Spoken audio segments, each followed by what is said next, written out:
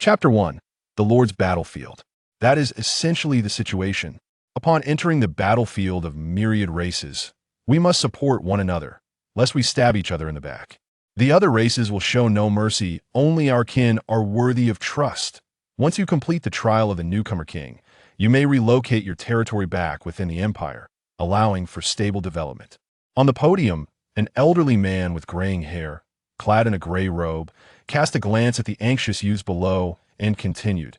Lastly, for those who lack confidence in themselves, you may forfeit the lord profession and remain as an ordinary citizen. There may still be a slim chance in the future to become a professional and serve other lords. You have 10 minutes to ponder your decision. As his words settled, whispers filled the classroom. My parents have scraped together over 200 gold coins these past years. Though it is but a drop in the bucket, I wish to take on the challenge. In this world, being an ordinary person is hardly better than being a pampered pet of the wealthy. Let's first venture into the Lord's battlefield. With a stroke of luck, we might draw a class change scroll from a treasure chest. The scrolls available in the market are prohibitively expensive. We simply cannot afford them. Sigh. Us poor folk can never compete with the noble families.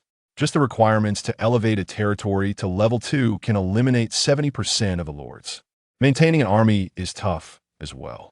Recruiting farmers requires money, and so does enlisting soldiers. Not only are there astronomical monthly salaries to pay, but the food expenses are also astronomical. Ordinary people are not without opportunities. If one were to acquire a legendary territory trait, a turnaround is possible. Legendary, without a lineage to inherit, common students can only hope for ordinary or rare traits if we aren't deemed inferior. We should count ourselves lucky. Besides, where would you find the money for a second draw?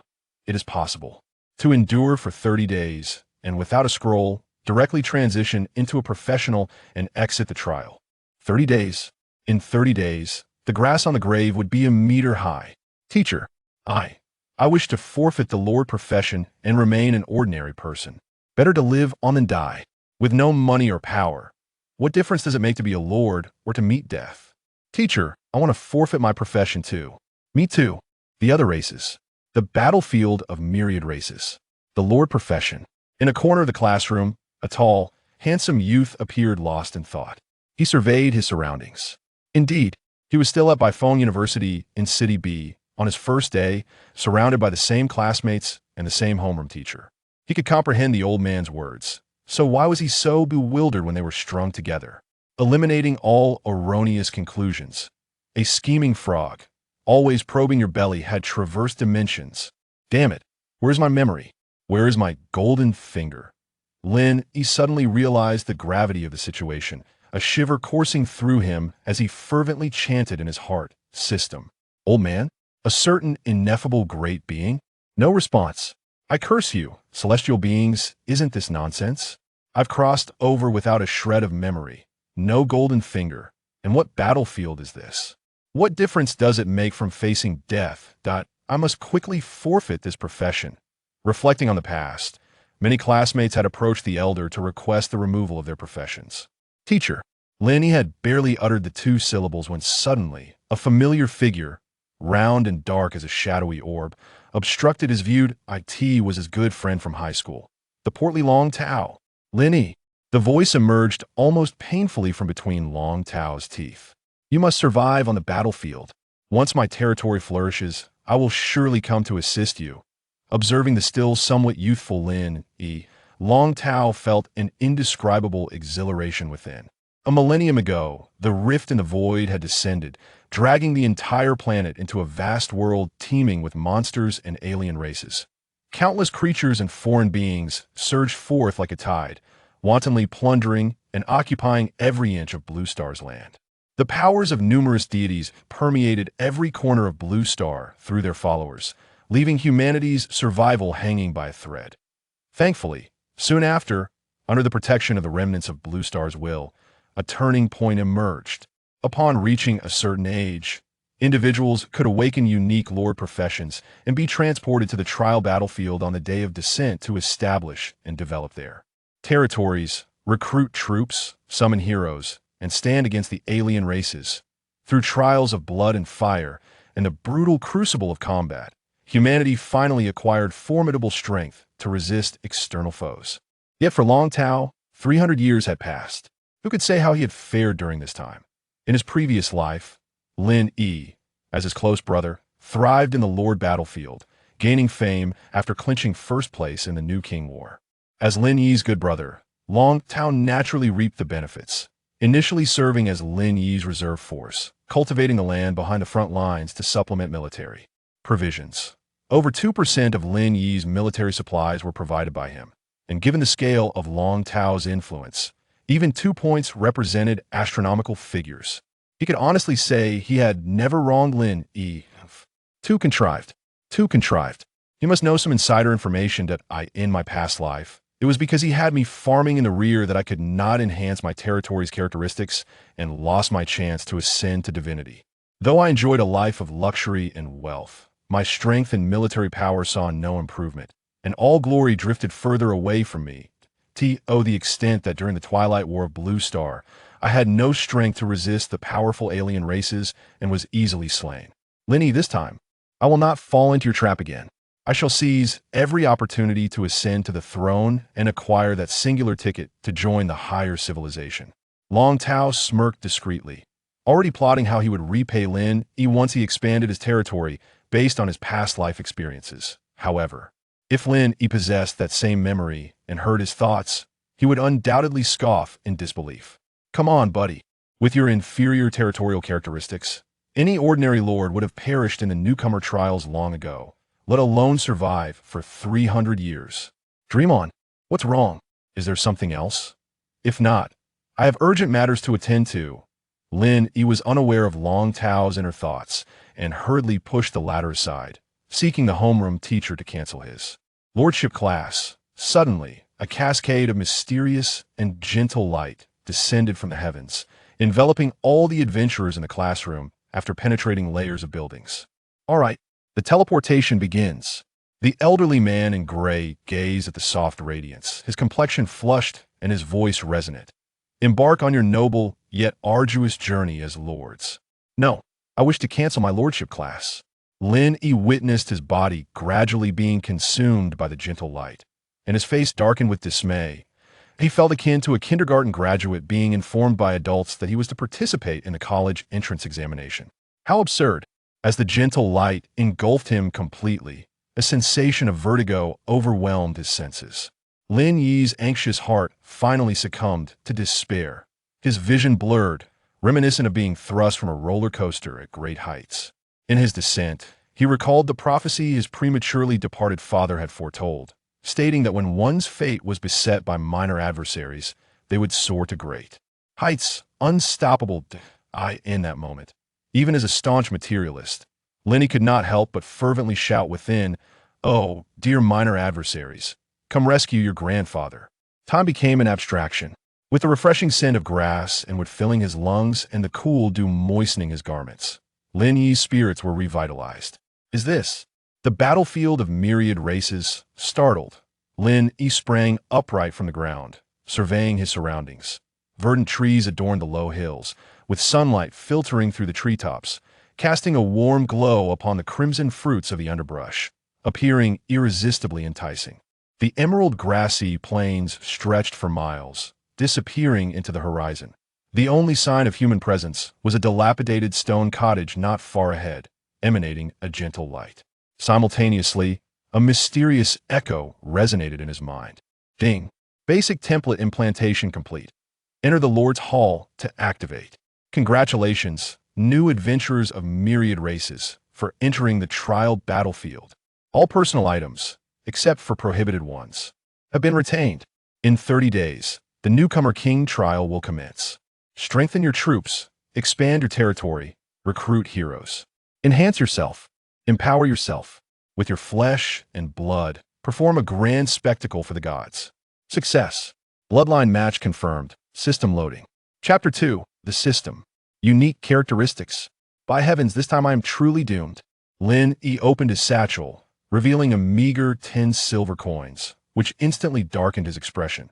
Just moments ago, he had heard classmates boasting about having 200 gold coins as starting capital. He was barely able to match even a fraction of that. Let me first examine the available functions. Taking a deep breath, Lin Yi directed his gaze towards the rickety stone cottage. Creak, he pushed the door open, and the entire structure trembled violently. He even doubted that a strong gust of wind could bring the dilapidated house crashing down in an instant. The interior was far from luxurious. There is nothing to be said. Aside from a small cedar table, even a long-tailed rabbit would spit twice before leaving. What a pathetic start. Lin Yi muttered to himself, suddenly jolted by a thought. Indeed, upon his descent, he seemed to have faintly heard something about system loading. With this in mind, Lin Yi exclaimed, "Hey, I know you're there. Show yourself." System loaded successfully. Task completed. Evacuating host consciousness. Until we meet again. What the heck? You must at least tell me what functions you possess. Lin Yi was utterly dumbfounded. As long as the host comes into contact with adversaries possessing special properties, the elderly assistance function can be activated, with the effect intensifying with the number of adversaries. Truly, farewell, Lin. After repeatedly inquiring and confirming the system had indeed vanished, he meticulously examined his surroundings, finding no discernible peculiarities. Frustrated by his futile efforts, he turned to open the Territory Information Interface at Lord's Hall level. One owner. Lin Yi traits. Not yet drawn, first draw free. Subsequent draws will continuously increase. Occupied area. 0.25 square kilometers. Heroes. 0 population. 1 army. 0 treasury. 10 silver coins granary. 0 existing buildings. None buildable blueprints. Ordinary thatch cottage requirements. Wood X3, straw X5. Stones X1. More blueprints to upgrade the territory or open treasure chests for unlocking. Upgrade requirements. Wood X30, stones X20, silver coins X10 system prompt. Current adversary count X1. Effect bonus is 100. Upon glancing at the territory information panel, a trace of skepticism crossed Lin Yi's eyes. While it was true he had not studied the fundamentals of territory management, he was no fool. The upgrade requirements for the territory seemed somewhat challenging, yet surely not as exaggerated as rumored. 10 silver coins, that even a penniless student like him could afford that. Adversaries? Damn, I've lived my life on thin ice. Who have I offended? Effect bonus? Where the hell did that go? Lin Yi noticed a rather inconspicuous hint in the corner. His expression, one of sheer bewilderment. I need to familiarize myself with the interface. I can't let enemies fly dragons in my face while I'm still mining. With this thought, he shifted his gaze to the corner of the table, where over 10 functional template options awaited. World information, regional information, common trading post, administrative affairs, statistical intelligence, diplomatic personnel, financial statistics, friend. List. Almost all content related to territorial data was blank. Skimming past the useless templates, he ultimately opened the World Information template, and a semi-transparent chat box immediately appeared on the table surface. A tidal wave of barrage content flooded the screen. What the heck? Has everyone gone mad? Lin Yi raised an eyebrow, ticking the message filter in the corner to slow the scrolling, then barely managed to decipher their chat content. Help! My territory just refreshed in the desert, and there's not a single thing within 1,000 miles. Upgrading the territory with sand is manageable, but how do I get stones? How do I get wood? Ha ha ha. I have drawn the trait of the superior territory, a 30 increase in resource output. Additionally, I received a blueprint for a set of exceptional agricultural tools. I have drawn 20 times, and the best I got was merely rare. I shall continue to draw if I cannot obtain a legendary. At least an epic would suffice. Wow, a whale has appeared. Might I inquire if the esteemed one requires any trinkets? I can serve as your supply depot in the future, providing provisions for your army. 11. Esteemed one, I possess the superior auxiliary trait. May I request a spot on your friends list? I am looking to acquire a large quantity of wood, stone, thatch, and various blueprints. Long-term procurement finances are not an issue. Do not come seeking reproach. Before reaching level 2 territory, who dares to sell resources recklessly?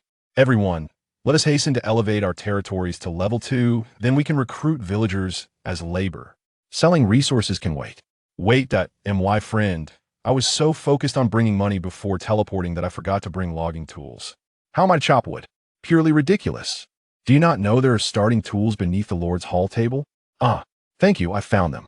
But can this wretched thing truly be of use? Observing the myriad of messages in the world channel, Lin Yi felt he had thoroughly enriched his knowledge. Oh, so there are tools underneath here. Lin Yi crouched a glance under the table, and indeed, he discovered two hefty implements. 80 axe. Grade rare. Type tool. Description: a professional logging tool, which may also serve for self-defense in special circumstances, enhanced when paired with the slogan 80 pickaxe. Grade rare. Type tool. Description: a professional tool for wall chiseling and mining, enhanced when paired with the slogan 80. Rare items. And yet they're deemed unsatisfactory. No wonder he is a scion of wealth. Comparisons among people can be so disheartening. Lin Yi cast a jealous glance at the ID of the individual who had shown disdain. From this day forth, I shall also harbor resentment towards the affluent. I can still draw for another territory trait. Just as Lin Yi was about to step out to gather wood, he suddenly slapped his forehead. He reopened the territory information panel and, following the prompts, clicked on the trait section. Buzz as his fingertip descended, a cascade of radiant lights erupted above the table. Multicolored and densely packed, they instantaneously filled the small room with brilliance. Simultaneously, a button labeled Draw materialized in his line of sight, suspended in midair. This seems quite simple. I just wonder about my luck. Rubbing his hands together, he cautiously clicked. Having never won more than $5 in his lifetime lottery endeavor, surely that was enough of a foundation. Drawing in progress after clicking the button, Lin Yi fixated on the light points within the room, simultaneously whispering to himself, "Let it be an epic. Let it be an epic. Oh no, I wouldn't mind a superior either." Whoosh, whoosh, whoosh. Suddenly, the light points in the room scattered in all directions like a startled herd of beasts with his click. Within half a breath, only 10 shimmering light points remained.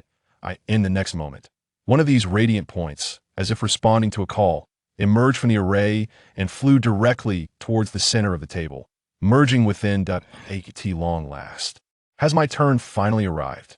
So this is the scene for drawing a high-tier trait. Then congratulations. You have drawn the unparalleled trait, Pure Land. What? Unparalleled? What level is that? Lin Yi was taken aback upon reading the notification. From prior discussions in the channel, he had learned that the various levels could generally be categorized as inferior, ordinary, rare, extraordinary, epic, and legendary. Yet, there was no mention of an unparalleled level. An unparalleled trait. It must be something exceptional. With this thought, Lin Yi eagerly opened the territory information panel to examine the nature of his trait. Upon inspection, his lips curled into a grin that was as uncontainable as an AK-47. Pure Land Unparalleled. Grade: Unparalleled. Effect: within the sphere of influence, all allied units enjoy the following benefits. 1.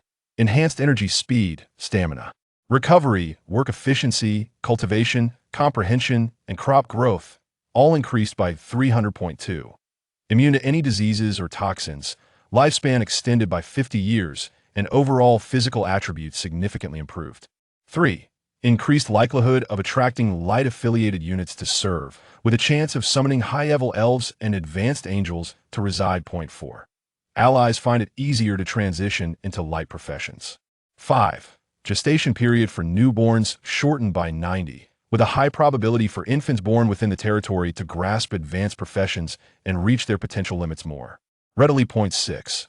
Light-affiliated units encompassing beings, professions, etc. are not bound by racial genetic limitations during upgrades. 7. Public sentiment and morale steadily rise, with citizens forever cherishing their lord. 8.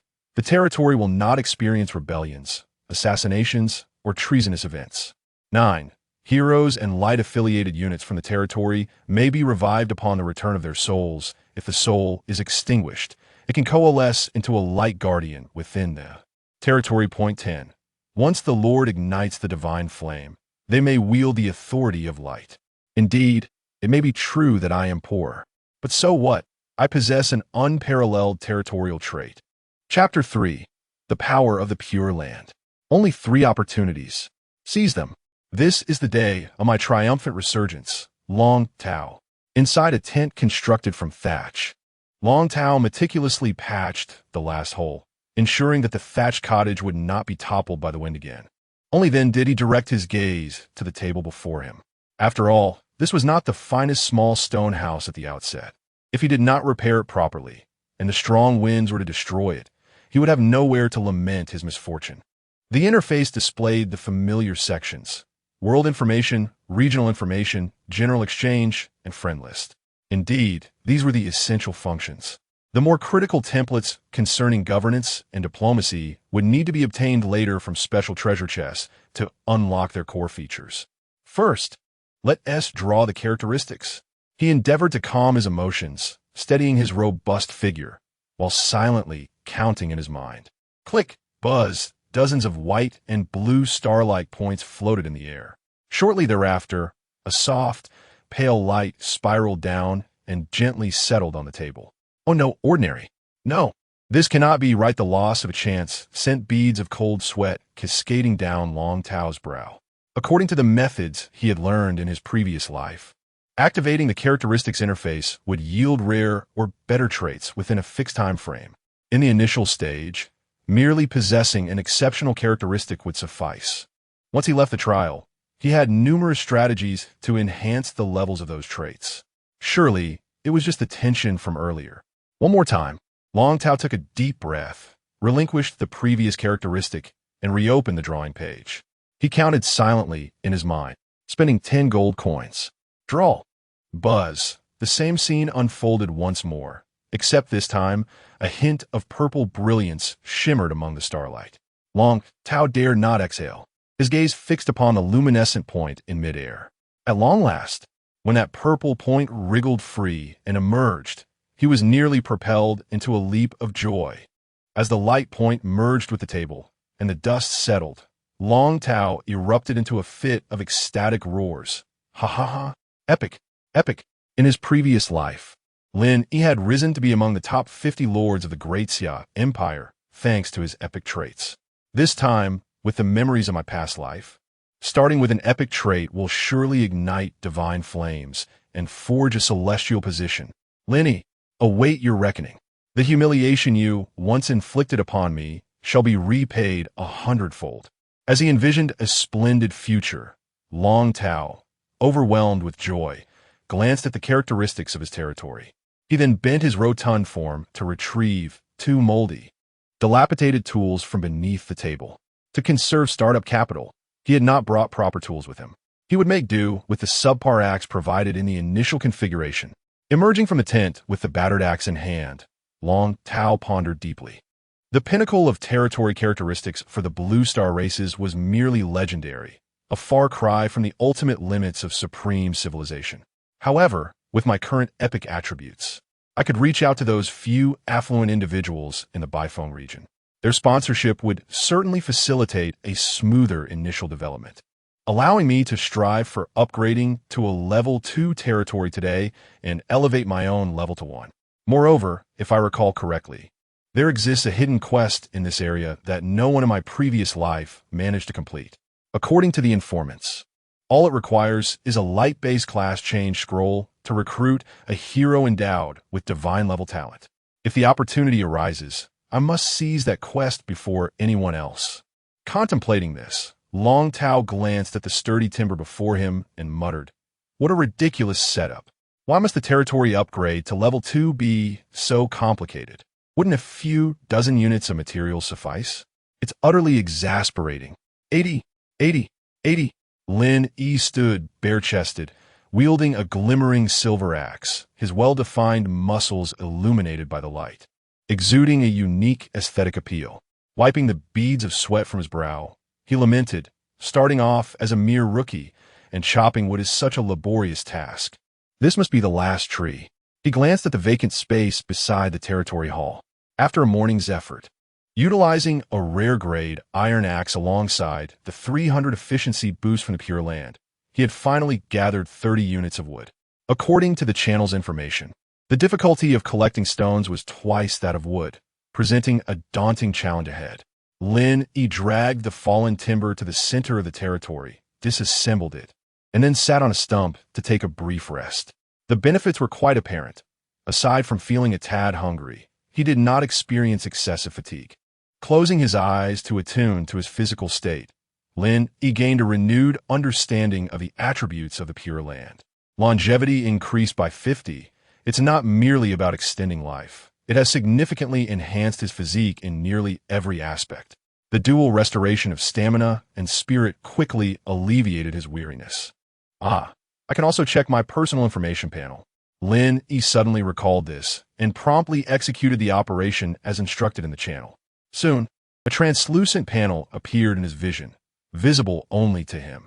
Lin Yi race, human level, 6 main profession, Lord's secondary profession, not yet unlocked constitution, 3 strength, 3 agility, 2, 8 spirit, 3 skills. None, Lin Yi raised an eyebrow. Level 6. Indeed, all attributes have been reinforced by the territory's characteristics. If memory serves me right, all lords at this moment are at level 0. The barracks have yet to be constructed, and everyone is busy gathering resources.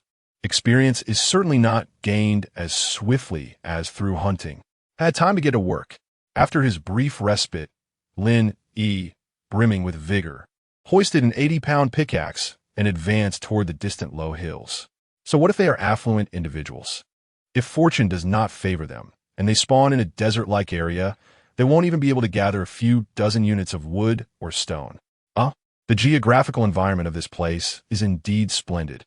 Observing the bustling chat channel filled with wealthy players scrambling for available materials, Lin Yi's smile grew ever more radiant.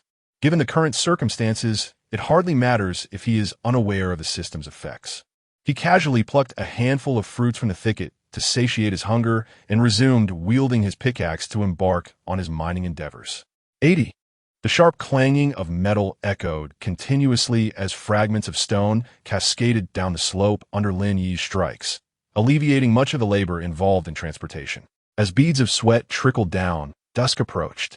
At last, the final stone was unearthed. Phew, I have gathered sufficient resources. Time to upgrade. Lin Yi exhaled deeply, a flicker of excitement illuminating his gaze. If memory serves him right, someone had mentioned in the chat that those who upgrade their territory first would receive additional rewards. Suddenly, a series of deep roars resonated from the other side of the low hill, accompanied by the thunderous sound of galloping hooves. Could it be a monster? Lin Yi's heart raced. With no soldiers or walls at his disposal in these early stages, encountering wild creatures assaulting his territory would spell disaster, even for his unparalleled abilities. With this thought, he cautiously crouched at the hilltop to observe the surroundings. The twilight cast a dim light, obscuring his vision, yet he could discern a herd of approximately 30 monstrous cattle galloping through the basin. The earlier roars had originated from the leading bulls of the group, herbivores. Then, this poses no threat. As the herd settled down to graze after a brief commotion, the tension in Lin Yi's chest eased. He pondered how many levels these beasts might possess. Training soldiers to capture them before they depart could indeed be a prudent strategy. Gathering stones in his arms, Lin Yi made his way back to his territory, his mind racing with calculations. Beyond the low hill sprawled a vast grassland, where he could faintly observe numerous groups of wild creatures, their numbers plentiful. In the future, whether for hunting or herding, this would prove to be an excellent location. However, before any of that could transpire, he must first upgrade his territory. After moving the last stone, Lin Yi gazed at the silver coins in his hand, his eyes gleaming with anticipation, and promptly opened the territory information interface. Chapter 4, Territory Upgrade, World Announcement. Do you wish to consume 30 units of wood, 20 units of stone, and 10 silver coins to upgrade the territory hall? Is that not obvious? Lin Yi furrowed his brow in annoyance, urging, hurry up, upgrade already.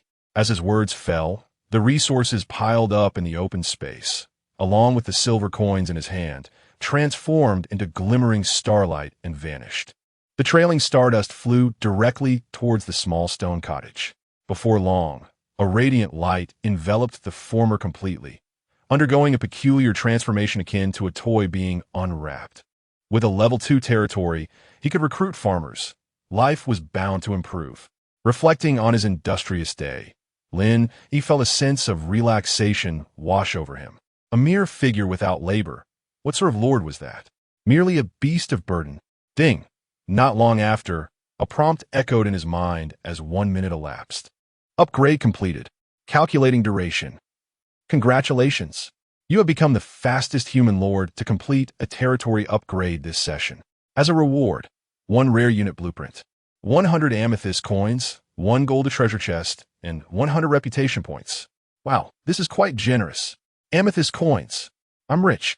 Lin Yi gazed at the 3 items slowly descending from the sky, barely glancing at the newly upgraded territory hall. Without hesitation, he dashed towards the silk pouch containing the amethyst coins. Oh wow. Oh wow, upon opening the pouch, he retrieved a radiant coin, shimmering with a purple light. Perhaps it was an illusion, but Lin Yi felt a peculiar sweetness emanating from the amethyst coin. Tentatively, he bit into it. It was solid, authentic, though he was uncertain of its material composition. If he recalled correctly, individuals in the chat channel had mentioned that 1,000 copper coins could be exchanged for 1 silver coin, 100 silver coins for 1 gold coin, and 100 gold coins for 1 amethyst coin. By conversion, he now possessed a substantial fortune of 10,000 gold coins and 1,000,000 silver coins. As for the rare unit blueprint, he decided to set it aside.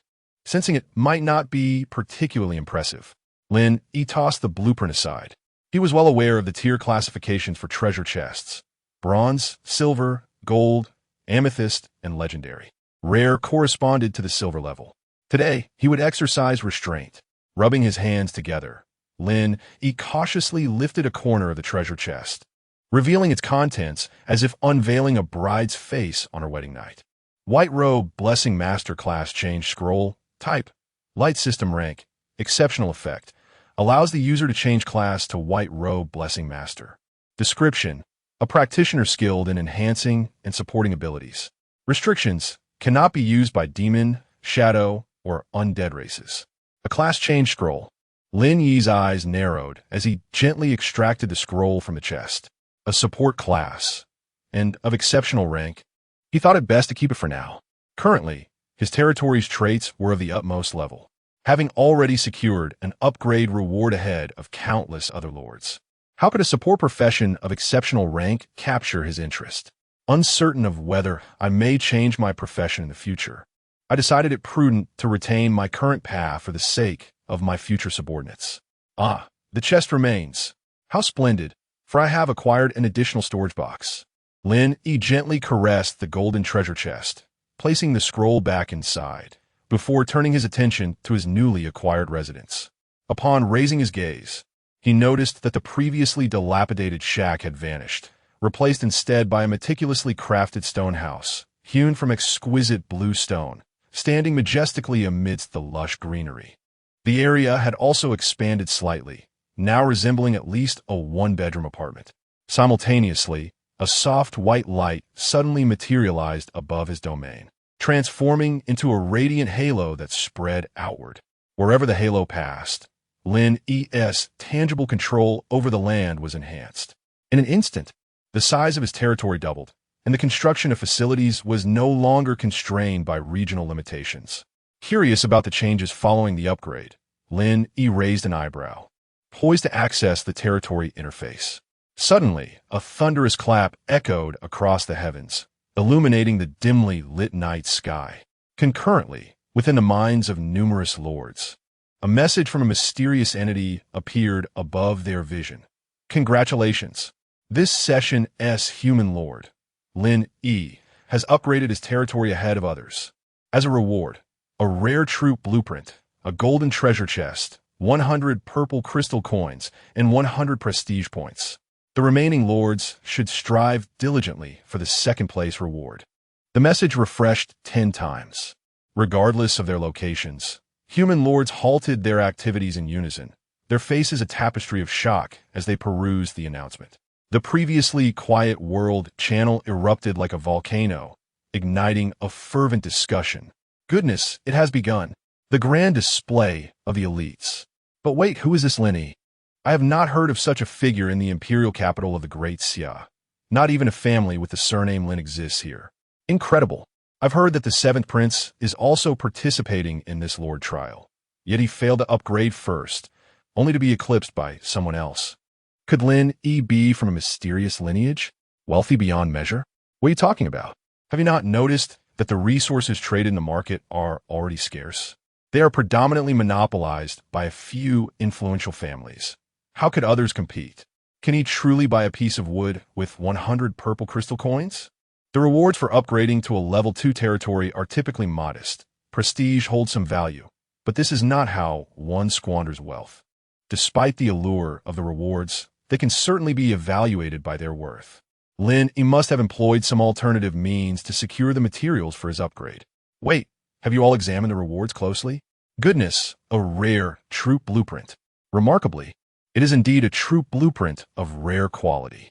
This is a tremendous windfall. Quickly, who can assist me in contacting Lin Yi? I am determined to acquire that rare troop blueprint.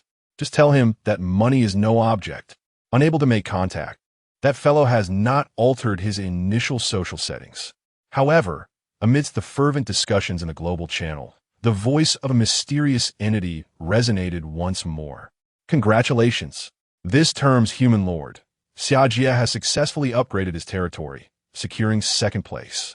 As a reward, a silver treasure chest and 50 purple crystals. Additionally, he has gained 50 points of prestige. Congratulations. This term's human lord, Zhou, he has successfully upgraded his territory, securing third place. As a reward, a silver treasure chest and 10 purple crystals. Moreover, he has attained 30 points of prestige. Congratulations. This term's human lord, Long Tao, has successfully upgraded his territory, securing fourth place. As a reward, a bronze treasure chest and 50 gold coins.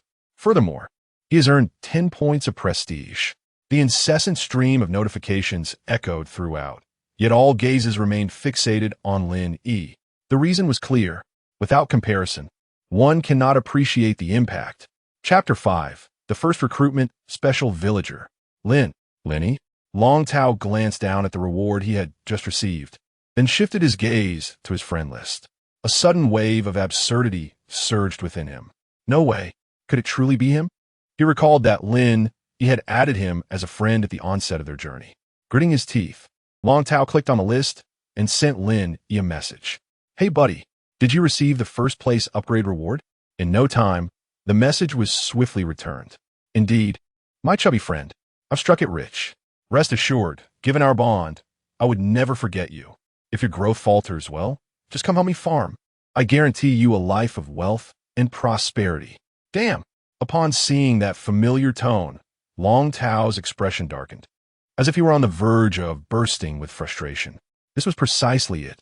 This was exactly how it had been. In the previous life, it was because Lin Yi kept him in the rear that he lacked experience and an army. Did he think he could deceive him again this time? He was the fourth to receive a reward. How could Lin Yi not have seen that? He was doing this on purpose. He was mocking me. Long Tao lifted his gaze to the exquisite little wooden house before him, his eyes growing increasingly fierce. To be frank, the wealth of rewards that Lin Yi had obtained exceeded his expectations.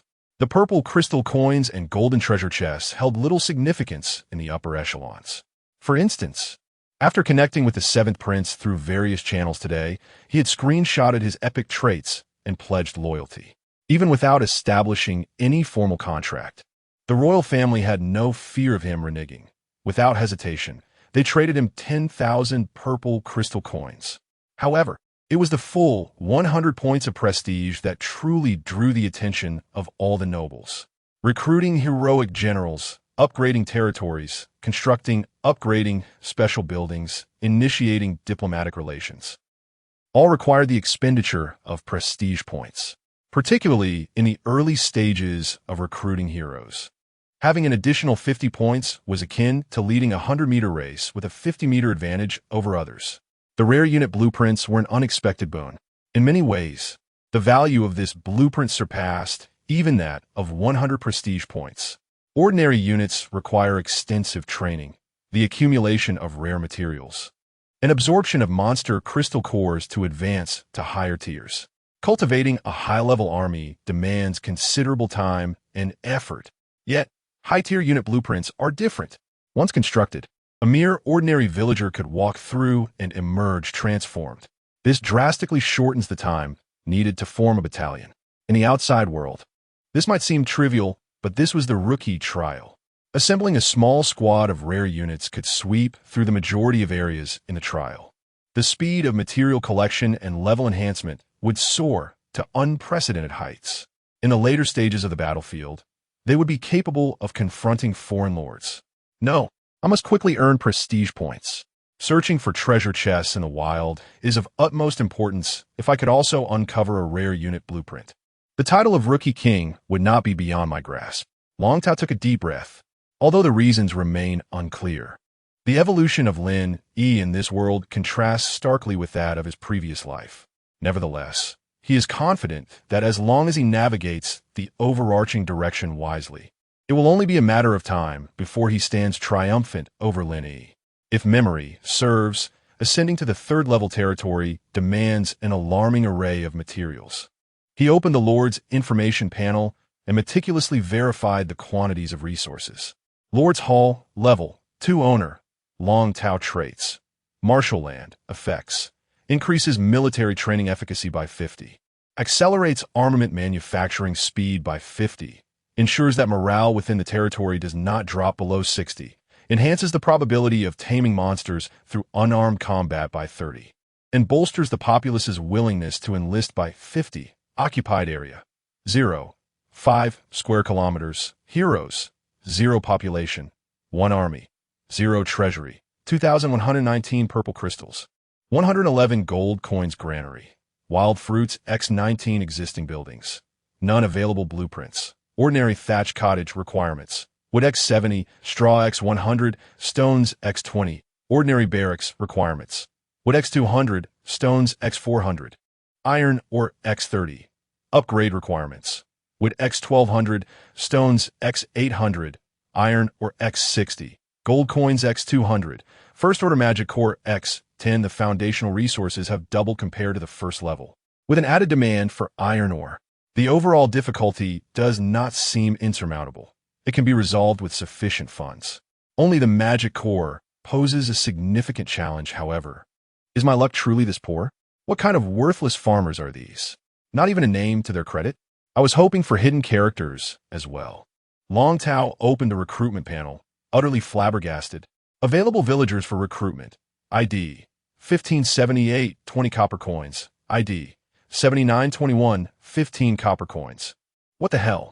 What kind of pitiful villagers are you? Are you bandits in disguise? Lin Yi gaped in disbelief, repeatedly checking the recruitment panel. He began to suspect that his eyesight was failing rather than the recruitment content being erroneous. Available villagers for recruitment. Wang Qiuer, 8 purple crystals. Wang Qianqian, 8 purple crystals. Wang Taizhu, 300 gold coins. Wang Fuguei, 20 purple crystals. Wang Dazhuang, 100 gold coins. First recruitment limit 5-5. Is this even reasonable? Lin Yi, seething with rage, appeared ready to protest to a judge, his face flushed with indignation. How dare they take advantage of the honest? He had just acquired a substantial sum of 100 purple crystals, and recruiting these bandits would cost him half. Is this truly fair? That said, he gritted his teeth and redirected his gaze to the recruitment interface.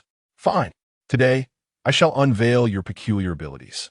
Purple crystals deducted successfully. Wang Qiuer successfully recruited. Gold coins exchanged successfully. Wang Dazhuang successfully recruited. Gold coins exchanged successfully. Wang Taizhu successfully recruited. Purple crystals deducted successfully. Wang Fuguei successfully recruited. The deduction of amethyst coins was successful, and the recruitment of Wang Qianqian was accomplished. 5 notifications flashed across the screen in quick succession. Lin Yi cast a glance, noting that the villagers would arrive at the territory in 1 minute. In his leisure time, he opened the territory interface and, upon seeing the material requirements listed below, couldn't help but exclaim in disbelief, "Goodness, this has increased several-fold. How ruthless!" Lord's Hall, Level 2 Owner, Lin Yi Trait, Pure Land, Unique Supreme, Reputation Points, 100 Treasury, 60 Amethyst Coins. Available blueprints. Ordinary Thatch Cottage requirements. Timber X3, Straw X5. Stone X1, Ordinary Barracks requirements. Timber X15, Stone X25, Iron or X2, Warehouse, Logging Camp, Quarry, Simple Workbench. Upgrade requirements. Timber X150, Stone X100, Iron or X5. Gold coins X50, Magicore X1. The upgrade rewards are quite appealing. It seems the effects of a supreme trait are extraordinary. The speed of gathering resources surpasses even that of seasoned players who invest heavily. I must strive to reach levels 3, 4, and 5 to claim leaderboard rewards. However, what is this Magicore?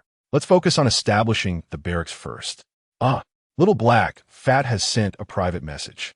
Lin Yi narrowed his eyes slightly and, with a smile, opened the private chat interface. It seems that my reputation of being number one on the leaderboard is indeed hard to conceal. We are all brothers. If the little chubby one is struggling, I wouldn't mind lending him a hand. With that thought in mind, he casually replied with a string of messages.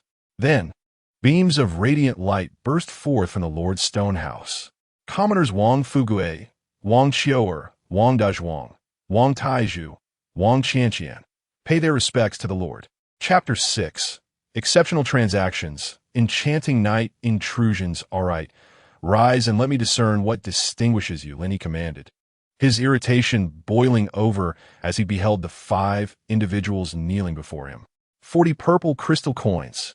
Although he was uncertain of the precise market values in this realm, the reactions of his classmates before the transfer indicated that it was no trifling sum. With keen scrutiny, he examined the 5 individuals before him. At your command, the elder, a white-haired man, was the first to rise. With a benevolent smile, he began to introduce himself. Greetings, esteemed lord. I am Wang Fugue, a humble commoner. I have long heard of your benevolence, and today, I bring my family to seek refuge under your gracious patronage. As he spoke, he gestured toward the towering figure. Muscular and robust, this is the great queen, Wang Taizhu, endowed with innate strength and capable of performing strenuous tasks. He then pointed to a petite girl with a bun hairstyle who exuded a whimsical charm. This is my youngest, Wang Qianqian, with sharp hearing and swiftness that allows her to catch even the sparrows perched upon the trees. Next, he introduced another hefty young man. This is my second son, Wang Dazhuang, known for his resilience. Finally, he gestured towards a resolute young man and a graceful, dignified young woman. And this is my third, Wang Qiuer. Unable to restrain himself, Lin Yi interjected, "Are you implying that she might possess the ability to spray water?" Well, Wang Qiuer's cheeks flushed inexplicably as she murmured softly, "It might be a little, but my expertise lies in interpersonal relations and diplomatic cooperation, with a modest understanding of literature." "Oh, then there is no issue." Lin Yi exhaled with relief, momentarily easing his tension. He had genuinely believed that he was dealing with something akin to the legendary Calabash brothers. Even if water spraying were the case, it would not pertain to the third, but rather to the 5th. However, his gaze fell upon the imposing figure of Wang Taizhu, who stood nearly 2 meters tall. "Wait, old man, are you asserting that this is your daughter?" As he accessed the information panels of the 5 individuals, his expression softened slightly. Wang Fugue, male, age, 64 level, 6 talent, esteemed virtue, a paragon for the youth, significantly enhancing the work ethic of juniors and increasing overtime willingness by 150 during his presence. Hidden talent, Wang Taizhu, female, age, 26 level, 19 talent, innate strength, boosts all attributes by 10 points, with an additional increase of 50-100 in strength when emotionally charged. Wang Dazhuang, male, age, 23 level, 10 talent. Optimal coach, enhances training efficacy by 800 when serving in an instructor role. Wang Qiuer, female, age, 21 level, 8 talent. Knowledgeable and discerning, increases efficiency in personnel management by 800. Beauty, possesses exceptional natural qualities, though it may inadvertently diminish the work efficiency of other males. Hidden talent, Wang Qianqian, female, age, 12 level, 10 talent. Keen senses, enhanced sensory perception by 500. Jungle Stalker, increased concealment by 300 and speed by 200 in the forest. Alert Insight, determines whether targets harbor hostility towards the caster and allies. Hidden talent. Looking at the introductions, each one is a remarkable individual. Lin Yi's heart brimmed with joy. What a great deal.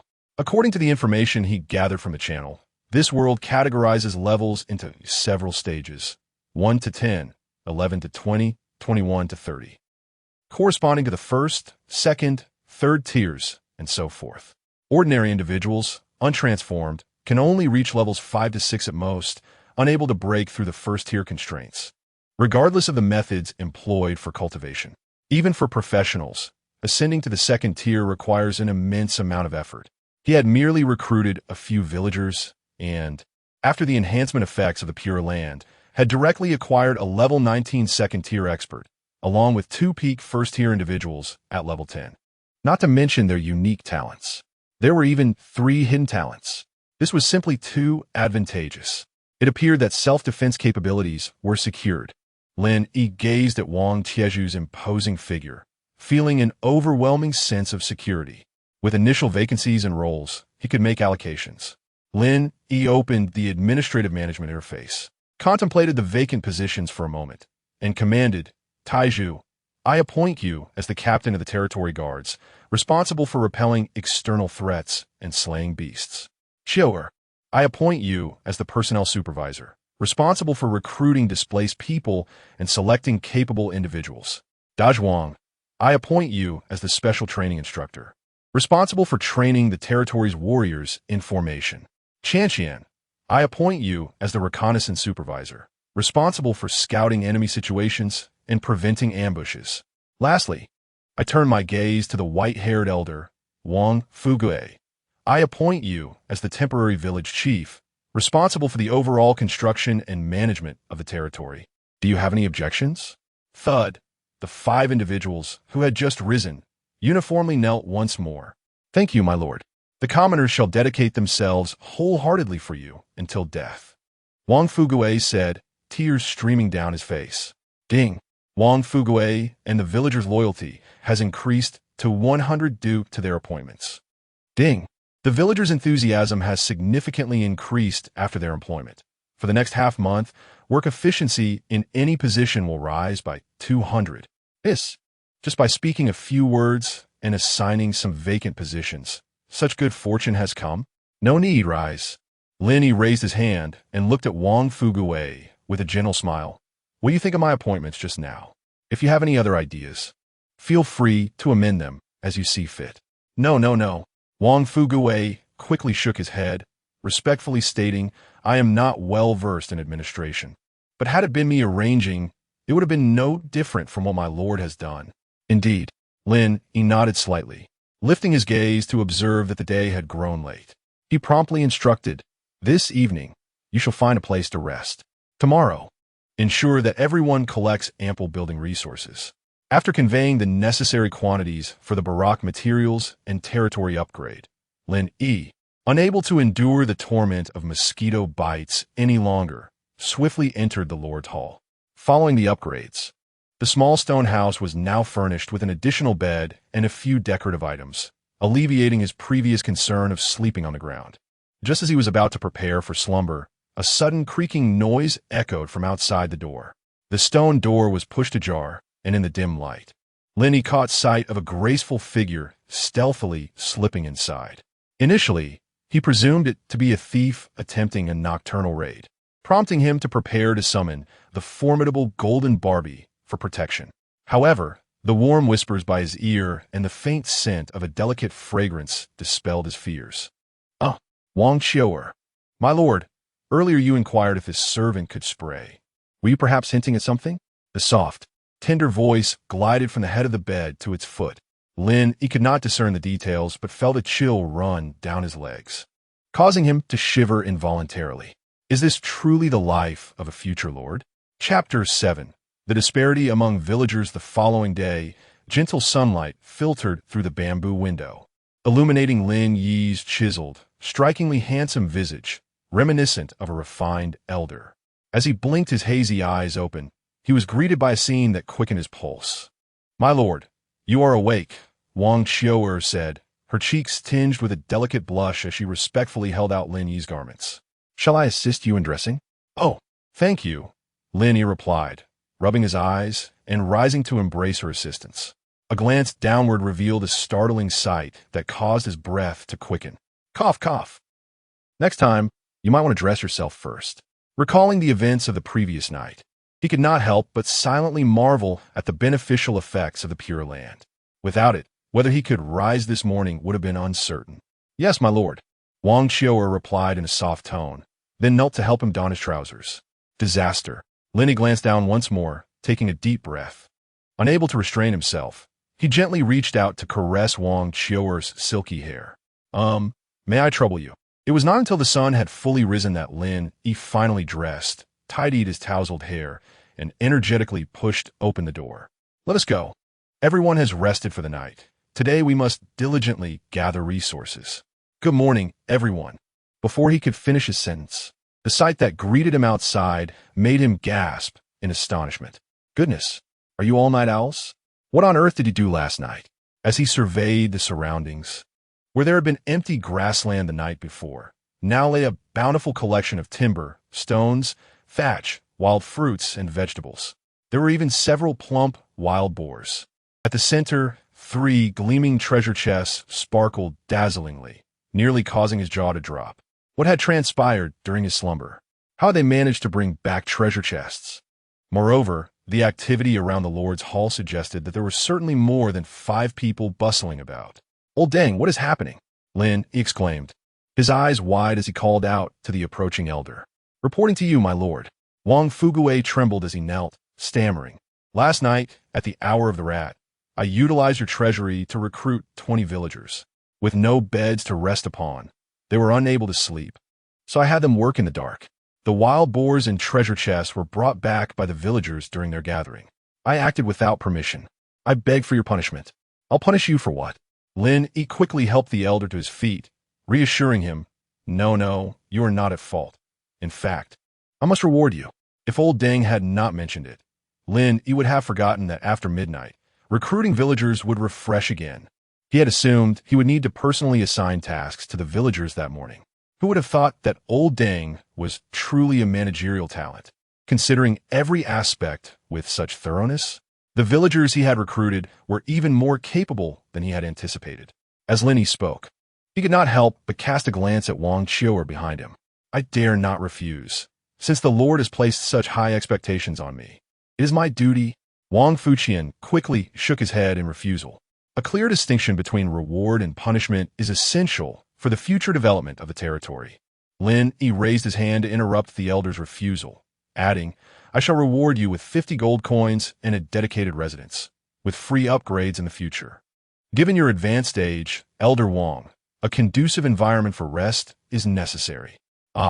Ever since I arrived in the Lord's territory, I feel as though I have regained 50 years of youth. I am in excellent health. However, I must still express my gratitude to you, my lord. Wang Fuqian, realizing he could not decline, respectfully bowed. Lin Yi glanced at the materials in the open space and mused, the efficiency exceeds my expectations. Gulme, let us construct your residence first. With that, he slightly raised his index finger and opened the construction blueprint. After selecting the thatched cottage, a semi-transparent silhouette emerged. The scene bore a slight resemblance to the Warcraft game he had played before his transmigration. Confirm construction. Material consumption. Wood X3, straw X5, stone X1. Ordinary thatched cottage under construction.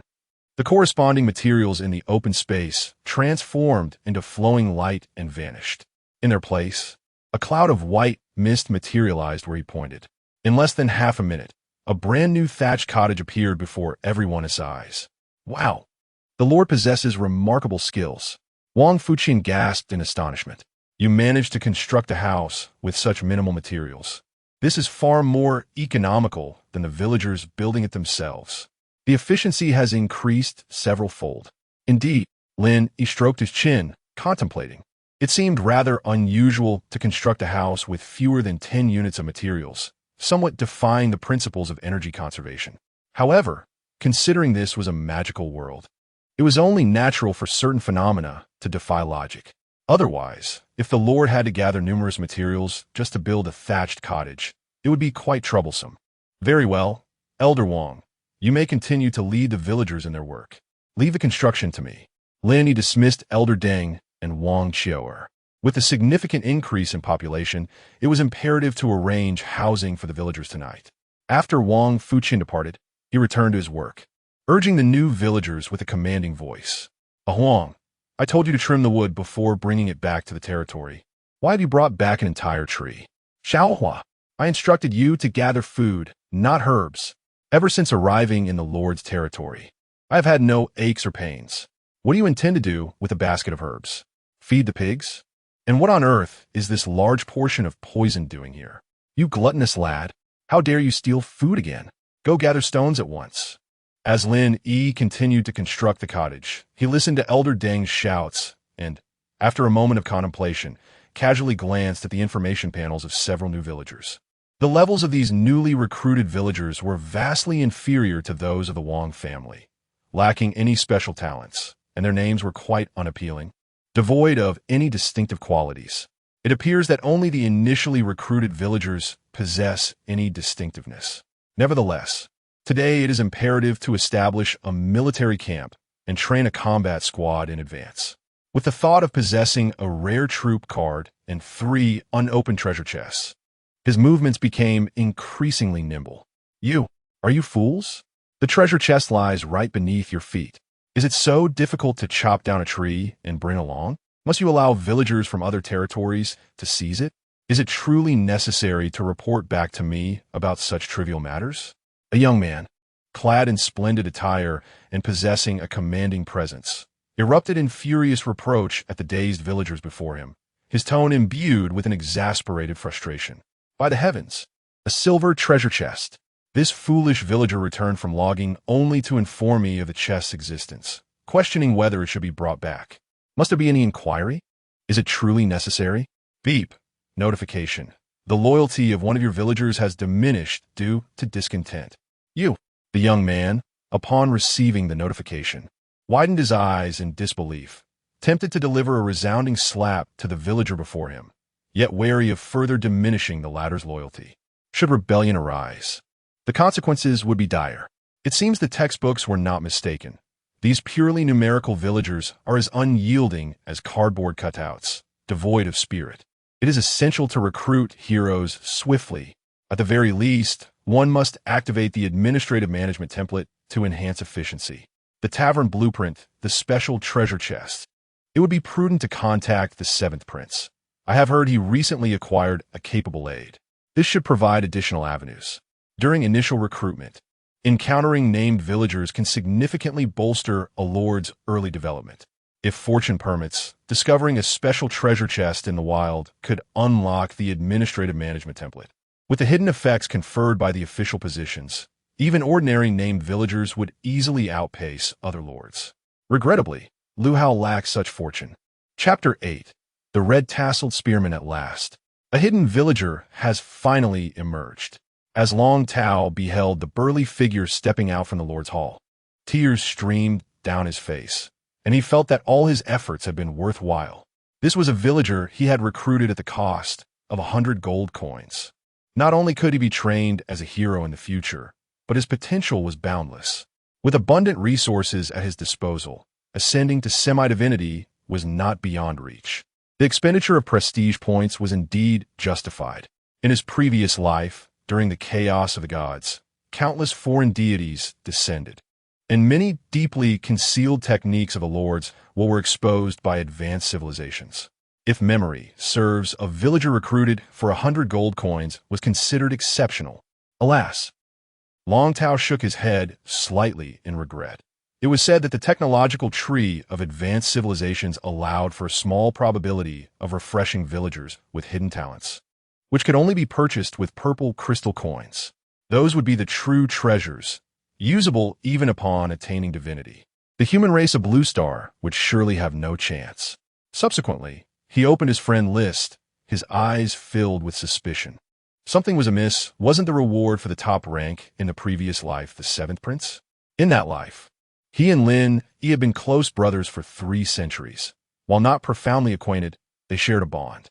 The term background influence had no relevance to Lin Yi. Although the latter had unexpectedly recruited legendary heroes during the late trials and achieved the title of New King through continuous fortuitous encounters. That was only after upgrading to a level 3 territory. How had he managed to complete the territory upgrade ahead of the royal eyes? Resource chests. Long Tao's eyes, narrowed into a slit, sparkled with brilliance. Indeed, fate had shifted, allowing him to discover a resource chest at the outset. Beyond that, he could not fathom any means by which Lin Yi had upgraded his territory. Everyone required hundreds of units of materials. Surely, he couldn't have simply chopped down a few dozen logs to resolve it, could he? Such a thing was inconceivable. Currently, the methods for refreshing initial villagers using prestige points and treasure hunting radars in the trial version had yet to be disclosed by the foreign deities. I can exploit this time lag to develop swiftly. Just wait, Lin Yi. Long Tao clenched his fists tightly, murmuring to himself. A stroke of good fortune cannot alter the outcome. Without mastering advanced knowledge, you can only be trampled beneath my feet. The weekly event was about to commence. Let us widen the gap from here. He opened the territory information, glanced at the tense figures in the treasury, and promptly contacted the 7th prince to request another batch of purple crystal coins. As for how to repay this favor later, when the dimensional rift erupted again and the empire teetered on the brink of collapse, loyalty to the prince would no longer be his concern.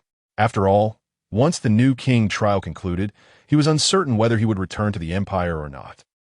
Done. This looks much more comfortable.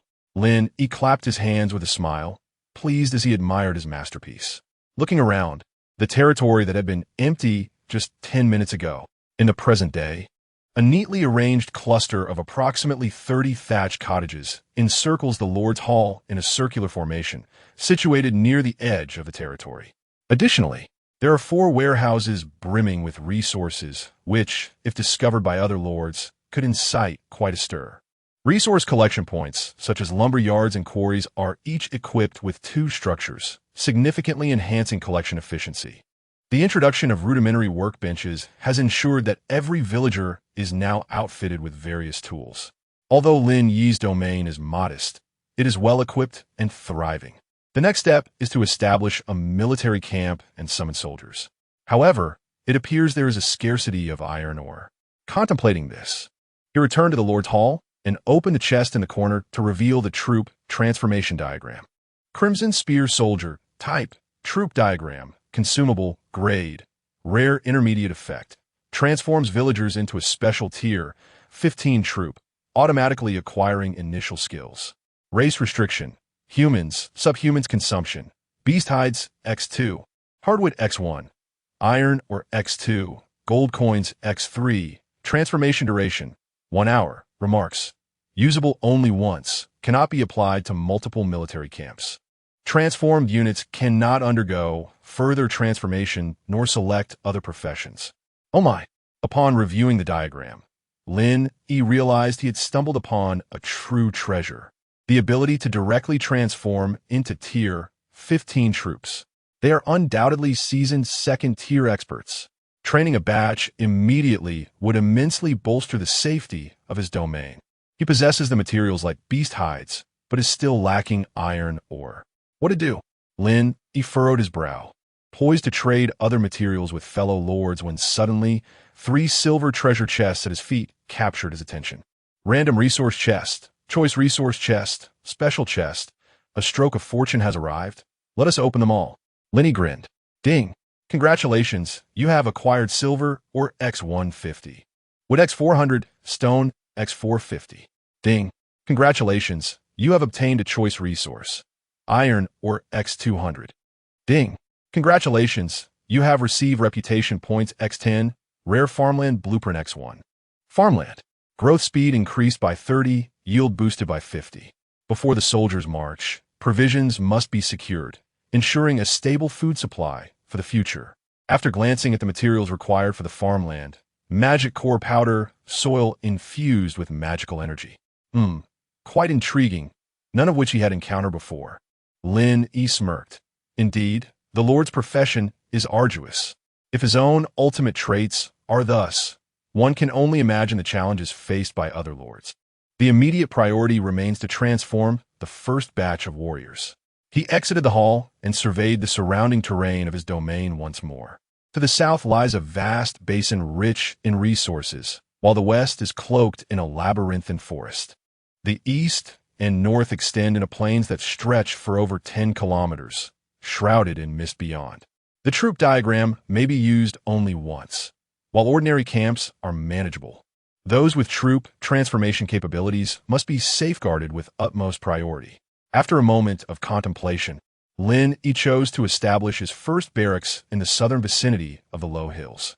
Although these hills were modest in height, measuring merely over 10 meters, they were far from being formidable fortifications. Ultimately, they offered significantly more safety compared to the plains susceptible to cavalry charges. Materials consumed: wood X15, stone X25, iron or X2. Barracks construction in progress. A swirling mist materialized out of thin air. After a brief wait, a flat structure, approximately 100 square meters in area and adorned with menacing patterns, rose from the ground. Standard barracks type: military building unit, wooden spearman, level 3. Resource consumption: standard wood X1, copper coins X80. Transformation duration: 1 minute. Elite archers, level 5. Resource consumption: tendon X1, hardwood X1, silver coins X2. Transformation duration: 5 minutes. Lacking any remarkable features, Lin Yi circled the barracks before utilizing a rare unit blueprint. With a resounding pop, the blueprint transformed into a stream of light and vanished into the barracks. He opened the panel once more. The unit details revealed the conversion option for the red tassel spearman. Old Dang. Assemble. Chapter 9. Astonishing Attributes. Esteemed and benevolent Lord, in accordance with your command, all the inhabitants of the territory have gathered. Wang Fugue, the old steward, stands at the forefront, respectfully bowing. The other villagers, including the 4 siblings of the Wang family, are arranged in 2 rows, standing tall and straight with heads held high. It is worth noting that the first time Lin Yi encountered Wang Fugue, the latter appeared frail and hunched, resembling someone on the verge of death. However, after the territory's unique enhancements, his white hair turned black overnight, transforming the old steward into a more vigorous version of himself. Who knows, perhaps in the future, if I merely proclaim the longevity of my territory, numerous cattle and horses will flock to join us. Ahem. Iron Pillar, could you lower the brightness a bit? Lin Yi cleared his throat and returned to the matter at hand. Old Wang, the barracks have been completed. Aside from your 4 children, please expedite the reassignment of the other villagers to become Red Spear soldiers. Currently, aside from your family of 5, our territory's defensive capabilities are exceedingly weak. If we were to encounter an attack, the losses would be catastrophic. Wang Fugue nodded, having just conveyed an important piece of news to me that he hadn't yet reported to you, my lord. Indeed, as you mentioned, aside from the herds of cattle in the southern hills surrounding our territory, we have also discovered numerous tracks of feral beasts deep within the dense forests. Moreover, 10 kilometers to the east, a mountain range shrouded in mist has been identified, known as the Beast Mountain Range, fraught with danger. What? A mountain range to the east? And it's the Beast Mountain Range? Lin Yi's eyes widened as he turned to gaze at the empty expanse of the plain. The mist lies a mere 10 kilometers from our territory. If there were to be an attack by magical beasts, we would hardly have any time to prepare defenses. Quickly arrange for the reassignments. I wish to see the new troop type. Lin Yi commanded without hesitation. At once, Wang Fugue understood the gravity of the situation and did not dare to delay. He immediately led the villagers to the barracks for their reassignment, instructing Huang, "You go first." Understood. Village chief, a tall, lanky youth with a roguish demeanor, stepped away from the crowd and strode directly toward the barracks entrance. Upon pushing the door open, the strange patterns covering the surface of the barracks began to shimmer slightly, as if a colossal beast were breathing. "My lord, I have prepared some nuts for you," Wang Xiu'er said, bringing a wooden basin filled with fresh melon seeds, accompanied by a sweet fragrance of youth. "Oh, you managed to procure these as well?" Lin Yi raised an eyebrow, plopping down onto a chair. "If I could just have a bottle of cola, this would be the epitome of my dreams." As he spoke, he casually grabbed a handful of seeds, patiently awaiting the conclusion of the reassignment. The extraordinary phenomenon continued for a full hour. Finally, creak. The front door of the barracks was pushed open by a strong hand clad in leather bracers. "At last it is done." Wang Fugui's spirit surged, and he quickly reported, "My lord, I have seen." Lin Yi waved his hand, his gaze fixed on a youth clad in brand new hardened armor, wielding a sharp red spear. A Huang. After 25 years of trials in the illusionary realm, a Huang has returned, having fulfilled the expectations of our esteemed lord. Lord, I am profoundly grateful for your nurturing. I pledge my unwavering loyalty to you in this lifetime. I shall face any peril, undeterred. With one knee upon the ground, a Huang's voice resonated with conviction. Upon closer inspection, one could discern a remarkable transformation in his demeanor compared to merely an hour ago. The brashness had dissipated, replaced by a steadfast gaze brimming with a menacing aura that could silence a child's cries in the dead of night. My goodness, old dang. In the following 3 days, all the villagers recruited shall be trained as red tassel spearmen. Lin Yi, upon witnessing Ah Huang's newfound countenance, found himself unable to remain seated. Ah Huang race, human level, 17 occupation, red tassel spearman constitution, 12 strength, 12 agility, 11 spirit, 5 skills, break formation spear, rare mid-tier, damage 160. Spear guard formation, rare mid-tier, counter damage 160. Long march troops, rare upper tier, march speed increase 50, load capacity increase 100. Truly, this is no illusion. It is the genuine article at level 15. No, wait. With the enhancement from the Purified Land's attributes, his stats have indeed reached level 17. The 3 innate skills encompass offense, defense, and support, an all-encompassing repertoire. Lin Yi stroked his chin thoughtfully. Though he was unfamiliar with this new world, he was far from foolish. Perusing the chat interface, he noted the conspicuous absence of discussions regarding troop types, with no one showcasing data panels exceeding level 10. Presently, a red tassel spearman, endowed with sheer individual might, could easily command the respect of all lords. Suddenly, Lin Yi raised an eyebrow, catching sight of several messages in the channel. For sale, wild delicacies, 20 pounds of fresh venison, in exchange for a little coin, building materials. Wait, my friend, you just sold 20 pounds. How do you have new stock already? Are the initial resources truly that abundant? Long-term collection of various foods, blueprints, and treasure chests is underway, and lords with exceptional traits may apply for friendships. Please save the children. I've just exhausted my resources to upgrade my territory to level 2, yet I have no food to sustain the villagers. They now regard me as if I were a bare chicken. Brother, let us delve into the details. According to textbook statistics, the early-stage food shortage will persist for over half a month. Only when a portion of the Lord's armies are formed will a surge of affordable meat flood the market. For now, I shall make do with some tree bark. Food scarcity. Lin Yi pondered seriously, his gaze gradually shifting towards the southern low hills. There, the beast resources appear quite abundant. I just wonder if there are any formidable magical beasts aside from those monstrous cattle. Let us seize the opportunity. Recruiting the Wang family's 5 members nearly depleted the majority of his hard-earned rewards. It is said that territory warriors receive a fixed salary weekly.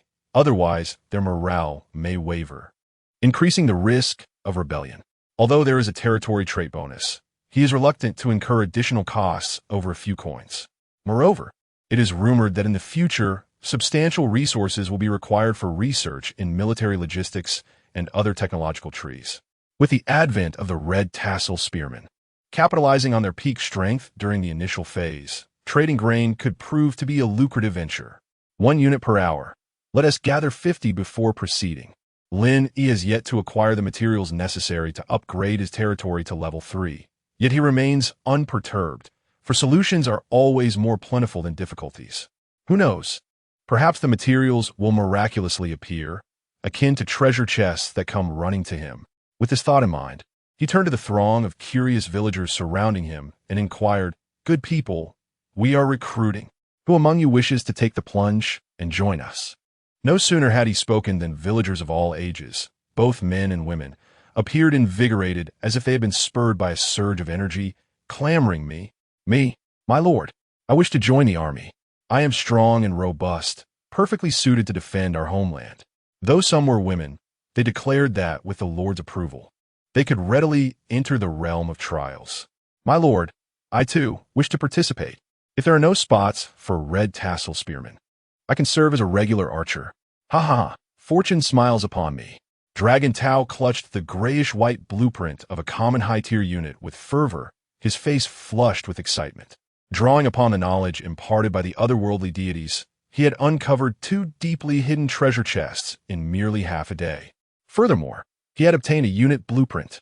Although it was of ordinary rank and paled in comparison to Lin Yi's rare findings, in a world where everyone was merely a bare number, a level 9 unit blueprint in his possession could yield immense profits.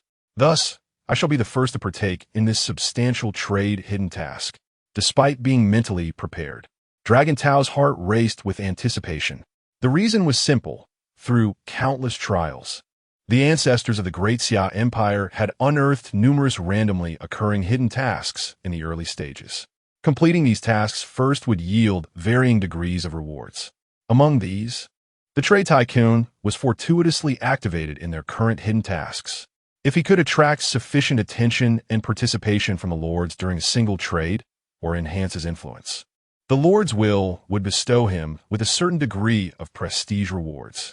The significance of prestige points is self-evident. It is true that Lin Yi possesses more formidable rare units than he does, yet as a close brother to the former, Dragon Tao is all too familiar with his financial situation. The maintenance costs for soldiers of such caliber, including their military pay and energy supply, are utterly unsustainable without external assistance. Goodness, this is exorbitantly expensive. Dragon Tao mused as he glanced at the various materials required for the unit, grumbling. Short axe infantry, type, unit blueprint, consumable, quality, ordinary high-tier effect, transforms villagers into level 9 units. Military pay, 50 silver coins, weak race restriction, human. Subhuman consumption, beast hides, X12, hardwood X5, iron or X10. Gold coins X2, transformation duration, 5 hours, Chapter 10. The butterfly effect, trials a mutation in just 4 days. A formidable team of elite soldiers could be assembled. Do not disappoint me. Long Tao meticulously arranged the sequence for villagers to transition in their roles, confirming everything was in order before he turned to leave. To elevate the territory to level 3, it was imperative to cultivate a cadre of astute individuals capable of hunting magical beasts. The majority of lords would find themselves stuck at this juncture for an extended period, some even to the point of stagnation. Only by slaying magical beasts could one obtain the vital core fuel for territory operations, the magic core. A territory incapable of consistently securing magic cores would be as fragile as a vast expanse of water, susceptible to collapse under the weight of hostile forces at any moment. Next step, Lin Yi. Leverage your extensive connections and ensure that within 3 days, 3 extraordinary individuals are procured. Long Tao gazed earnestly at the villager he had recruited for 100 gold coins. My lord, I will strive to accomplish the task. Lin Yi replied earnestly, nodding in determination. Go forth. Long Tao inhaled deeply. As long as 3 named villagers can be recruited, each leading a unit composed of human-machine hybrids, they will be capable of sweeping aside any ferocious beast horde. Even against level 10 magical beasts, they would stand a fighting chance. Conditions permitting, we shall also construct several barracks to transform some ordinary militia. As for him, he merely needed to patiently await the completion of the soldiers' transitions and allow the army to harvest food. Regarding Lin Yi's transition to a soldier class, goodness, who in their right mind would use named villagers for such a purpose? The 9-year obligation of lordly education had made it abundantly clear. Not to mention, recruiting villagers with gold coins, even if they possessed a common surname, was a loss. Independent transition scrolls were essential. Any named villager was a potential management talent. He was not foolish. Although he had heard of certain divine beings commanding legions composed of named subjects in his previous life, such legions excelled in execution, mobility, and operation, far surpassing ordinary forces. In clashes between legions of equal rank, the ordinary would be utterly crushed by the former. Yet others were high deities, their civilization levels far exceeding that of Blue Star by countless tiers. How could they possibly be compared? Suddenly, A system notification popped up, causing Long Tao's pupils to contract sharply as he stood abruptly, murmuring to himself, "What is the reason for this? Why does the world line differ?" Yet, recalling the blueprint he had just obtained, he burst into joyous laughter. "Ha ha ha! Heaven aids me! With this, once the legion takes shape, the prestige I can gain will soar. Lin Yi, oh Lin Yi, you may possess rare soldiers, yet you will only feast on my leftover scraps. I wonder how that feels." In the wake of the Void's influence, ordinary beasts have suffered widespread demise across most regions, a phenomenon with decisive implications for lordly supremacy. The gods, in their benevolence, hereby inform all lords, find a way to survive amidst the upheaval. A sudden proclamation from a mysterious force stirred a tempest within the chat channel. "Not this again. Cultivating the land will require at least a month before we can replenish our crops. The common beasts serve as our vital source of sustenance in these early stages." Alas, I recall a historical account where a similar situation during a lordly competition led to the demise of nearly 80% of the lords. As commoners, our basic barracks are ill-equipped to face even the ferocious beasts, let alone emulate the affluent who achieve transformation through sheer numbers. What shall we do now? I have no desire to meet my end. The crux of the matter is that even if we possess formidable troops, they require a steady supply of meat to maintain their combat efficacy. Ferocious beasts are not so easily found. Is that brother who sold venison still around? How much do you have left? I'll take it all. Price is no object. However, Lin Yi, upon receiving the announcement, stood on a low hill, gazing at the distant throngs of beasts, rendered speechless. Having observed the chat channel extensively, he could discern the distinctions between ferocious beasts and ordinary ones. Beasts classified as ferocious possess a certain degree of magical power, falling between levels 5 and 10, and are deadly to ordinary folk. The delineation is relatively clear. Yet, he pondered, the ordinary beasts have not perished, have they? Surely, not all are ferocious or magical beasts. Could it be that his area is merely a segment of the whole? Eureka! This could be a windfall. Upon reviewing the chat channel, he noted that messages regarding high-priced food purchases dominated the discourse. A smile spread across Lin Yi's face. Old Deng, quickly recruit more people, enlist troops. He glanced at the neatly arranged ranks of red tassel spear soldiers, radiating a palpable air of aggression, yet he still felt their numbers were insufficient. The vast plain concealed unknown quantities of high-level magical beasts. Prudently, he decided to accumulate his forces for another 3 days. As he often reiterated, he may be inexperienced, but he is not foolish. He harbored high expectations for his developed red tassel spear soldiers. As night fell once more, amidst the bustling activity of his subjects, our Lord welcomed the soothing service of Chioer to lull him to sleep. Day after day passed, and before long, the 5th day of trials arrived. Lin Yi's territory underwent a remarkable transformation. The number of thatched houses had increased to 50, dotted around the periphery of the realm, and the warehouses overflowing with supplies were enough to drive other lords to madness.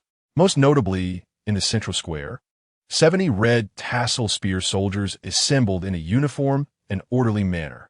Warriors, bellowed the stout and valiant Wang Taizhu, clad in beast-hide light armor and wielding a spear. After resting for many days, it is time to showcase your prowess to our Lord. Are you ready for this hunt? All the spear soldiers, their faces flushed with enthusiasm, shouted in unison, yes. Can we present our Lord with a flawless report? Absolutely. Lin Yi stood upon the wooden platform, nodding in satisfaction after observing the spirited demeanor of his troops. A force of fewer than 100 soldiers. The cries of battle resounded like thunder, piercing through stone and soaring into the heavens. With such fervor before the conflict, what fear could a mere beast horde instill? My lord, the army is fully prepared and awaits your next command. Wang Taizhu respectfully bowed. Lin Yi waved his hand, commanding, then let the entire army advance. Yes, Wang Taizhu nodded, eager to lead the infantry southward. Wait. Suddenly, the old man with black hair materialized from nowhere, leaping high to strike Wang Taizhu's forehead sharply, admonishing, "The Lord fears for your safety, which is why he ordered the entire army to mobilize. You truly are foolish to think of taking them all. At the very least, a squad of infantry must remain to protect the lord. Awang Taiju immediately grasped the situation, his rugged face betraying a flicker of panic as he knelt, hastily apologizing. I beg your pardon, my lord. I acted impulsively. Please punish me. It's quite all right. Your eagerness to achieve merit is commendable. Just leave a few infantry behind for the expedition. Lin Yi replied, a few lines of worry etched upon his forehead, for he had not considered such matters deeply. Understood. Wang Taiju's complexion brightened as he grasped a spear and swiftly led 50 infantry out of the territory. However, reflecting on the matter, had Wang Taiju taken the entire force, a sudden attack on the territory could have led to dire consequences. This exemplified the subconscious blind spots of the uneducated. Such matters must be approached with greater caution in the future. As these thoughts occupied his mind, Lin Yi casually opened the Lord Management interface. To his astonishment, the myriad notifications that appeared sent a shiver down his spine. By heavens! Administrative Affairs, 99 messages. Intelligence Statistics, 58 messages. Diplomatic Personnel, 3 messages. Financial Statistics, 4 messages. In just 3 days of absence, the situation had escalated dramatically. It seemed he had indulged excessively in pleasures. Contemplating his recent actions, Lin Yi felt a chill run down his back. Indeed, emperors exhibiting such behavior on television are labeled as tyrants. Could Wang Fugue, that old man, be secretly plotting rebellion? With this troubling thought, he cautiously clicked on Administrative Affairs. Your subjects are experiencing considerable inconvenience regarding water resources. It is advisable to construct a well. Possible plans can be obtained through opening treasure chests, destroying alien strongholds, or divine quests. You may dispatch subjects to explore the West for potential clues. Your territory's road infrastructure is inadequate, resulting in reduced mobility for your subjects. It is recommended to repair the roads. Plans can be acquired by exploring the East. You have yet to levy taxes on your subjects. Consider adjusting the tax rate according to circumstances. The villagers will be more than willing to provide you with taxes. Your training facilities are incomplete, hindering optimal military training outcomes. Your subject, Li Dachui, desires more iron or to enhance his forging skills. Your subject, Kai Tushin, has created a unique dance that elevates the morale of the other subjects. The secret of your warrior, Ah Wei, has been unveiled. He was caught secretly observing his comrade, Pai Yinzi, while bathing in the wild, and upon being discovered by passers-by, his spirits were somewhat dampened. Your warrior has returned from a hunt bearing a subpar iron chest, which turned out to be empty. You may wish to conduct a thorough investigation regarding this matter. Upon reviewing all the messages, Lin Yi exhaled with relief. There was nothing particularly alarming. Most of the content pertained to tangible issues within the territory and a few unique incidents involving certain subjects.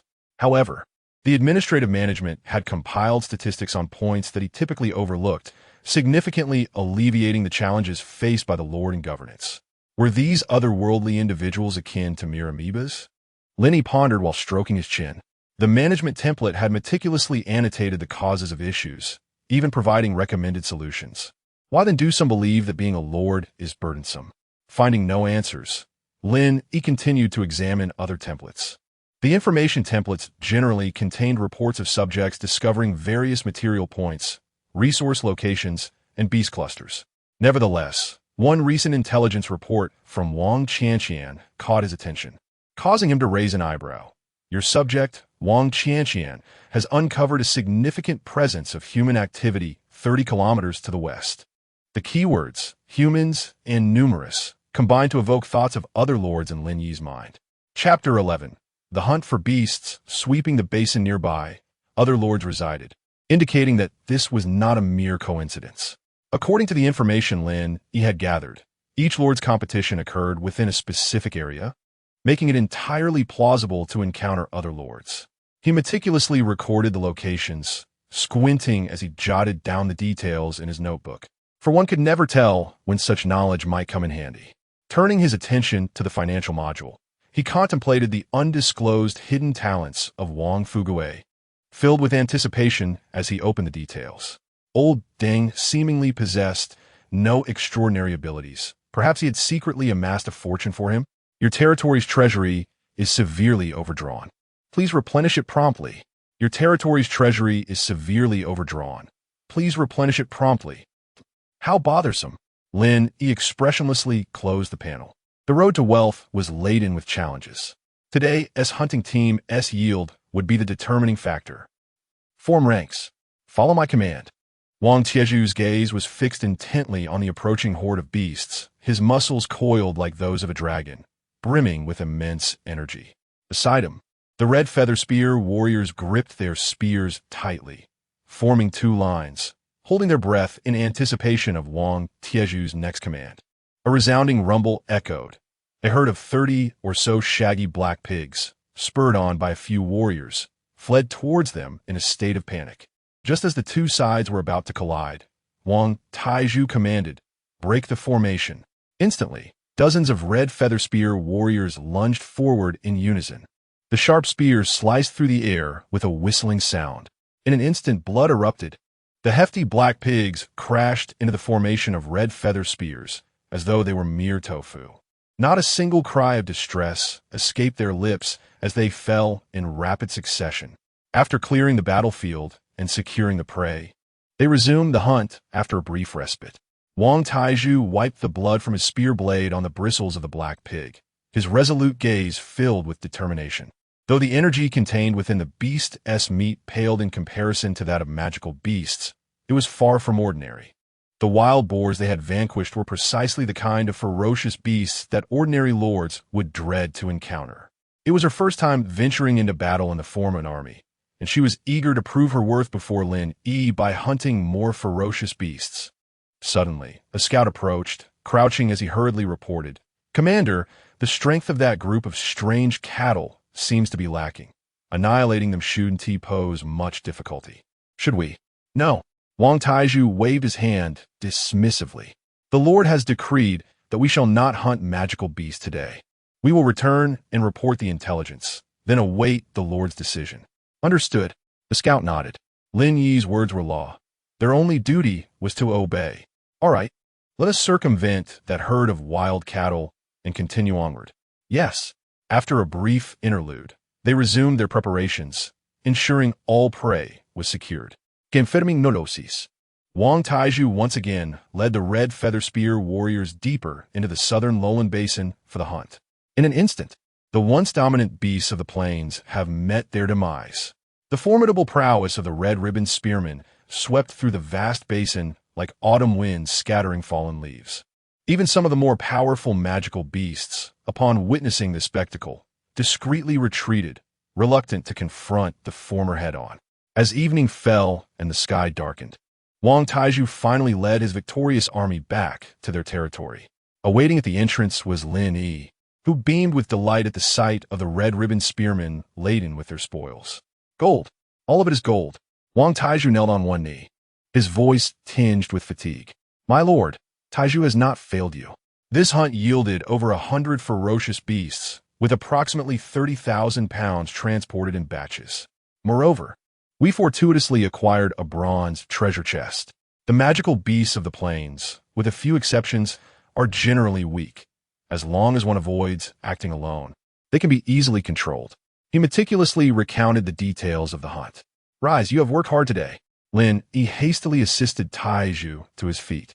Though each soldier possessed the skills of a long march army, their appearances still betrayed their exhaustion. Yet, merely 50 men had traversed mountains and rivers to transport nearly 30,000 pounds.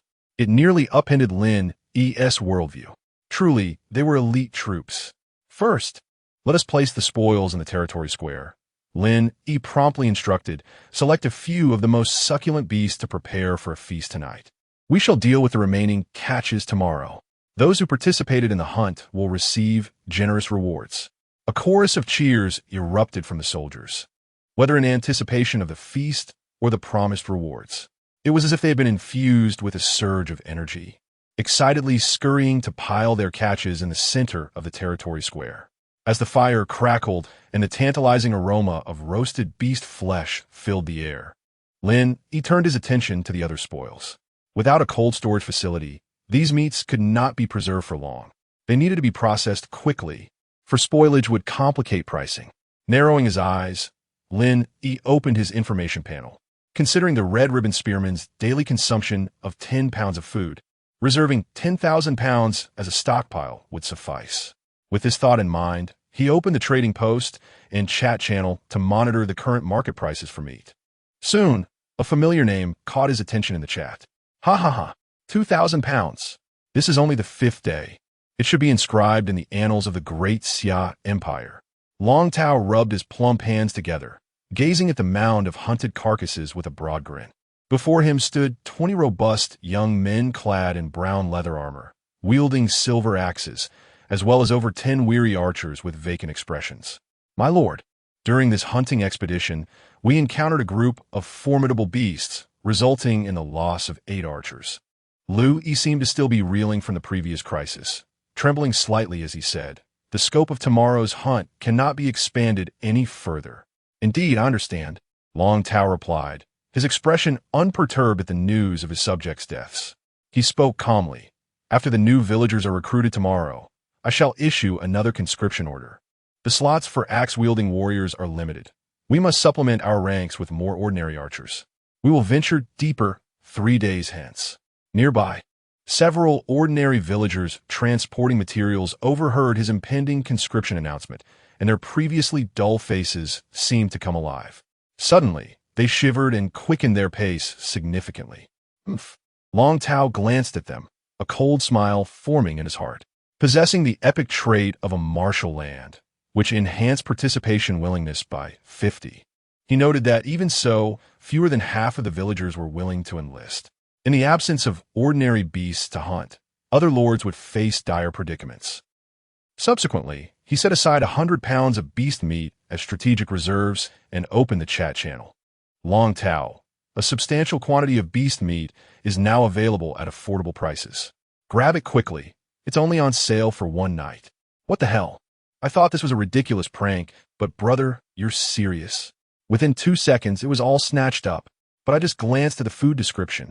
Goodness, it truly is. Beast meat? No way. Just a few days have passed, and the top-tier players have barely established barracks to stockpile archers. They certainly couldn't have gone hunting.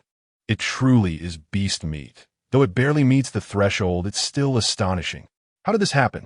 Wait, guys, did you not check the price before buying? Level 5 beasts, priced at 20 silver per pound. Are you really purchasing it? In the outside world, a whole beast barely fetches 20 gold coins. Even the historical average is less than 5 silver per pound. This is several times inflated. What do you mean 20 silver? No wonder I couldn't get any. Damn. Too cheap. Huh. How Shingren? Currently, food resources are scarce. We cannot gauge it by the prices of other eras. In my view, beast meat priced under 2 gold per pound is within the realm of affordability for nobles. After all, the energy contained in beast meat is far superior, allowing for faster stamina recovery and aiding in level advancement. It can serve as a strategic resource, while staple foods can be substituted with others. Moreover, if the beasts are of a higher level, even purchasing a pound for soup would provide sufficient energy for ordinary villagers to sustain their physical labor. Xiajia. Lu Hao. Zhou. No, my friends. You are truly kind-hearted. Long Tao. Haha, I almost forgot about that. No worries. The 100 pounds of beast meat just served as a promotion. My stock is limited, and the prices will see a slight increase in the future. I ask for your understanding. Zui. Yeah. Lu Hao. Chapter 12. An Unexpected Interception. Quietly observing the fervent discussions in the chat channel, Long Tao's brow slightly arched as he opened the private messaging interface. Indeed, the sender was none other than the 7th prince of the great Xia Empire. Xiajia, how did you manage that? Have you acquired advanced troops? Additionally, I require 300 pounds of high-quality beast meat. Long Tao replied. Your Highness, I have indeed fortuitously obtained the blueprints for troop types, and I shall arrange for a separate transaction for the goods you require. Xiajia, haha, quite lucky indeed. It seems you are considering whether to attempt a hidden trade quest. The cost is not insignificant. You seem to possess insider knowledge. Long Tao, as expected of your Highness, I have indeed confirmed the activation status of the hidden trade quest and have plans to accrue reputation points. However, should you be able to acquire trade reputation points at this moment, I shall immediately cancel my subsequent plans. Xiajia, I am indeed capable. Give me 1 hour. Upon reading this message, Long Tao's brow suddenly furrowed. After a few moments of silence, he responded, very well. Xiajia, haha, I was merely jesting. By the 5th day, we can hunt a substantial number of fierce beasts. Quite impressive.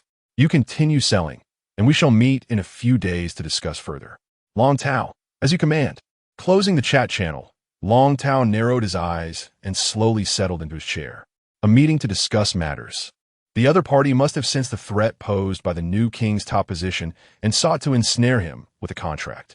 However, in the outside world, you are a 7th prince. In the trials, you are merely a wealthy bachelor, utterly inconsequential. Had Xia Jia truly possessed the ability to reap reputation, he would not foolishly wait an hour. Now Long Tao reopened the chat interface, a slight smile gracing his lips. The previously low-priced advertisement had evidently attracted more attention. It was time to take action. With this thought, he opened the input field again and, after careful consideration, composed a lengthy message. The difficulty of this trial has surged unexpectedly. No one can foresee its challenges. We, the lords of Great Xia, must unite. Resource-rich lords should strive to support our compatriots in dire straits.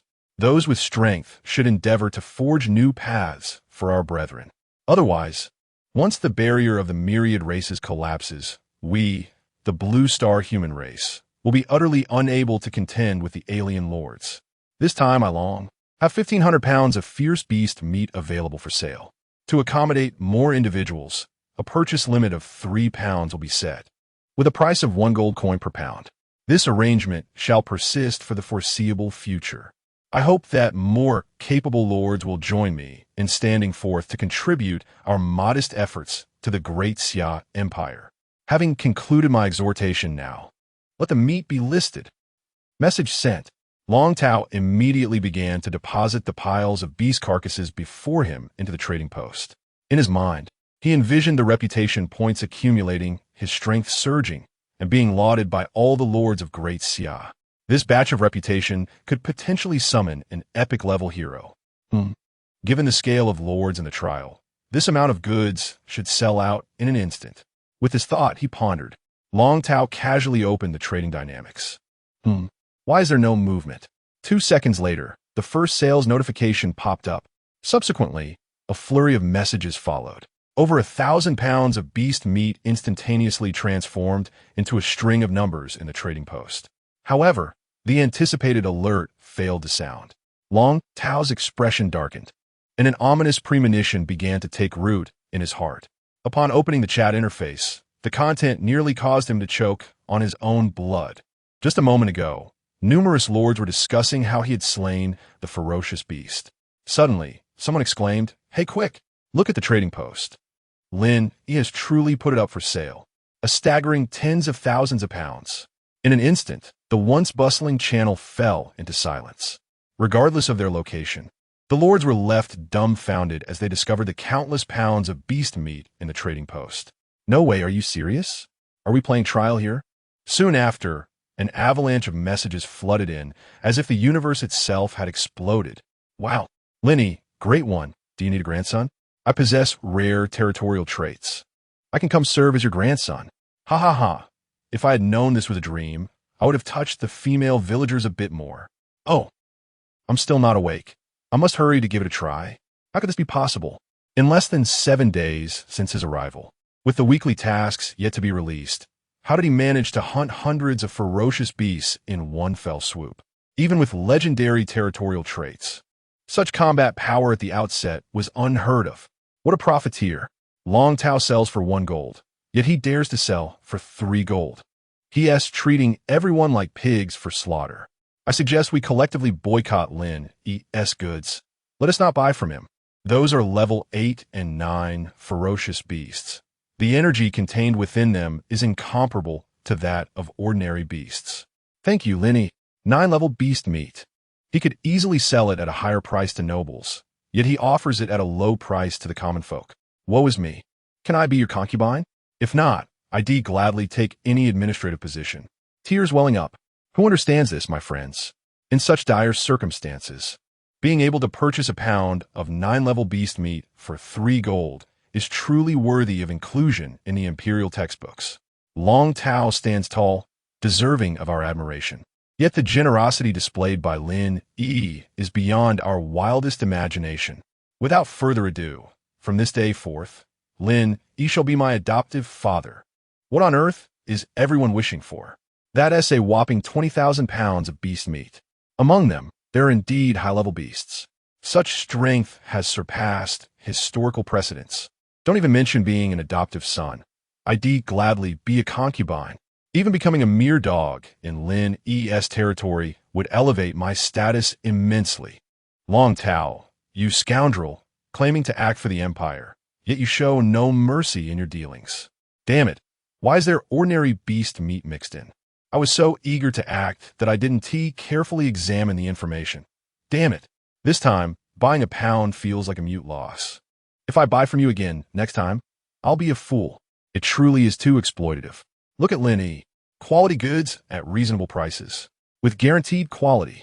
Lin Yi, my esteemed friend, will there truly be beast meat available tomorrow? Without comparison, there can be no pain. From this day forth, you, Lin Yi, shall forever be my eternal idol. The more I read, the more dizzy my head becomes, and my blood pressure steadily rises. 20,000 pounds of beast meat. What on earth is this? How on earth is this connected to Lin Yi again? My reputation. Where's my reputation?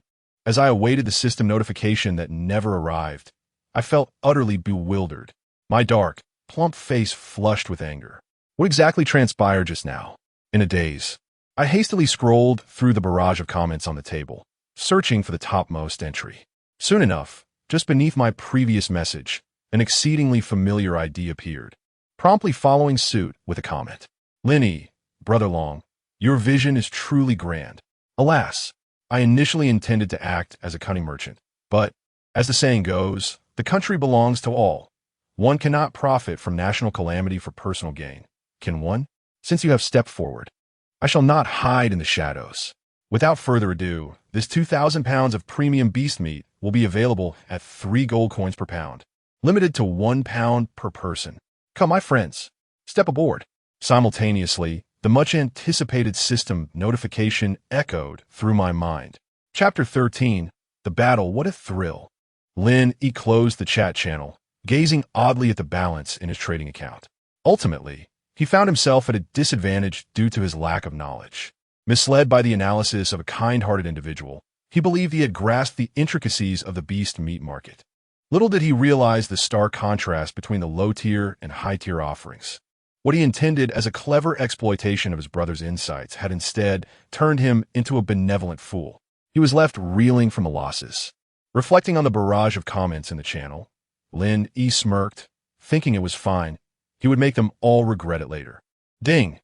A notification from the Lord system resonated. Upon reading the message, Lin Yi's previous worries evaporated, replaced by a broad smile as he slapped his thigh. What a stroke of luck. I knew that young dragon was kind-hearted, but it turns out there were benefits involved. Congratulations. Lord Lin Yi has completed the hidden task, Trade Tycoon, and received 50 prestige points. Task evaluation, attention rating, perfect. Participation rating, perfect. Influence rating, perfect. Reward multiplier increased to 10. Congratulations, Lin Yi, for receiving the final prestige reward, 500. This hidden task has concluded. Lords are encouraged to explore more hidden tasks. The unknown and surprises await you. Upon viewing the system notification, Lin Yi quickly realized that Long Tao's actions were undoubtedly aimed at this trade prestige reward. However, through a twist of fate, he had inadvertently intercepted it.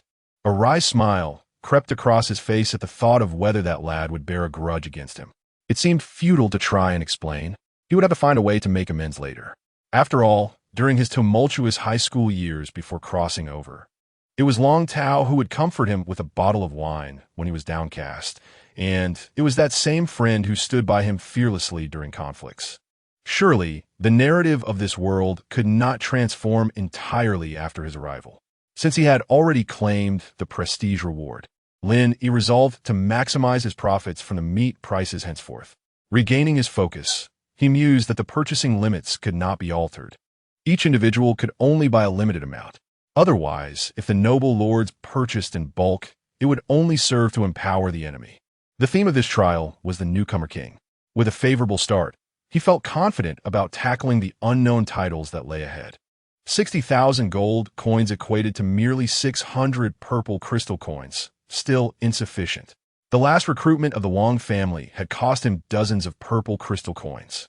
Who knew where he might face unexpected expenses again? As a universally accepted currency among myriad races, its future applications would be countless. Presently, the pressing issue was determining how much military salary the Red Banner Spearmen would require. Surely, the wages for second-tier warriors wouldn't be trivial. Lin Yi grumbled internally, questioning why the brief did not provide a reference price. According to the analysis of the Pure Land's territorial characteristics, the morale of both the military and the populace would remain unwavering regardless of circumstances, even if he neglected to pay salaries and treated each warrior as a slave. They would harbor no grievances. However, a pang of conscience tugged at him. Old Deng, Fugue, Lin Yi softly called out. My lord, where are your commands? Not far away. Wang Fugue jogged over, bowing respectfully. Distribute these 120 gold coins to the warriors. Part of it is a reward, while the other portion serves as their military salary for the first week. As you wish. The old man thanks the Lord on behalf of the young lads. Watching Wang Fugue depart with the chest, Lin Yi quietly pondered. The purchasing power of a single gold coin roughly equates to 10,000 from my previous life. A second-tier expert earns 10,000 weekly, plus an additional 10,000 in hunting subsidies. This should not be. Ding! Your valiant red feather spear warriors have received their military pay. Although the compensation is somewhat meager, they sincerely express their gratitude to you. For the upcoming week, the training effectiveness of the warriors receiving their pay will increase by an additional 10. Damn! Lin Yi stared in astonishment at the message, his lips twitching. This is somewhat meager? Are second-tier experts truly this formidable? All right. Earlier someone mentioned in the channel that a single ferocious beast could be sold for dozens of gold coins. By that calculation, the military pay is indeed insufficient. I should return and inquire with old Deng properly. Lin Yi glanced at the starry sky, stretched his body, and was instantly invigorated by a waft of enticing meat aroma. My lord, I have roasted some kidney skewers and shank meat for you. Please sample my culinary skills. Turning his gaze, he found Wang Qiu'er had approached at some point, her delicate figure gracefully kneeling on the ground, those enchanting eyes gazing at him with tender affection. However, the seasoning is currently scarce in the territory, so the flavor may not reach its peak. I hope my lord can forgive me, Wang Qiu'er said softly. No. Lin Yi gently caressed Qiu'er's side hair, leaning closer to her neck and inhaling her unique fragrance, which was utterly captivating. This is the finest seasoning. With that, he seized a skewer of roasted meat and stuffed it into his mouth. Before he could savor it thoroughly, a wave of overwhelmingly potent energy erupted from his mouth. It surged through his esophagus and blood vessels, cascading into his limbs and bones. This, Lin Yi's pupils constricted. Is this the meat of a high-tier ferocious beast? Thanks to kind-hearted reminders, he had long been aware that such superior beast meat contained extraordinary energy. Yet, he never anticipated it to be this terrifying. Not only did he feel a slight enhancement in his physical strength, but even the Lord system issued a considerate notification. Your experience has significantly increased from consuming the blood and flesh of a high-tier, ferocious beast leader. A ferocious beast leader. No wonder it is so potent. After reading the message, Lin Yi felt enlightened. Nevertheless, even if the energy of other ferocious beast meats diminishes, it should not be too far behind. The taste is quite good. Lin Yi nodded in approval. Wang Qiu'er, receiving the praise, instantly beamed with joy, her eyes transforming into crescent moons. Just as she was about to respond humbly, Lin Yi's next words turned her beautiful face a deep shade of crimson. A few kidneys. Lin Yi cast a mischievous glance at Qiu'er and teased. Without your assistance, the energy contained within them would likely be beyond my capacity to digest. Wang Xiaoer seemed to recall the fierce battle of the night, her snow-white neck tinged with a delicate blush. She murmured softly, as a servant, "I'll leave it to your discretion, my lord." Lin Yi, satisfied with her response, embraced her with great enthusiasm. "Ha ha ha, splendid. You should partake as well. Do hurry and eat." Tonight's battle was exhilarating. In just 2 days, the first weekly task will materialize. We must seize the moment and cherish the present. Care for the feelings of my little brother. However, Lin Yi found himself enveloped in the tender embrace of a beauty. Certain lords with substantial backgrounds would undoubtedly find it difficult to sleep this night. Chapter 14. Heated debate at the foot of a certain mountain in the trial grounds. A territory nestled against the slopes is bustling with activity. The buildings stand in close proximity, and the villagers, akin to a continuously operating machine, transport vast quantities of resources under the dim glow of torches, their expressions numb in the night. The most striking feature is the peculiar dragon head statue at the center of the territory, emanating a soft orange glow and appearing remarkably lifelike. Whenever a villager nears the brink of unconsciousness from exhaustion, the dragon statue releases a swirling mist that envelopes them, restoring their stamina and allowing them to return to their duties. At this moment, within the Lord's Hall adjacent to the dragon statue, a tall, handsome young man clad in a black robe trimmed with gold tightly clutches an orange crystal, his brow furrowed, as if awaiting something. He casually opens the chat interface, where a group of 10 is engaged in an intense discussion. "Xia Jia, Your Highness, do we have any news? Who exactly is Lin Yi? In the great Xia Empire, there are only a couple of influential Lin families, yet I have never heard of anyone named Lin Yi, but in just a few days since the trial commenced, he has managed to acquire tens of thousands of pounds of beast meat for this newcomer king trial." I pondered. If he could utilize the rare troops granted by the upgrade rewards to form 2 combat teams, he might actually succeed. Do you even realize what you're saying? 2 combat teams? For a rare troop class change, it takes at least several hours. After 3 days at most, he could have 6. Even if he possesses the strength to slay fierce beasts, it is inconceivable that he would have such abundant stamina for extensive hunting. How has he achieved this? Previous ordinary lords who accidentally activated legendary traits have never exhibited such exaggerated performance. Brother Qi still needs the top position in this trial to quell external dissent. With Lin Yi emerging unexpectedly, how will the subsequent plans unfold? In my view, we must establish contact with him as soon as possible. If we can win him over, that would be ideal. Otherwise, we must eliminate him before his military development gains momentum. Yes, I have just completed a hidden quest and obtained a borrowing a knife to kill scroll. Wow, you actually possess such a remarkable item? That means we could potentially direct nearby foreign forces to assault Lin Yi's territory if we locate it. You have quite the luck. Legendary items are in your possession. However, if possible, it would be wiser to reserve it for later stages. Using it at this point would be too wasteful. Soon, the orange crystal in Xia Jia's hand began to tremble. The group chat interface appeared to be shrouded in mist, and a message not belonging to the group members suddenly materialized. 7th Prince, according to the information you provided, I have investigated Lin Yi's identity and background, which appears to be ordinary with no special traits. His ancestors have never exhibited epic-level characteristics.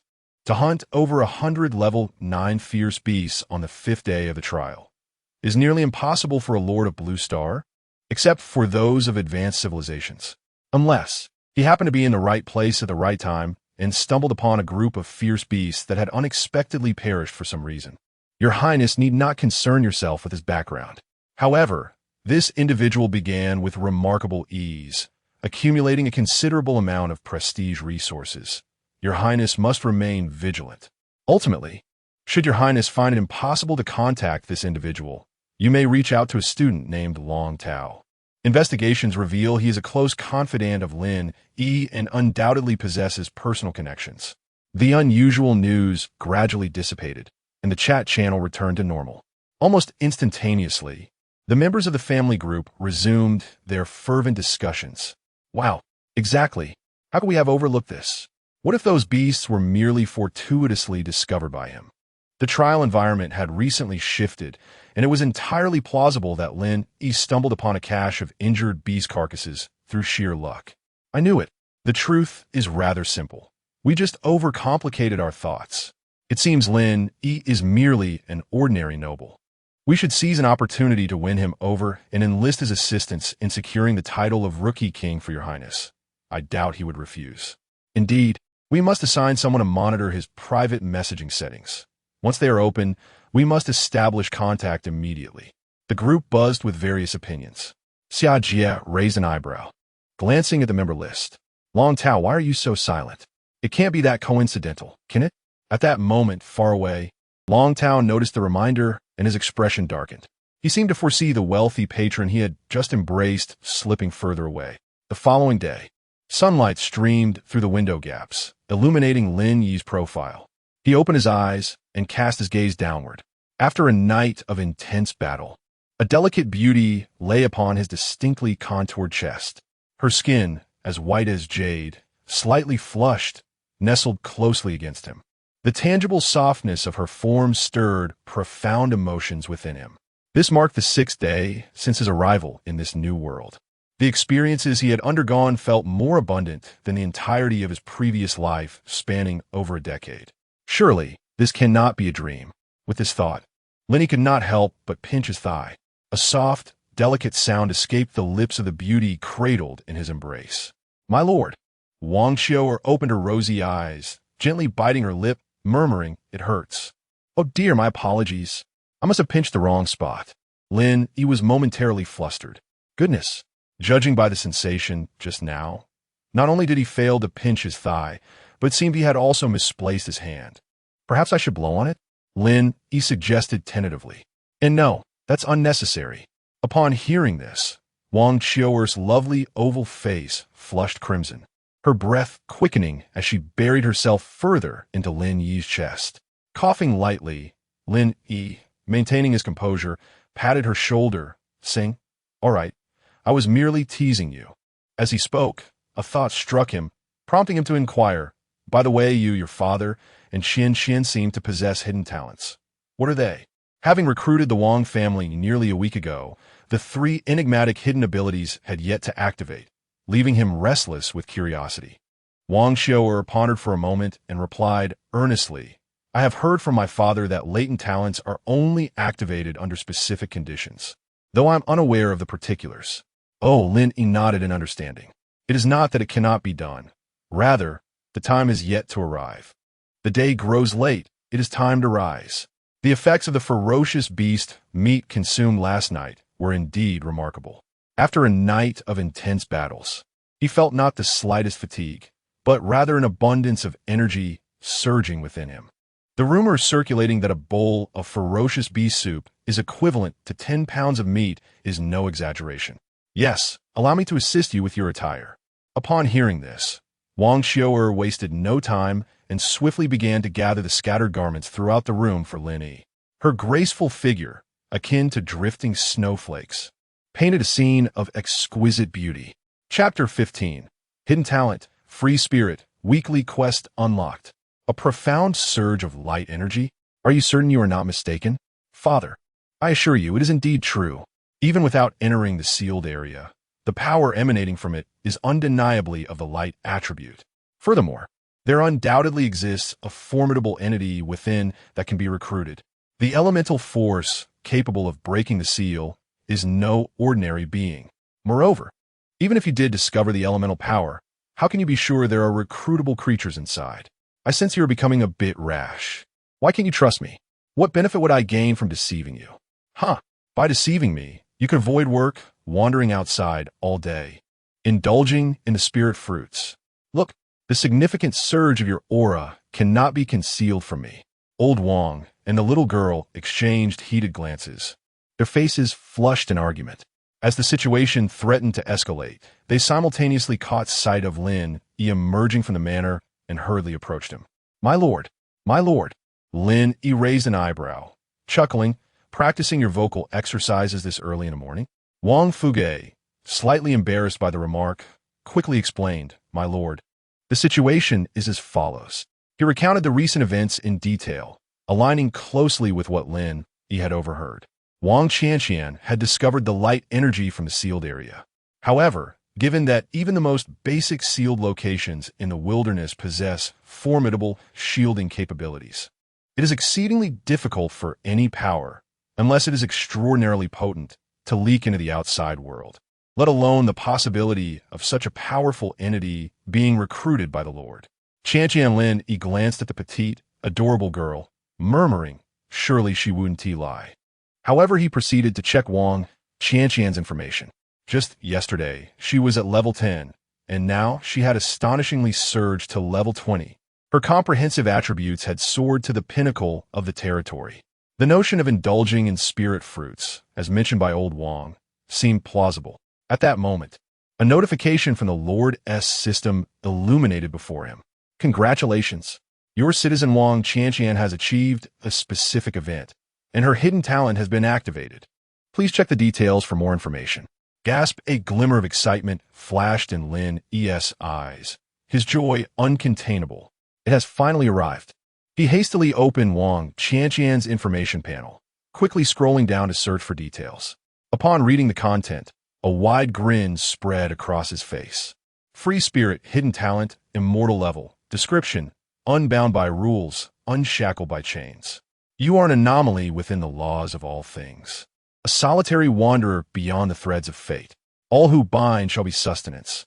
All who imprison shall become stepping stones. This form embodies freedom itself. Even should the world collapse, none can diminish her brilliance. Effects: 1.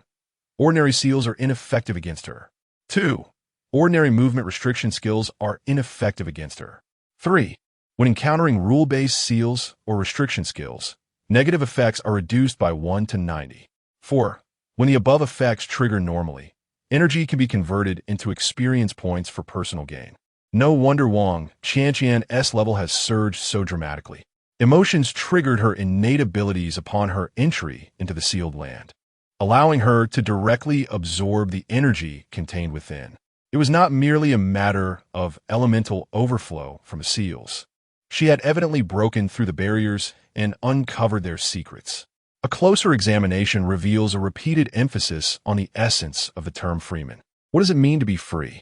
It signifies not only a lack of constraints, but also the ability to transform limitations into personal advantage, particularly with her other talents, such as heightened senses and the skills of a forest infiltrator, combined with the characteristics of a freeman.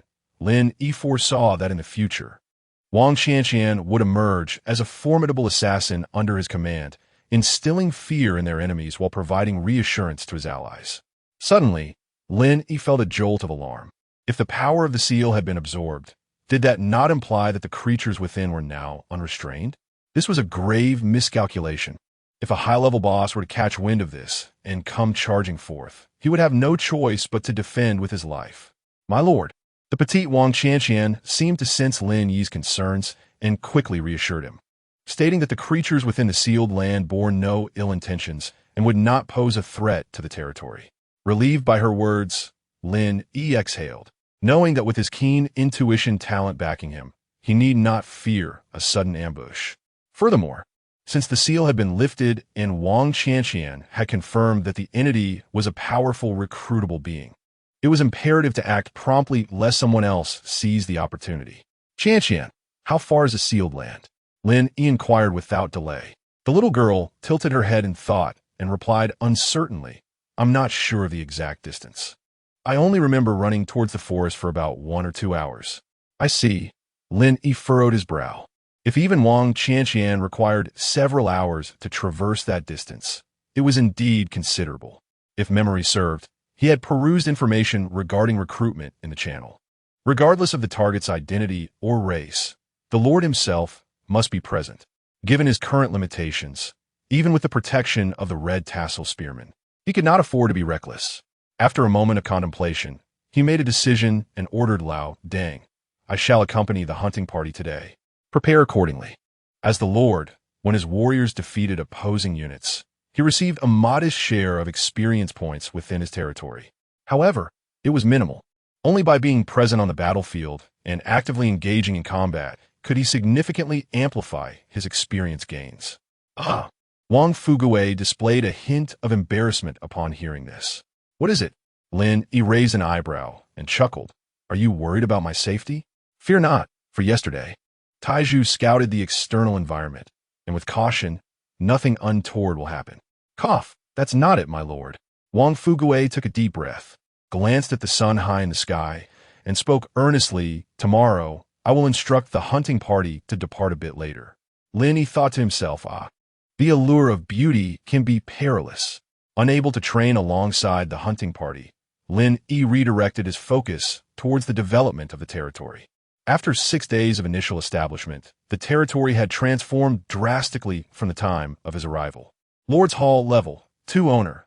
Lin Yi Characteristics: Pure Land, Unique Supreme, Occupied Area 0.5 square kilometers, Reputation 600 Heroes, 0 Population, 105 Army, 80 Treasury, Amethyst Coins X51, Gold Coins X58, 000, Silver Coins X1, 983 Granary, Savage Beast Meat X9, 856, Wild Fruits X166, Wild Vegetables X377, Common Meat X527, Material Storage, Timber X3, 746, Stone X821, Iron Ore X124. Existing structures: Red Tassel Spear Barracks X1, Common Barracks X1, Thatched Houses X40, Warehouses X20, Lumberyards. Available blueprints: Common Thatched House, Common Barracks, Warehouse, Lumberyard, Simple Workbench. Newly added: Research Institute requirements: Timber X150, Stone X50, Iron or X30, Second Order Magic Core X1. Upgrade requirements: Timber X150, Stone X100, Iron or X5, Gold Coins X50, Magic Core X1. Not only is the food resource overflowing, but even the ordinary building resources are too abundant to contain. Were it not for the hassle, Lin Yi could have instructed the villagers to intensify their gathering efforts and profit greatly as resource merchants. However, at this stage, it is evidently more advantageous for the villagers to transition into Red Tassel Spearmen. A research institute? It did not appear during the prior territory upgrade. Could it be related to the trial timeline? Lin Yi raised an eyebrow, sensing the familiar formula of domestic games. It is said that the Lord's profession is costly, and now it seems to reveal its intricate challenges. Glancing at the material requirements. Still no magic core? Lin Yi pondered it. Upgrading the territory and new buildings necessitate magic cores, and even the fertile land blueprint requires magic core powder. The hunting of magical beasts must be prioritized. However, today, Iron Pillar has already led the hunting team on an expedition. He would have to wait until tomorrow. Just as Lin Yi found himself in a state of idleness and tedium, suddenly, a prompt from the will of the Lord resonated, instantly piquing his interest. Congratulations! You have successfully survived to the 6th day. The first weekly mission of this trial is now open. The top 100 mission points will receive varying degrees of generous rewards. The first place receives an additional mysterious treasure chest. Note: the first week's mission enjoys special bonuses, with multiplier randomly assigned. Reward multiplier increase: 1,000. Difficulty multiplier increase: 1,500. Chapter 16. The Peculiar Task, a Bug. 10-fold rewards. 15-fold difficulty. In an instant, all the lords were in uproar. Goodness, 10-fold. How we truly encountered a 10-fold reward. Completing the weekly task and entering the leaderboard guarantees a legendary quality reward. Historically, such an occurrence has transpired only a dozen times at most. We are indeed immensely fortunate. This is our golden opportunity to ascend to greatness. Completing the task ahead of others could transform a mere hen into a phoenix. Oh, gracious heavens, could we possibly receive a legendary hero? Whether we can turn the tides depends solely on this moment. But wait, are you not considering the difficulty multiplier? 15-fold difficulty. The highest level. Good heavens! Is there anyone capable of completing the weekly task under such conditions? Look, my weekly task requires me to hunt a level 19 beast. Seriously, is this even achievable? A friend of mine asked me to inquire. How can one entice a second-tier female goblin to leave her lair and seek out a human male for a certain engagement? My friend, your task is rather peculiar. Not me, it's my friend. By the heavens, I must recruit a hero with legendary potential within a single day. Shouldn't one review the quest they issue? Alas, such sumptuous rewards seem eternally out of reach. This grand feast is destined to remain unattainable for the likes of us common folk. Perhaps we should voluntarily lower the difficulty. No points. No points. At least let us savor a bit of broth. The chat channel was filled with lamentations. Apart from the initial excitement and astonishment, the remainder was largely complaints about the excessive difficulty of their tasks. Only a scant few fortunate souls had tasks that were relatively simple, offering at least a glimmer of hope for completion. Yet, even that was a matter of perspective. Upon reading the task involving the goblin, Lin Yi felt a twitch at the corner of his mouth. Goodness, the task seems rather rewarding. Though I possess a formidable red feather spearman and a companion on the verge of reaching the 3rd tier, should he spend a delightful night with a female goblin. Even a legendary reward would have to be politely declined, unless, of course, it is one of those exceptionally charming goblins from certain shows. Surely, my luck cannot be that dire. Lin Yi rubbed his hands together and reopened the territory function interface. Soon, he discovered the shimmering weekly task information. Is there a mistake? Upon reviewing the task details, Lin Yi found himself momentarily stunned. Weekly task requirements. Submit 10 complete heads of ferocious beasts of level 6 or higher, 1 bronze treasure chest, and elevate 10 citizens to level 6. Reward multiplier, 1,000 difficulty multiplier, 1,500 other options. Lower task difficulty. Reward multiplier will also be reduced. Time limit, 23:59. Task points depend on the time taken to complete the task. No. This task. Lin Yi repeatedly wiped his disbelieving eyes, incredulously murmuring, I am quite capable of hunting ferocious beast lords. Is this truly the highest level of difficulty? Are those lords in the chat channel merely paramecia? Is this a world akin to the Lin men of another realm? Are all the lords of Blue Star merely acting in concert with him? A glimmer of insight flashed in Lin Yi's eyes as he realized that his weekly quest differed from that of others. Regardless of whether a bug had occurred, it would be a waste not to seize the opportunity presented to him. The levels of his subjects and the heads of fierce beasts were manageable. However, that bronze treasure chest, Lin Yi furrowed his brow. The previous territory had already seen dozens, if not hundreds, of individuals meet the criteria, so that need not be elaborated upon. As for the latter, he merely needed to await the return of the iron pillar. But where could he find a bronze treasure chest? Damn it, he recalled that he had indeed encountered treasure chests during yesterday's hunt. Suddenly, he remembered. Soon enough, he discovered an unopened bronze chest in the storage room where he kept miscellaneous items. Fortunately, there had been a flurry of events last night. Otherwise, he would have had to search for the chest again today. A smile played upon Lin Yi's lips. In the early stages of the myriad races battlefield, it was likely that only he would leave a treasure chest gathering dust in his storage. If it were any other lord, they would have likely devoured the chest the moment they laid hands on it. Returning to his estate, Lin Yi reclined in his chair and opened the chat channel. Lacking the rigorous training of the academy system, he found himself severely deficient in relevant experience. The chat channel was one of the few places where he could gather intelligence. Filtering messages related to heroes. After 10 minutes, it appeared that heroes could still be recruited. Was a tavern building necessary? Lin Yi's eyes narrowed slightly. According to his investigations, the overall strength of a territory's army, aside from the inherent strength of the units, also depended on the presence of powerful heroic commanders, which ultimately determined the army's combat prowess.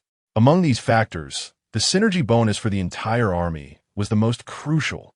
For instance, the Red Spear infantry under Lin Yi's command would see a significant enhancement in strength should he recruit a hero possessing a high-level synergy with spear-wielding units.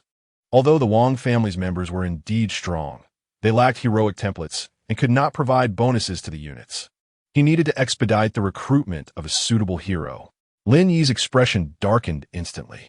Damn it, the means to acquire the tavern blueprint seemed exceedingly difficult. He resolved to wait for the iron pillar's return. To enhance efficiency, He instructed Wang Fuge to send someone to locate the hunting team and expedite their return. Everything was in place. They merely awaited the beast heads. Upon confirming that his weekly quest differed from others, he felt no concern about someone else completing the highest difficulty task before him. Long Tao, brothers, do any of you have news regarding the ice bluegrass? Your Highness, I have acquired 10 thunderstone pieces. I will trade them to you shortly. I have also located rare architectural blueprints. Progress is quite swift. Over the course of this half-day, Your Highness's weekly quest has already reached 30 completion. Thanks to Long Tao, that lad has unearthed intelligence from somewhere, enabling Your Highness to change the weekly quest. At this rate, by tomorrow morning, we will have gathered all the materials for Your Highness, and the top spot on this week's quest leaderboard will undoubtedly belong to you. Should Lin Yi be regarded with caution? Although the Tianji Pavilion has investigated his background, the ominous premonitions linger following the previous world announcements. There is no need to concern ourselves with him. The rise of the territory and the trade missions are merely a result of this individual's fortunate circumstances. The difficulty of the weekly tasks is evident, even with our assistance. His Highness finds them challenging, let alone a nameless junior. This reasoning holds merit. Dragon Tao's expression darkened, and he irritably closed the group chat interface. Gaining entry into the rankings does not necessitate the completion of the highest difficulty tasks. Based on his deductions, among the current Blue Star Lords, barring Xia Jie, nearly none are capable of posing a challenge. Moreover, it was only after he revealed the method for exchanging prestige points for weekly tasks that Xia Jie found a glimmer of hope. Opting to lower the difficulty level to expedite completion and sneak into the rankings for rewards is not without its merits. Currently, Xia Jie's sycophants are unresponsive in their attempts to assist in locating the second-tier herbs. If they fail to meet the goal before nightfall, entry to the tail end of the rankings will elude them. This predicament stems from Lin Yi's influence. Reflecting on his previous subservient explanations before Xia Jie, Dragon Tao's resentment towards Lin Yi intensified. Suddenly, a private message jolted him from his thoughts. It was from the seventh prince, Xia Jie. After reading the content, his sullen visage brightened, as if the snow under the blazing sun had melted instantly, his smile radiating more brilliantly than a blooming chrysanthemum. I have procured the ice blue herb you needed. He chuckled heartily. Fortune favors me. In a jubilant mood, Dragon Tao replied, Thank you, Your Highness. Please keep me informed of any further matters. Lin Yi is our common foe. With the herbs successfully traded, the requirements for the weekly task were subsequently fulfilled. Noticing that the time was nearly 8 hours ahead of schedule, he couldn't help but scoff. Lin Yi, oh Lin Yi, the upper echelons of the Great Xia Empire have already deemed you a hypothetical enemy.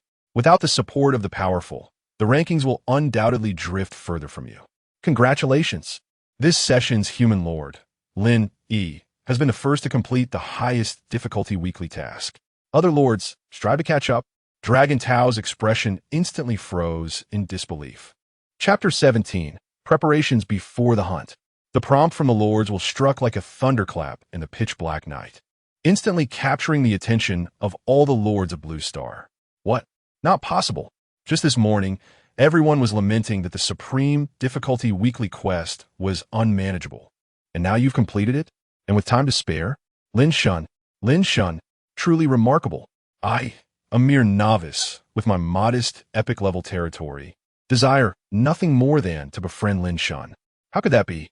It's impossible to exploit the weekly quest. How did he accomplish this? It's terrifying. Could he be a spy from a foreign race? I have specifically researched the historical accounts of the supreme difficulty weekly quests. While it is not utterly unattainable for the lords of Blue Star, history shows that nearly all relevant lords were stuck at the time calculation node. The speed of Lin Yi is indeed unprecedented. Rumor has it that His Highness the Seventh Prince is also challenging the supreme weekly quest and is showing signs of success. What is this ambush midway? Isn't he afraid of royal retribution? Retribution, my foot. Lin Yi successfully completed the full weekly quest first. Why should he yield? Is he the father of the Seventh Prince, or what? Why are there royal sycophants everywhere? Oh, are you planning to investigate me? I am utterly destitute. having no intention of returning after the trial. Ha ha ha. Just look at Lin Yi. What level is Lin Yi's territory? This is rather excessive. Surely, there are secrets we do not know. Is it possible that the Great One is actually from a powerful hidden clan of our great Xia, possessing a divine bloodline and wealth that rivals nations? The esteemed Princess Trial is likely doomed. I wonder if Lin Yi harbors any ulterior motives. Ulterior motives? Nonsense. Have you read too many novels? The foreign races are digging 3 feet in a blue star, eager to unearth and consume even the ashes of your esteemed ancestor. Where could a hidden clan possibly exist in such a minuscule place? Lin Yi seeks a patron. My sister is also 18, a charming maid nurse at play, sure to suit your taste. If the Great One prefers to ride atop a man, I am not opposed. The chat channel erupted with an unprecedented wave of messages. Lin Yi, who had just submitted the beast's head, glanced at the barrage of comments and immediately shivered uncontrollably. If private messages were open to the public, this would be nothing short of harassment, driving him to the brink. Compared to his own captivating and alluring he found the superficiality of those in the channel unworthy of his attention. Once the task cycle concludes, he would be able to claim his rewards. Lin Yi rubbed his hands together, a smile inadvertently creeping onto his face. Being the first to complete the supreme difficulty quest, securing the top spot was all but guaranteed. With over 10 hours remaining until the task's end, which would be at noon the following day, the hunting team returned early today, their spoils modest. Lin Yi reviewed the list provided by Old Deng. The total haul of beast meat amounted to 7,000 pounds, with 2,000 pounds coming from beasts of level 8 and above. The remaining lower-level beast meat was all listed at a price of 5 gold coins per pound on the trading post. Lin Yi squinted slightly, observing that the majority of individuals had yet to complete their weekly tasks. In pursuit of rewards, they would have to endure this silent loss. As anticipated, the beast meat was sold out in less than 10 seconds. Goodness, 5 gold coins per pound? How could this possibly be a level 5 ferocious beast? Lin Yi, come forth and explain. The outcry echoed. What loss? I thought it was akin to the previous high-level beasts. I failed to scrutinize the product details. This was my hard-earned gold. I, too, upon noticing that the seller was Lin Yi, I bought the maximum amount, only to realize my mistake too late. Damn it, unscrupulous merchant, refund me. You deceitful trader. How could you betray our trust and swindle the funds of impoverished students? Does your conscience not ache? Refund. 1. This wave of beast meat transactions stirred a commotion in the chat channel, but tranquility soon returned. Conscience? Lin Yi couldn't help but smile as he observed the number of gold coins in his account surge by tens of thousands. He was aware that most individuals understood the level of the beast meat, yet they were compelled by necessity to purchase it. After all, he was the only one capable of large-scale hunts for ferocious beasts at this stage. This was the advantage of immense power, creating a near-exclusive market. Lin Yi gazed up at the sky as nightfall descended. It was time to rest. Tomorrow, in addition to collecting the weekly task chest, leading the hunting team to slay magical beasts for their cores was of utmost importance. Upgrading the territory and waiting for materials for new constructions was also on the agenda. Creaking open the door to his bedroom, he was instantly enveloped by the sweet fragrance of a young girl. Turning to look, he beheld Wang Qiu'er, draped in a snug white gauze garment of unknown origin, reclining on the bed with one hand supporting her cascading hair, her jade-like, fair legs elegantly intertwined. Her alluring curves were perfectly accentuated, while a hint of crimson adorned her cheeks, igniting warmth in Lin Yi's nostrils. At that moment, he felt only one word could adequately praise her. Wow, Qiu'er, you are quite enticing. The following day, as dawn broke, a somewhat weary Lin Yi stepped out of the residence. Looking around, he spotted Wang Fugui standing atop a wooden tower, surveying the area, occasionally shouting and reprimanding the foolish younger generation in his view. The populace had reached 120, with the red feather spearmen comprising 100 of that number. The rate of population growth remained sluggish. After some contemplation, Lin Yi decided to construct 20 thatched cottages around the outer layer of the territory. It was said that population growth in later stages depended on the breeding of the inhabitants. More houses would facilitate the development of relationships among the opposite sex. Gently, Lin Yi waved at a little girl who had just emerged from one of the thatched cottages in the distance. "Good morning, my lord." Wang Qianqian stepped forward, first offering a respectful bow before tilting her head in curiosity and asking, "In recent days, I have overheard other villagers whispering. Is my second sister about to give birth to a baby for the Lord? May I, in the future, take the Lord's little baby out to play? How many babies can you and my second sister have?" Upon hearing these words, Lin Yi's lips twitched uncontrollably. It is often said that children speak without restraint, and he instantly regretted summoning this little imp. "You should ask your second sister about that," he replied with feigned annoyance, pinching the little girl's delicate nose. "The reason I called you here is to have you go to the Western Basin to search for traces of magical beasts. Once the sun rises, we will follow the clues you provide to capture the beasts." Magical beasts. Wang Qianqian's eyes sparkled with excitement as she declared, "Understood. I promise to complete the task." Without waiting for Lin Yi to elaborate further, she accelerated on her little legs and vanished in a flash. "Be safe." Lin Yi called out helplessly to the direction she had disappeared. This girl has remarkably keen hearing, and he wasn't too worried she wouldn't hear him. Now, all that remained was to wait for the rewards from their weekly quest to arrive. Chapter 18. Abundant rewards from weekly quests. The Mythical Hero Tavern. Noon. The sky appeared somewhat overcast. A resonance from the depths of the soul shattered the long-standing silence. "Time us up. First week tasks closed." Ding. Task points leaderboard opened. "Congratulations. Human Lord Lin Yi has achieved the top score of 963 points. Congratulations. Human Lord Xia Jie has secured second place with 472 points. Congratulations. Human Lord Long Tao has attained third place with 299 points. Task rewards have been dispatched. Special reward. Congratulations. Lord Lin Yi possesses a mysterious treasure chest. Opening it grants the blueprint for the Mythical Tavern, 20 hero recommendation letters, and 100 prestige. Boom. As the prompt resonated, all lords were incredulous, repeatedly checking the message content. An unprecedented grade appeared before their eyes. What the heck, mythical level? What kind of grade is this? Is it above legendary? Or even higher? It turns out there exists a level beyond legendary. No wonder the alien races are so formidable. They must possess numerous high-level techniques and qualifications. Our Blue Star Lords have never uncovered anything beyond legendary in millennia. How did Lin Yi achieve this? Terrifying. Reflecting on the predecessors who completed top-tier tasks, the rewards they received were merely of a legendary grade. Lin Yi's mythical grade must be a result of surpassing the completion time threshold. It's utterly insane. Once this trial concludes, a storm will sweep across the empire once more. In a mythical tavern at that. Does this mean he will have the opportunity to recruit mythical heroes in the future? Under the same conditions, the lords and heroes of Blue Star cannot compete against mythical ones, can they? 20 hero recommendation letters. Goodness, this is incredibly enticing. Let us quickly attempt other hidden tasks. Since we Blue Star Lords can obtain mythical rewards, other avenues must also be feasible.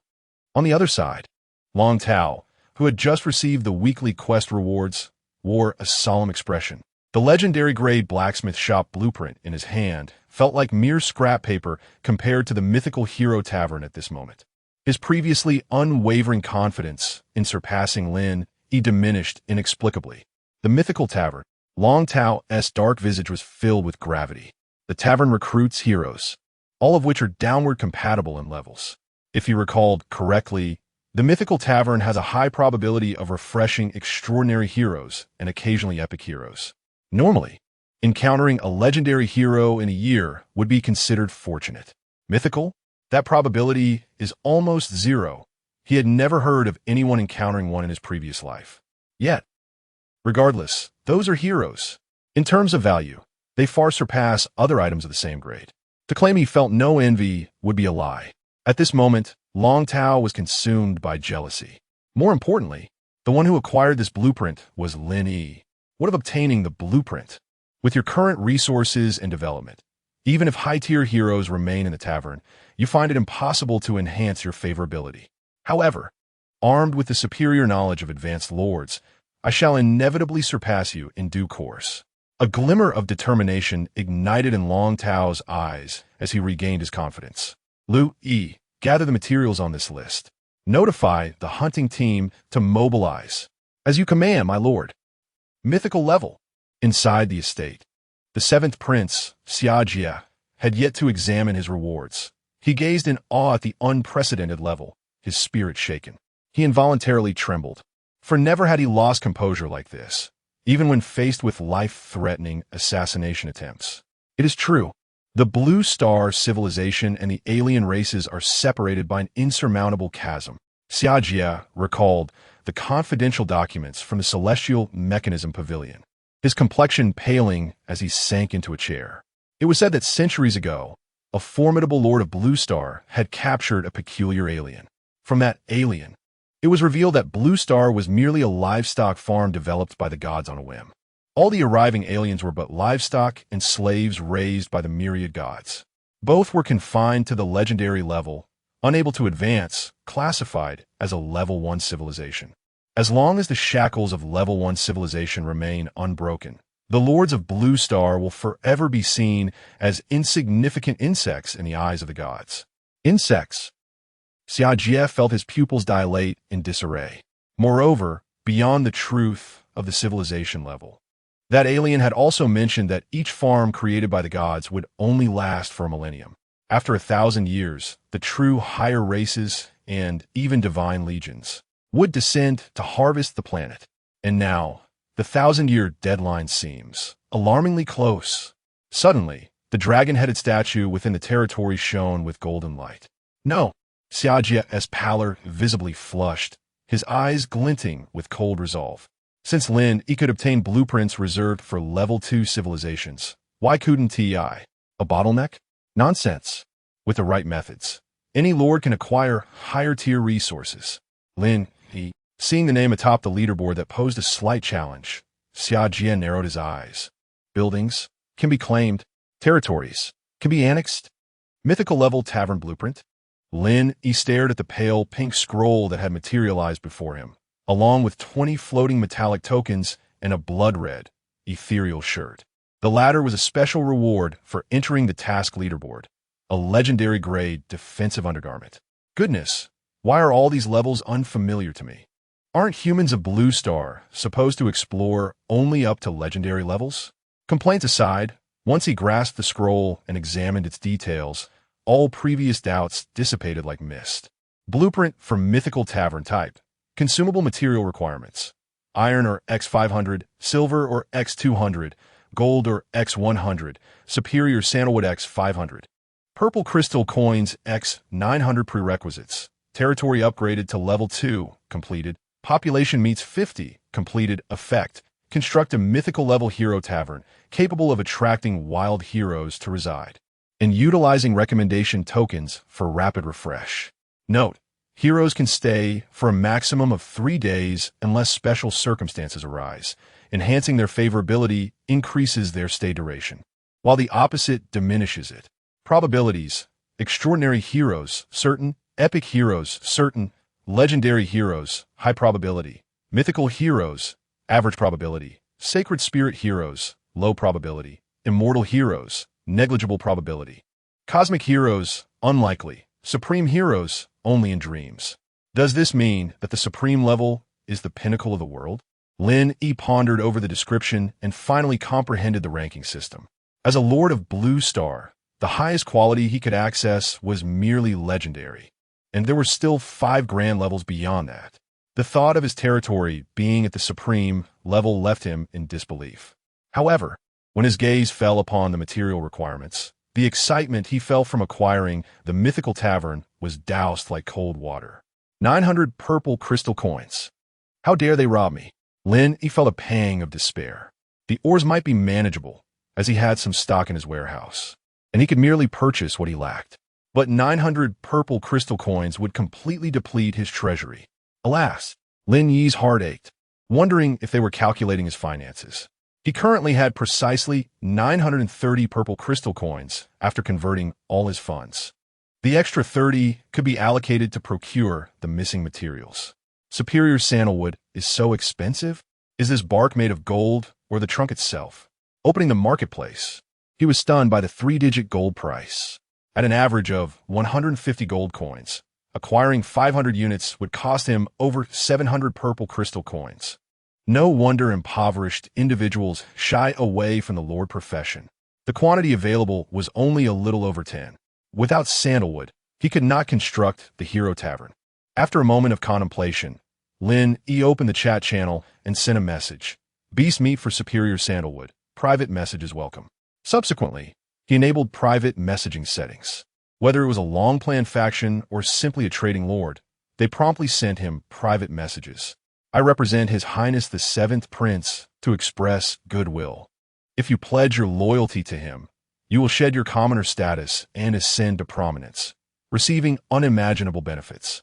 His Highness's patience is limited, so I hope you do not misjudge the situation. I have 30 units of wood.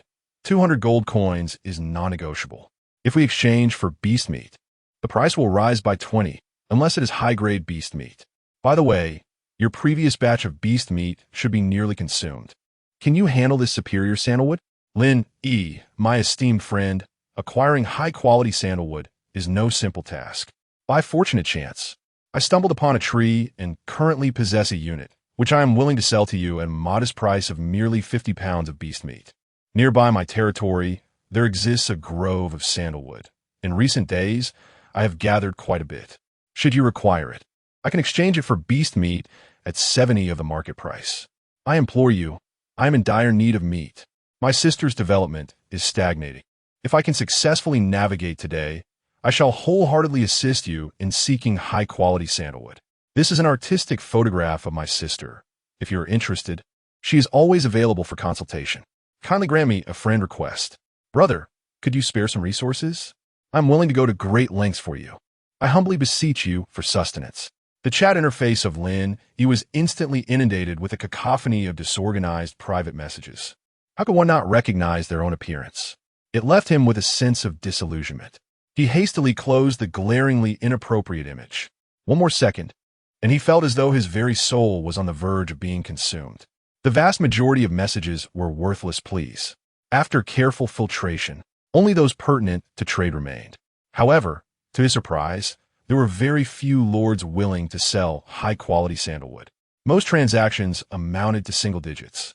Altogether, they totaled less than 100. How could this be so scarce? After a moment of contemplation, Lin Yi's gaze fell upon the lord who had discovered the sandalwood grove. Not only did this individual possess an ample supply, but the price was also irresistible. Upon inspecting the lord's name, he was taken aback. It was none other than Hao Xingren, someone he had a faint recollection of from a few days prior. I require 500 units of high-quality sandalwood. Do you have it in stock? Lin Yi sent the message and received an immediate response. Hao Xingren, shocked. JPG, you need that much? I'm a bit short on stock, but I can have my villagers gather it in half an hour. Lin Yi replied, that works. I shall wait half an hour. Hao Xingren continued, however, esteemed sir, even at 70 of the market price, 500 units of high-quality sandalwood would require at least 18,000 pounds of beast meat. Confused. JPG, I'm not doubting your capabilities, but this sandalwood is a crucial material for early territorial development and is quite valuable. If it weren't for your need, I wouldn't consider selling it to anyone else. Lin Yi reassured him, no matter, over 10,000 pounds will suffice. As long as you can deliver the goods, that is what matters. Hao Xingren replied enthusiastically. Impressive. JPG, understood, esteemed sir. Shall we conduct the trade in half an hour? Lin Yi paused momentarily. Currently, I lack sufficient beast meat, but I require materials for development. I assure you, I will compensate you by evening at the latest. Is that acceptable? Upon reading the response, Hao Xingren, situated in another corner, was left in sheer astonishment. Wait, brother, are you really extending credit for such a substantial transaction? Chapter 19, The Legendary Tavern. I bear no grudge against him. A figure of such formidable strength would surely not deceive me for my coin. A young man, clad in a faded blue shirt, gaunt and disheveled, clutched a lumberjack's axe, his wide eyes murmuring in contemplation. After a day or two of reflection, others speculated that Lin Yi had fortuitously acquired the beast meat he possessed. believing that his territory lacked the capability to hunt high-level ferocious beasts. However, Hao Xingren was well aware from the outset that the beasts Lin Yi sold were those he had personally vanquished with his own fists. Nothing more. This insight stemmed from one of Hao Xingren's territory traits, which allowed him to discern the hidden attributes of material drops and ownership. Engaging in trade with Lin Yi at prices below market value was merely an attempt to foster camaraderie and friendship. He understood well that, despite a single unit of sandalwood fetching exorbitant prices of hundreds of gold coins, enough to sustain an impoverished family for over a decade, such resources were but a mirage for a destitute student like himself, devoid of connections or substantial assets. Even with the fortune of possessing a prime sandalwood forest, it would be akin to an endless sea of expenses. The costs of maintaining a territory are unfathomable to the average individual. This realization is precisely why many newcomers choose to transition to personal professions immediately upon the 30-day deadline. To continue on this path, Hao Xingren knew he must cling to a robust ally. Perhaps, at some future juncture, this would lead him to a pivotal turning point in his fate. He was acutely aware of his urgent need for superior sandalwood. Yet the army had yet to return from their hunts. As his thoughts raced, he recalled the recently sounded will prompt. Could it be the legendary Hero Tavern? Huh, how absurd. He chuckled at the absurdity of his own notion, let alone a legendary establishment. Even the legendary buildings accessible to the Blue Star Lords required hundreds of high-grade materials for a single structure. I shall take a chance. Hao Xingren resolved with determination, gambling that a bicycle might transform into a motorcycle. At worst, this sandalwood grove would remain undiscovered. Time slipped away swiftly. Lin Yi gazed at the fragrant, towering piles of crimson timber before him. Without hesitation, he utilized the blueprint, positioning the architectural silhouette prominently in front of his residence. A material consumption, iron ore exchange sute, silver ore x do sute, gold ore x o sute, superior sandalwood exchange sute, purple crystal coins x no sute. Construction of a legendary Hero Tavern commencing. With a resounding roar, the materials from the warehouse transformed into twinkling starlight, converging from all directions to form a uniquely structured three-story edifice. Soon after, a series of mysterious, arcane runes surged from the earth, slithering like serpents across the surface of the luminous building, flickering briefly before vanishing into oblivion. As Lin Yi eagerly awaited, it was not long before the radiant light shattered, revealing a brand new structure. Upon closer inspection, the tavern's main body was meticulously carved from rich crimson sandalwood, its intricate patterns reminiscent of armor beneath the setting sun. The walls were adorned with a myriad of decorative artifacts crafted from gold and silver, including many peculiar races that Lin Yi had never before encountered. Towering dragons with fierce, outstretched claws, titans that reached towards the heavens, and elegant elves wielding scepters. All manner of beings were represented in abundance. At this moment within the tavern, the flickering lights cast a warm glow, mingling with the enticing aroma of roasted meats and the rich scent of ale. What piqued Lin Yi's curiosity even more was the cacophony of animated discussions emanating from within. Oh, there are already people inside. Lin Yi exclaimed, his spirits lifted. Old dang. You and Tai Zhu come in with me to take a look. Of course, my lord. I shall fetch her immediately. Wang Fugue replied, fully aware of his companion's intentions, and promptly returned with the formidable gunpowder Barbie, who was training the soldiers. Ensure my safety once we enter, Lin Yi emphasized to Wang Taizhu. Unless I perish, no one shall approach the Lord, even by a hair's breadth. Wang Taizhu's piercing gaze radiated unwavering determination. Very well, let us proceed, Lin Yi said with a smile, hoping to encounter heroes of exceptional caliber. However, as soon as he uttered those words, Taizhu doused him with cold water, candidly stating, my lord, it seems there's no powerful aura inside. Lin Yi retorted, damn it, wait until I enter to see for myself. His anticipation plummeted. With a sigh, he reluctantly pushed open the heavy wooden door of the tavern. Creak, the door opened slightly, and the chatter within abruptly ceased. In that instant, Lin Yi felt as though he had become the center of attention. Surveying the surroundings, he noted that the tavern's decor mirrored the opulence of its exterior. Approximately 20 dark silver rectangular tables were meticulously arranged, while the walls were adorned with swords, animal hides, and bone artifacts that exuded a primal essence. However, what captivated him most were the 30 or so unfamiliar individuals, each dressed in peculiar attire and varying in physique. But rather than merely referring to them as people, what on earth are these species? Lin Yi marveled, observing the diverse array of figures, tall, short, stout, and slender, with heads resembling those of bulls, dogs, reptiles, and hues ranging from red to purple and agate green. He felt as though he had stepped into a zoo. Among them, some goblins, night elves, dwarves, orcs he recognized from films he had seen in the past. Yet the majority were entirely unfamiliar, not just to him, but he had never even heard of their existence. Ahem. My lord, mind your words, Wang Fugui quickly whispered in Lin Yi's ear, having noticed the slight discontent among the heroes in the tavern following his previous remark about species. It's nothing, Lin Yi waved dismissively. After all, these heroes would soon depart, and it mattered little. Indeed, it appeared that there were no heroes of high caliber. In his field of vision, he noticed that a mist of varying colors, silver, gold, purple, and orange, floated above the heads of all present. Gold and purple were predominant, with only two sporting orange. Judging by appearances, the heroes enveloped in orange exuded a stronger presence and demeanor than the others. Orange, a legendary hero, perhaps? Recalling the hierarchical system, Lin Yi expressionlessly picked up a hero recommendation token. Alas, if you were not a wretched goblin, perhaps I would have considered expending some effort to recruit you. It is said that goblins are inherently lascivious and lack reproductive isolation. In the future, who knows what manner of chaos they might wreak upon the territory. Although a goblin of legendary caliber certainly caught his attention, it was ultimately just that, a fleeting impression.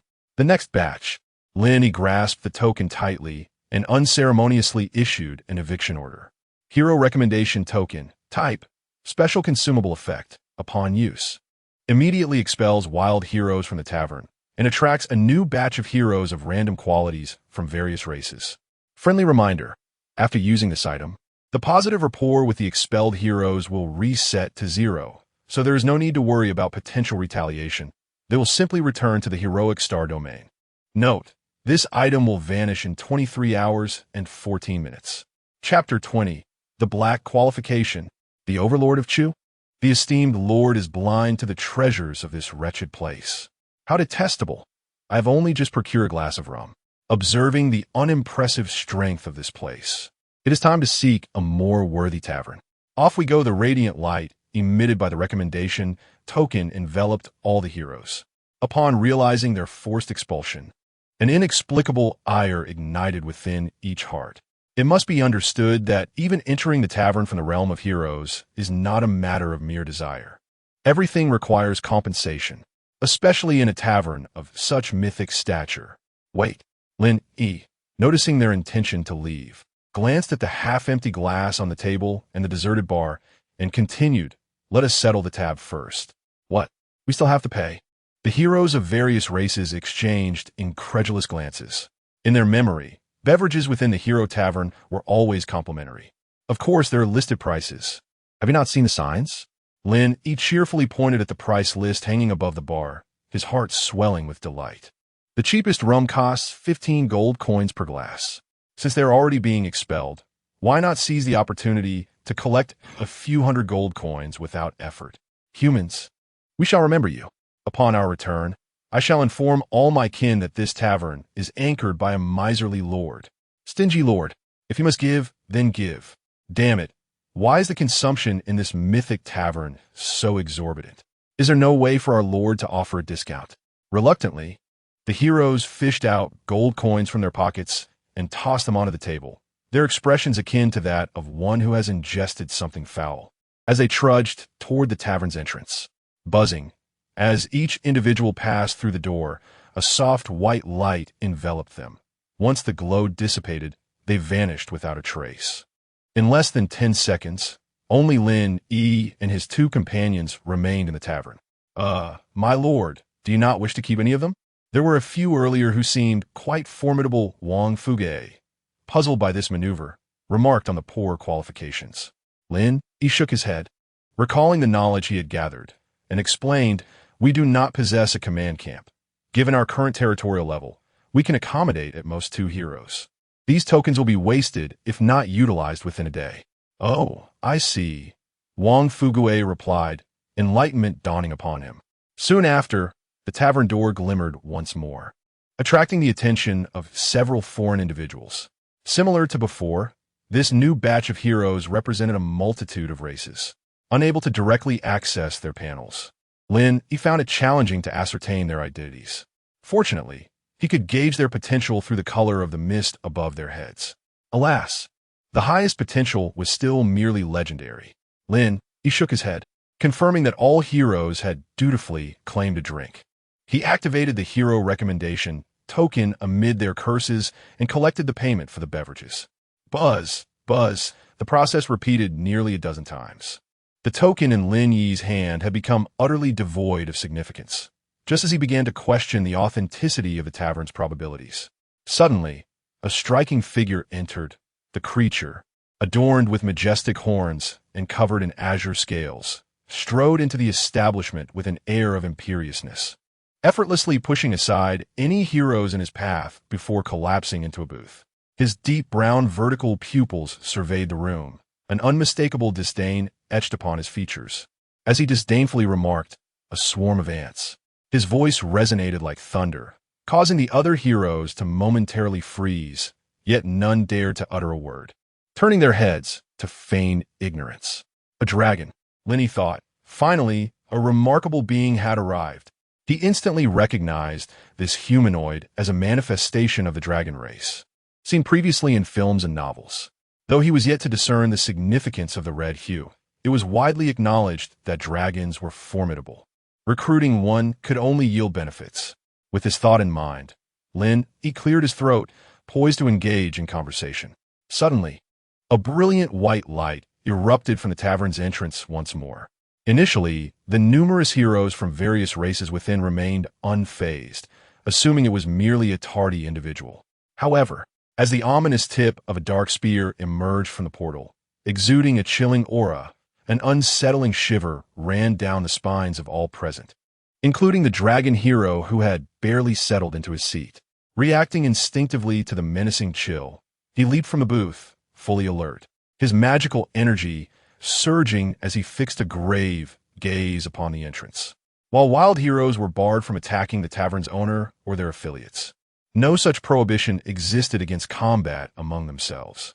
The dragon was even prepared to unleash draconic magic to escape if necessary. As the tension thickened, a slender, pale hand grasped the dark spear, which traversed the portal with elegance. Upon closer inspection, the spear measured 7 feet in length, its tip razor-sharp, with crimson whips adorning it. The entire weapon seamlessly crafted from exquisite materials that demanded respect. Yet, what truly captivated Lin Yi's attention were the bold characters etched into the spear's shaft. Overlord's Spear, Xiangyu. This was the weapon of the Chu Overlord? But why was it held by a woman? Before Lin, he could fully comprehend the scene. A melodious voice echoed from the doorway, preceding her entrance. "Hee hee, how lively. I wonder if my arrival is timely? Waiter, a jug of osmanthus wine, and 10 pounds of beef, please." As her words lingered in the air, a radiant figure graced the assembly. The woman possessed an enchanting silhouette, her long hair cascading like a waterfall over her shoulders. Her brows arched gracefully, eyes sparkling like stars, with a regal nose and lips reminiscent of vermilion. Her exquisitely pale, oval face exuded both spirit and charm, one hand resting behind her waist, her lips curving into a subtle smile, reminiscent of a heroine stepping forth from a classical painting, fierce yet delicate.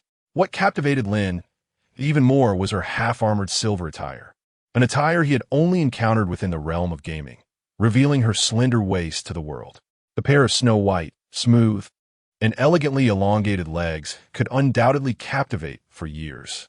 "My lord, this female hero is perfectly suited to the current state of our territory. It is evident that she can lead the little ones in mastering martial arts and achieving victory in battle." Old Deng, being of considerable age, naturally prioritized practicality and immediately set his sights on the weapon wielded by the woman. Sul. Lin Yi gazed blankly at the dark mist above her head, resembling a black hole that devours all light. He then glanced at her extraordinarily beautiful face, excitedly tapping old Deng on the shoulder and exclaiming, "Great minds think alike." Indeed, she is the one.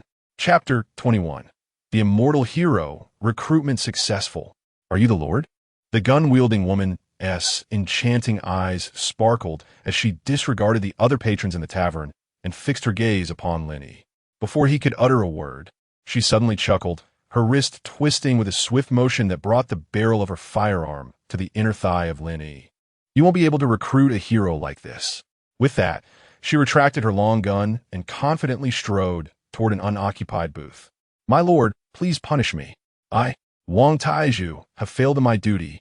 The realization dawned on Wang Taizhu, beads of cold sweat forming on his brow as he knelt on the ground, hardly daring to breathe. The disparity in their strengths was insurmountable. If the gun-wielding woman had intended to assassinate, he would have been utterly powerless to shield Lin Yi. "Rise. It is not your fault." Lin Yi, understanding the woman's exceptional prowess, assisted Taizhu to his feet while casting a glance at his own trousers, his face tinged with embarrassment. "Oh dear, after finally encountering a hero of such high caliber, I hope my brother doesn't ruin it." Clearing his throat, Lin Yi whispered to old Deng, "Prepare a jug of fine wine and some prime beef for her." Having given the order, he approached the woman with Taizhu at his side. "What is this? Does the young master have an interest in me? In what regard, I wonder?" The gun-wielding woman leaned back in her chair, slightly tilting her head, her lips curling into a teasing smile. "Although I cannot fathom why, this tavern evokes a sense of familiarity within me.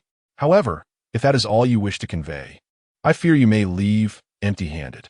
Lin Yi, taking his time, sat across from her without replying immediately.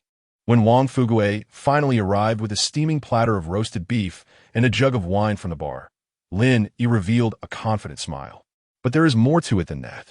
He poured her a generous glass of wine and continued, "Since you travel to the Hero Tavern, it is evident that you have yet to find a worthy master, and your formidable skills remain unutilized." Without hesitation, the woman seized a large beef leg and began to devour it with gusto, mumbling, "Delicious. Someone of your extraordinary strength." Lin Yi narrowed his eyes and said with a grin, "Would undoubtedly be overlooked in a typical territory, perhaps even underappreciated. However, I am different. Should you pledge your loyalty to me, I can offer you the position of general, commanding thousands, and wealth beyond measure will naturally follow. Furthermore, in this early stage of my domain's development, you will have ample opportunity to showcase your talents and gain endless renown. Moreover," Lin Yi leaned back in his chair, arms crossed, gazing at the woman with a smile, "I possess a territory of the utmost level." Boom! The moment the words left his lips, the eavesdropping heroes felt as though struck by lightning. A territory of the utmost level. My goodness! The spirit realm, as a unique expanse, witnessed countless powerful beings traversing through various star domains, absorbing a wealth of information. In their understanding, the utmost level was the pinnacle of what one could attain. Only the ancient races bore the lineage to such esteemed bloodlines. Yet that lord is merely a human. How could he possibly possess such an extraordinary trait? The extraordinary. Nearby, the nearest dragon hero narrowed his vertical pupils, fixating intently on Lin Yi's profile, secretly employing a lie detection skill. How could this be? He truly possesses an extraordinary territory. With the endorsement of a dragon, the other heroes could no longer contain themselves. "My lord, I wish to join your territory without any remuneration. Merely a morsel of food would suffice." "My lord, would you care to experience the unique training methods of the Night Elves? I assure you, the postures will delight you. As for me, I am but a beast man with no skills other than fighting. I excel in combat. Allow me to serve as a frontline soldier." The reactions of the surrounding heroes were precisely what Lin Yi had anticipated. The extraordinary trait was his trump card, leaving aside other factors, simply considering the cultivation, comprehension, and a 300 increase in speed was temptation beyond the resistance of ordinary individuals.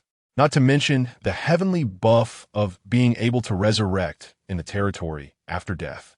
Although other extraordinary traits might yield entirely different effects, they were undeniably formidable.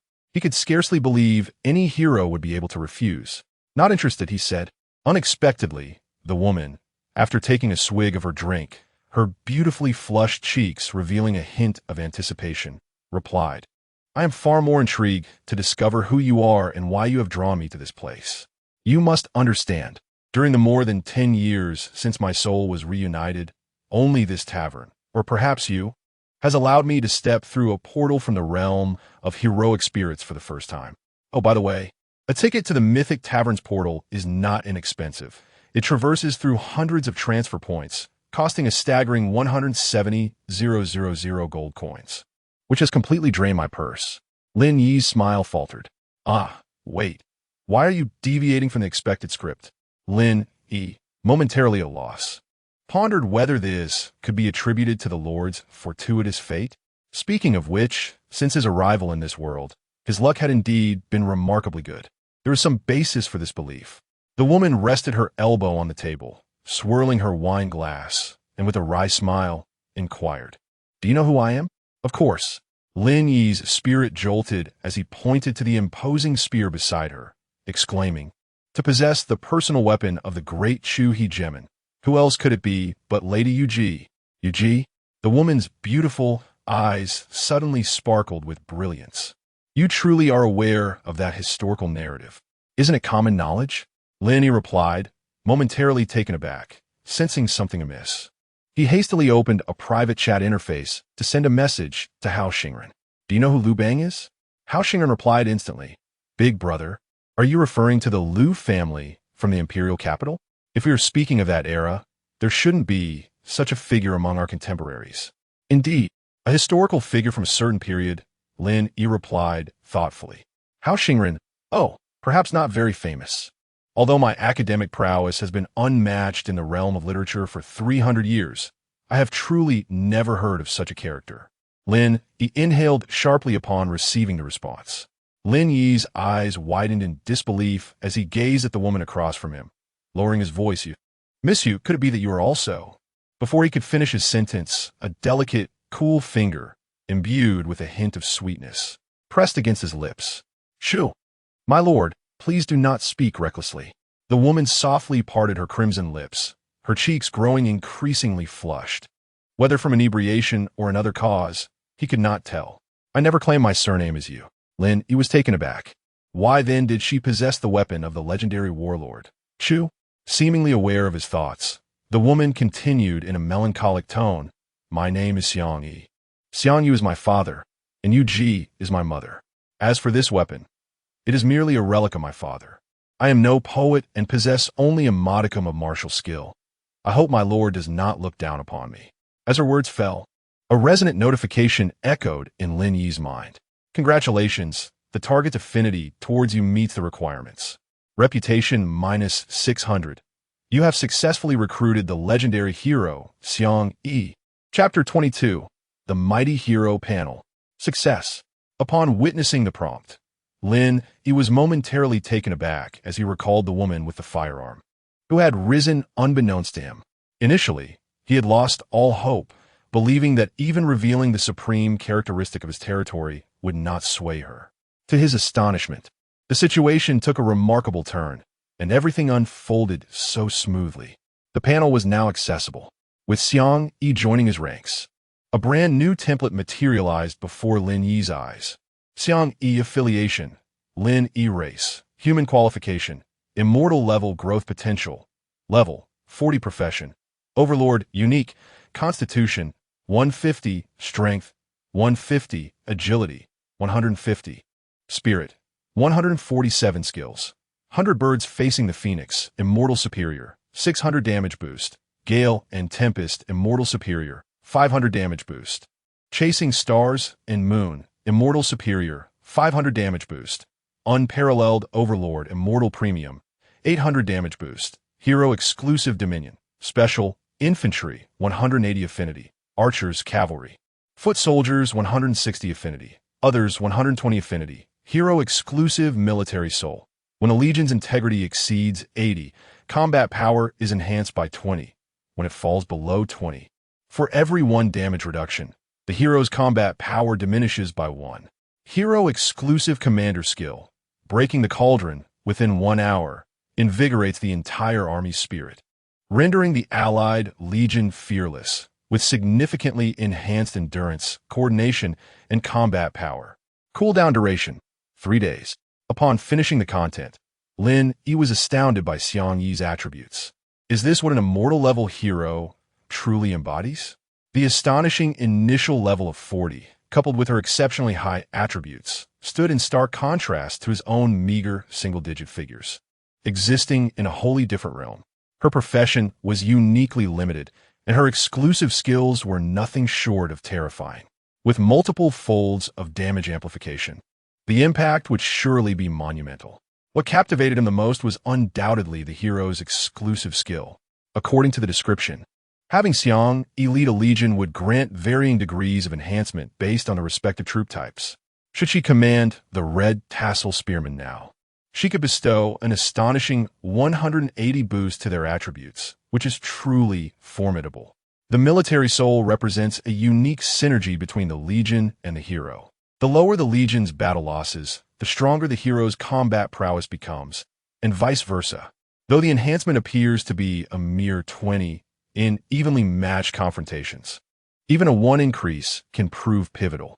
Moreover, with diminishing returns, the disparity only grows more pronounced. The commander skill serves as a decisive technique in battle, capable of altering the tide of warfare when wielded adeptly. Although it nearly drained his prestige points, this transaction was undoubtedly a lucrative investment. My lord, does the promise made earlier still hold true? Xiang Yi's enchanting gaze lifted slightly, her ethereal voice bringing Lin Yi back to reality. Of course. A sovereign's word is unbreakable, Lin Yi replied earnestly. Oh. Xiang Yi slightly nodded, then requested the lord to reimburse the tavern entrance fee, totaling 160,000 gold coins. Lin Yi, he himself was drowning in debt, with his treasury as empty as a sieve. Would he procure funds for reimbursement? Lin Yi awkwardly smiled and replied, no problem, but the territory currently has other expenditure needs. How about I reimburse you in a few days? Is that so? Xiang Yi raised an eyebrow, scrutinizing him with suspicion, as if she believed he was attempting to deceive her. Suddenly, her eyebrows arched playfully, and her alluring lips formed an enticing curve as she leaned closer to Lin Yi's ear, her voice dripping with seduction. If my lord lacks funds, I could be persuaded to offer alternative compensation. What do you think? Hiss. The allure is leading me astray. Feeling the heat rising within him from her intoxicating voice, Lin Yi's blood surged, leaving him parched and stammering. Do not jest with me, my lady. However, at that moment, the ever-straightforward Tai Zhu abruptly shattered the atmosphere, declaring, we have witnessed the Lord's ability to generate wealth. Rest assured. Lin Yi. Xiang Yi, you are quite the promising individual. Xiang Yi appraised the striking figure before her, who towered over her by several heads, and smiled. As long as there is a salary, reimbursement is feasible. Come, let me behold our territory. Ahem. Let us proceed. Lin Yi inhaled deeply, observing Xiang Yi's enchanting, delicate waist as she walked ahead, contemplating that today he would finalize the materials for the level 3 territory and subsequently discuss the debt issue with her. His recommendation token had already been exhausted. To recruit heroes of superior quality, he would have to await the spontaneous arrival of wild heroes. Before departing, he cast a glance at the dragon hero, abandoning the idea of enlisting it under his banner. Mythical level qualifications were unattainable core assets for other Blue Star Lords. Yet for him, having encountered the immortal level Xiang Yi, his palate had become refined. Moreover, recruiting someone like Xiang Yi had already cost him 600 prestige points, leaving him with only 100. With resources limited, even if he desired, circumstances did not permit. Buzz. The four pushed open the tavern door, and the full vista of the territory came into view once more. This is the Lord's supreme territory? Before Xiang Yi could thoroughly observe her surroundings, She instantly felt her comprehension of martial arts significantly enhanced. The most immediate realization was that her skills, which she once believed to be near perfection, now appeared riddled with flaws, revealing vast potential for further refinement. The speed at which she absorbed spiritual energy had also increased severalfold. She had only heard tales of supreme-level territories possessing miraculous benefits, and now it was evident that they were indeed extraordinary. No wonder foreign races sought to join forces with factions possessing high-level territorial traits. It seemed she had truly stumbled upon a windfall. Xiang Yi surveyed the modest, impoverished structures around her, her mind swirling with thoughts. Just as Lin Yi had stated, the latter is currently in its nascent stage. As time progresses, the territory will rejuvenate magnificently. How is it? I trust one have not disappointed you? Lin Yi observed the subtle changes in the expression of his companion, surmising that they were indeed astonished by the effects of the territory. After a brief pause, he raised his hand to gesture towards the neatly arranged, menacing red-feathered spearmen ahead, and continued, "This rare troop is now wholly under your command, with Wang Taizhu serving as your deputy to assist you." "Impressive," remarked Xiang Yi with a slight nod. "Though their strength may be lacking, one can sense an indomitable fighting spirit within each individual. Once their numbers grow, they will surely achieve great feats." Indeed, Lin Yi did not refute her assessment, but shifted the conversation. "Today, you shall lead them to the Western Basin to hunt magical beasts. Should you encounter ferocious creatures, you could dispatch them with ease." "Oh, by the way, I am Lin Yi." "Ferocious creatures?" Xiang Yi's beautiful eyes revealed a hint of confusion, her mind pondering the notion. In her limited experience, if memory served her correctly, the meat of foreign ferocious beasts was quite inexpensive. Was it merely to be used as provisions? Nevertheless, she refrained from further inquiries and simply nodded in acknowledgement. There must be a rationale behind the Lord's wishes. "My lord," at that moment, a clear voice called out from the periphery of the territory, as a slender figure dashed towards Lin Yi with remarkable speed. It was Wang Qianqian, her small face flushed and breathing heavily as she reached Lin Yi's side. She immediately noticed the newcomer, Xiang Yi, and although she sensed the depth of her strength, there was no time for extensive questioning. "My lord, something is amiss." Chapter 23. Hunting the Third-Order Beasts. The magical beasts in the Western Basin have been driven away by foreign forces, leaving only a formidable third-order beast still lurking within the basin. "With our current strength, we likely cannot defeat it," Wang Qianqian reported anxiously. "Foreign forces?" Lin Yi's eyelids twitched sharply, and he quickly inquired, "Are you certain you did not misinterpret?" He had overheard discussions in the chat channel a few days prior.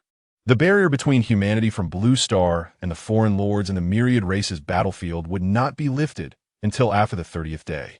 By all accounts, foreign forces should not be present at this time.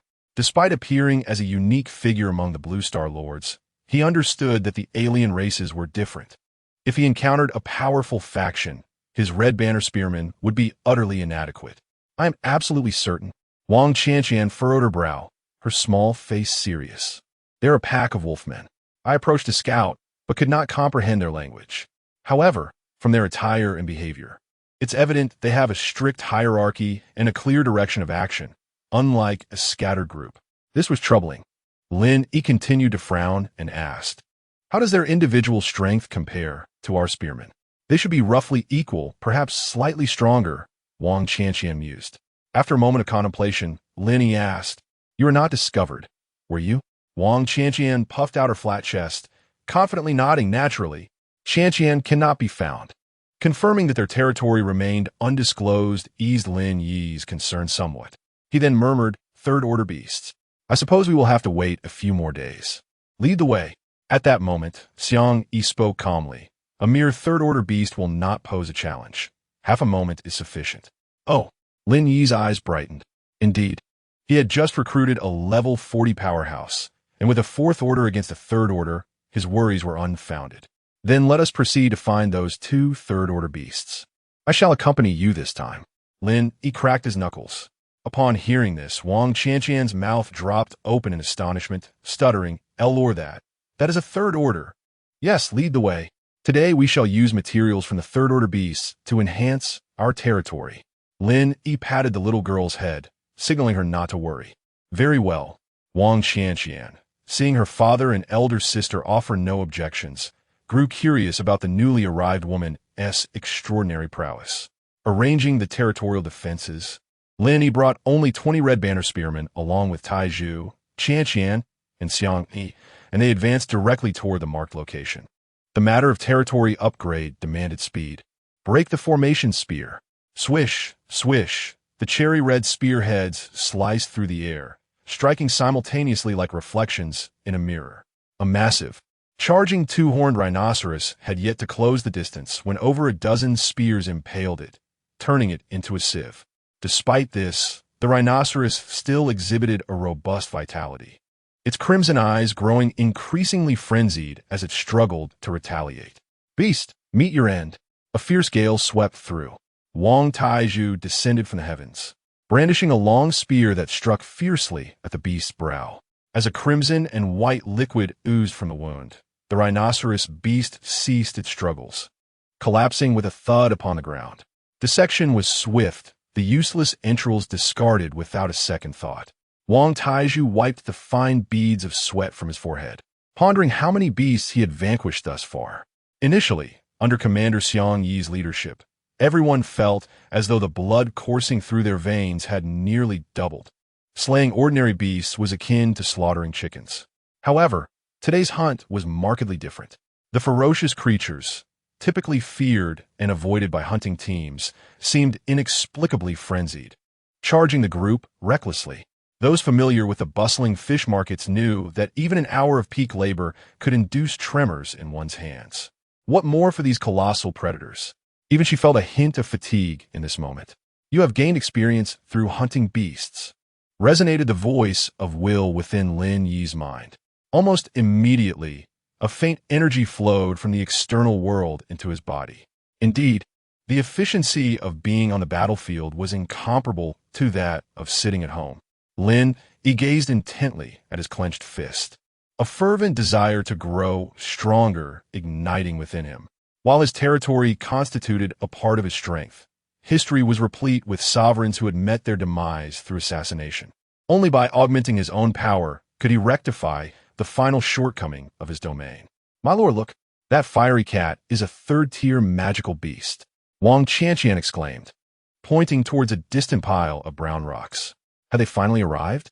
Lin Yi's spirit surged. The hunting team had endured several assaults from ferocious beasts, and he had contemplated aborting the mission multiple times. At last, had they reached their destination? He squinted, peering intently at the indicated spot, and after considerable effort, he finally discerned the magical beast lounging atop the rocky outcrop. Are you sure that is a cat? Lin Yi was astonished to see the creature, which stood half a floor high. Even from hundreds of meters away, he could feel the scorching waves of heat emanating from it. It was hard to fathom. Once they drew near, would he be scorched before even engaging in battle? Were it not for Xiang Yi's formidable presence, Lin Yi would have likely led the team back home in an instant. My lord, Xiang Yi said, gripping her spear with a glint of excitement in her eyes. Without waiting for a response, she elegantly pivoted. Suddenly, the bare white of her calves tightened, and the ground beneath her feet shattered. I shall return shortly. Before anyone could react, she dashed straight towards the reclining giant cat. How fast? Wang Taizhu and Wang Qianqian exchanged incredulous glances, their faces etched with shock. Was this her full strength? Lin Yi held his breath, focusing intently to capture Xiang Yi's trajectory. Yet, her speed at this moment was evidently far superior to her earlier display at the tavern. His pitiable single-digit attributes were utterly incapable of capturing even the minutest detail. Yet, all they could contemplate was shock. However, the resting fire feline had far more to consider.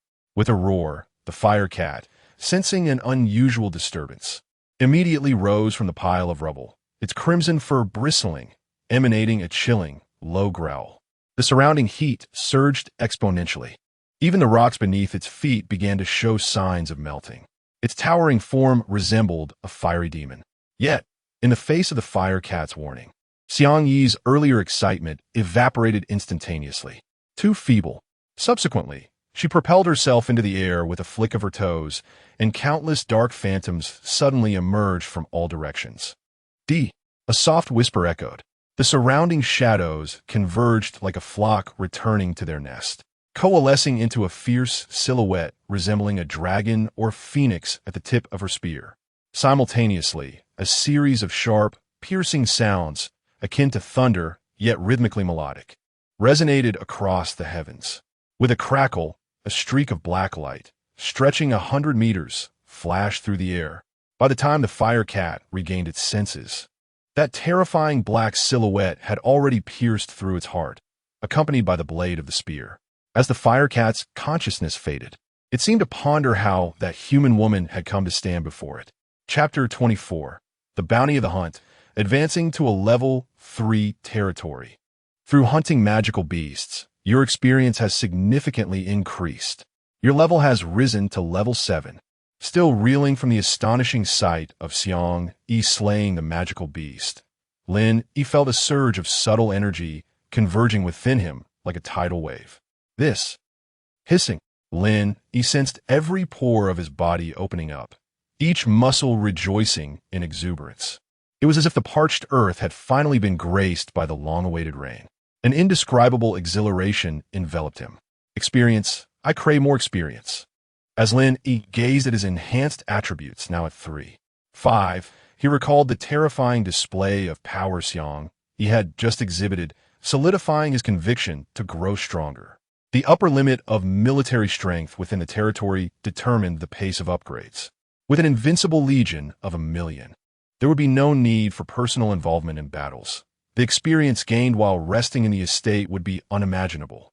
With this thought, he eagerly looked towards Xiang Yi, who was dragging the fire cat back, and could hardly contain his anticipation to return and upgrade his territory. My lord, I have not failed you, Xiang Yi said with a slight smile. That shot was truly astonishing. Lin Yi stared intently at the towering cat before him. He had never witnessed such a colossal creature. Even though the fire cat had breathed its last, the lingering sense of dread emanating from the giant still persisted. At last, did I acquire a magic core? Snapping back to reality, Lin Yi narrowed his eyes. In his field of vision, an unusual option appeared on the beast's corpse. Would you like to decompose? According to the intelligence gathered, the so-called magic core was not a crystal within the beast, but rather a unique product formed by condensing the special energy coursing through the magical beast upon decomposition. Consequently, normal dismemberment of the body would not yield magic core materials. Without hesitation, Lin Yi responded affirmatively. As his words fell, a beam of white light abruptly enveloped the magical beast's remains, swiftly reducing it to scattered materials. Acquired level 3 magic core X1. Acquired complete pelt of the fire leopard X1. Fangs X2, bones X50, flesh X1000. Acquired fiery essence X10. Acquired fire assassin class scroll X1. The materials were neatly arranged before him, causing Lin Yi's lips to twitch in disbelief. Such a massive magical beast, and yet, after decomposition, the yield was reduced to a mere 10% of its original size. The extraction was ruthless. Magic core, rank, 3 description. A unique product formed from the energy within magical beasts, possessing remarkable efficacy across various applications, obtainable solely through decomposition. Complete pelt of the fire leopard. Rank, epic level, 22 integrity, 98 toughness, 238 unique benefits. 1. Reduces fire damage from rank 3 and below. 2. Provides warmth and a slight healing effect. Description: automatically provides unique benefits upon processing. Fangs of the fire leopard. Rank, epic level, 22 integrity, 97 sharpness, 230 unique benefits. 1. Attack includes rank 3 fire elemental damage. 2. Increases damage by 30 when striking a weak point. Description: unique enhancements automatically accompany process materials. Blazing Flame Essence. Type: special material. Description: used for research and skill casting, obtainable only by dismantling fire-type beasts. Firebrand Assassin Profession Scroll. Type: consumable rarity. Epic effect: upon use, one transitions into a Firebrand Assassin, automatically acquiring the professional skills Flame Cloak, Weakness Critical Hit, and Flame Spike. Racial restrictions: humans, orcs, beastmen. A cursory glance at the material information reveals that aside from the magic core and essence, all other components such as pelts, bones, and fangs are high-quality materials suitable for crafting equipment. Once dismantled, these materials remain impervious to decay and weathering, even after prolonged storage. The pelts and bones retain the defensive strength of the beasts in life, boasting resilience exceeding 300, sufficient to mitigate considerable damage from second-tier adversaries and below. However, what truly astonished Lin Yi was the profession scroll. Initially fearing that the dismantling process would yield minimal returns, it now appeared that the value of this single scroll could account for a significant portion of the profits. After several days of understanding, Lin Yi grasped the worth of a profession scroll, especially one of epic caliber. If placed within the realm of Daxia, its value would be incalculable, serving as a non-tradable item circulated solely among noble families. Contemplating the scroll, Lin Yi lowered his gaze for a moment before addressing the eager crowd, stating that henceforth, whether on the battlefield slaying enemies or in the logistics of supply maintenance, they would accrue corresponding contribution points. In the expectant gazes of the crowd, he raised the scroll high and continued, asserting that to enhance their strength and become mightier, any item could be exchanged for contribution points. In an instant, all the spear-wielding soldiers blushed with excitement, shaking their fists and cheering loudly. "Thank you, Lord." Subsequently, Lin Yi tucked the scroll into his pocket and instructed Taiju to document their route of action, advising him to bring back more personnel to collect the slain beasts along the way. Yes, Taiju nodded. Given the frenzy of the beasts today, their numbers were considerable, and leaving them to rot in the wilderness would be a waste. Damn, those despicable alien creatures, return my beasts. With the substantial benefits from the first slain beast, Lin Yi felt a pang of regret at the fleeting intelligence. What they had driven away were not mere beasts, but a veritable flow of currency. Pack up. Return to the city. Lin Yi waved his hand decisively. With the magic core secured, they would first elevate the territory's level before dealing with those alien wolves. Ha ha ha. We are soaring. This time I Long Tao have truly ascended to greatness. Inside the tavern, a plump figure trembled with excitement, his face flushed, clearly showcasing his exhilaration. Before him stood a formidable alien hero clad in rugged bone armor, towering in stature, wielding a massive axe. Before him stood a creature of another race, its sharp fangs and jagged teeth exposed, skin speckled with tufts of fur, and blood-red eyes brimming with a desire for slaughter.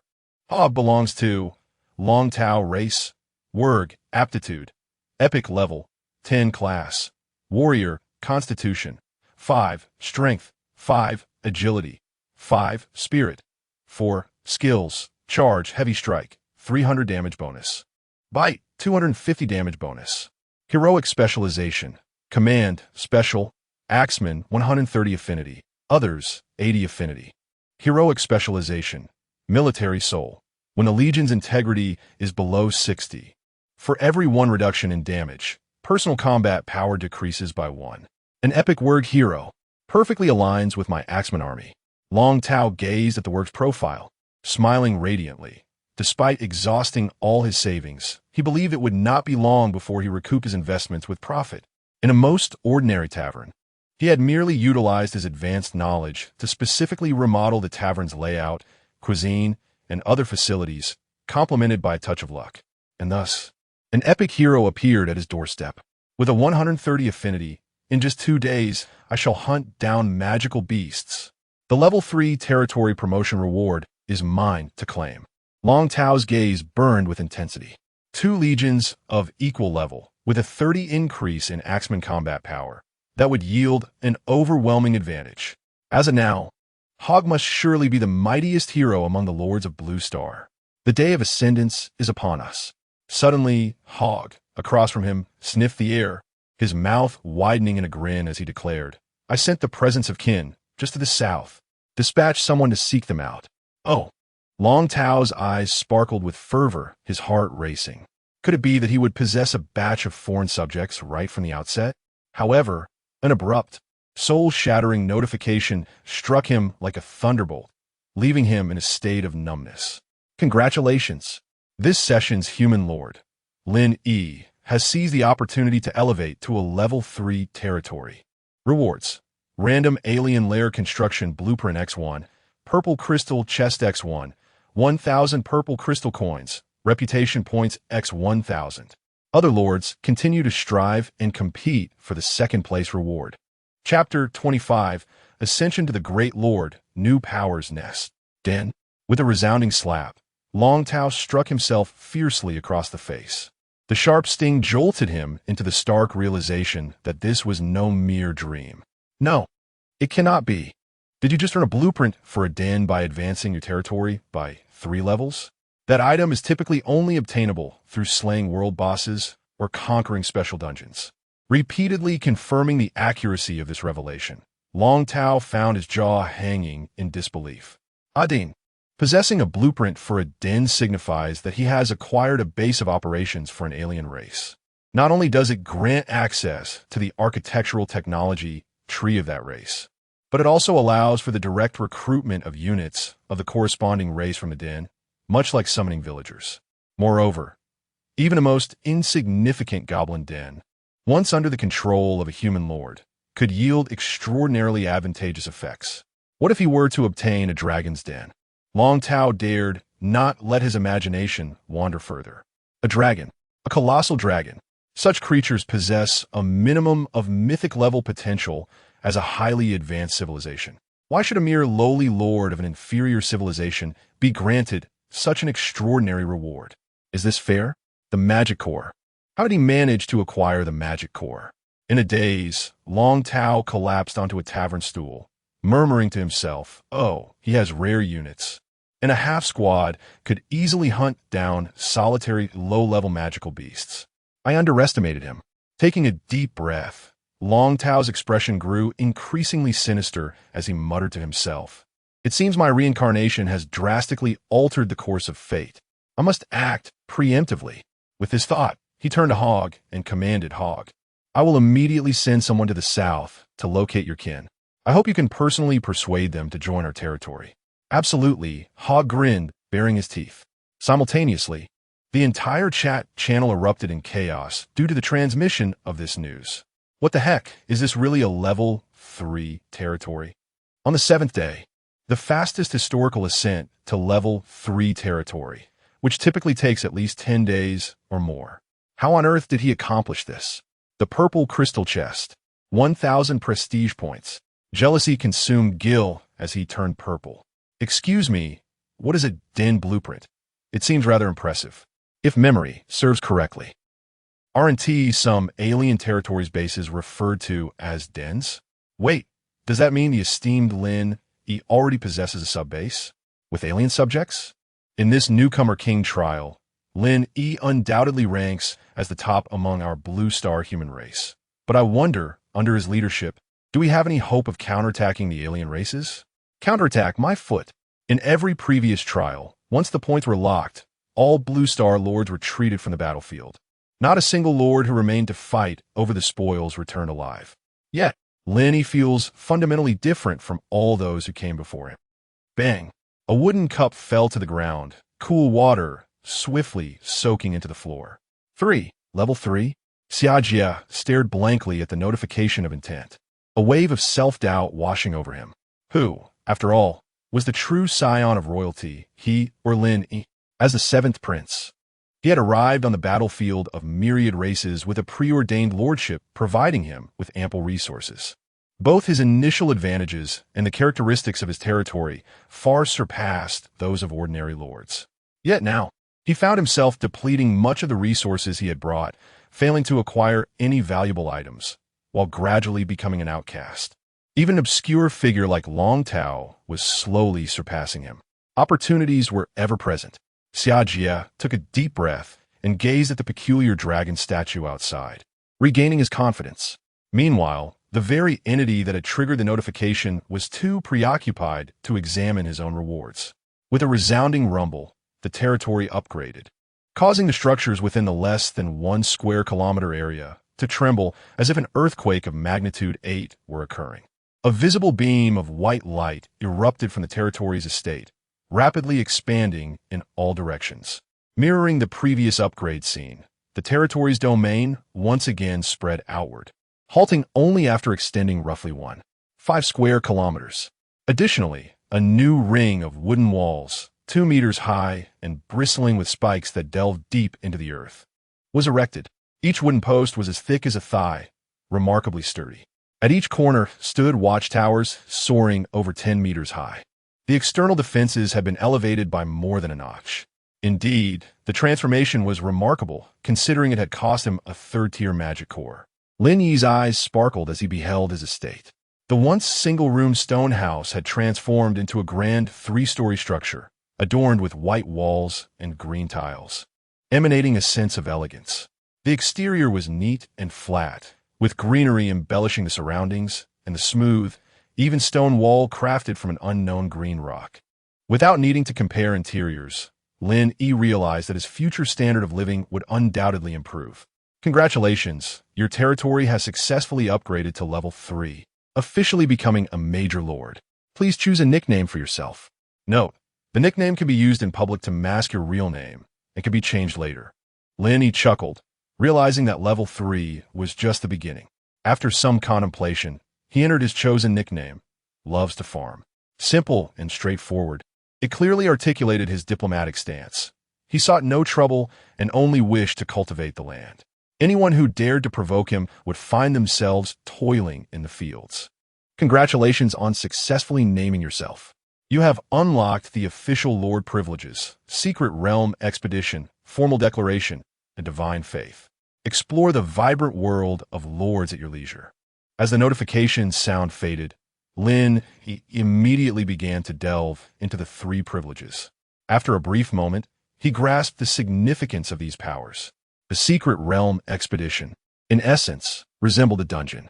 With a level 3 territory, he could explore the pathways to dungeons found in the wild, dispatching troops to eliminate the guarding monsters within, and freely transport all resources from those dungeons. The refresh times for copies vary, depending on their rarity and the abundance of resources. Some may refresh in a day, while others could take years. Certain passages have fixed locations, while others can be relocated. Ultimately, this serves as a means for the lord to acquire resources. However, the official declaration. At this point, Lin Yi's expression turned peculiar. How reminiscent it was of a medieval family ethics game he had played before. Upon upgrading the territory to level 3, future upgrades would no longer expand the territory's area, excluding a few exceptionally valuable special items to enhance the territory's coverage. One could only declare war against other lords. By vanquishing hostile lords, a portion of their territory could be claimed. However, in the realm of territorial warfare, the declaring party must possess a strong claim to the target area or a valid reason for military action. If one were to wage war without justification, not only would the post-war gains be diminished, but one would also accrue infamy, leading to abandonment by the world.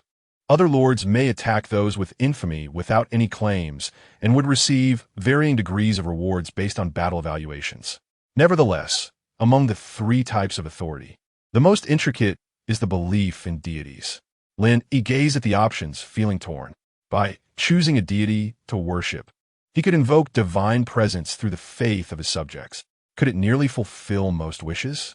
Why does it increasingly resemble a pyramid scheme? Observing the extravagant list of requests, Lin Yi pondered for an extended period before preparing to select a deity. Suddenly, a tremor from his soul halted his actions. Following the sensation, he noticed a chest, just rewarded by the system, emitting a faint white glow. The source of his unusual feeling was undoubtedly this chest. However, what was going on? Lin Yi strode towards the chest, glaring fiercely at it, exclaiming, "Isn't this a purple crystal chest? Why has it turned into rotten wood? Look into my eyes. Answer me." Chapter 26. The acquisition of the blueprint for the luminous dragon's lair. What was once a prize of willpower, a violet crystal-gray treasure, had transformed into an unremarkable, slightly yellowed, mold-ridden wooden chest.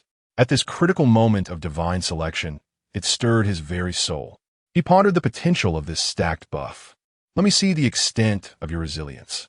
Lin Yi well-versed in novels, had an inkling that this was something extraordinary.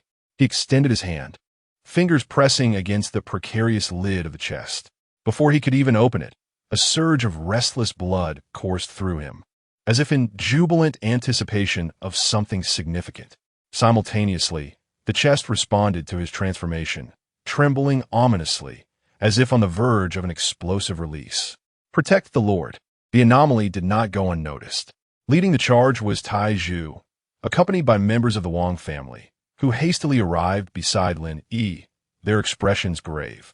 Following closely were several squads of red feather spearmen. As for Xiang Yi, she had never left Lin Yi's side. However, unlike the others, she seemed to sense no danger emanating from within. She appeared relaxed and at ease, her delicate legs clad in armor intertwined as she leaned languidly against the outer wall of the mansion. With a resounding crack, the chest exploded into shards before it could be opened. A radiant fragment, exuding a peculiar energy, hovered in midair.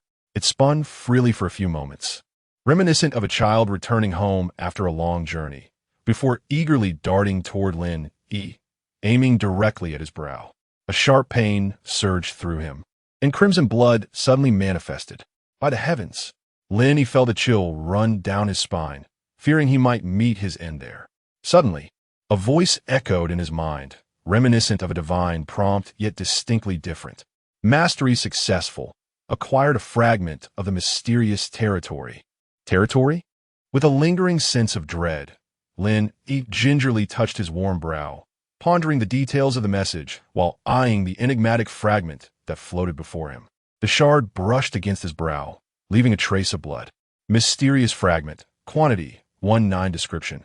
Collecting all fragments grants possession of a territory with unique characteristics. His buffs were stacking up. The method of acquisition was certainly unconventional. Lin Yi carefully cradled the fragment, undoubtedly a great treasure. However, after pondering for a while, he could not discern its precise function, leaving it for future exploration. He subsequently placed the fragment within the confines of the mansion before taking the time to examine the rewards obtained from upgrading the territory. As for the violet crystal coins and prestige points, those needed no elaboration. Yet, when his gaze fell upon the pristine white blueprint, he could hardly contain his astonishment. By the heavens, I have struck gold. Luminous Dragon's Lair Blueprint. Rank. Holy Spirit level effect. Construct a lair base for the Luminous Dragon species, from which one can recruit Luminous Dragon hatchlings and build unique facilities exclusive to the Luminous Dragon race. Material requirements. 1,000 light crystals, 1,000 amethyst coins, and 1 territory core. In essence, I will soon possess the second type of recruitable subjects. Lin Yi's complexion flushed with excitement. Just a moment ago, he had cast a glance at the upgrade rewards and discovered he had a lair blueprint, but he had not paid it much heed. To his astonishment, he had randomly obtained a grand prize, a dragon tribe, reflecting on the imposing dragon hero he had seen in the tavern. One could clearly discern the esteemed status of dragons in this realm. Once he establishes the lair, these formidable beings will dutifully serve him in abundance. Most importantly, the light dragon perfectly aligns with the characteristics of his pure land. However, how to procure these materials? Lin Yi furrowed his brow. He had never heard of light crystals or territory cores. After a moment's contemplation, he decided to open his friend's list and pose his queries to a benevolent acquaintance. Half a second later, the response came swiftly. Congratulations, esteemed one, on being the first to upgrade to a Tier 3 territory. Light crystals are a unique type of, or typically found in areas rich in light energy. However, as a rare attribute, such regions are seldom discovered, and the accompanying crystals are exceedingly costly. As for the territory core, could it be that establishing an alien lair also necessitates? My apologies. Esteemed one, I should pry. There are only 2 ways to acquire a territory core. 1. Destroy another lord's estate. 2. Eliminate the alien forces in the wilderness. Given your capabilities, obtaining a territory core should pose no challenge. Lin Yi replied, Understood, thank you. I will return the favor shortly. The kind individual responded, No rush. Take care of your matters first. With the acquisition methods in mind, Lin immediately recalled the mysterious entity that Wang Qianqian had discovered in the northern forest. The young girl had mentioned that the area was rich in light energy, making it an ideal location to recruit that enigmatic creature. Moreover, Lin Yi's eyes narrowed slightly. If he remembered correctly, the wolfmen who had driven the monsters from his basin came from the north. It was a perfect opportunity. His northern expedition would commence today. Old Deng. After exiting the estate, Lin Yi promptly summoned Wang Fugue. "What is your command, my lord?" Wang Fugue inquired, slightly tilting his head to listen attentively. "I intend to recruit that mysterious entity previously discovered by Qianqian." Lin Yi paused before continuing. "Retain half of the pike soldiers in the territory, and keep the iron pillars as well.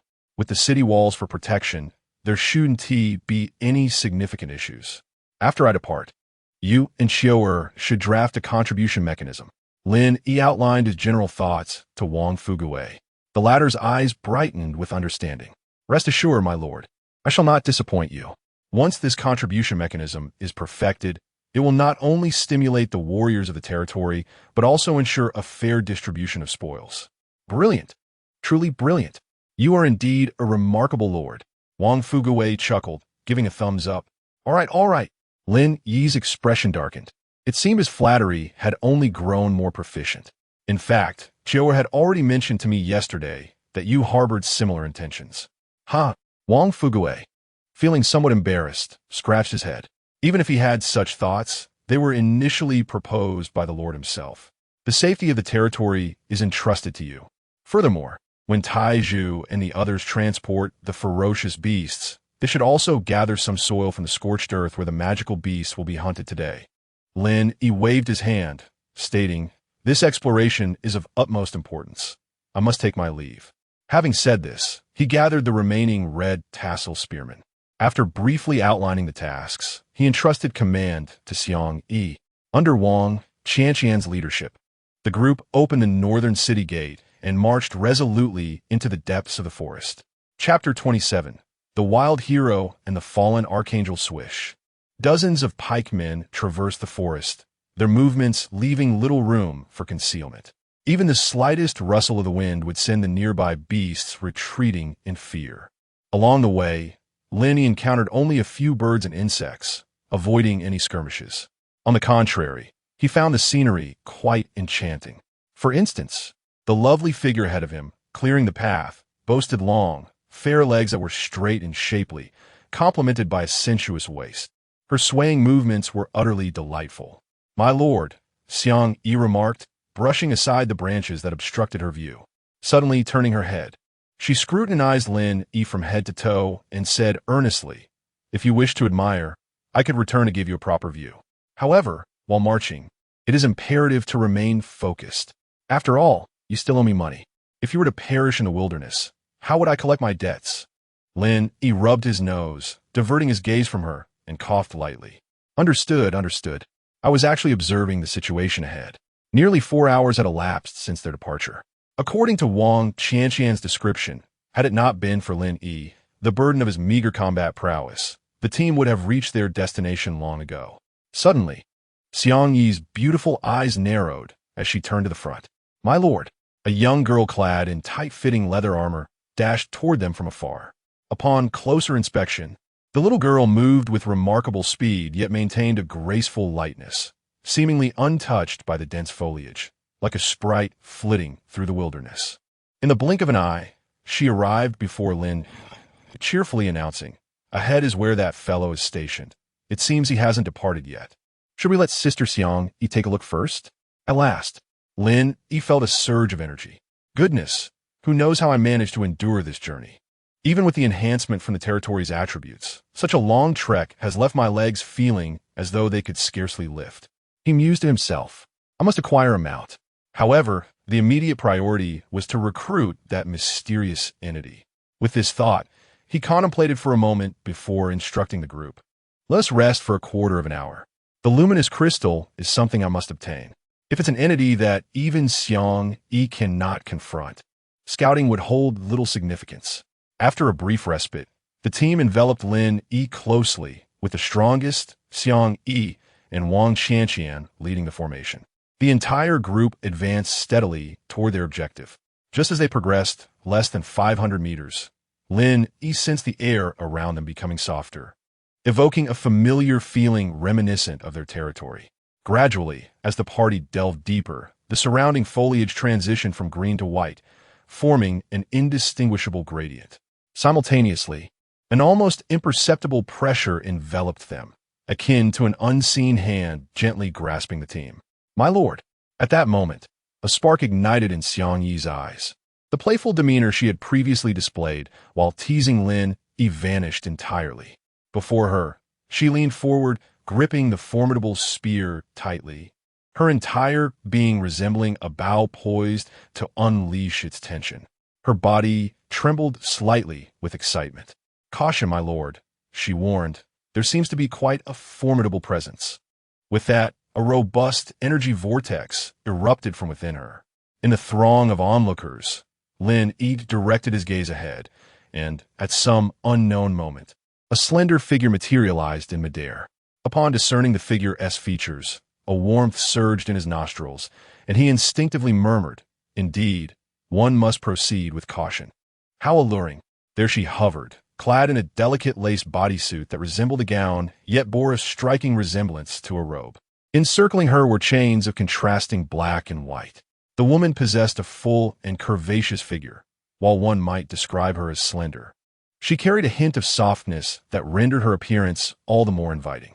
That elusive dignity shimmered tantalizingly, perpetually teasing Lin Yi's senses. However, what captivated the eye most was the pair of pristine wings behind her, large enough to envelop her entirely. Each feather seemed to breathe, gently undulating and radiating a divine luminescence that inspired reverence. "My lord, do you perceive that enigmatic being?" Wang Qianqian's eyes widened, as if attempting to penetrate the brilliance suspended in the air. "You cannot see it?" Lin Yi was momentarily taken aback, turning to realize that, apart from himself, it appeared none of the others could perceive the winged woman, the essence of the Pure Land. The woman in the sky suddenly spoke, her voice languorous and melodious. "Oh, unfamiliar lord, what brings you here?" As her words settled, Lin Yi's eyes beheld her information panel. Fallen Angel Archangel Seraphia, Nun Elena. Race, Half-Angel Qualification. Immortal Fragmented. Level, 40 attributes. Skills, Talents.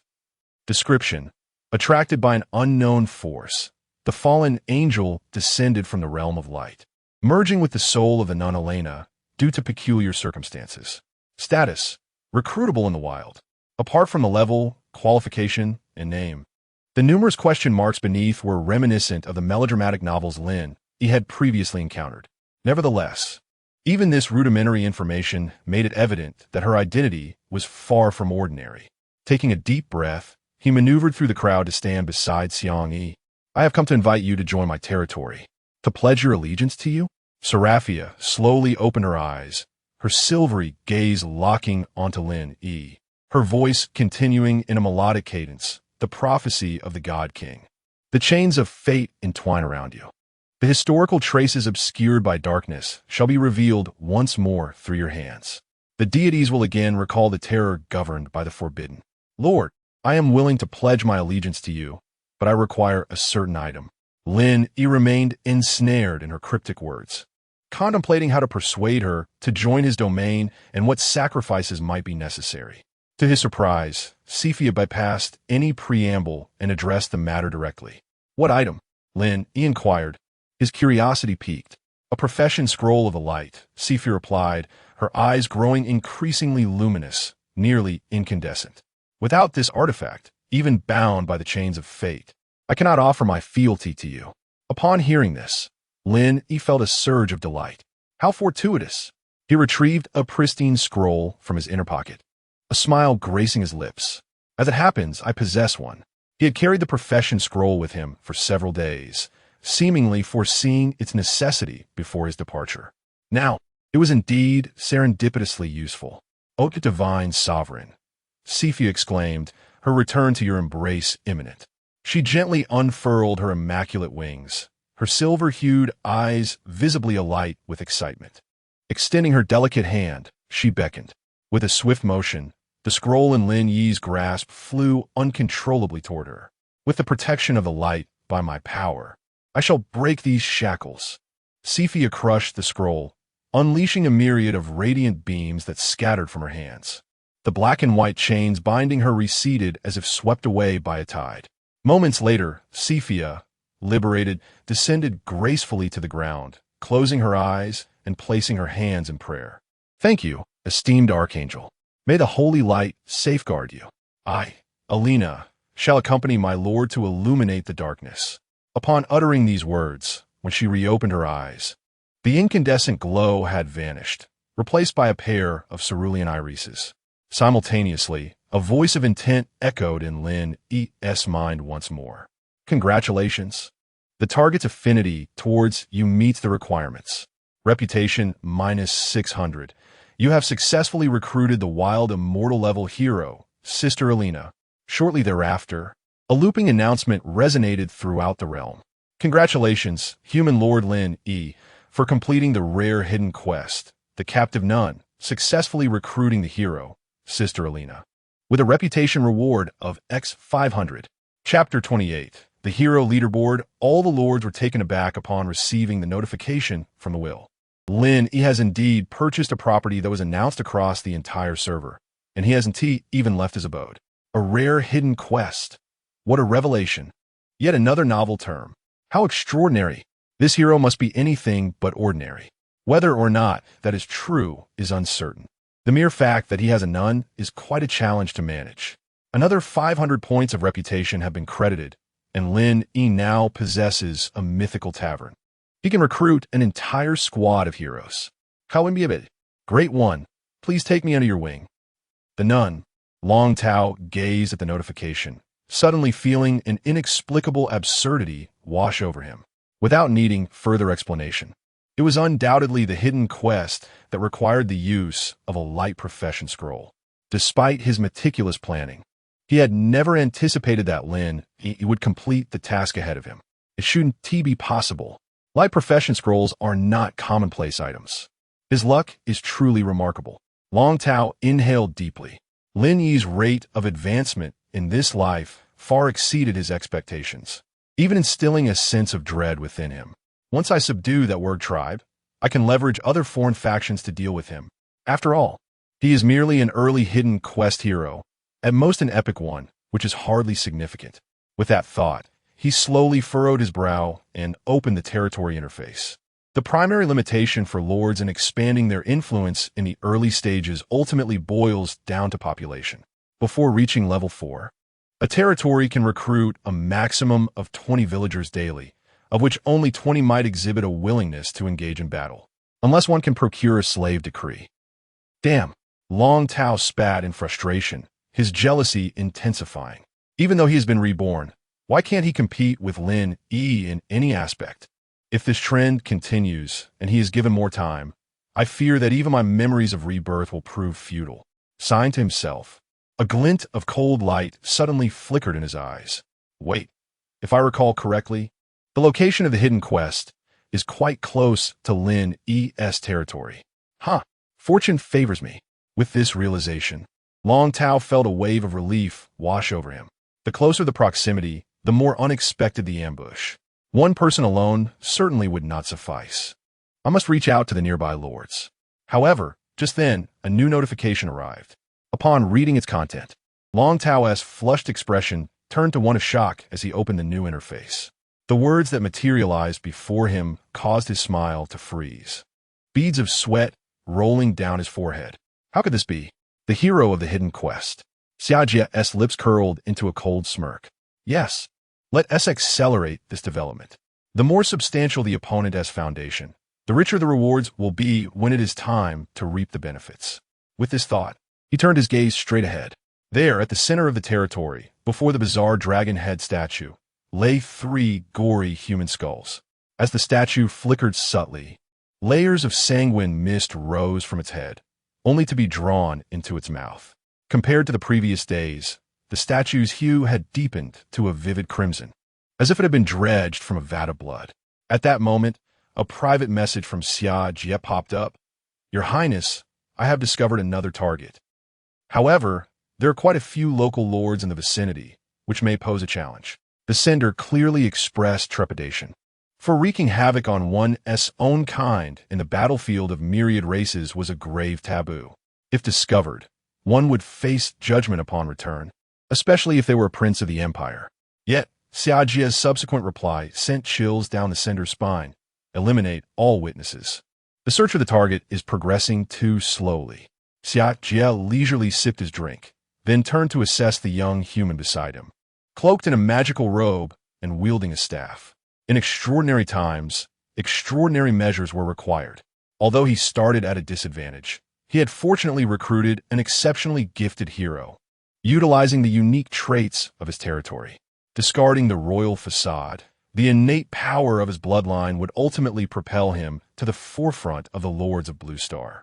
However, as the announcement of intent echoed, his already frenzied heart spiraled into complete turmoil. Meanwhile, in a territory concealed within the woods, at its center stood a tavern constructed from wooden planks, some of which were quite dilapidated. Lu Hao gazed excitedly at the burly human before him, exclaiming, "Welcome to my domain. Fear not. As long as I feast on meat, you shall have your share of broth. I shall offer you the finest treatment." His family could hardly comprehend the fortune he had stumbled upon. The most ordinary of taverns, upon its construction, possessed an extraordinary hero. Moreover, this hero possessed the most versatile warrior affinity. The investment in reputation had proven worthwhile. From this day forth, Lu Hao would embark on a path of resurgence. Just then, a system notification resonated once more. The total number of recruited heroes has reached 100. The hero ranking has been activated. A smirk of pride crept across Lu Hao's face as he mused that, with his extraordinary hero at this stage, securing a place in the top 3 was not beyond reach. Certainly, a spot in the top 5 was assured. He casually opened the newly added hero ranking interface. To his astonishment, he was left dumbfounded upon viewing the list. Hero ranking 1. Xiang, E human. Owned by Lin Yi 2. AI Lin Na, half angel. Owned by Lin Yi 3. Hog Knoll, epic, owned by Long Tao 4. Figo, half orc, epic, owned by Zhou E5. Rower, human, epic, owned by Xiajia 6. Naois, goblin extraordinary, owned by Wang Sha 7. Babbitt, tower and extraordinary, owned by Li Shui 8. Du Xiaodao, human, extraordinary, owned by Zhou Fan 9. Shadi Ao, human, extraordinary, owned by Lu Hao 10. Pulo, goblin, extraordinary, owned by Zhou. Not securing a place in the top 3 was understandable, given the multitude of formidable contenders in this round, and the inevitable presence of a few fortunate individuals. Lu Hao looked at the top 5 with a flushed face. Is this truly an epic level of mediocrity? Not to mention him, but the chat channel at this moment was bustling with excitement. It was only the 7th day. Can anyone enlighten me if I am hallucinating? Even the prince ranks only 5th. Is the strength of this generation of lords so formidable? Is this still the familiar humanity of Blue Star? Wasn't it said that everyone is a rare hero? Let's not even mention Zhou Yi. At least he is a scion of an imperial warlord, and his strength is not lacking. What on earth is going on with the top 3? Why is the hero of the esteemed Lin Yi marked with a question mark? If he is merely epic level, then the legendary ones should be displayed as well. It must be a mythical level.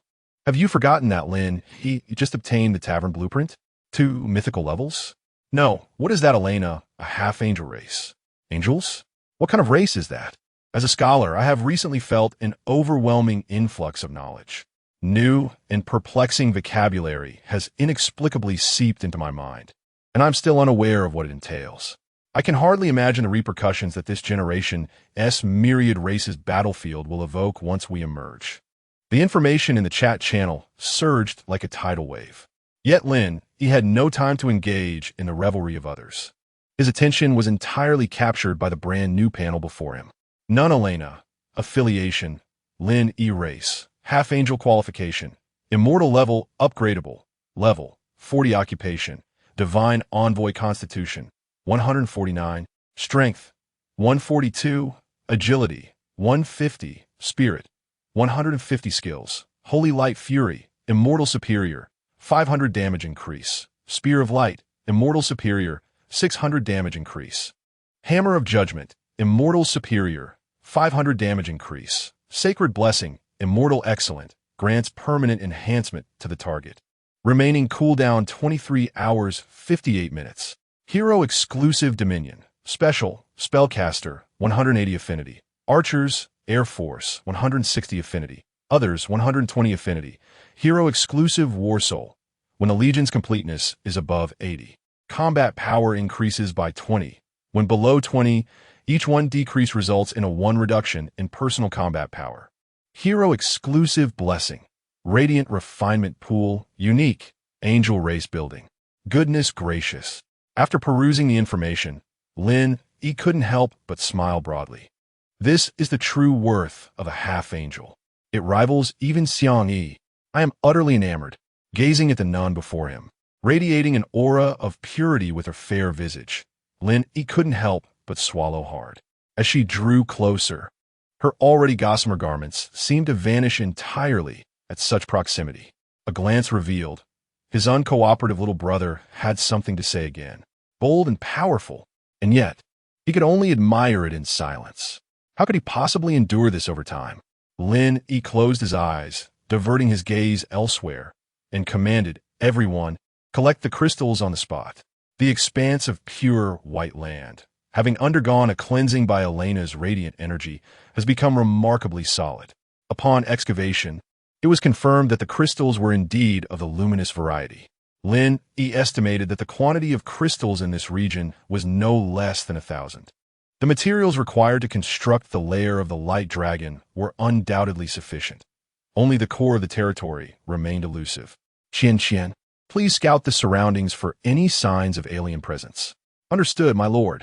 After dispatching Wang Qian for exploration, Lin Yi sat idly, feeling a sense of boredom wash over him. His feet ached intensely. He resolved not to traverse such long distances unless absolutely necessary. As he surveyed his surroundings, the red-feathered spear warriors were diligently engaged in their tasks, having set aside their weapons. The recently joined Elena stood beside him, exhibiting a gentle demeanor, almost shy in her disposition. Only then did Xiang Yi, with her strikingly beautiful oval face, seat herself next to Lin Yi, drawing close. My lord, if we sell these crystals, the proceeds should suffice, right? This crystal cannot be sold. Lin Yi mused, inhaling the delicate fragrance wafting from her. He suddenly felt a wave of unease. Perhaps it was merely an illusion, but he couldn't shake the feeling that Xiang Yi's intentions had grown increasingly pronounced with the passage of time. For instance, my lord, should you truly find yourself unable to repay your debts, I could consider alternative compensations. As she spoke, Xiang Yi extended her long, fair finger, gently tracing Lin Yi's chiseled features. Then, with a playful laugh, she added, with such handsome looks, my lord, I seem to have struck quite the bargain. Lin Yi inhaled sharply, internally cursing, a beauty is a source of calamity, disrupting my peace of mind. I am no calamity. Xiang Yi appeared to intuit his thoughts, giggling softly. Within the span of a minute, her manner of addressing herself in relation to Lin Yi had shifted several times. Enough of this. Lin Yi suddenly adopted a serious expression. Oh, what is it? Xiang Yi, noticing his demeanor, also tempered her expression and responded earnestly. Elena, Lin Yi called softly, raising his gaze.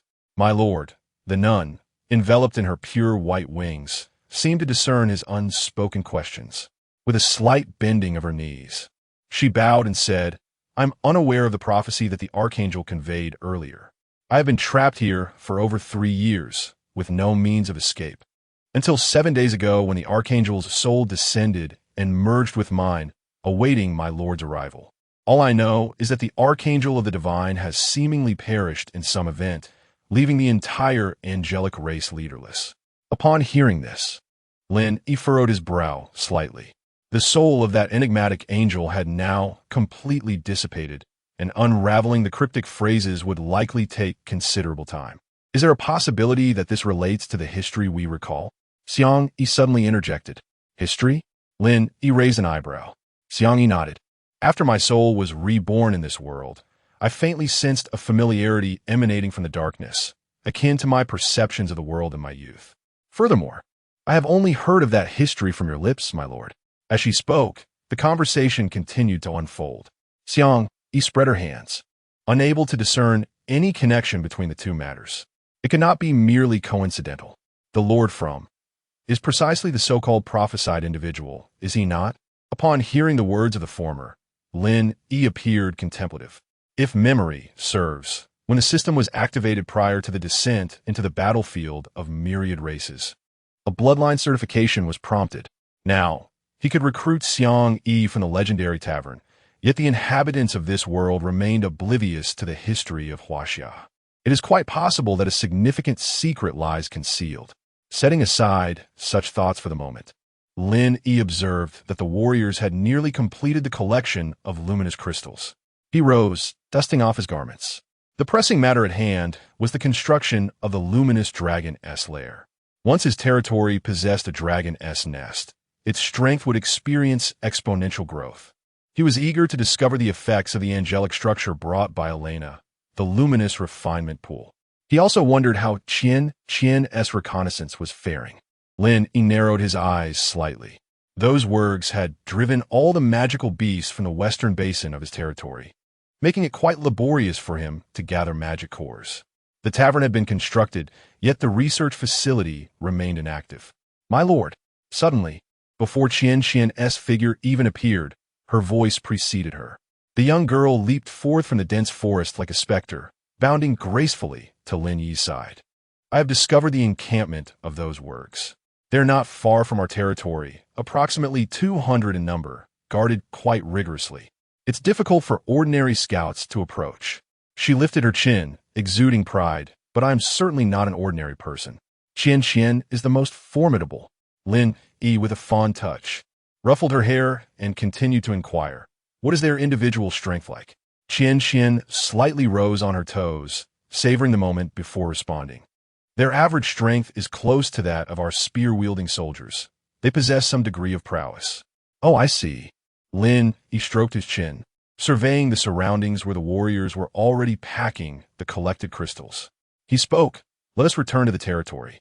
As long as their average combat power does not surpass that of the Red Banner Spearmen, a word tribe of merely 200 cannot possibly contend with Xiang Yi's legion. Nonetheless, for the sake of caution, it would be prudent to return with additional warriors for the expedition. The journey's three great enigmas. Returning home is swifter. By nightfall, Lin Yi had led his companions back to their territory. Just as he instructed everyone to place the crystals in the warehouse, a private message unexpectedly popped up. Currently, he had only 2 friends. It was not from Long Tao. Big boss, do you need the blueprint for the training ground? A kind-hearted individual. Lin Yi raised an eyebrow, promptly clicking on the link sent by the other party. After perusing the content, he exclaimed, what a find. Universal training ground, type, special building effect, train troops, enhancing the experience points of the training targets. Area, 500 race. Any requirements? Level 3 territory, 500 crystalline stones, 100 iron ingots, 500 gold coins. Note: construction can be executed outside the territory's coverage. Upon completion, the area covered by the building will belong to the territory. Oh, what a treasure! Lin Yi nearly drooled at the sight. This is truly a remarkable item.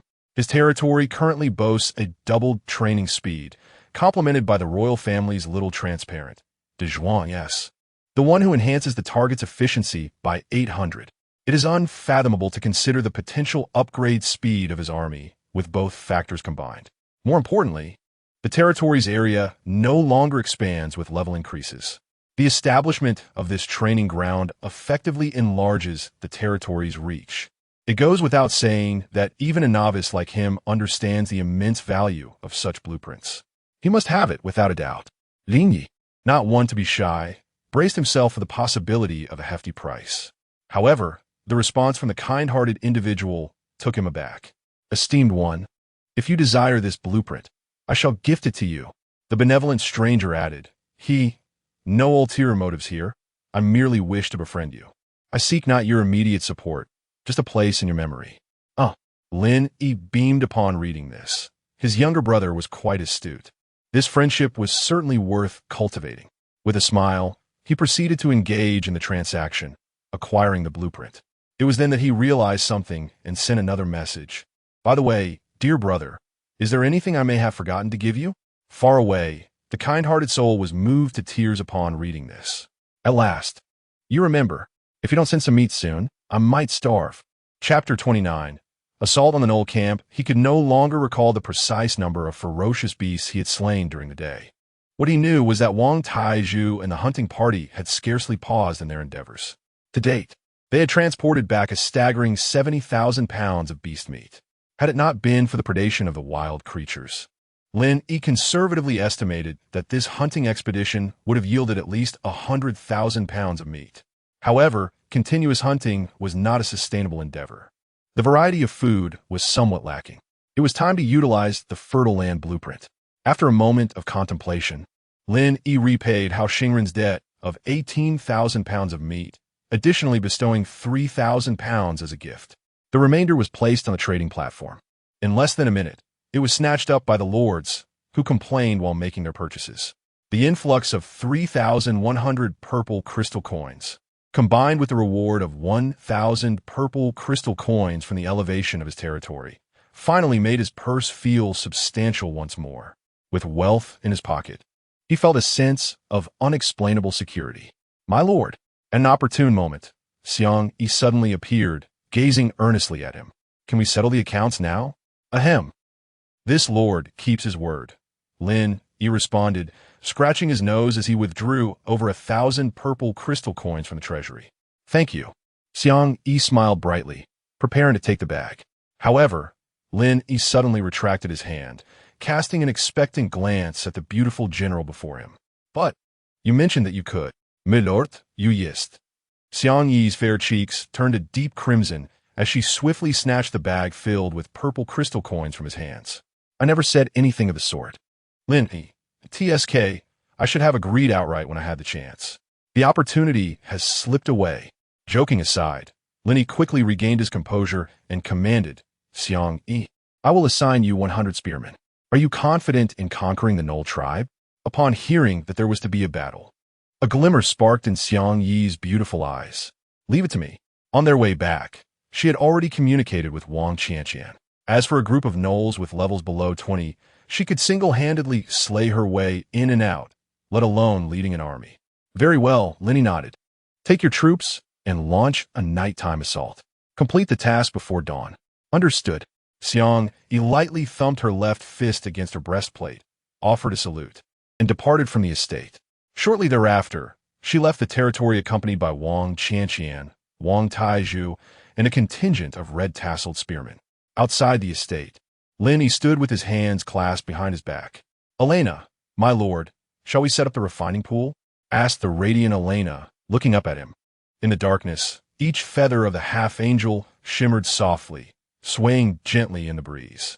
The silvery moonlight illuminated her translucent veil, causing Lin Yi to momentarily lose himself in reverie.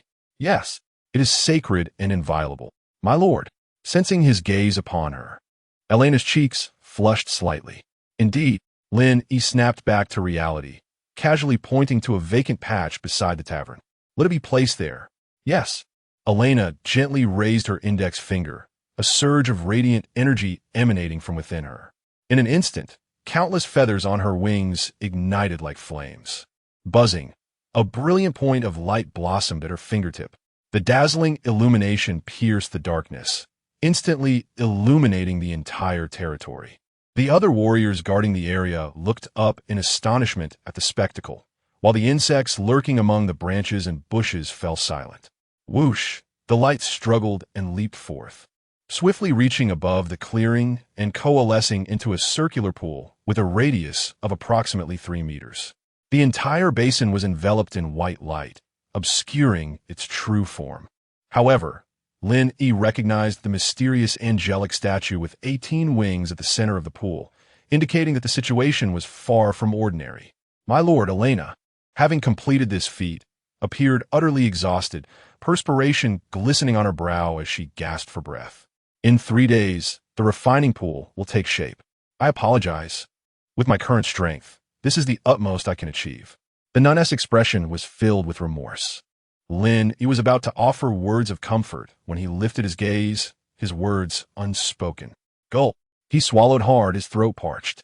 It's all right. You should go bathe at the estate and rest early. All right. Elena nodded, her complexion pale. By the way, Lin Yi called out as she turned to leave, I've had Shower arrange 2 outfits for you, which will make it easier for you to interact with others. You should discuss matters in advance. Constantly hiding behind your light isn't ideal. Hearing this, Elena instinctively glanced at her drenched attire, recalling her lord's gaze. In an instant, her eyes misted, and she nervously brought her fair thighs together, trembling slightly as she walked toward the estate. Sigh. Lin Yi inhaled deeply. What the predicament? Are we nearly there? Lord Hog, are you truly confident in reclaiming your kin? Should I bring some people back to the territory? Dare to question my abilities again, and I'll twist your head off and stuff it up your backside. I would never. A robust war-gen hero strode ahead, casually scooping up a handful of dirt from the ground. He brought it to his nose, wrinkling his brow at the scent of beastly blood mixed with that of humans. There were many. Behind him followed a lightly armored man, and over a dozen strong warriors wielding short axes. Humans? Lin Yi exclaimed in surprise. Lord Hog, you mentioned that there are numerous venomous creatures nearby. For those lacking strength, what difference is there between entering this area and signing their own death warrant? Hog ignored him, extending his saliva-laden tongue to lick the tip of his nose as he ventured deeper into the thicket, his movements noticeably more cautious than before. What a show-off! Lin Yi muttered under his breath as he trailed behind. Were it not for the title of epic hero, he was merely a newly joined warg. Why did he have to be compared with someone of his seniority? Suddenly, ahead, the creature turned its head and flashed a toothy grin. Eureka! With that, it extended its claws and swiftly ascended to the treetop beside him. The warg's night vision allowed him to discern a faint scene ahead. Approximately 500 meters away, a band of armed wargs stood grimly, tightly gripping their bloodied weapons. Scattered beneath their feet were the severed limbs of numerous savage beasts.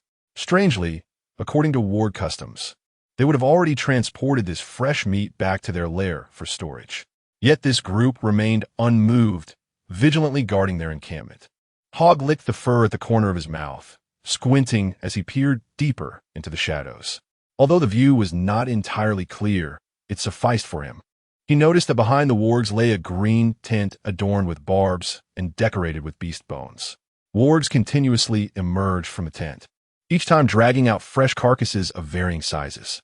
Some even bore logs exceeding the length of the tent, lifted in peculiar fashion. What on earth were they doing?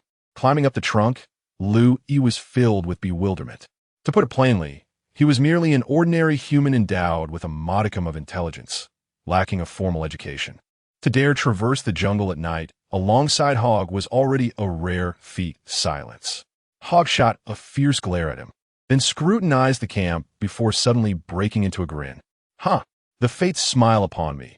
I might just stumble upon such a fortunate opportunity. Chapter 30. Destroying the Stronghold, What is Cheap? Lin Yi's face displayed confusion. Hog glanced at him disdainfully and remarked coldly, a newly emerged secret realm. It appears not to be highly dangerous, and, undoubtedly, it is a coveted prize for all the lords in the early stages. Lin Yi still did not comprehend what a secret realm was, but from Hog's words, he quickly grasped its significance. He then lowered his voice and inquired, Lord Hog, do you still have a way to tame this pack of virgins? At this moment, the black mist ahead dissipated considerably, revealing a clearer view of the Wargen camp. They observed that, aside from a group of Wargens stationed on the periphery, the defenses within the camp were formidable.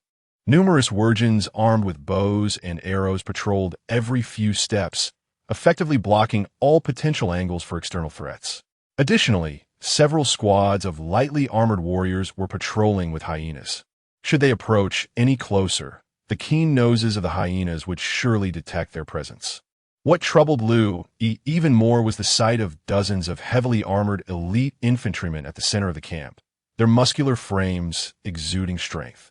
If the camp were to be attacked, the archers, sheltered by the heavy infantry, could shoot without concern, not to mention the meager forces dispatched by Long Tao. Even if they were increased tenfold, there would be no chance of breaching this war-gen stronghold. Thus, if Hog could not subdue them directly, they would have to contemplate their own survival in this perilous situation. Humph. Hog licked his nose, his face brimming with pride. Our Wurgens naturally revere the strong, especially those of my exceptional bloodline.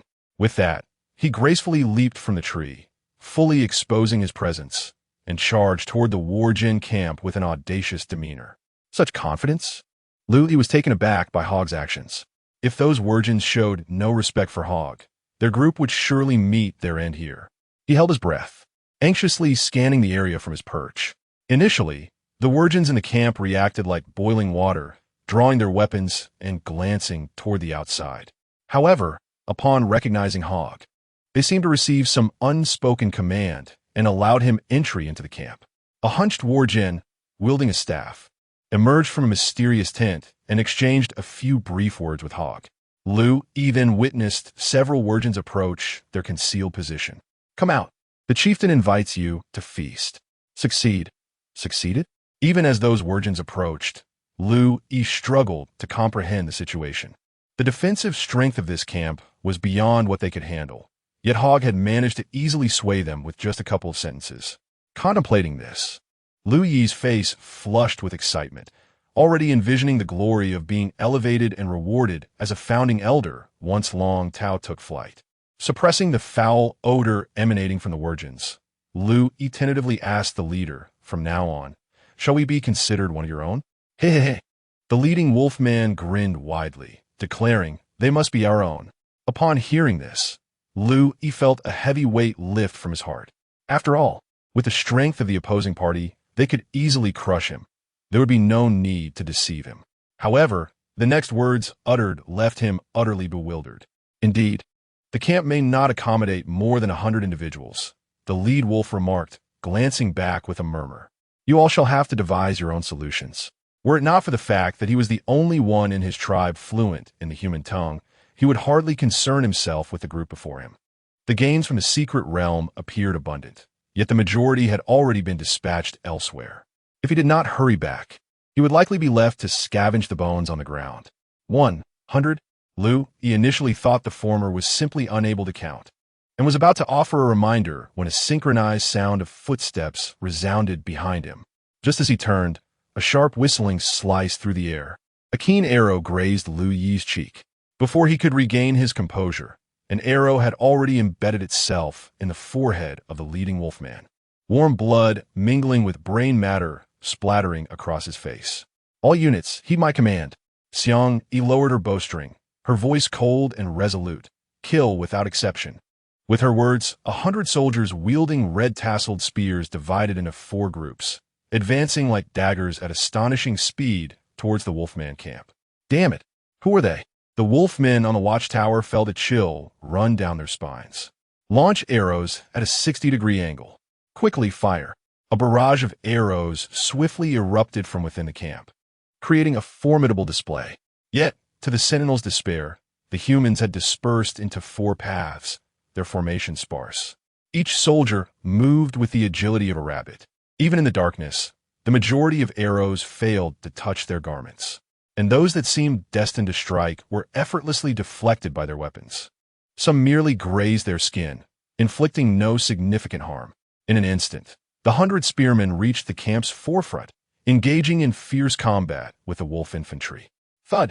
Thud! The spears pierced flesh, a flurry of blood blossoms erupting into the night. The armor of the wolfmen, along with their thick fur, was easily penetrated by the spearheads. Within mere moments of contact, over 20 wolfmen lay lifeless in pools of blood. What is happening?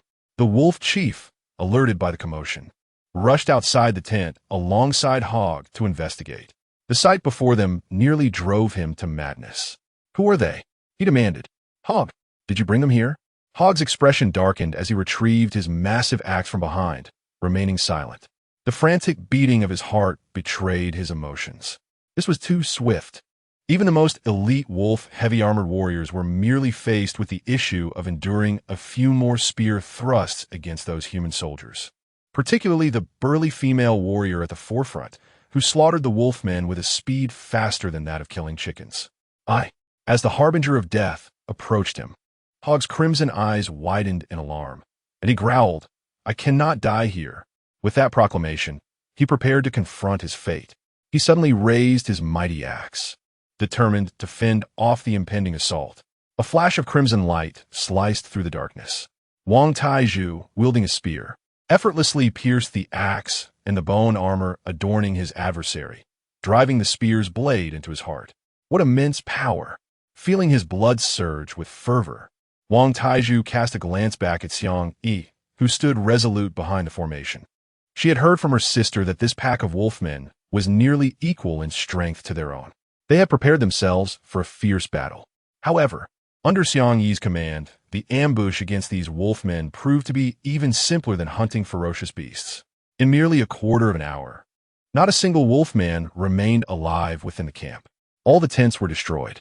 With a slight arch of her elegant brows and a subtle lift of her crimson lips, Xiang Yi pointed forward, indicating one exception.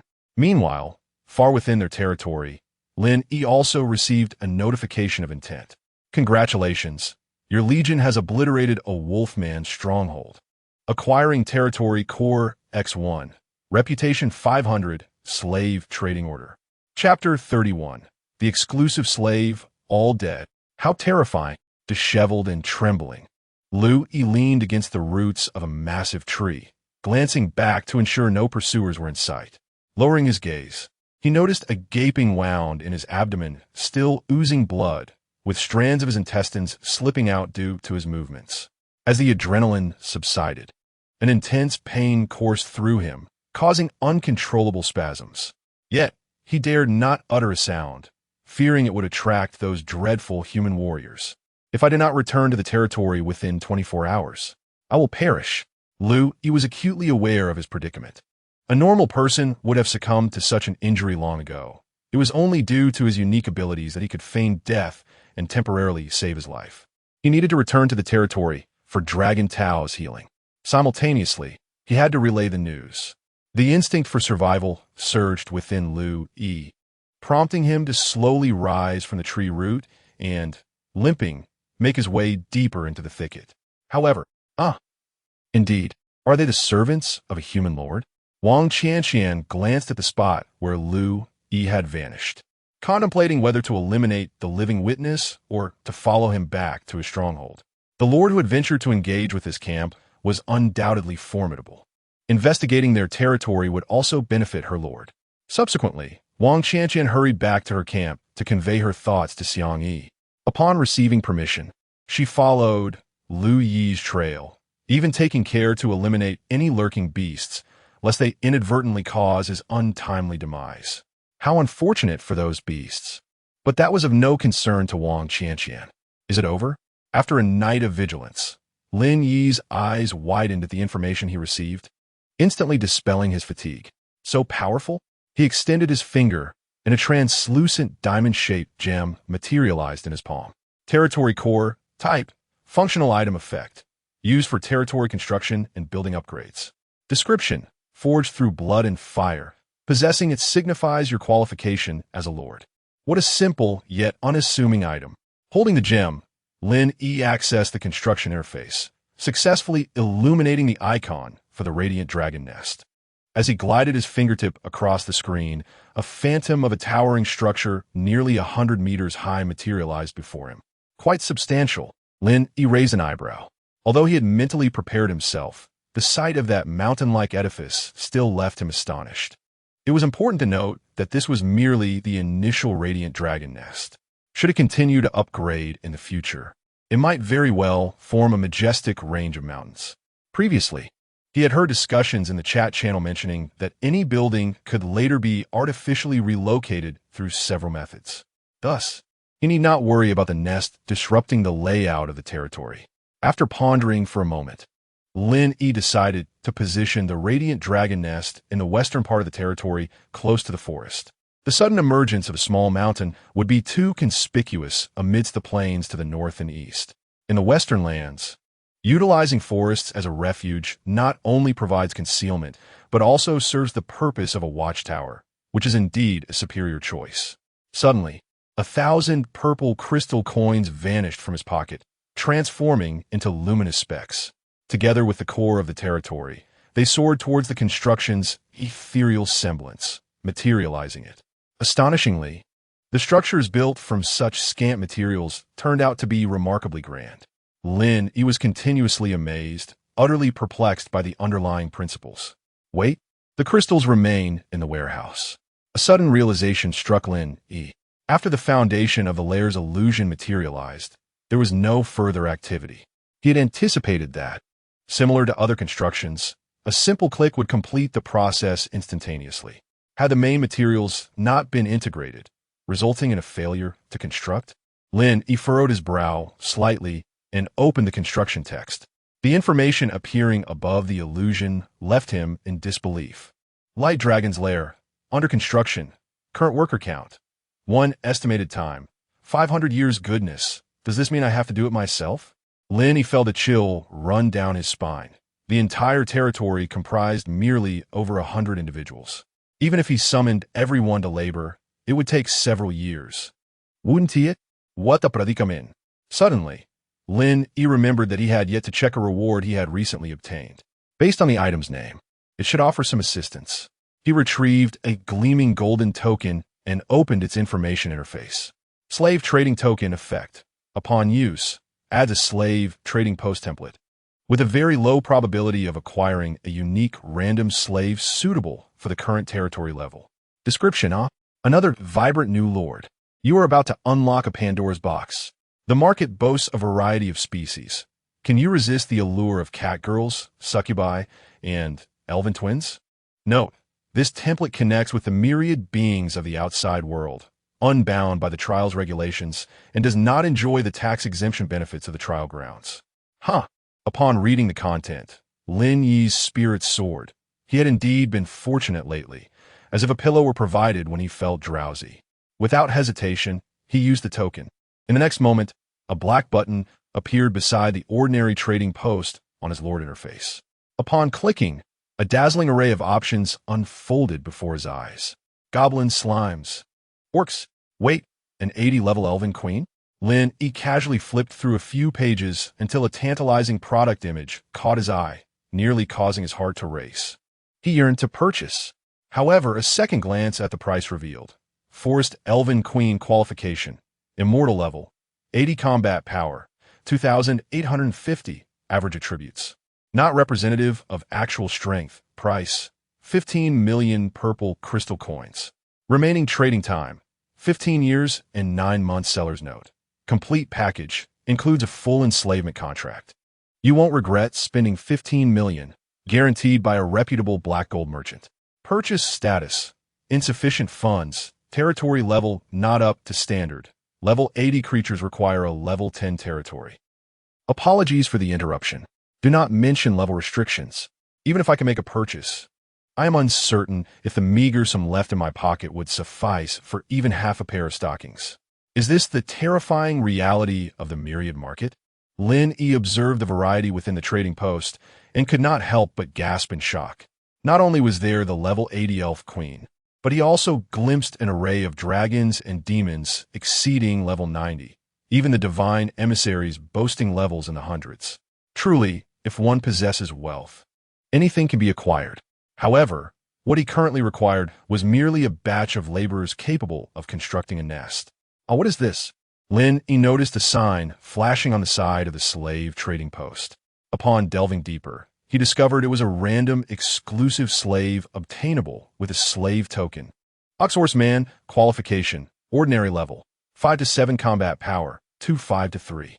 5 sale price. Gold x 20 evaluation. The most exceptional humanoid slave of ordinary qualification, exhibiting remarkable work enthusiasm and self-motivation, accompanied by a complete enslavement contract. The price is quite reasonable. Lin Yi decisively purchased 2,000 oxhorsemen. Tonight, he would undoubtedly forge the bright dragon nest. Chapter 32. Extraordinary talent, 2,000 oxen and horses, which amounts to a staggering 40,000 gold coins. Lin Yi gazed at the substantial reduction in his finances, feeling a pang of discomfort. However, as the oxen and horses, clad in humble linen garments and exhibiting utmost reverence, were transported before the Lord's residence. His discontent evaporated in an instant. Oxen and horses race. Exclusive slaves cannot be listed for sale. Level 7 profession. Versatile labor strength. 3. Constitution. 3. 5. Agility. 2. 7. Spirit. 3. 5 racial traits. Self-motivation, caution and stability, healthy constitution, environmental adaptation skills. Proficient in languages, human tongue, common tongue. Half-orc tongue. Status. Fully enslaved, indigenous to the world, cannot be directly converted into military units. Incredible. The presence of 4 racial traits left Lin Yi in awe. Each trait was more impressive than the last. Self-motivation. Oxen and horses that refuse to progress will eventually be eliminated by society, enhancing their speed of professional skill acquisition. Caution and stability. Even in a stable environment, these creatures, striving to avoid obsolescence, adopt a proactive work ethic, significantly boosting their productivity. Healthy constitution. Even when consuming substandard food or fasting, oxen and horses can thrive healthily. Environmental adaptation. When their abilities do not match the work environment, their formidable genetics compel them to elevate their capabilities, substantially amplifying the effects of self-motivation. It is remarkable that these 4 traits could coexist.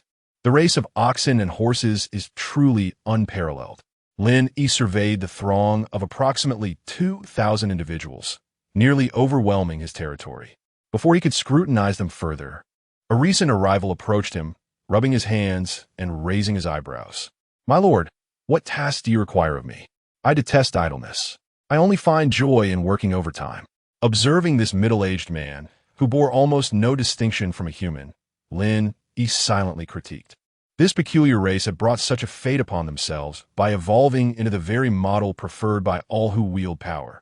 After all, acquiring such an observant and industrious slave for merely 20 gold coins is indeed a lucrative bargain. Suddenly, Lin Yi's thoughts halted. Was he not akin to this before his own transmigration? He recalled his days working a summer job, groveling before the manager of a fried chicken shop to secure employment. Not unlike the oxen and horses before him. With a sigh, Lin Yi felt a few beads of sweat form on his brow. He waved his hand and commanded, "Go. Go, go.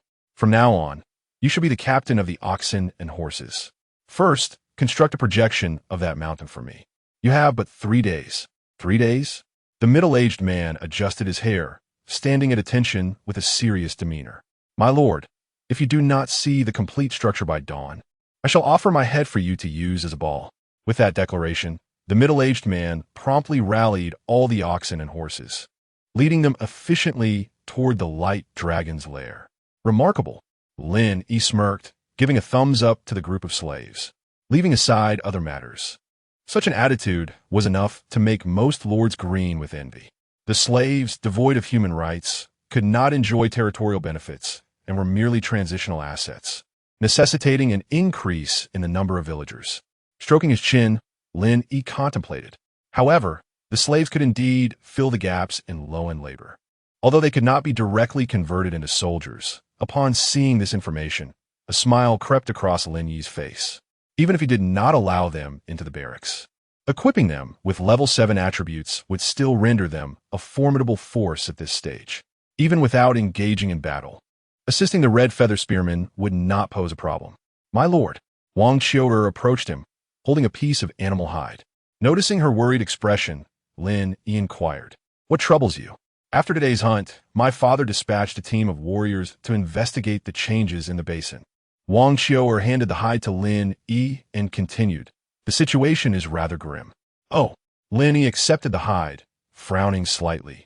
The document detailed information about the ferocious beasts in the basin area, indicating that the once mighty beast herd had dwindled to a mere few. "The number we have hunted recently is less than half. Even if some beasts fled, it shouldn't be this drastic." Lin Yi narrowed his eyes, his mind racing. Currently, his primary food sources and trade income relied heavily on the beast resources. Based on previous numbers, he had calculated that they would suffice throughout the trial period. But now, if a stable food source does not materialize, Wang Qiu'er expressed her concern. Going hungry is one matter, but it could severely hinder the development of the territory. Understood. Lin Yi nodded and instructed, "Qiu'er, find a way to increase the population of villagers. You may freely allocate resources from the treasury. I will devise a plan for the food situation. It is getting late. Let's rest for now. After dismissing Wang Qiu'er, Lin Yi carefully recalled the recent changes in the basin. Suddenly, a thought struck him. During today's hunt, the basin was besieged by a continuous onslaught of ferocious beasts. By nightfall, not only the ferocious beasts but also the wild animal herds had vanished without a trace. There had to be some hidden scheme at play. The meat of the ferocious beasts was one of the few profitable avenues available to him. He could not afford to relinquish it so easily. Lin Yi cast a glance at the red feather spearmen stationed atop the walls. They might forego their wages, but he could not do the same. After all, it pertained to the enhancement of military strength. In the future, expenses for the territory would be abundant, so he must broaden his avenues for profit. He would send someone to investigate thoroughly during the day. Then, Lin Yi opened the territory panel. Lord's Hall, level 3 affiliation, Lin Yi characteristics, pure land, unique supreme, occupied area, 1.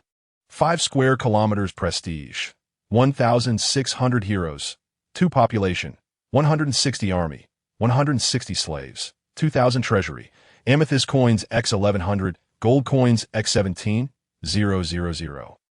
Granary, beast meat x 12, 610. Resource stockpile, timber x 50, 000, stone x 10, 000, iron ore x 3, 000. Existing structures, red ribbon spear barracks x1, radiant dragon nest, under construction, light refinement pool, under construction, buildable blueprint, research institute, requirements, timber x 150, stone x 50, iron ore x 30, second order magic core x1. Upgrade requirements, timber x 3000, stone x 5000, iron ore x 3000, amethyst coins x 50, third order magic cores x 10. Lord level raised to 10. The upgrade has introduced a requirement for Lord level. The most challenging aspect remains the limitation of magic cores. Lin Yi seek it, not to mention high-level magical beasts, their ISNT, even a trace of first-level magical beasts in the vicinity. Even possessing the capability to slay third-level beasts proves futile. It all hinges on the surprises the Radiant Dragon Nest may bring once completed. As Lin Yi gazed at the bustling cattle and horses ahead, his anticipation grew ever stronger. Chapter 33. Dream Network. To be candid, Lin Yi initially harbored doubts about the work capabilities of the ox and horse after perusing the detailed information. However, as they were tasked with assisting the Lord, they naturally endeavored to excel in their duties. Add one more for me. I can manage.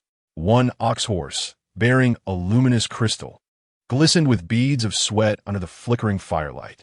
Noticing Lin Yi's gaze upon him, he hastily called upon his companion responsible for loading to add another crystal. The weight of 2 crystals bore down on him as if he were carrying a mountain. His trembling legs and reddened eyes were a testament to how far he had pushed his attributes to their limits. As the first individual lifted 2 crystals, the others, as if struck by a contagion, swiftly followed suit, each shouldering the same quantity. Fearful of falling behind and losing their livelihoods, they worked diligently. Well done, Lin Yi remarked, a wry smile tugging at his lips as he praised a smiling ox horse before him. The latter, upon hearing the commendation, blushed crimson, invigorated as if by a shot of adrenaline, and hastened his movements several-fold. In a matter of moments, he had transported the crystals to the base of the nest, handing them off to his companions responsible for the structure's assembly. The colossal mountain nest visibly took shape under their toil, and it seemed they might indeed complete it before dawn. Estimating the time, Lin Yi resolved to return to his abode for a brief slumber. Upon entering, he was relieved to find that Wang Qiu'er had a task and was not attending to him that night. Otherwise, he would have been preoccupied with thoughts of the much-anticipated light dragon nest for the next few hours. The following day, just as dawn broke, Lin Yi opened his eyes and instinctively accessed the territory panel. Administrative affairs, 99 messages. Intelligence statistics, 3 messages. Diplomatic affairs, 25 messages. Financial statistics, no new information. The majority of the daily administrative messages comprised trivial matters and gossip. The intelligence was generated during the exploration undertaken by the citizens, and had stabilized in frequency after over a week of development. Lin Yi glanced through the two templates, finding nothing of urgent importance, and then turned his attention to the financial information. Still, no one had generated income for the Lord. As long as there were no alarms, that was acceptable. Muttering softly, Lin Yi opened the personnel panel. Upon viewing it, his eyes widened in astonishment. Your citizen, Wang Qiu'er, has accepted 20 villagers from the Dream Network. Your citizen, Wang Qiu'er, has accepted 8 villagers from the Dream Network. Your citizen, Wang Qiu'er. Through negotiations, your citizen, Wang Qiu'er, has established an alliance with the Rift Rhinoceros tribe located in the eastern Beast Mountains. Through intimidation, your citizen, Wang Qiu'er, has temporarily deterred the Spectre tribe from waging war against you for 1 month. He scrolled through over 20 messages, setting aside the last 2 exceptional notifications. A rough estimate reveals that at least 300 new villagers have been added. The Dream Network, what on earth is that? Lin Yi felt a surge of confusion. He had never unlocked such a feature, nor had he heard anyone mention it in the channels. Logically speaking, given that in the early stages, a lord could only recruit 20 villagers per day, a method that could cause such a dramatic increase overnight should certainly have sparked discussions among the populace. My lord, you are awake. At that moment, Wang Qiu'er timely pushed the door open, carrying a basin of water for washing. Could it be that Qiu'er? Lin Yi abruptly stood up, hastily flipping through the notification messages he had missed while asleep. After a brief moment, indeed, congratulations. Your villager Wang Qiu'er has achieved a specific event, and her hidden talent has been activated. Please check the details yourself. Lin Yi looked up, murmuring, you have awakened your talent too. In his line of sight, Wang Qiu'er's panel displayed new changes compared to yesterday. The most eye-catching aspect was undoubtedly the newly added talent description. Dream Network, hidden talent, universal level. Description: with dreams as the string, weave a secret net that transcends reality, where consciousness transforms into invisible nodes, allowing free passage within the surrounding limits of the realm of sentient beings, establishing a silent resonance within the dreams of wise beings in the realm of reality. This link disregards the laws of perception, making it difficult even for deities to detect. Range: 400 kilometers. Effects: 1.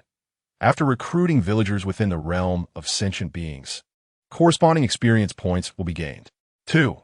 Upon forming alliances, intimidating, enticing, or scheming with other forces in the realm of reality, corresponding experience points will be acquired based on their scale and effectiveness. 3. In the Dream Network, when the initiator proposes a plan, the success rate is increased by 500. 4. Once any proposal is agreed upon, the target cannot refuse, delay, or fail to complete the contract within the proposed time. The initiator may request a judgment against the target from the world. 5. When the initiator holds leverage over the target, there is a probability of immediate acceptance of the proposal by the latter. Restrictions: no connection can be established with the same unit within a 3-day period. What the hell? After reading the message, Lin Yi's mouth fell open in astonishment, his eyes brimming with shock. This Dream Network is incredibly powerful. Not only can Wang Qiu'er directly level up through diplomatic actions, but the cumulative effects of the 3 aspects are equally formidable. You have a good relationship with a certain neighbor, a close friend, right? In the evening, Wang Qiu'er can pull them into the Dream Network. And with a 500 increase in success rate, how could repeated attempts not succeed? If Lin Yi has leverage over them, the chances of success become absolute. Once a proposal is achieved, even if the counterpart is a dear friend or a brother, the target must fulfill the contractual goals with eyes reddened by emotion. Without any signs of abnormality, they will remain utterly oblivious to their demise. It's a twofold advantage, truly terrifying. This is undoubtedly a god-tier skill strategically. However, it is the 400-kilometer range that poses a limitation. My lord, Wang Qiu'er's gentle voice broke through his thoughts. After placing the wooden basin by the bedside, she lifted a towel from the water, as if she had divined Lin Yi's thoughts. She explained that the range of her innate talent would expand with the increase in her level. However, she was unsure of the exact distance it could extend. Currently, She felt somewhat inexperienced with the dream network, unable to accurately identify valuable targets or specify individuals. Given the knight's time, she could only achieve this level of assistance for him. Lin Yi nodded thoughtfully, realizing that as long as improvement was possible, everything could be negotiated. He then inquired about the conditions for Wang Qiuer's awakening of her talent. He learned that she had merely dreamt of how to increase the number of villagers before falling asleep, similar to Wang Qianqian, with almost no threshold requirements. With the two women as references, Lin Yi couldn't help but grow curious about the effects of Wang Laoding's talent. Suddenly, his brow furrowed as he asked, "What is the situation with the earth-rending rhinoceros and the ghost tribe? The collaboration with the former is understandable. But why has the latter inexplicably declared war on me when there is no connection between us? Is it possible that the declaration of war by foreign tribes comes without any restrictions or preconditions?" Chapter 34.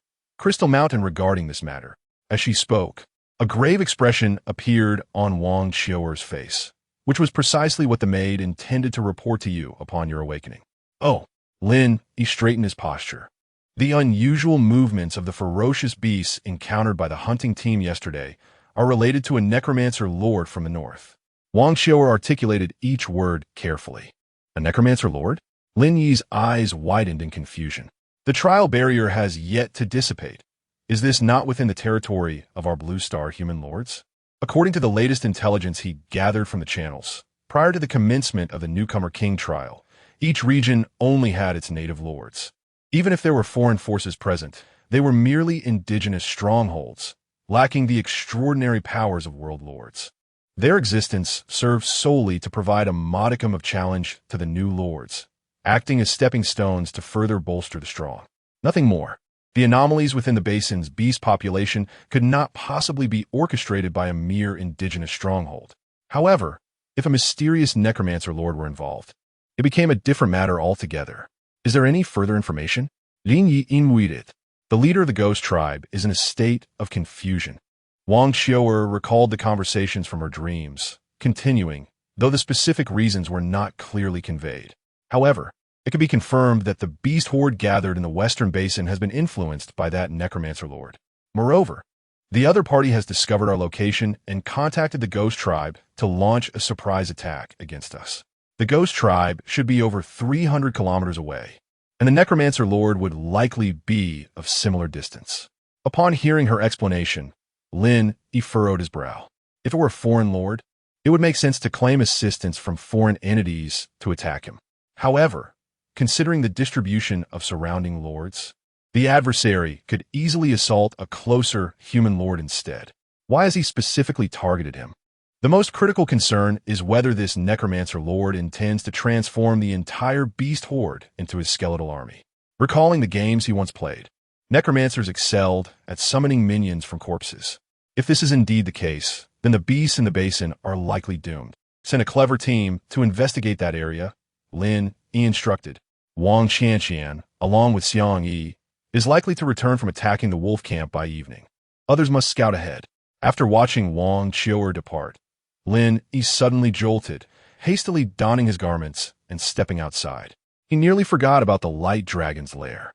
After a long night of hard work, the beasts should have fulfilled their promise, right? Creak! The door swung open. A blinding white light instantaneously enveloped Lin Yi's face. What on earth?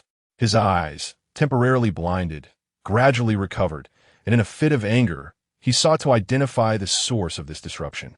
As he lifted his gaze, he was immediately captivated by an immensely towering and imposing light bulb that commanded his full attention. Clearly, it was this very bulb that had just dazzled his eyes. However, at that moment, the bulb began to dim slowly, and within a few breaths, it revealed its true form. It was a mountain, to be precise. It is a mountain constructed from countless crystals and stones. No, that's incorrect. The foundational materials consist solely of crystals. Where do the stones come from? Oh, now I understand. Lin Yi appeared to have an epiphany as he gazed at the towering 100-meter mountain before him. It turns out that special buildings only require the assembly of essential materials, while the remaining components will be supplemented by the will of the Lord. Fortunately, the construction is relatively user-friendly, Otherwise, he would struggle to gather the materials for such a massive mountain. The crystal mountain gleamed with a smooth, mirror-like surface. Aside from a colossal cavern at its center, numerous platforms extended from various points around it. The largest platform appeared to be nearly 100 meters long, while the smaller ones measured around 40 to 50 meters. Viewed in this light, the crystal mountain resembled a uniquely shaped, withered tree. As for the purpose of those platforms, Lin Yi licked his lips. Without the presence of a dragon, the so-called dragon's lair seemed misnamed. With that thought, he strode forward. "My lord, regarding our task." Captain Nyoma, upon seeing him, bent slightly and donned a smiling face. Eager to engage in conversation to leave a lasting impression on Lin Yi. "Get lost and find your own work. I have no time," Lin Yi interjected, raising his hand to halt the conversation. All right, Captain Nyoma replied, his expression unperturbed. He obediently lay down and rolled aside, showing no shame as he directed the other members to assist the villagers with their tasks. Arriving at the foot of the crystal mountain, Lin Yi's thoughts stirred, and the basic information of the lair appeared before his eyes. Dragon's lair, type, racial base, special status. Secondary base, building recruitable. Whelpling cost, 100,000 amethyst coins, constructible. Mountain platforms, cost per 100 SQ. 1 light crystal, 10 amethyst coins, for resting and training of dragons. Temple of Inheritance, cost. 1 ancient wisdom crystal, 1,000 light crystals. Upgrade requirements, 10 secondary magic cores, 50,000 stones, 2,000 light crystals. Description: a cloud kingdom forged by holy radiance. Every inch of rock engraved with the glory of the dragon race, and every ray of dawn transformed into a nurturing ground for hatching dragon might. In comparison to the territory panel, the settings for the dragon's lair are evidently much more simplified. Lin Yi examined the special status and quickly grasped its specific implications. If a secondary base building were destroyed, it would only harm the interests of the lord without materially affecting his safety. Correspondingly, within such buildings, the various lordly privileges held by primary base structures could not be executed. Nevertheless, all necessary racial buildings and functions remained intact. The establishment of the lair would only positively enhance Lin Yi's strength. However, when the eager Lin Yi glanced at the recruitment cost for the whelpling, he could hardly contain his shock. 100,000? Lin Yi's eyes widened as he earnestly counted, confirming that he had not misread. What the hell? 1 whelpling costs 100,000 amethyst coins? Why not just go rob a bank? For the sake of upgrading his level 3 territory with a mere 10,000 amethyst coins, he was on the verge of selling his own underwear. Now, the recruitment cost for a bright young dragon has soared tenfold, rendering it impossible to acquire even if sold. Ultimately, Lin Yi cast a glance at the desolate crystal mountain and set it aside, choosing to disregard it. Under the influence of Wang Qiuer's dream network, the territory welcomed an additional 300 villagers with normal household registrations, with oxen and horses serving as the base labor force. He decided to have Wang Fuguwei integrate everyone into the training ranks of the Red Feather Spearmen. However, upon reviewing the panel of new villagers, Lin Yi discovered that many had names devoid of meaning, mere numbers, and their actions and speech resembled those of imbeciles, making him wish to slap them back to the womb for a fresh start. Fearing the contagion of such ignorance, Lin Yi judiciously categorized them as low-ranking villagers in a separate roster. Once all matters were addressed, he realized that evening had quietly descended. The rhythmic sound of footsteps echoed steadily, drawing nearer. From the watchtower at the territory's gate came the jubilant cheers of the sentries. Xiang Yi had returned. Lin Yi's spirits surged. Aside from the construction of the luminous dragon's lair, this event had weighed most heavily on his mind. Having annihilated a complete Knoll encampment, there must surely be further rewards in store. Chapter 35. The Undead Lich Bang. Bang! The sound of intense banging echoed through the Lord's Hall. With each collision, the villagers waiting outside trembled in anticipation of orders. This commotion had persisted for an entire day. Damn it! Inside, Long Tao viciously shattered the last wooden bowl, panting heavily as he lay on the ground. In his line of sight, the crimson notification left him in turmoil. Your hero hog has died. Epic. Epic. Long Tao's gaze grew unfocused. He had believed that Hog would effortlessly tame the Wargen tribe. Little did he know, Hog had been caught completely off guard and had suddenly perished that very night. This had abruptly severed a critical pathway for his early ascent. You. Recount the events of last night once more. Long Tao's eyes turned towards the corner of the hall, where Lin Yi, having feigned death and escaped the clutches of peril, knelt tremblingly on the ground, prepared to reiterate the scene he had witnessed. Pikemen, silver-armored female warriors. Long Tao furrowed his brow, taking a deep breath to temper his tumultuous emotions. If Lin Yi had not misrepresented the events, there indeed existed a rare human unit that matched the description, the Red Tassel Pikemen. However, this unit averaged only level 13 or 14 and bore no inherent advantage against Wargen. It was inconceivable that they could effortlessly annihilate an entire camp. Unless that silver-armored woman was an exceedingly formidable hero, bestowing her prowess upon those pikemen, while possessing her own formidable combat strength. This would align with Lin Yi's account of the scene. Hero. At this thought, a shiver coursed through Long Tao's very soul. At the very least, one would need to be of the divine spirit tier to wield such enhancements. The presence of a hero implied that there was another lord backing them. Yet, he was still in the trial grounds. It was impossible for an old lord to exist. Could it be? As his thought crossed his mind, the familiar and loathsome outline emerged in his mind. No. Long Tao shook his head vigorously. It had only been a few days, and the training period for rare units required at least 20 hours. There was no way he could possess such a formidable army. Furthermore, the coordination displayed by those individuals showed a level of combat intelligence far beyond that of mere recruited villagers. Just then, a rapid series of footsteps approached from outside. Lord, there's a skeleton outside who wishes to speak with you. Oh, Long Tao's eyes narrowed, a mix of suspicion and certainty rising within him. Let it in. Before long, a low-ranking skeleton, its bones mottled and cracked, entered the Lord's hall. He cast a glance at Long Tao across the conference table, his eye sockets flickering with ethereal flames. Then, quite naturally, he took a seat opposite him. Lord of the Undead. Long Tao fixed his gaze upon the skeleton, a cold snort escaping his lips. I never imagined you would find a way to breach the trial barrier. Are you not afraid of me disseminating this information? A frail and isolated undead, trapped within the territories of the human race. Many would undoubtedly be intrigued by your kindness architecture. Upon hearing the threat, the skeleton nonchalantly swayed the twisted vibration plate on its throat. Gaga,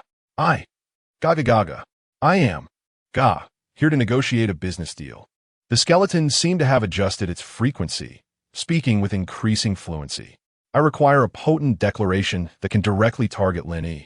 As a steadfast brother and dear companion, you must possess the means to facilitate this. What? Long Tao was immediately taken aback. Should the Lord of Blue Star become aware of his connection with Lin Yi, it might be understandable. However, how could an alien lord, having breached the trial barrier, have acquired such knowledge? The skeleton, clearly aware of his thoughts, lightly tapped its pale fingertips on the table, chuckling ominously. You insignificant humans have no secrets before me. With that, the pale blue flames of its soul suddenly surged, causing its bony frame to tremble, creaking as if on the verge of disintegration. Following this, the Lord S. Hall became enveloped in a shroud of gray mist. A crystal-encased, lifelike white flower materialized on the table. Death barrier. Spatial transfer. A cold sweat broke out on Long Tao's back. By the gods.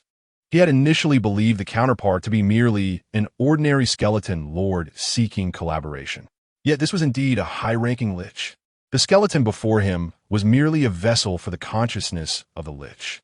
Contemplating the enigmatic abilities of liches, Long Tao felt a chill run down his spine, even with his memories of rebirth. Should this lich desire to unleash a massacre, it was likely that none of the Blue Star Lords would survive until the end of the month. Just as he had surmised, newcomers from a higher realm had descended upon their trial area. The silver-armored female warrior might very well be an otherworldly human lord. This Long Tao gasped in astonishment as he beheld the items on the table. The twin flower of light? Quite intriguing. The skeleton lightly raised a fingertip, summoning the flower towards itself with an invisible force. However, for some reason, it seemed reluctant to touch the crystal. Your expression suggests you understand its significance. I merely require your assistance in crafting a powerful declaration. It is quite simple for you. The skeleton relaxed, leaning back against the chair, tilting its head slightly. Even as a mere shell, it exuded an aura of languid elegance. Gulp. Long Tao's fervent gaze remained fixated on the white flower. The twin flower of light, a high-level luminous plant, renowned not only for its healing properties, but also for its ability to attract light spirits from other dimensions. Upon tearing the fabric of space, the unique essence of the twin blossoms allows light spirits to linger briefly within its domain. At that moment, the Lord can seize the opportunity to recruit them. The light spirits, even at their lowest tier, are mythic entities. Should a combat-oriented light spirit be among them, the rewards would far exceed what a mere hog could offer. My lord, Long Tao, parched and breathless, endeavored to steady his racing heart, for you must know, Lin Yi is my beloved friend, my brother. Is that not so? The flickering soul fire in the skeleton's eyes shimmered with newfound admiration as it regarded the former. In light of this, an increase in remuneration is required. Observing the other party rise from their seat, Long Tao could hardly contain his excitement. Ah, take your leave. The admiration in the skeleton's gaze vanished, replaced by palpable disdain. Through spatial transmission, it cast a blueprint for a structure, a rare troop design, and a bone shard onto the table, declaring, "You have but 7 days. If I do not receive the promised declaration within this time, my Cataclysm Legion shall engulf you. When you are prepared, contact me with the bone shard." With that, the skeleton collapsed like a marionette with severed strings, its decayed frame shattering upon impact. The surrounding gray miasma that had isolated them from the outside world dissipated in an instant. Ha ha ha! Lin Yi, Long Tao, exhilarated, cradled the 3 precious items, murmuring to himself, "A dread lich that dares not sully its reputation. It must possess ambitions that ignite divine flames. Though I am unaware of how you have attracted such a formidable figure. Fate decrees your demise, and you must acquiesce. However, how shall I strategize this declaration?" Yet, as he reveled in the treasures before him, he remained blissfully unaware that a figure concealed outside the window had already penetrated the barrier and overheard every word. Chapter 36. Recruitment of the Dragon Lin Yi. At last, I have seized an opportunity. The desolate expanse of the bone-laden earth is shrouded in a morbid atmosphere, where countless skeletons meander aimlessly. The incessant creaking of accumulated bones is utterly nauseating. At the center, upon a throne fashioned from pale skeletal arms, sits a woman draped in a black robe. Upon closer inspection, her pallid form bears no trace of vitality, resembling a cabbage thoroughly drained of color, as though it had been subjected to the ministrations of a vampire for 3 days and nights before being marinated in bleach for a year. Clearly, she bears no connection to the living. In this life, I must forge you into a wraith, imprisoning you within the boundless abyss. Clara White envisioned the imminent moment when she would vanquish her foe, and her long-dormant, emaciated chest began to rise and fall with unprecedented fervor. 10,000 years. 10,000 years. Who could fathom how she endured such an eternity in the endless abyss? She had believed that when the divine flame extinguished, both her body and soul would utterly fade into oblivion. Never did she anticipate that destiny would bestow upon Clara a second chance. Lin Yi and I are the same cohort of lords. Recollections of past investigative leads ignited Clara's azure eyes with excitement. According to the timeline, he had persevered through the trials until the very end, only to rapidly ascend when he entered the battlefield of myriad races.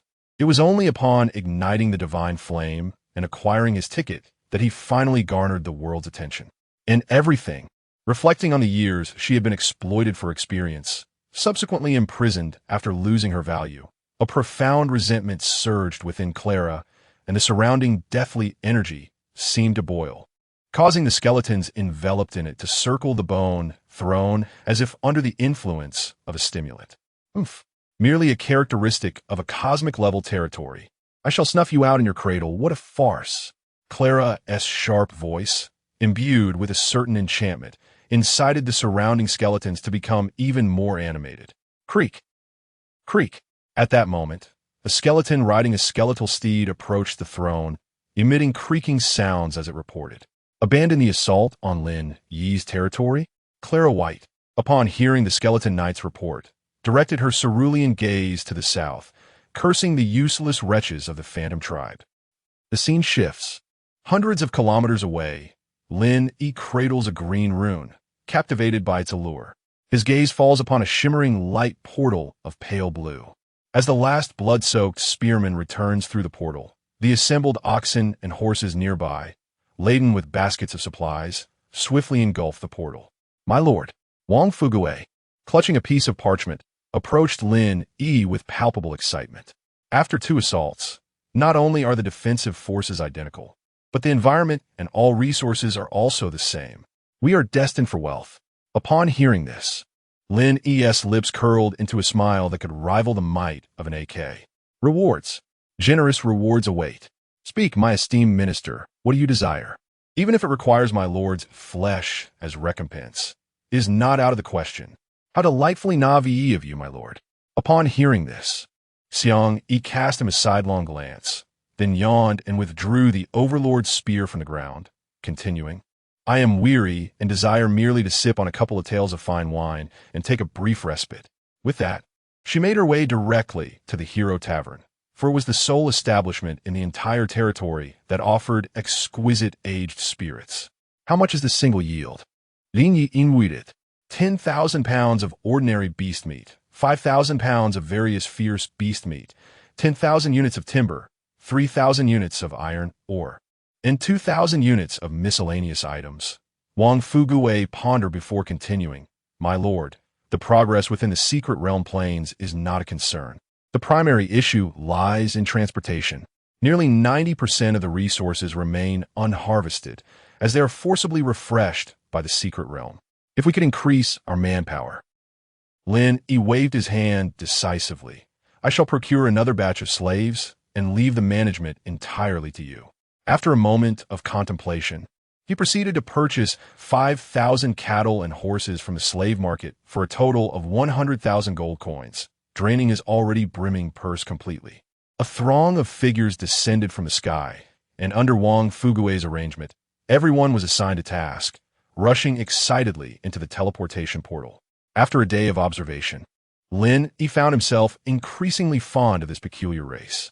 With Wang Fuguei's talent enhancement, which raised their work ethic by 150, and with a little self-motivation, these cattle and horses were capable of working tirelessly around the clock. They would only require 2 meals a day and could even forego sleep, eliminating the need for wooden shelters.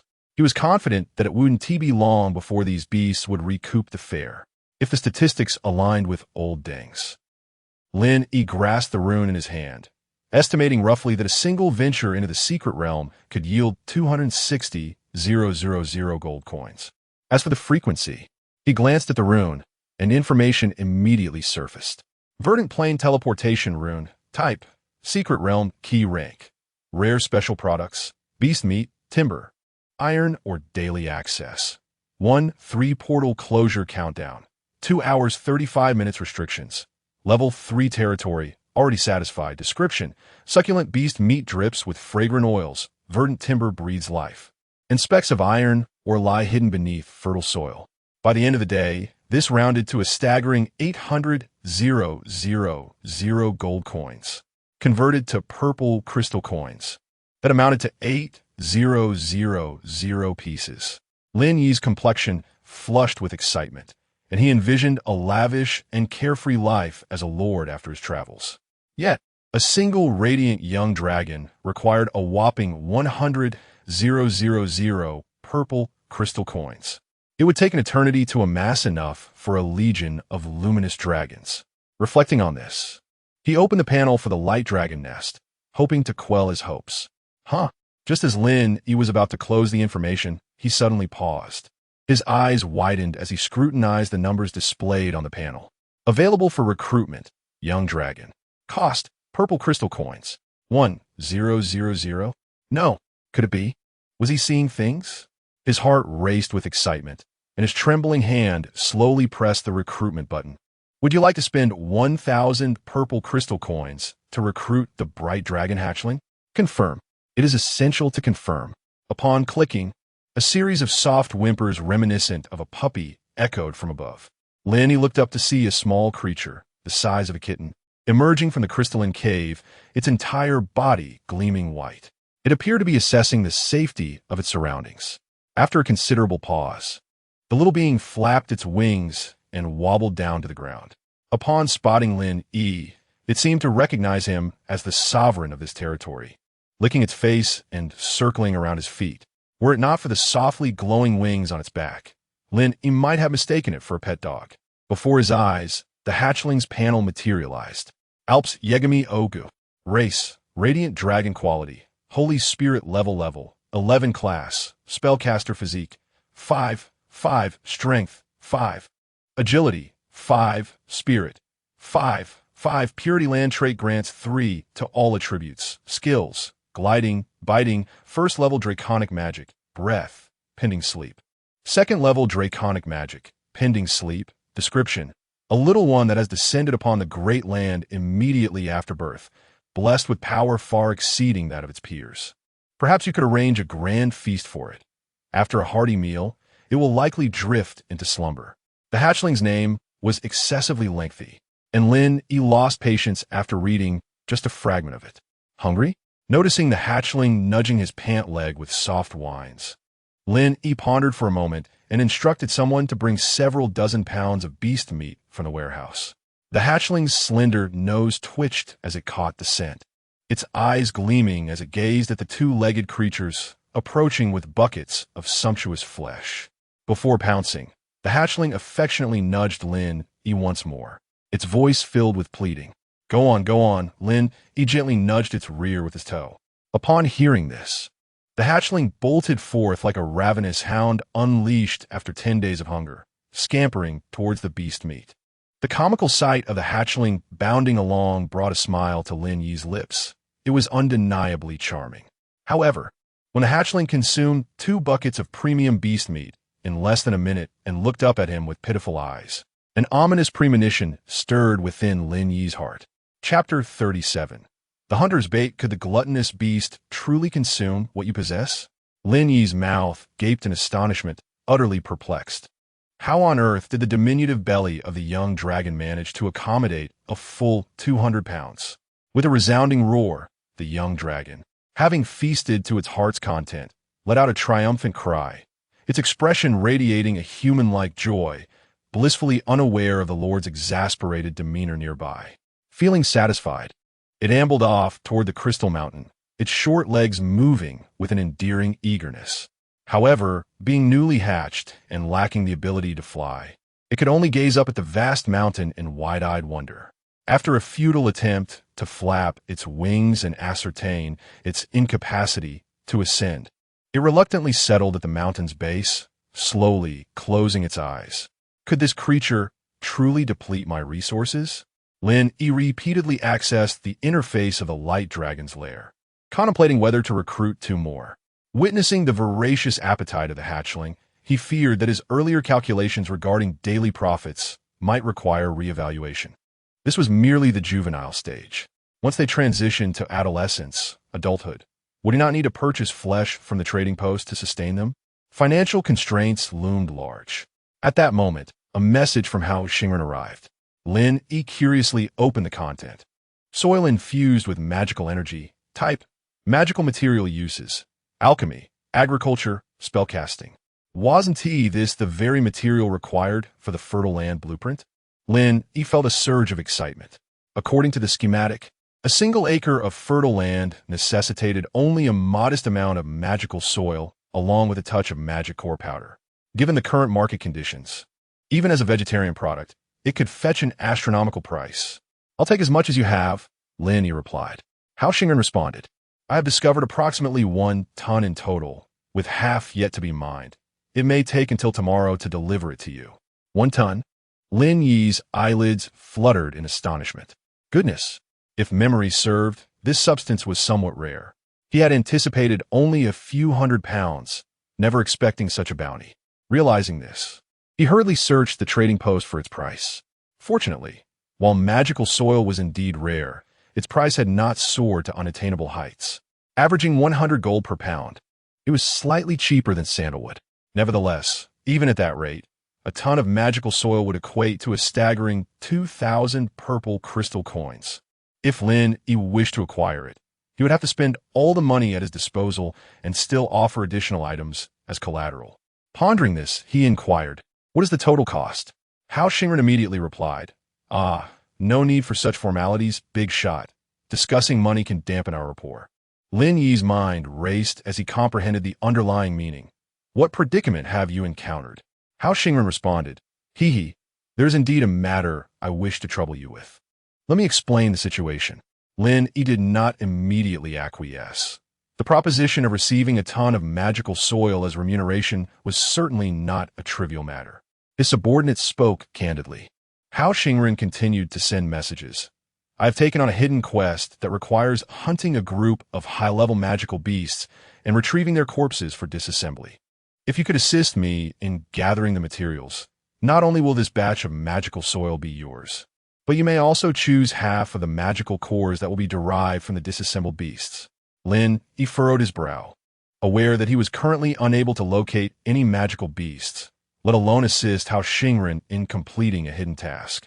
Sensing his hesitation, Hao Xingren promptly sent an item message. "Hunter's bait, quest item. Type, quest item. Effect, when used, a pack of frost crystal wolves will be attracted to the location. Description, it is advisable to possess strength to match, including a wolf king." Upon reading the item description, Lin Yi understood why Hao Xingren had sought him out. At this stage, if there was any lord capable of dealing with a group of magical beasts, it seemed he was the only candidate. "What level are these wolves?" Lin Yi inquired. Hao Xingren was taken aback for several minutes, and after a moment, he tentatively asked, "Forgive my impertinence, but you haven't exactly delved into theoretical identification, have you?" Lin Yi felt his face flush with embarrassment, realizing he had posed a rather foolish question. Fortunately, Hao Xingren, perceptive to the situation, did not press further and sent another message. "I have listed a monster compendium at the trading post, and the transaction has already been designated. The Frost Crystal Wolf is a pack-oriented second-tier magical beast, while the Wolf King's strength typically ranks at the 3rd tier. If you can handle them, I will also list the item at the trading post." It turned out they were merely 2nd and 3rd tier creatures. Lin Yi felt a surge of confidence and replied, "All right, go ahead and list it. Once it's done, I will provide you with the items." Soon, he located the 2 specified items at the trading post. The hunter's bait was a somewhat foul-smelling piece of rotten meat, easily used by igniting it for over 10 minutes to attract the quest monsters. However, what truly captured Lin Yi's attention was the thick monster compendium in his hands. This tome was indeed a timely boon. Licking his lips, Lin Yi opened the book's table of contents and quickly found what he was seeking: dragons. As for how many dragons to raise, he was still uncertain. The scarcity of meat resources was one concern. More importantly, based on his recollections, dragons had an exceedingly long growth cycle. If they could not form an effective combat force in a short time after recruitment, the resources invested in the early stages would be essentially wasted. Lin Yi earnestly perused the compendium for over 10 minutes before slowly closing the pages, immersed in contemplation.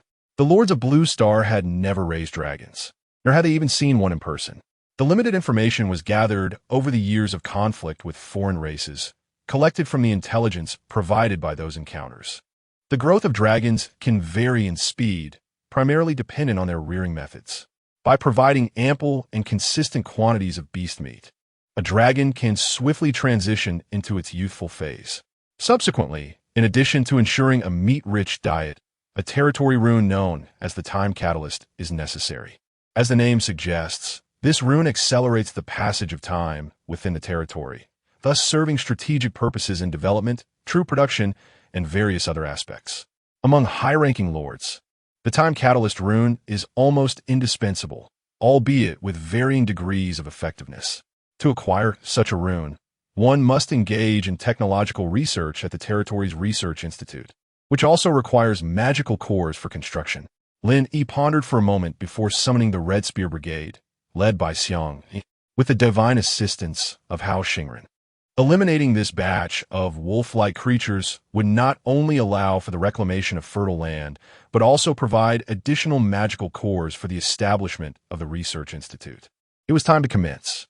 Standing atop the watchtower, Lin Yi gazed downwards, feeling the gentle breeze from above that brought him a refreshing coolness.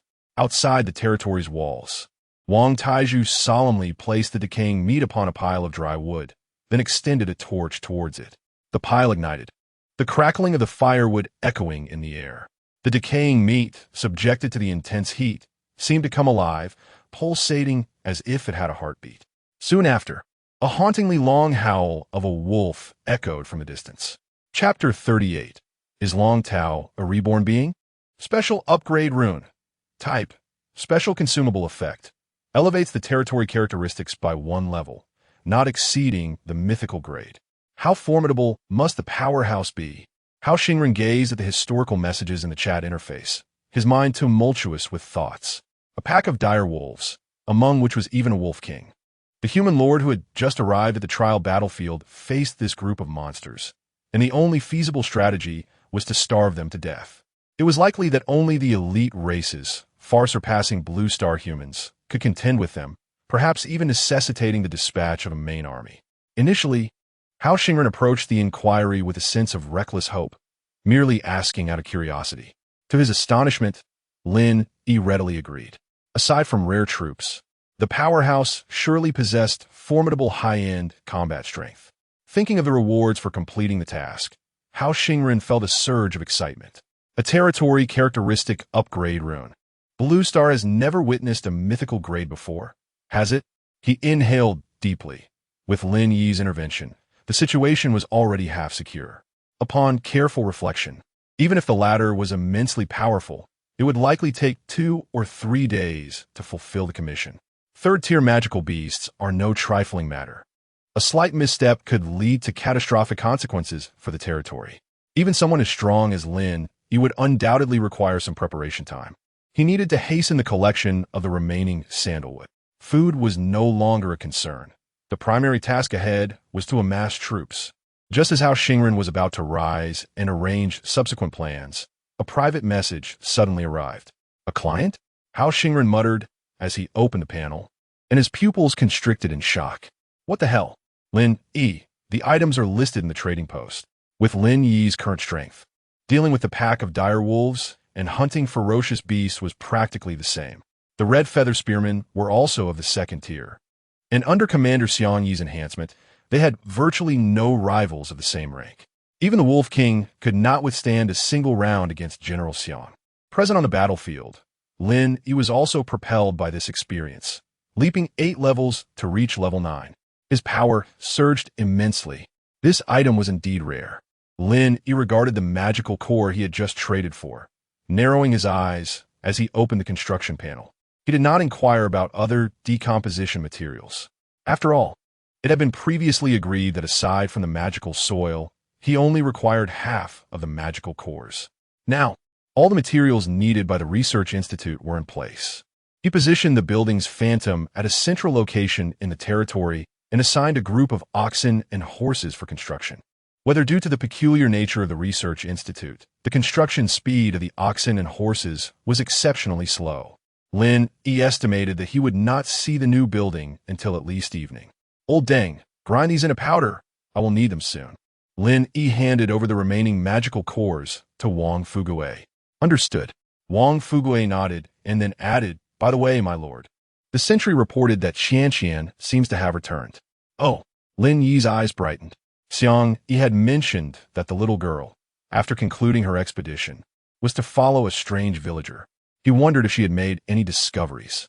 My lord, a wooden gate hundreds of meters away had just swung open, and before Lin Yi could discern any figures, a youthful voice had already reached his ears. Shortly thereafter, Wang Qianqian approached him. Have you improved your strength again? Lin Yi examined her status panel, noting that she had indeed leveled up since their departure.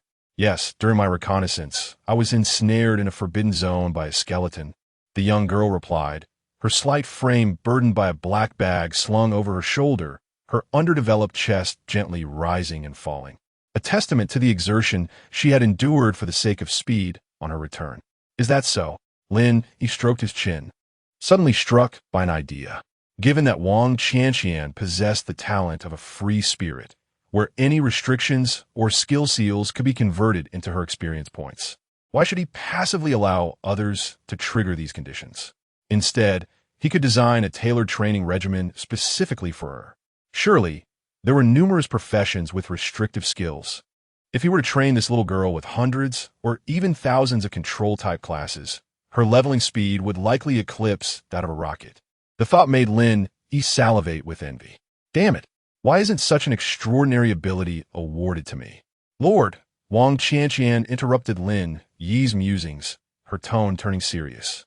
During my reconnaissance, I discovered some peculiar matters. Do tell, Lin Yi replied, focusing his attention. Given Wang Qianqian's current capabilities, for her to present such a demeanor indicated that the mysterious lord in question was likely quite formidable. It is as follows. Wang Qianqian recounted the conversations she had overheard within Long Tao's territory in detail. Brotherhood, dear friends, the Wolfman Hog. Lin Yi's brows furrowed slightly upon hearing this, and he opened the hero leaderboard, searching for the name of his good friend. However, after scanning it 3 or 4 times, he found that Long Tao's ranking had indeed vanished. That was Long Tao's territory? Lin Yi's gaze flickered, as memories of all his interactions with the rotund black fellow raced through his mind. It makes no sense, given the relationship between Long Tao and myself. Even if we weren't the closest of friends, we had never encountered any serious conflicts. Why, then, does Wang Qianqian describe me as if I were Long Tao's father's murderer, allied with foreign lords to eliminate me? Is there any additional information about this human lord? Lin Yi inquired, his brow furrowed. The enigmatic undead lich piqued his interest, but how he had crossed the world barrier into the realm of the blue star humans was of no consequence to him. Lord, Wang Qianqian spoke once more, her fair face contorted in thought. I suspect he is a reincarnator.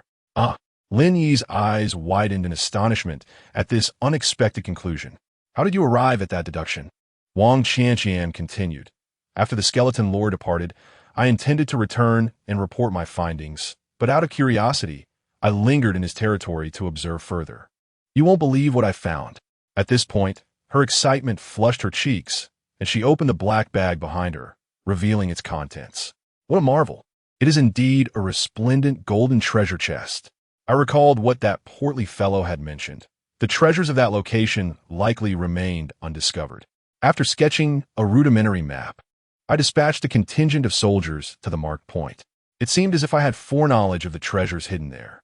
With the advantage of speed, I arrived ahead of them and, following his description, quickly located the chest.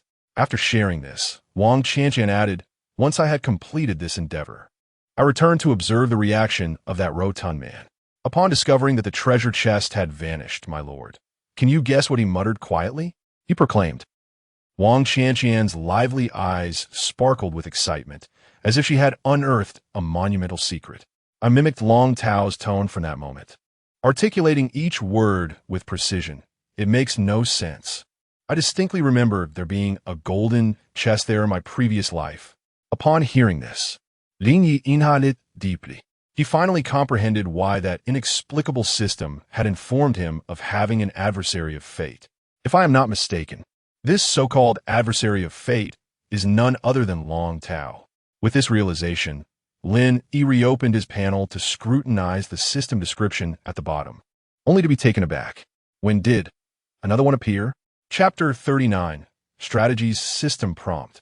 Current number of nemesis x2. Effect bonus 200. Lin Yi furrowed his brow slightly.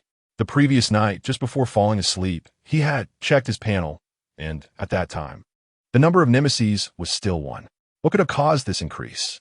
Reflecting on the events of the past few days and connecting them to Wang Qianqian's discovery, Lin Yi suddenly conjured a bold hypothesis.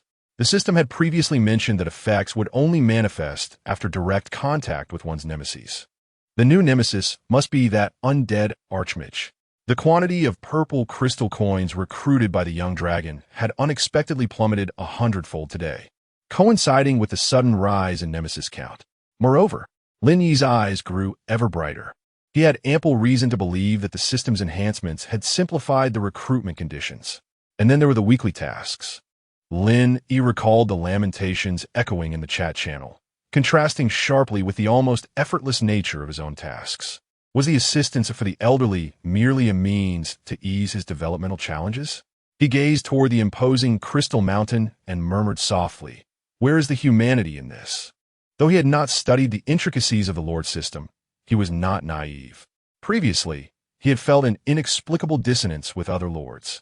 Even with an exemplary territory, it seemed other lords were left far behind. Now, he had uncovered the fundamental reason. Indeed, it was the system that wielded considerable power. He felt a surge of joy within him.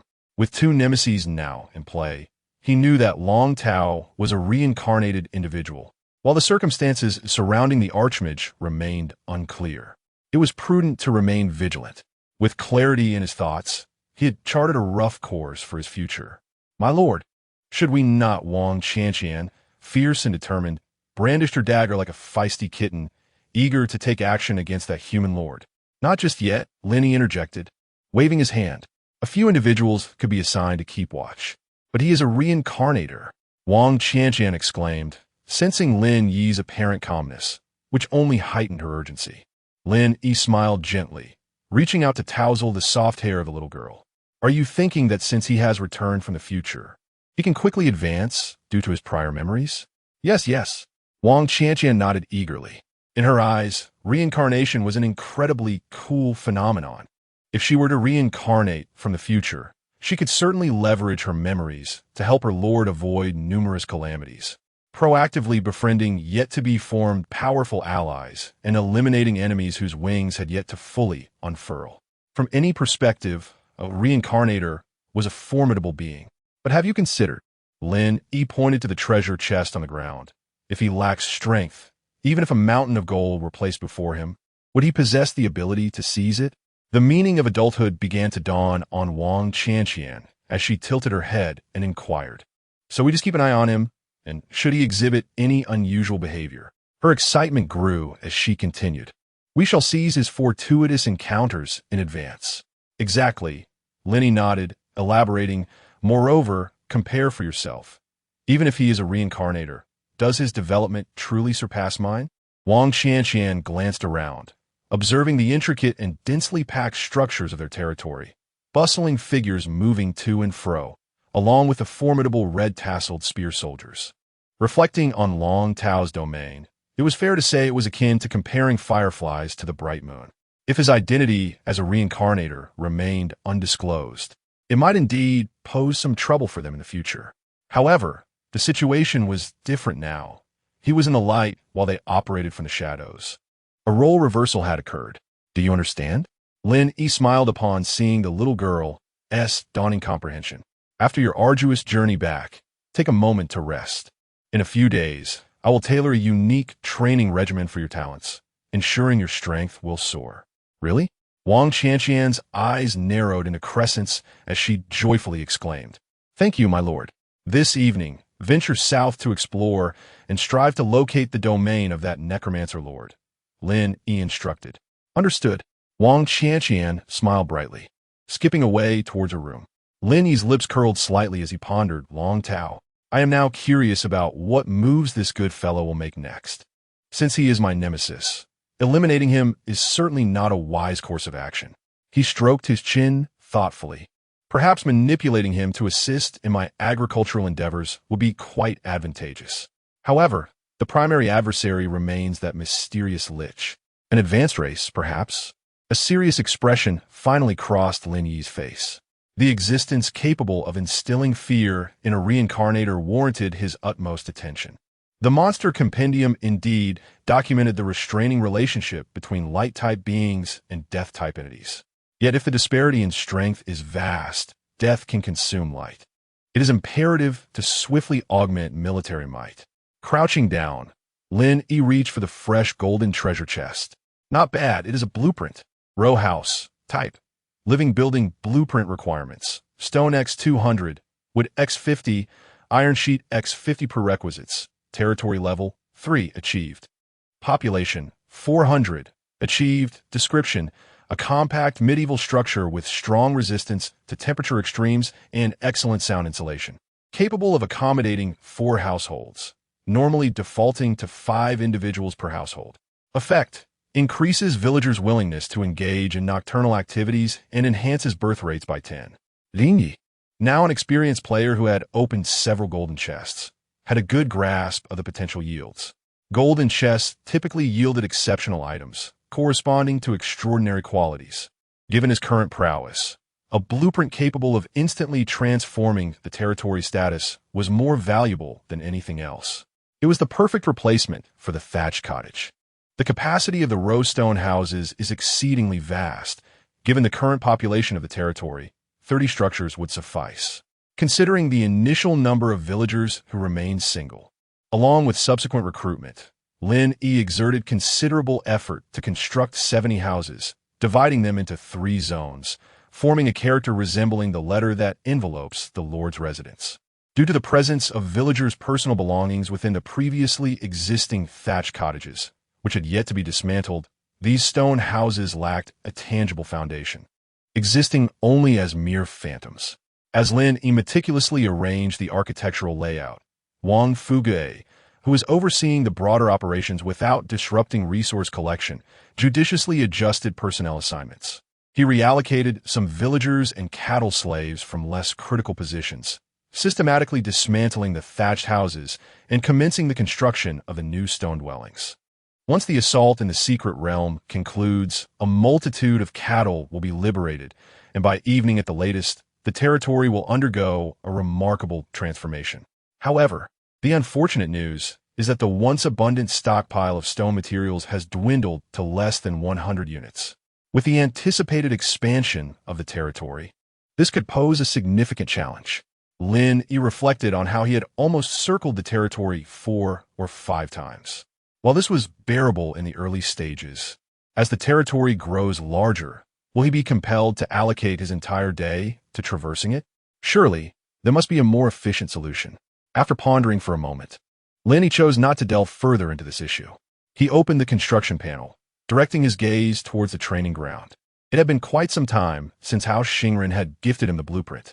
Now, with the territory elevated to level 3, it was time to put it to use. The site for the training ground could potentially expand the territory's area, and naturally, he would not confine it strictly within the established boundaries. Chapter 40. Military training. The training ground spans an area of 500 by 500, equivalent to 1/3 of the territory. It must be utilized effectively. Upon glancing at the price of the precious material, diamond rock, in the marketplace, Lin Yi's expression darkened considerably. As an advanced material for construction, a single unit costs a staggering 6 gold coins. After procuring the necessary supplies, Lin Yi found that the gold coins remaining in his pocket had nearly been depleted. Without funds, one cannot progress as a lord. Lin Yi understood that the resources he had invested were likely granted at a discount by the system. Were it another individual, the resource expenditure would likely multiply. He recalled a classmate who had saved 200 gold coins before his arrival, hoping to survive the trial for 30 days. What could 200 gold coins accomplish? Barely enough to construct a toilet. Resource consumption: diamond rock x 500, gold coins x 500, iron ingots x 100. Foundation construction completed. Workers are currently building. The final refresh of the plane's secret realm had concluded. With a surge of livestock flooding in, the training ground soon transitioned from a mere illusion to a tangible reality. The outer perimeter was paved with dirt, leading to a spacious runway nearly 2 kilometers wide. Within the runway, various zones were interspersed, including archery targets, obstacle courses, practice arenas, and areas for weight training. The facilities were far from exquisite. The training dummies wrapped in metal bore the scars of numerous strikes. However, they sufficed for the early stages, and the equipment was relatively complete. Dazhuang. Lin Yi gestured towards a brawny man beside him. "Sir, Wang Dazhuang's rugged face flushed crimson, his muscles rippling beneath his leather armor. Upon his arrival, he had seen his elder sister, younger sisters, and even his aged father, all utilizing their innate abilities to shine brightly. Yet he felt like a mere shadow, devoid of presence. 204 hours, 39 minutes, and 10 seconds. 8 long, sleepless nights. Who could fathom how he endured?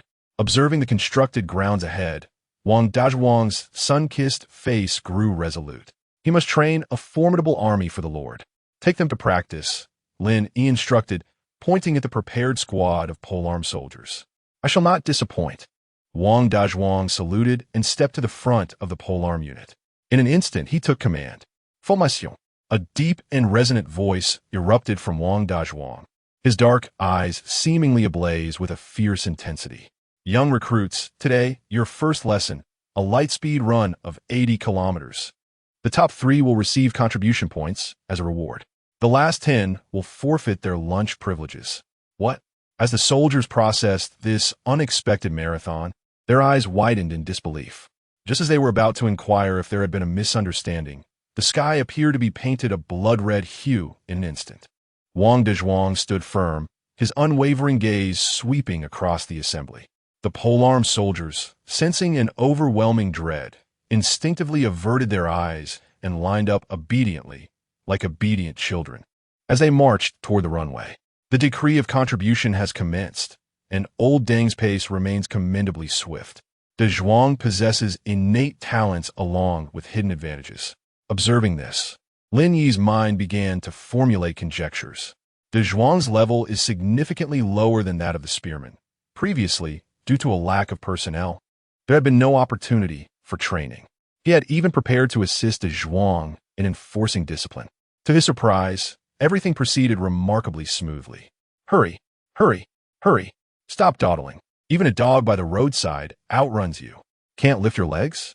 Have you forgotten to eat? In that case, you may as well skip lunch too. Even the female warriors run faster than you. If you can't pick up your speed, you might as well sever your second in command. Wang Dazhuang lagged behind the group, resembling an elegant pianist, constantly motivating the spearmen at the rear of the formation. Your warrior, a Wei, red tassel spearman, has advanced to level 18. Your warrior, a Huang, red tassel spearman, has advanced to level 19. 2 notifications appeared in a discrete corner of the interface. Hiss. Lin Yi inhaled sharply. With the effects of the Pure Land enhancement combined with Wang Dazhuang's talents and the training benefits from military funding, he had anticipated such outcomes. However, he never imagined the results would be so extraordinary. It is also possible that these two were destined for promotion, with Wang Dazhuang merely providing the spark for their breakthrough. Lin Yi's thoughts were a whirlwind, yet he acknowledged that the training effects should not be underestimated. Nevertheless, he reflected on the fact that the red tassel spearmen, being a rare unit, had their potential capped at a mere 20 levels, thereby rendering them incapable of serving as the backbone of the army in the later stages. Fortunately, he had been prudent enough to prevent the Wang family from changing classes. Had Taizhu and Wang Qianqian's potential been locked, Lin Yi would have found no solace even in tears. If only there were a way to endow them with the attribute of light. Contemplating the multiple enhancements of the Pure Land characteristic on luminous beings, Lin Yi fell in a deep thought. My lord, a sudden ethereal whisper graced his ears. Turning around, he found Elena no longer clad in her translucent lace gown, but rather in a pristine white jumpsuit, approaching him with delicate steps akin to a cat. Her softly curled, pale golden hair cascaded over her shoulders, and her untainted wings fluttered gently, reminiscent of an angel stepping forth from a painting. Yet, Lin Yi immediately noticed her hands, fidgeting with a hint of unease over her abdomen, along with her somewhat reserved expression and slightly downturned cheeks. Perhaps after a night of rest, the remnants of the fallen angel's soul merging with her essence had eased somewhat. Elena now exhibited more human qualities. How did you sleep? Lin Yi inquired with a smile. Thanks to your generosity, my lord, I had a beautiful dream, Elena replied. Seemingly recalling the scenes from her dream, her azure eyes darted shyly toward Lin Yi, her cheeks instantly tinged with a rosy hue. Elena, you shall forever serve by my side, just as in your dreams, dispelling all darkness. Lin Yi nodded, momentarily at a loss for words in their exchange. The two individuals stood, one behind the other, quietly observing the training ground ahead. After a brief moment, Lin Yi suddenly turned around, a sense of realization washing over him. "All right, I remember you possess a blessing skill. The cooldown time has elapsed. What effects does it entail?" "It stems from an immortal grade, permanent enhancement. Just thinking about it fills one with anticipation." "Master, the sacred blessing allows one to acquire a randomly assigned advanced profession." "Advanced profession?" Lin Yi's eyes sparkled with excitement. Elena leaned slightly forward, patiently elucidating, "Indeed. And the profession granted by the blessing can be forgotten at any time, without hindering future career transitions." The prospect of acquiring a professional effect had already left Lin immensely satisfied, but to discover that it could be refreshed was beyond his expectations. Glancing at his empty profession slots, he was suddenly filled with exhilaration. "Excellent. Is our Lord finally on the path to becoming a formidable figure?"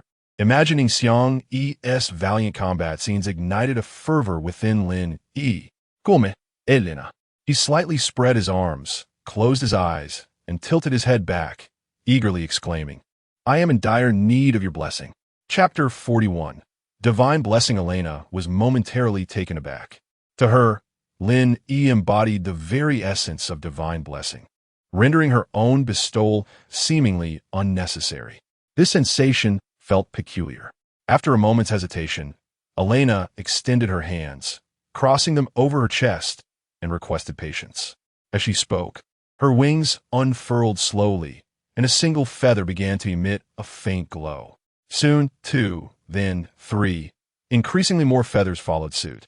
Eventually, the radiance enveloped Elena, her face radiating a divine purity that commanded reverence and forbade desecration. "In the name of my great lord, Lin Yi, I bestow upon you." Elena's solemn prayer had yet to reach its conclusion when, abruptly, a streak of light surged into the mansion. Whoosh! The luminous entity pierced through the sturdy stone walls of the Lord's residence with the ease of a relentless arrow. In the blink of an eye, it reached the outskirts of the territory. "My lord!" Hearing the commotion, Xiang Yi burst through the bedroom door, her complexion pale as she gazed toward the direction of the light. Even Elena, who was in the midst of casting her spell, widened her eyes in astonishment at the same moment. Whoosh! The light plunged directly into Lin Yi's brow. Almost simultaneously, an invisible energy radiated from within him, causing the divine blessing that Elena had been preparing to dissipate like a mirage. "My lord!" Xiang Yi rushed to Lin Yi's side, but before she could act, she noticed him open his eyes, gazing at her in bewilderment. "Are you all right?" Relieved to see Lin Yi unharmed, both Xiang Yi and Elena exhaled deeply. The recent danger had been profound, rendering even their fourth-tier powers insufficient to halt the luminous entity. Thankfully, no harm had befallen them. Otherwise, they would have lived with guilt for eternity. "What happened? Is it over?" Lin Yi had not witnessed the preceding events. It seemed, indeed, to have failed. Elena recounted the incident in detail. "It entered your mind?" Lin Yi was taken aback. What manner of entity could simply invade without decorum? Would it not lead to a brain tumor if left unaddressed? He closed his eyes again to sense the situation. Suddenly, Lin Yi shuddered, perceiving his inner consciousness from an entirely novel perspective. In a space suffused with darkness, a small fragment floated, emitting a gentle glow. Was that not the territorial fragment extracted from a box? Coming to his senses, Lin Yi's expression was one of uncertainty as he hastily opened his status panel. Lin Yi race, human level, 9 main profession, Lord's secondary profession, disabled spirit energy, 4, 5 skills, none evaluation, a stronger than average individual with practical combat experience on the streets. Lin Yi disregarded the outrageous evaluation below, repeatedly checking his panel to ensure he was not mistaken. Damn, his secondary profession had been disabled.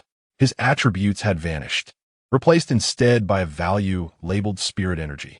What on earth had transpired? Lin Yi clenched his fist, perceiving no notable difference from before. The only certainty was that all his attributes were gauged by spiritual energy. Originally, his agility, which had seen the least growth, appeared to have improved slightly due to recent circumstances, enhancing his speed and reflexes. This was undoubtedly a positive development. Was this not a quintessential, textbook-like encounter? Could it be the kind of spiritual energy found in fantastical tales? With this thought, Lin Yi endeavored to emulate the protagonists in novels who summoned their breath and circled their energies to bolster their strength. After a few minutes, however, aside from producing a trivial sound, he sensed no spiritual energy. Regardless, he reassured himself that his body remained intact. Reflecting carefully, Lin Yi recalled the extraordinary origin of that mysterious shard. The restriction on his secondary profession must have its rationale. Was he still able to bestow blessings? Noticing that Elena's skills were not on cooldown, he pondered briefly before speaking, then let us bestow a blessing upon Wang Taizhu. Xiang Yi, please bring her here. Understood. Viang Yi nodded.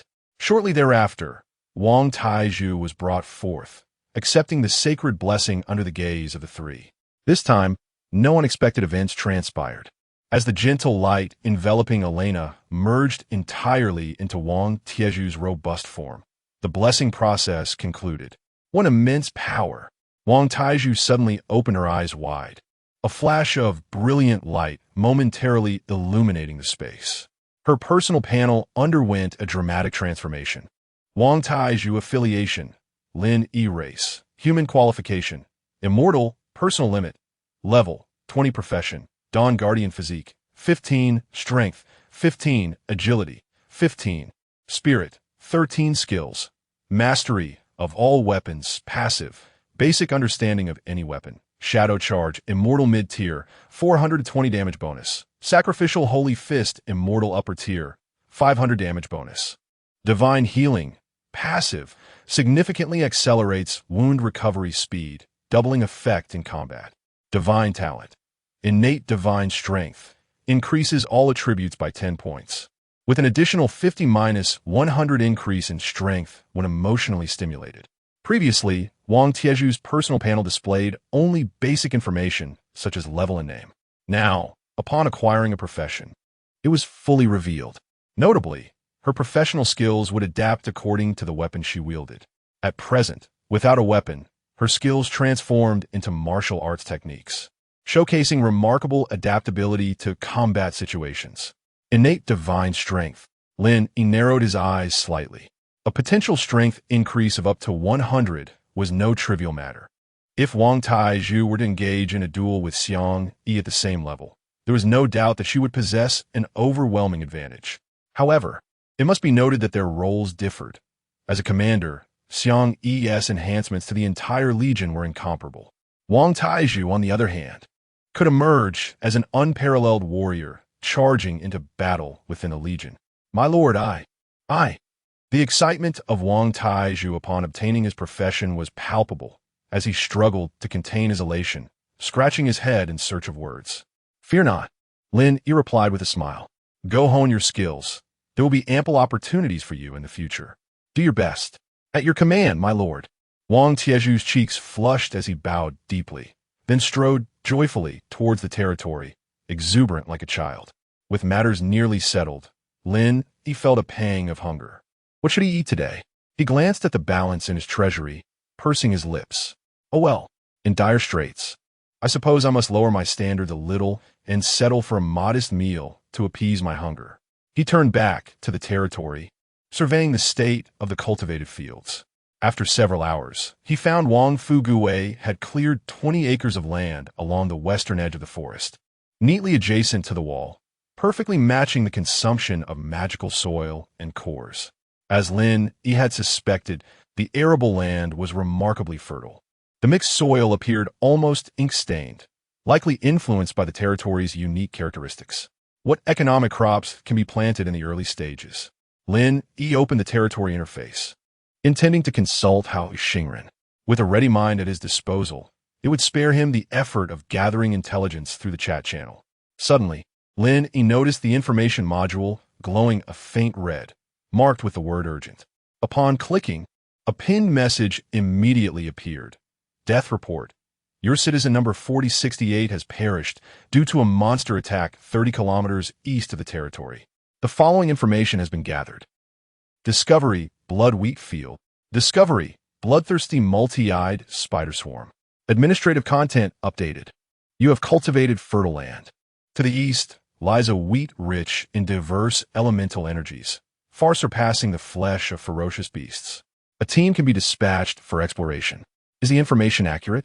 My lord, I assure you, I have not erred.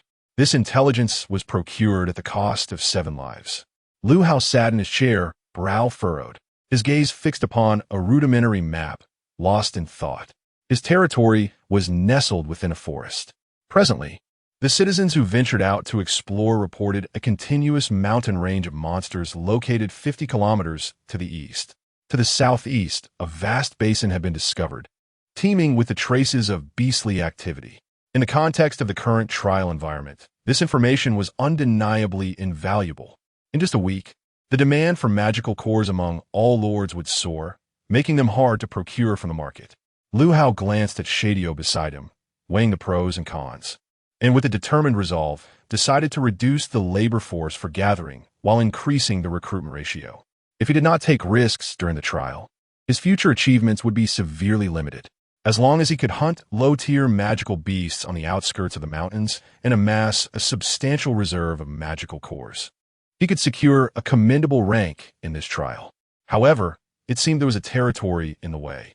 The villagers reported that, although they had not witnessed it firsthand, the vast traces of collection could not be fabricated. Taking a detour would not only prolong the journey, but also render the transportation of supplies perilous, as evidenced by our people who perish from the bites of venomous insects during such diversions. Why take a detour? Liu Hao smiled broadly, producing a gold coin and tossing it to the only named villager in the territory. Well done, you may go. The expanse of the Monster Mountain Range is a substantial bounty. Attempting to consume it alone would surely lead to one's downfall.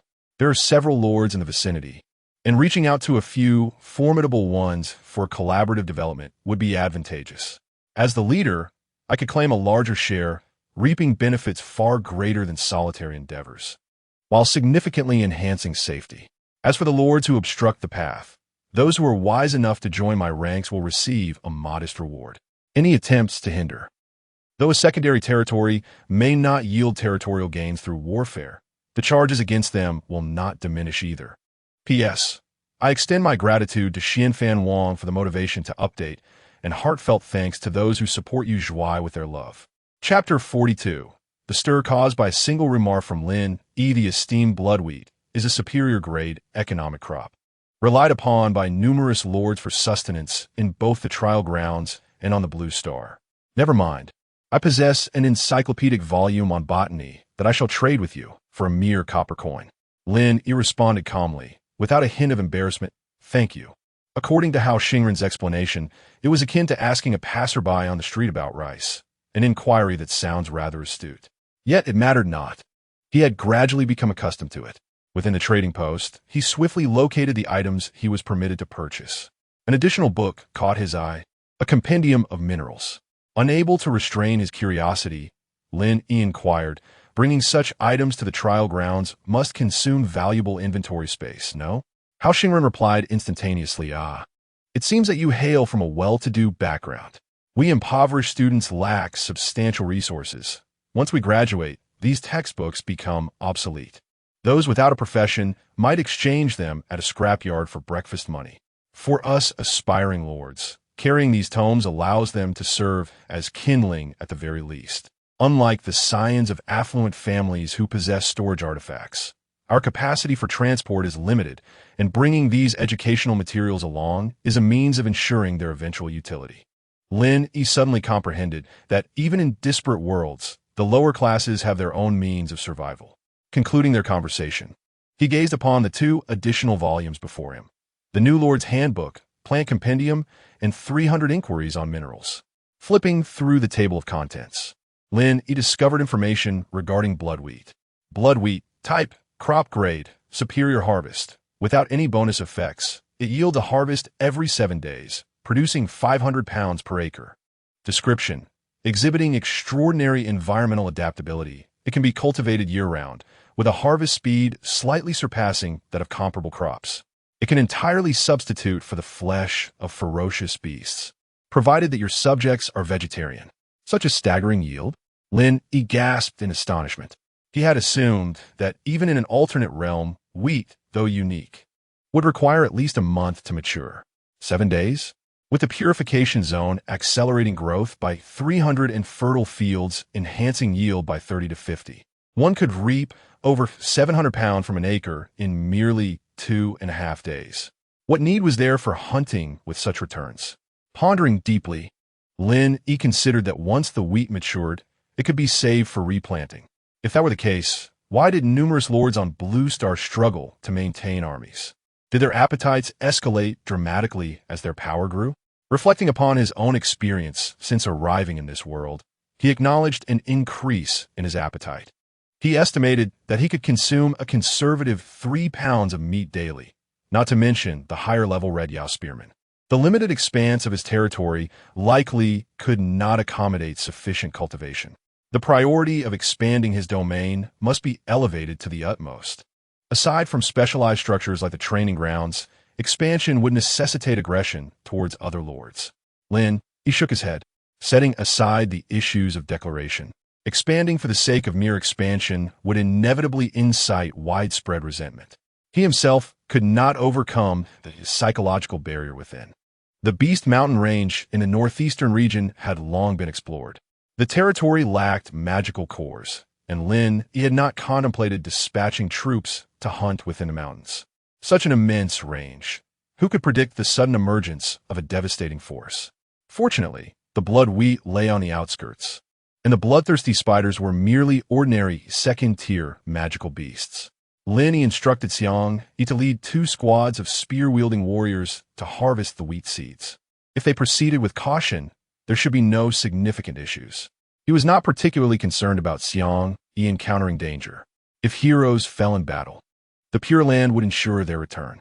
As Lin Yi's thoughts wandered, suddenly a loud voice erupted near him. "My lord!"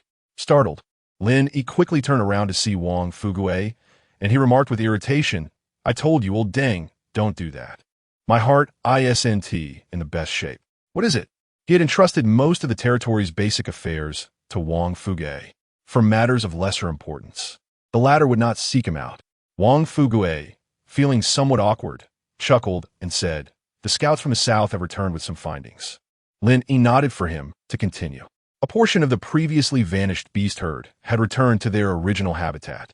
After a moment of contemplation, Wang Fugui stated gravely, "However, those creatures have returned in a noticeably agitated state, and they seem paranoid, fleeing at the slightest sound. If we wish to hunt, we would need to dispatch a large-scale team to encircle them." "What are your thoughts, my lord?" Lin Yi countered, "What do you think?" The old servant pondered for a moment before replying, "I believe it might be best to refrain from hunting in the south for now. The current condition of the beast herd presents unstable returns. We possess a secret realm, and beast meat is not an immediate necessity. More importantly, I suspect there is something peculiar in the south. Frequent visits could pose a danger to our warriors." "Very well, we shall monitor the situation closely," Lin Yi nodded. Setting aside other matters, he was quite satisfied with old Deng's governance of the territory. With the secret realm at his disposal, he enjoyed fresh meat daily. If the wild beast herds exhibited no anomalies, hunting for increased income would indeed be splendid. Yet now, with the beast herd connected to that mysterious undead lich, Lin Yi intended to refrain from any rash actions until Wang Chantian's return.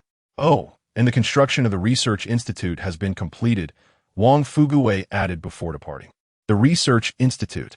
Lin Yi's spirit surged with excitement.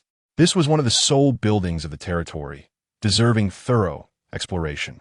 Upon arriving at the center of the territory, a uniquely designed, oddly colored small house came into view. The 2-story structure featured crimson tiles as bright as blood. The exterior walls displayed sun-dried animal hides and skeletons inscribed with runes. Containers for holding liquids were piled beneath the eaves, exuding an unpleasant odor. Surrounding it were various baskets filled with unknown withered plants. To call it a research institute Lin Yi felt it resembled more the sinister kitchen of an evil old witch. Before him, information about the Research Institute materialized in Lin Yi's vision. Research Institute, limited construction, type, core building level, 3 current research, slot 1. Slot 2 available research, time catalyst rune, experience efficiency rune, defensive barrier.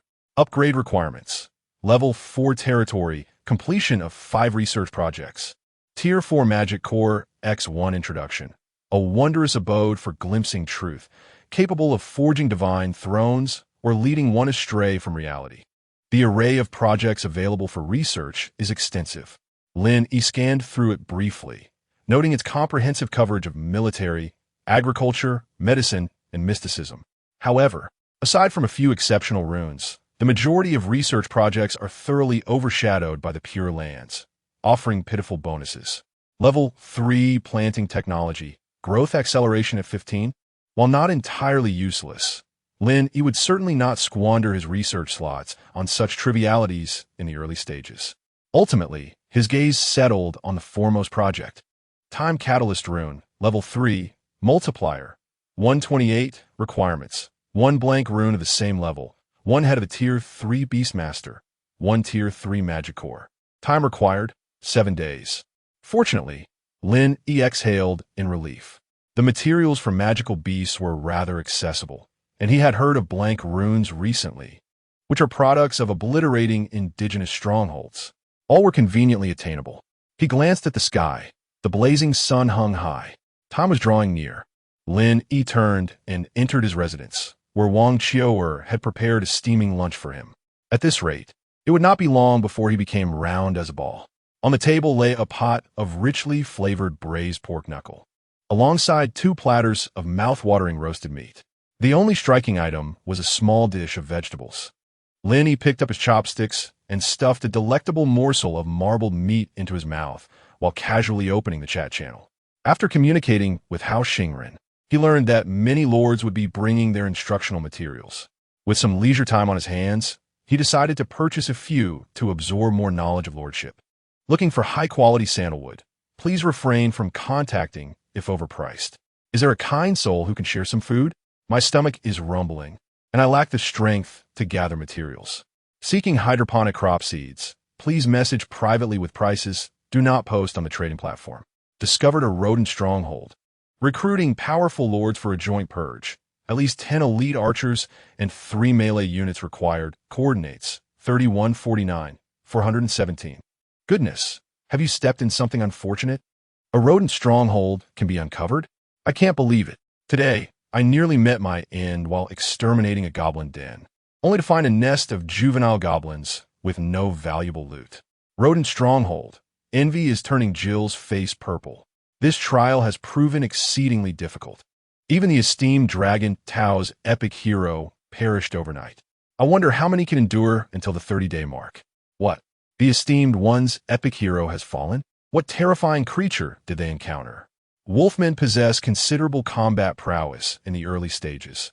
Could it be an invasion of Tier 3 magical beasts? Seeking economic crop seeds. Prices are negotiable. Please contact privately. Oh, how terrifying. Since the day before yesterday, numerous lords around me have perished one after another. Could it be that some hostile faction is invading? The chat channel remains as lively as ever, filled with amusing tidbits. Lin Yi glanced through the messages and posted one himself. Acquiring educational materials, all categories welcome, some listed directly on the exchange. The moment he spoke, he attracted a multitude of curious onlookers. Capture the big shot. If the big shot desires a partner, to speak a word, and I shall promptly present myself. All cleaned up. Please take me along. I'm about to cultivate farmland. I can serve as the big shot's granary. Strangely, why does he seek educational materials? Is he perhaps filling a library? That seems unlikely. Could it be that he has encountered some quest? Haha. Fortunate for me that I brought extra books. 1 silver coin each. That's 50 silver coins in total. Many thanks, Big Shot. As the favored individual of this season, Lin Yi's every action incites a flurry of speculation. Indeed, some have already linked educational materials to hidden quests. Hey, E, could you share with your brother what this educational material is for? Lin Yi cast a glance at the private message. It was from Long Tao. This lad had been silent since contacting the Great Lich yesterday, and one could only wonder what mischief he was plotting in the shadows. Just as Lin Yi was about to casually brush him off, a large light bulb seemingly appeared above his head. Sitting upright, Lin Yi typed a response with a smirk. Well, I only tell you this because I consider you a brother, so please do not disclose it to others. Of course, bro. We share both fortune and misfortune. Long Tao replied promptly. Lin Yi's smile widened. I learned from a hidden quest that in 7 days, a group of neutral merchant caravans will pass through our area. And these educational materials are precisely what these merchants are keenly interested in acquiring. Depending on the quality of the content, they might pay up to 10 gold coins each. His statement was half truth, half fabrication. The neutral caravans indeed existed and occasionally sought peculiar items, thus lending some credibility to his words. However, even if his ruse were discovered, it would not matter. He merely mentioned it in passing, with no real cost incurred. Ah, thank you, brother. When I make a profit, I shall share a bit of the information fee with you. Long Tao responded eagerly. Go ahead, go ahead. Between us, who needs to worry? We all profit together. Closing the private chat window, Lin Yi continued to relish his delightful lunch, casting occasional glances at the chat channel. Brothers, there's a big fool buying basic educational materials. I just tried raising the price, and 2 silver coins were snatched up instantly. 3 silver coins, too. Goodness, this trial's educational material must have some special use. Brothers, do not sell it cheaply. 5 silver coins. 5 silver coins, and someone is buying. I suppose I should sell it, even if it has some special use. It surely won't be for us destitute folks. The chat channel grew increasingly vibrant.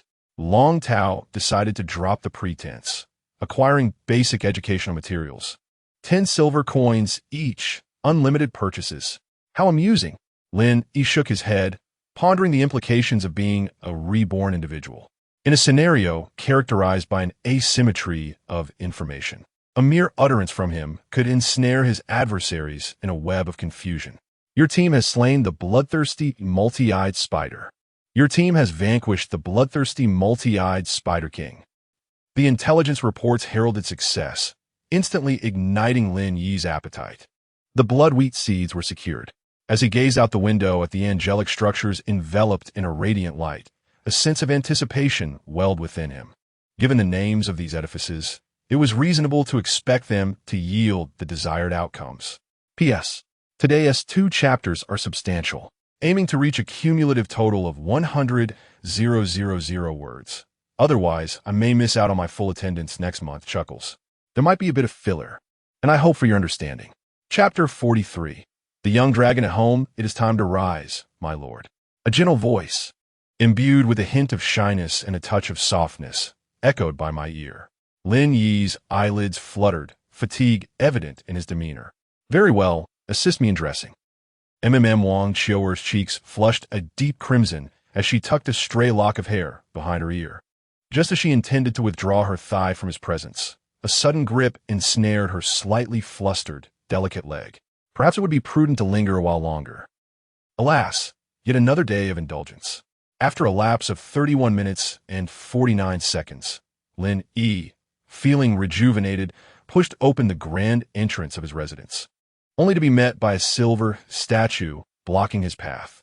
My lord, you have made me wait for quite some time.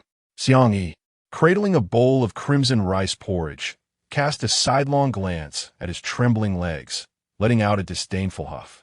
Such a mix of incompetence and frivolity, utterly shameless. Here, take this. I must proceed to my training now. With that, she disregarded his reaction, thrusting the bowl towards him and turning to leave. TSK, TSK. Lin Yi muttered under his breath, bemused by her fiery disposition.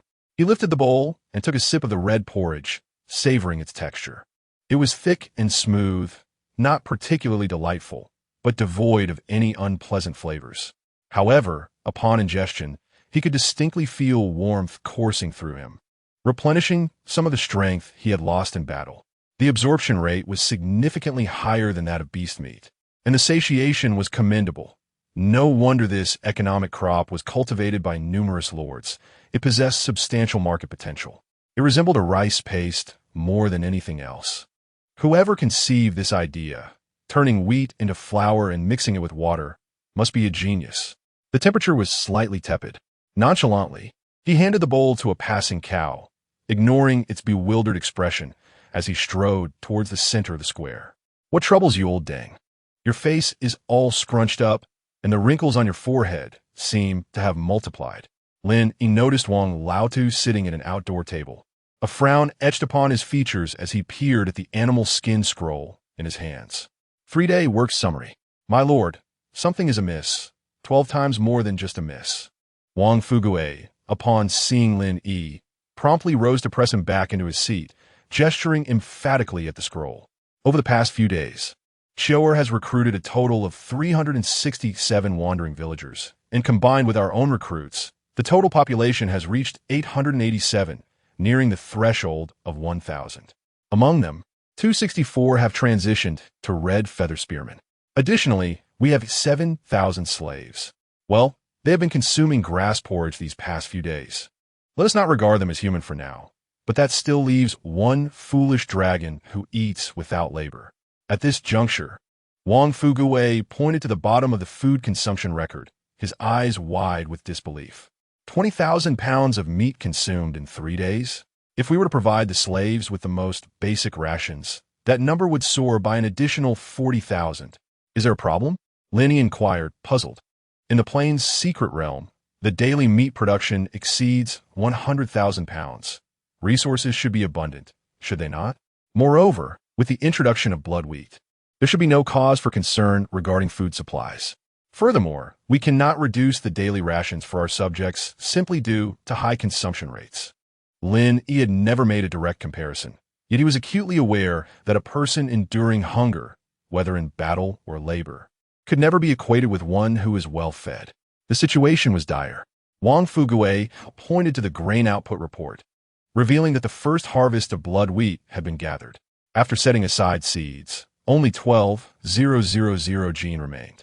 Averaging this, merely 4,000 gene could be allocated daily. If we factor in the portion intended for sale, this figure would dwindle even further. At this juncture, Wang Fugue finally addressed the crux of the matter, stating gravely, "Our available food is exceedingly monotonous. Even with variations, it's insufficient. Eating meat at every meal, it's becoming unbearable." Suddenly, the old man felt a tumult in his stomach, and with a cough, he apologized. "Forgive me, my lord. That is the essence of the matter." Now, whenever the villagers hear of meat, they rush outside for relief. Today is somewhat better, as after the blood wheat harvest, the kitchen staff ground 1,000 gene, mixed it with water, and cooked it. The little ones finished their meals without needing to wash their bowls, licking them clean. If this continues, I fear it may lead to adverse effects. We must urgently seek seeds for vegetables. Upon hearing this, Lin Yi realized the gravity of the situation. He had been concerned about the villagers going hungry, only to discover they were overindulging instead. Goodness gracious, who could have anticipated such a dilemma? It was indeed a pressing issue. Leaning on the table, he supported his chin with his elbow. As the lord, his daily rations were still quite ample. The wild vegetables collected by the villagers were always the freshest and most tender portions reserved for him. He had not previously considered the connection to seeds. The arable land was simply too scarce. Lin Yi incisively identified the problem and continued, "I will devise a solution. For now, we shall refrain from selling the blood wheat. That will be all. You may return to your duties." Wang Fugue was about to turn away when he recalled, "Oh, right. Let me take another look at the hides." "Very well." Wang Fugue placed the hides on the table, hesitating momentarily before adding, "My lord, if circumstances allow, we should purchase some parchment. The hides can be reserved for future equipment." "Understood." Lin Yi waved his hand, casting a cursory glance at the remaining information. There was plenty of good news. Wang Qianqian had returned twice to report updates, and they had largely pinpointed the territory of the undead lich. The reconnaissance around the Beast Mountain range had also been completed. Aside from a few areas with uniquely growing flora, there were scattered second-tier magical beasts, which held significant hunting value. After 2.5 days of rigorous training, the initial batches of spearmen had reached level 20 under Wang Dawang's intense military drills, while the others had also increased their average level to 18. Perhaps this was partially due to their prolonged consumption of ferocious beast meat, but the true credit belonged to their instructor. In terms of finances, after accounting for the daily reserve of beast meat, the remainder sold had garnered a total of 21,000 amethyst coins, slightly replenishing Lin Yi's otherwise empty treasury. The daily consumption of the luminous dragon was 100 gene, which was manageable. Growth could be addressed later. Lin Yi made his way to the foot of the crystal mountain. After spending 3,000 purple crystal coins, I summoned 3 colossal dragons. Much like the previous entrance, the 3 young dragons circled around Lin Yi's calves like playful pups, their tongues diligently licking the soles of his shoes clean. From now on, you shall be known as Erbai, Sambai, and Sibai. The true names of the dragons were far too lengthy for Lin Yi's memory, so he whimsically assigned them new monikers. As for the first dragon, a white shadow descended from the heavens, unceremoniously planting itself before Lin Yi. With a swift motion, its delicate pink tongue slid across Lin Yi's face. "Dabai, I have told you countless times, do not lick me." Lin Yi scolded, wiping the saliva off his face with disdain, before using the small dragon at his feet as a makeshift towel to dry his hands. "For the next 3 days, there shall be no food for you in this territory." Lin Yi cast a fierce glance at the radiant dragon sprawled on the ground before him, now tall enough to reach his thighs. If it wished to fill its belly, it ought to venture south for its hunt. With a whimper, Dabai lowered its round eyes, resembling a forlorn puppy as it sat on the ground, growling in a pitiful manner. Just yesterday, it had emerged from its slumber, its size having dramatically increased. It had reached level 20, marking a significant enhancement in its strength.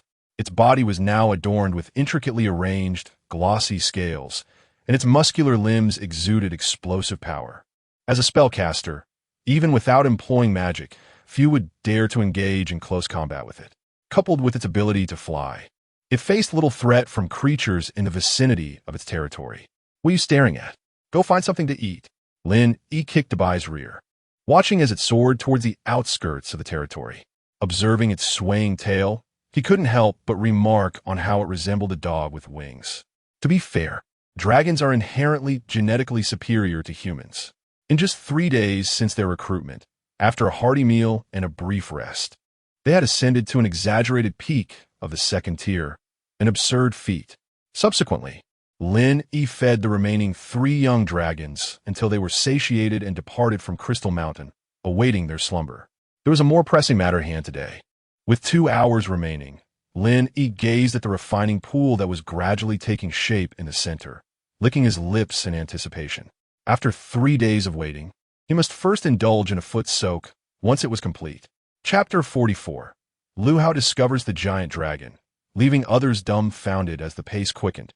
We journeyed through the night, and by tomorrow, we would reach the periphery of the Monster Mountain range. I extend my gratitude to Brother Lu for leading us to prosperity. While I cannot promise much, I am willing to serve wherever you require my assistance in the future. Indeed, the scattered monsters in the wild are mostly of the 3rd tier. It is only in the densely populated outskirts of this mountain range that one can find a multitude of 2nd-tier creatures, all thanks to Brother Lu's guidance. My younger brother may lack eloquence, but I shall follow your every word from now on. We have agreed that the division of monster cores can be waived. Let all be bestowed upon Brother Lu. In a dense forest, 3 young men dressed in simple attire sat upon stones, their mouths showering flattering words as they respectfully faced the same direction. There, seated majestically, was a tall man clad in exquisite leather armor. Beside him stood a burly bald man wielding a large cleaver, and nearby, dozens of well-equipped personal guards stood vigil. With a light chuckle, Lu Hao responded, "In the future, we shall all be brothers. Let us complete our tasks well, and after the trial, come find me in City B. I hold some influence among the younger generation of my family. Securing a logistical position for you should not pose a problem." Upon hearing this, the 3 young men immediately brightened with joy. Their purpose for accompanying him on the hunt in the Monster Mountain range was to secure a promise from him. What is a monster core, after all? To put it bluntly, in the trial grounds, even among brothers, disputes arise over core distribution. Is this something that those impoverished lords can navigate? establishing a connection with Liu Hao and returning to Blue Star to join the Liu family's influence. Everything lost would surely be compensated manifold in the future. Brother Liu, come and enjoy some meat. One of the youths offered a skewer of roasted meat from beside the campfire. Thank you, my brother. You all should partake as well. With Liu Hao's permission, the three eagerly seized the roasted meat, shifting the conversation to other matters. That lord blocking the path is quite fortunate. The beast herd in that basin beyond the forest remains unaffected, and resources are abundant. Indeed, it is far superior to our desolate forest. By the way, several individuals have recently completed hidden tasks. Their reputation is truly enviable. Ah, if only the Research Institute demanded materials without requiring reputation. We, with our lowly traits, can only hope for the Institute to bestow buffs upon our territories.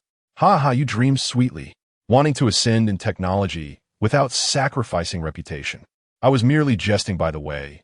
It seems many lords have inexplicably perished lately. I wonder what calamity befell them, as they left no word behind. A somewhat gaunt young man appeared to be fiddling with his information interface, lamenting, I had a classmate, Cheng Lu. He went offline from my friend list this morning. When someone on the friend list goes offline, it often signifies their demise. All are lords of Blue Star. Fewer deaths in the trials mean more allies in future battles against foreign races. Alas, each has their own fate. The other sighed in response. Yet, Liu Hao paused momentarily upon hearing that name. Liu Ge, do you know him? The slender youth, sharp-eyed, detected the anomaly in the former. Never heard of him. Liu Hao waved his hand, urging him to eat quickly, for they needed to continue their journey soon. Damn it, what a joke. Even if he knew him, he wouldn't dare to say so. The thought that this person had been introduced by him sent a chill down Liu Hao's spine. Liu Ge, another buzzcut leader, wiped his mouth, stood up, and said, I need to use the restroom. He seemed a bit pressed. After exchanging greetings, the buzzcut youth hurriedly dashed out of the woods. He scanned the surroundings and found a rock large enough to conceal his figure. He took off his pants. Crack, crackle. The buzzcut youth relaxed his brows. After a preliminary release, he hummed a little tune, leisurely admiring the scenery of the basin. Suddenly, the ground began to tremble slightly. Fragmented footsteps echoed from afar. Damn, are the beasts here on steroids? I thought that stuff wasn't even hormones. The buzzcut youth frowned as he observed the surrounding beasts frantically fleeing. Don't let one of them come this way. A deep, soul-chilling roar resonated across the plains. Upon hearing this sound, goosebumps swiftly spread across the buzzcut youth's body. What in the world is that? He raised his head. The youth's pupils constricted sharply. His legs, already numb from squatting, gave way beneath him, and he sat down in fright. In his line of sight, a white figure glided low, pursuing the fleeing beasts. This white creature occasionally emitted a pure white beam of light. Any ferocious beast struck by the beam unerringly transformed into a crystalline sculpture. The buzzcut youth swallowed hard, instinctively activating his camera. On the screen, that white figure loomed larger and larger. This is bad. The hair on the back of the youth's neck stood on end. Disregarding everything else, he leapt up from the ground, pulled up his pants, and started to run back. However, that white creature was faster, closing the distance to merely 100 meters in an instant. At this proximity, the buzzcut youth finally discerned the creature's features. Curved horns, robust wings, and a strong tail, with white flames spewing from its mouth. Oh my god, a dragon? Gazing upon a species that had only appeared in textbooks. The buzzcut youth's heart raced like never before, pumping blood throughout his body. A voice in his mind screamed at him. Run. Don't eat me. Please don't eat me. Feeling the shadow behind him drawing closer, the buzzcut youth was paralyzed with fear. He literally wet himself. Just as he thought he was destined to perish that day, he glanced back. The white dragon had inexplicably halted, gently flapping its wings while hovering low, anthropomorphically squinting its eyes. Then, it wrinkled its nose, cast a disdainful glance at the buzzcut youth, and turned away, redirecting its focus back to the scattered beasts, until it vanished from sight.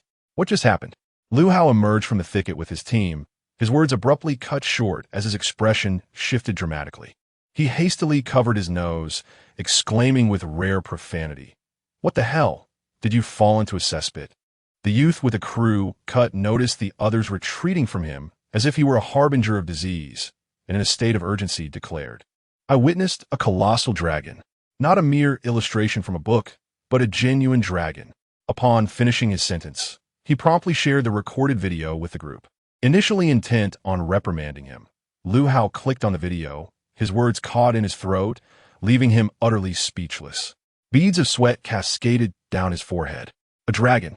Such a creature truly existed. Chapter 45. The Power of Angels. The Blessing of Baptism. Did the Dragon Lord traverse the barrier of the trial grounds? Or is the area to which we have descended this time truly exceptional? In an instant, a multitude of thoughts flooded Lu Hao's mind. In retrospect, he felt a profound sense of dread. Upon comparison, the dragon appeared to be of a relatively modest size, seemingly still in its juvenile stage. Yet, the prowess it exhibited in the footage indicated that it could effortlessly eliminate their group. It seemed to be a young dragon. The slender youth's eyes gradually sparkled with intrigue. I once heard a legend that a bath infused with dragon's blood could significantly enhance one's innate potential.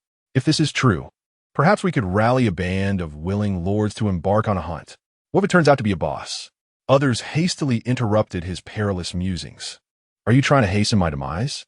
Setting aside the veracity of the legend, I refuse to engage in anything that jeopardizes my safety. Its ability to fly means that even with a gathered army, capturing it would be nearly impossible. However, Lu Hao found himself somewhat swayed by the suggestion. The issue of flight could be easily resolved. Within their circles, some had already acquired scrolls containing the magic to negate aerial travel. Nevertheless, he cast a glance at the dragon's robust limbs, its claws glinting ominously with lethal sharpness. That said, even in terrestrial combat, how many lives would be required to subdue such a biological weapon? Hiss! Never mind. Lu Hao shook his head, suppressing the avaricious thoughts swirling in his mind. While methods to enhance one's potential are undeniably alluring, they ultimately lack the stability afforded by hunting magic cores. Let us pack our belongings and first attend to that obstructive classmate, he instructed. As you say, Brother Lu. Meanwhile, within Lin Yi's domain, a lively scene unfolded. The vicinity of the hero's tavern was bustling with eager onlookers, all craning their necks to discern the happenings ahead. Each individual clutched a wooden number tag, their cautious grips betraying a palpable sense of longing, evidently queuing for something. How long must one wait? The anticipation was palpable. Lin Yi sat upon the pristine white steps, clad only in undergarments. Before him lay a pool of unblemished water, emanating a gentle mist of warmth. The water was crystal clear, and merely inhaling its essence evoked a sensation of spiritual purification, tempting one to take a sip. His legs were immersed in this ethereal pool. At the center stood an imposing human-like statue. The figure was tall and slender, not particularly muscular, yet its proportions were pleasingly harmonious. Its appearance was somewhat obscured, with tousled hair that gave little insight into the sculptor's intentions. Yet, what truly captivated attention were the extraordinarily exaggerated 9 pairs of wings that adorned its back. An 18-winged angel. The feathers appeared almost lifelike, fluttering as though animated, and were enveloped in an ethereal flame that caused the very air to shimmer. The statue appears to be crafted from a type of milky white stone, its surface smooth as jade, with droplets of water cascading down its form back into the pool below. The only blemish is a network of fine cracks resembling spider webs that mar the statue, creating an impression that it might collapse at any moment. Surrounding the pool are 3 meticulously aligned tiers, resembling a cohesive staircase. The water fills the basin to a depth of half its height. With Lin Yi seated on the second tier, remaining are 4 statues of 12-winged angels, which, judging by their hairstyles, seem to be female. They are positioned at the corners of the pool, their hands gripping holy swords, the blades embedded into the 3rd tier, encasing the mysterious statue in a rectangular formation. Setting aside the aesthetic impact, the presence of these 5 statues confirms to Lin Yi that the purification pool is indeed an authentic creation of the angelic race. It should take about an hour. Please be patient. Elena sits behind Lin Yi, her long, strong fingers kneading the muscles of his shoulders and neck. If she were donned a work uniform, the atmosphere would evoke that of a foot massage parlor. However, The uneven skills of various practitioners could never compare to the unparalleled beauty of Elena. Yes, yes, just like that. Apply a bit more pressure. Lin Yi lets out a few murmurs, eyes closed, and after a moment, he inquires whether additional energy is truly unnecessary. It should not be. Elena's blue eyes drift into memories, and the recollections imparted by the fallen archangel are scant. The scattered information leaves her tone somewhat uncertain. The light purification pool, originally referred to as the angel rebirth pool, primarily served as the energy core of the angelic castle. However, Elena gazes wistfully at the central 18-winged statue, lamenting its destruction, as purification has now become its primary function. Oh, upon hearing this, Lin Yi is filled with wonder, given the formidable power of the angelic race. What could have transpired that even the divine king fell? Nevertheless, such matters are beyond his concern. Living in the present is of utmost importance. Light purification pool, damaged, type, unique special building effect. Immersion in the pool grants permanent angelic power enhancement, altering the physical constitution.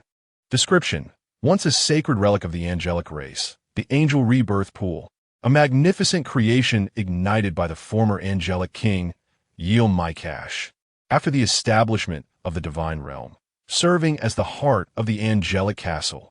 Even in its damaged state, its effects are but a fraction of its former glory, and even the pseudo-deities covet it greedily. An innocent man bears no guilt, yet the virtuous are often blamed. Lin Yi contemplates how to fortify his territory. Relaxing, he naturally leans back against the soft, comforting embrace that offers both warmth and solace. The consequences of indulgence begin to set in. Warmth spreads through his legs, and fatigue envelopes his mind. Before long, his eyelids grow heavy, and drowsiness washes over him like tide. Just before succumbing to slumber, he does not forget to instruct. Let Wang Fugi commence. As you wish, Elena responds, her fair cheeks tinged with a faint blush, mingled with a hint of delight. With gentle hands, he cradled Lin Yi's face, enveloped by the warm and sacred wings behind him, isolating them from all external noise. When Lin Yi opened his eyes once more, it was already lunchtime. Good news, my lord. Upon waking, he heard Wang Fugue report the joyous tidings. Has the baptismal effect manifested? Lin Yi rubbed his eyes, affectionately brushing his aged face against the proud visage of Elena before reluctantly sitting up, withdrawing his legs from the hot spring. Remarkably well. Exceedingly well. It couldn't be better. Wang Fugue radiated vitality, appearing rejuvenated compared to the morning, as if he had shed decades from his visage. One would hardly suspect that just over 10 days ago, he was an old man on the brink of death. His bright eyes now sparkled with a brilliant halo. Lin Yi's interest piqued, and he promptly accessed Wang Fugue's information panel. An array of content materialized, starkly contrasting with the past. Wang Fugue affiliation, Lin Yi race, luminary potential, supreme level, 25 occupation, kind-hearted, loyal, and diligent village elder physique, 37. 5. Strength, 33. Agility, 36. Spirit, 37. 5. Talent, esteemed reputation, hidden talent.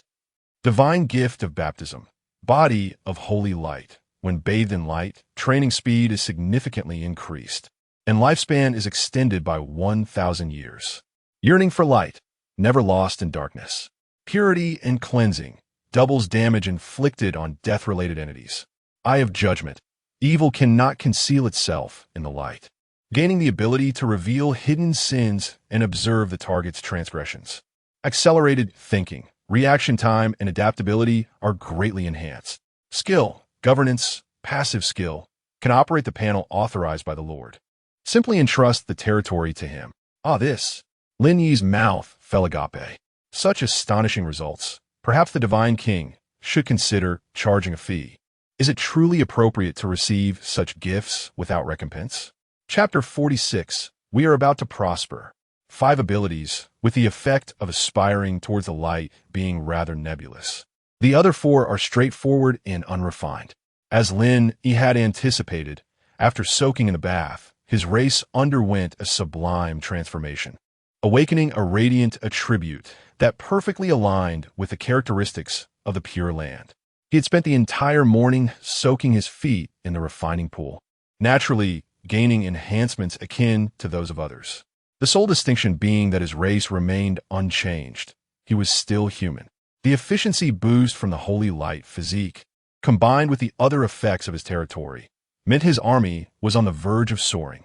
The damage dealt by death-based creatures was doubled, resonating well with the stereotypes ingrained in his mind, and augmenting his confidence for future encounters with Lich Lords. Lin Yi surveyed the surrounding villagers, his eyes gleaming with fervor as vibrant hues of green, orange, and red materialized around them in ethereal mist. Upon concentrating, he realized that his dynamic vision had significantly improved, a unique ability bestowed by the Eye of Judgment. Reflecting on this, he discerned a discernible pattern. The red figures were predominantly the elder citizens or pikemen, while the green represented the newly recruited. The only difference between them was the extent of bloodshed on their hands. Lin Yi swiftly analyzed the various effects, his eyelids twitching. He astonishingly comprehended the lengthy content in a mere second. The effect of accelerated thought. His eyes sparkled with excitement. It appeared that the master had already sensed it. Wang Fugue was somewhat agitated. After conducting tests, he discovered that two warriors of previously equal strength had, after experiencing the baptism, significantly enhanced their combat skills under the influence of accelerated thought, granting them an overwhelming advantage. There were other changes as well. The old man meticulously reported the effects of the blessings he had compiled. I understand. Lin Yi waved his hand dismissively. If one were to insist on identifying a flaw in the refining pool, it was somewhat small. Each round could accommodate only around 100 individuals for refinement. Once the population grew, even taking a bath would require a lottery system. That said, he was more intrigued by Wang Fugue's peculiar profession. He only possessed a single professional skill. When initially recruited, Lao Deng was merely level 6, yet he had now astonishingly become the strongest of the Wang family. His rate of advancement was nothing short of extraordinary. Lin Yi surmised that the individual possessed a unique governance approach, as this was Lao Deng's primary means of gaining experience. After some contemplation, he attempted to delegate partial authority of the territory panel to the old man. Soon, a prompt appeared. Do you wish to grant the territory citizen Wang Fugue permissions to the trading module? Yes. Lin Yi felt as though he had discovered a new continent, subsequently granting Lao Deng permissions for governance, intelligence, and even the chat channel templates. Ahem. It was not that he wished to shirk responsibility. Having an additional person to share the daily information processing would afford him ample time to strive for greater endeavors. Lao Deng could also become stronger. My lord, Wang Fugue felt an overwhelming influx of extraordinary information flooding his mind, trembling with exhilaration. Fortunately, with the aid of accelerated thought, he quickly grasped the purpose of this influx. No worries. I have great faith in you. Lin Yi solemnly patted the latter's shoulder. The old servant vowed not to disappoint his master. Wang Fugue felt as if a great weight rested upon his shoulders, yet his gaze grew ever more resolute. There's one more matter. With a serious expression, Wang Fugue informed that a group of approximately 150 individuals was approaching from the southwest, likely a contingent from another lord, as Dabai had previously encountered them in the basin. Should we take decisive action against them? The old man's eyes glinted menacingly as he made a gesture across his throat. Not so fast. Lin Yi interjected hastily. If they were merely passing through, there was no need for concern. He had recently attained a Tier 3 territory, officially becoming a Grand Lord. As of now, he was uncertain whether attacking another lord without just cause would incur a penalty of malevolence. It was prudent to ascertain the facts first. Moreover, given his current military prowess, even a handful of lords would hardly pose challenge. If they were to initiate hostilities against him, well, that would indeed be splendid. Suddenly, a light bulb flickered to life above Lin Yi's head. Old Deng, if you do this and that. Like so. How unfortunate. Those brutes could not contend with the dragons, yet they sought to trouble us. Lu Hao spat vehemently. What should have been a straightforward passage through the basin had turned into an ambush by a horde of beasts. Thankfully, The elite militia team, led by Shadi Ao, had proven formidable, successfully instilling fear into those creatures. Even so, over 100 of his followers had suffered injuries. Fortunately, there were no casualties. Otherwise, they would have returned home without ever having encountered the magical beasts. Brother Liu, a young man with a buzz cut, remarked, frowning, "The villagers I sent ahead have returned. The situation is rather precarious." "What did they discover?" Liu Hao inquired. "A wooden wall." The buzz-cut youth hesitated, "and it encompasses a vast area, complete with watchtowers. Could this be a Tier 3 territory? We may have even been detected." "Are you suggesting that this lord is Lin Yi?" asked a gaunt young man with a shrug. It was common knowledge that Lin Yi reigned supreme as the Tier 3 lord in the trial grounds, casting a long shadow over all others. The nobility were preoccupied with the urgent demands for magic cores, struggling to formulate plans for hunting low-tier magical beasts.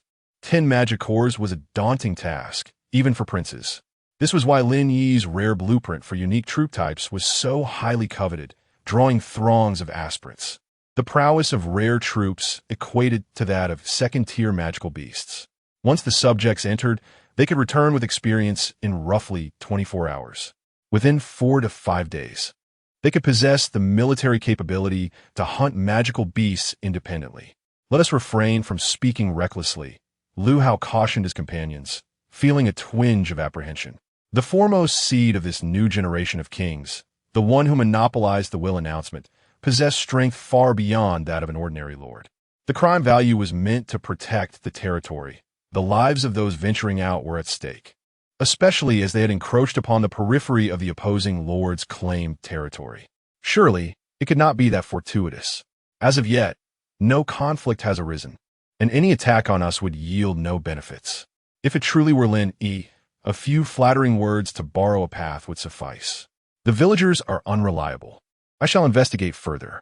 Another taciturn, round-faced lord rose calmly, stating that there exists the possibility of an alien stronghold, and advancing recklessly would pose an excessive danger. "Very well. Let us proceed with caution." Liu Hao regarded this individual for a moment longer, recognizing the validity of his words. As fellow lords, proximity to other territories could provide valuable intelligence. Minutes later, the round-faced lord returned to the group, breathless and flushed from a sprint. Before anyone could inquire, his face, marred by several scratches from branches, radiated uncontainable excitement. "The Crystal Mountain, the light water, cough, cough." The round-faced lord gulped down some water, moistening his parched throat from the arduous run, and eagerly proclaimed, "A 100-meter-high mountain of luminous crystal. We are destined to prosper." Chapter 47. Classmate. "You put me in a difficult position. What did you say?"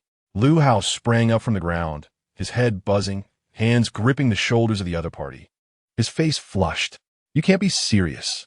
A 100-meter-high mountain of luminous crystal." Upon hearing this news, the other two felt their legs weaken and collapsed onto the ground. They questioned the round-faced lord with trembling voices. "Goodness, you better not be dreaming. Do you even comprehend what this means?" The air fell into a profound silence, the gentle breeze rustling the trees creating an unusually clear sound.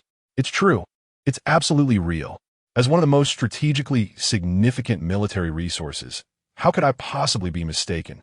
The round-faced lord's entire face twitched, and one could even hear the thunderous beating of his heart. Suddenly, he seemed to recall something.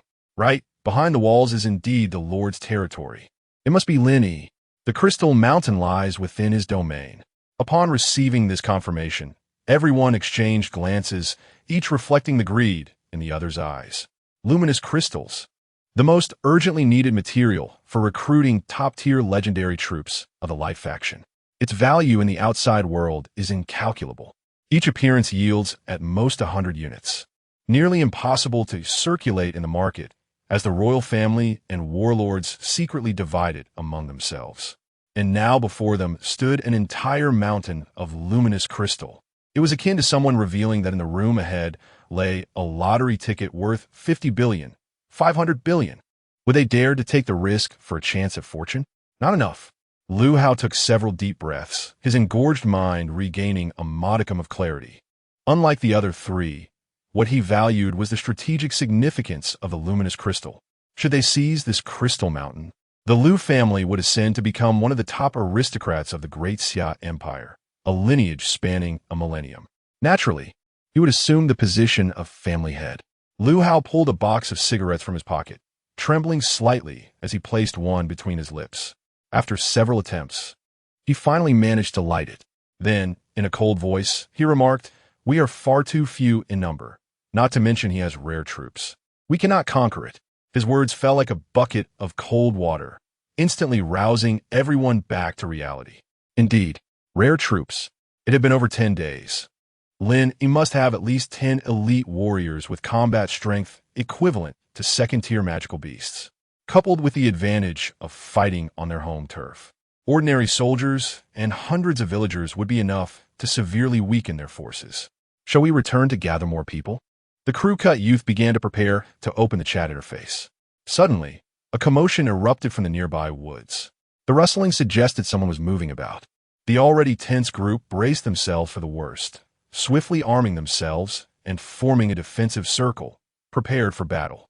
We need to hurry back. Yesterday, a dragon attacked the territory, and our warriors were nearly wiped out. Who knows if that creature is still nearby? The injured in the territory are depending on these herbs for their lives. 2 disheveled villagers emerged from the thicket, cradling an assortment of unknown herbs. They collided face-to-face with Liu Hao's party, exchanging startled glances. Who are you? The villagers, terrified, dropped the herbs and retreated. Seize them, Liu Hao commanded, his eyes alight with determination. Please don't kill me. I'll tell you everything. The villagers were swiftly subdued by a throng of soldiers, their necks held precariously against gleaming blades. Clearly paralyzed by fear, they lost control of their bodily functions, an unpleasant odor wafting through the woods. Are you villagers of that territory? Liu Hao inquired, gesturing towards the location of Crystal Mountain. Why, yes, the villagers stammered, shrinking away from the sharp edges of the knives. You mentioned that a dragon attacked the territory. How many are left who can still fight? Liu Hao had no doubt about their words. His experiences in the basin had confirmed the existence of a white dragon. Hearing tales of the dragon's fondness for glittering gems, it was entirely plausible that Lin Yi, who resided near Crystal Mountain, would become a target.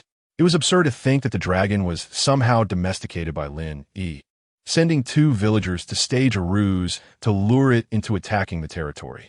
Not to mention the improbability of taming a dragon. These recruited villagers, initially lacking conviction, were nowhere near loyal enough to sacrifice themselves for the protection of their land. Not many, only about 30 who went out to gather resources managed to avoid the dragon's onslaught. They are tending to the wounded. Your men are pressing down on me. I can hardly breathe. Please, let me go. I promise I won't betray you. The questioned villager's eyes widened, his expression earnest. What is your name? Liu Hao suddenly asked, noting the man's quick responses. Sir, my name is Li Ergu, and this is Ding Dachui. The villager replied promptly.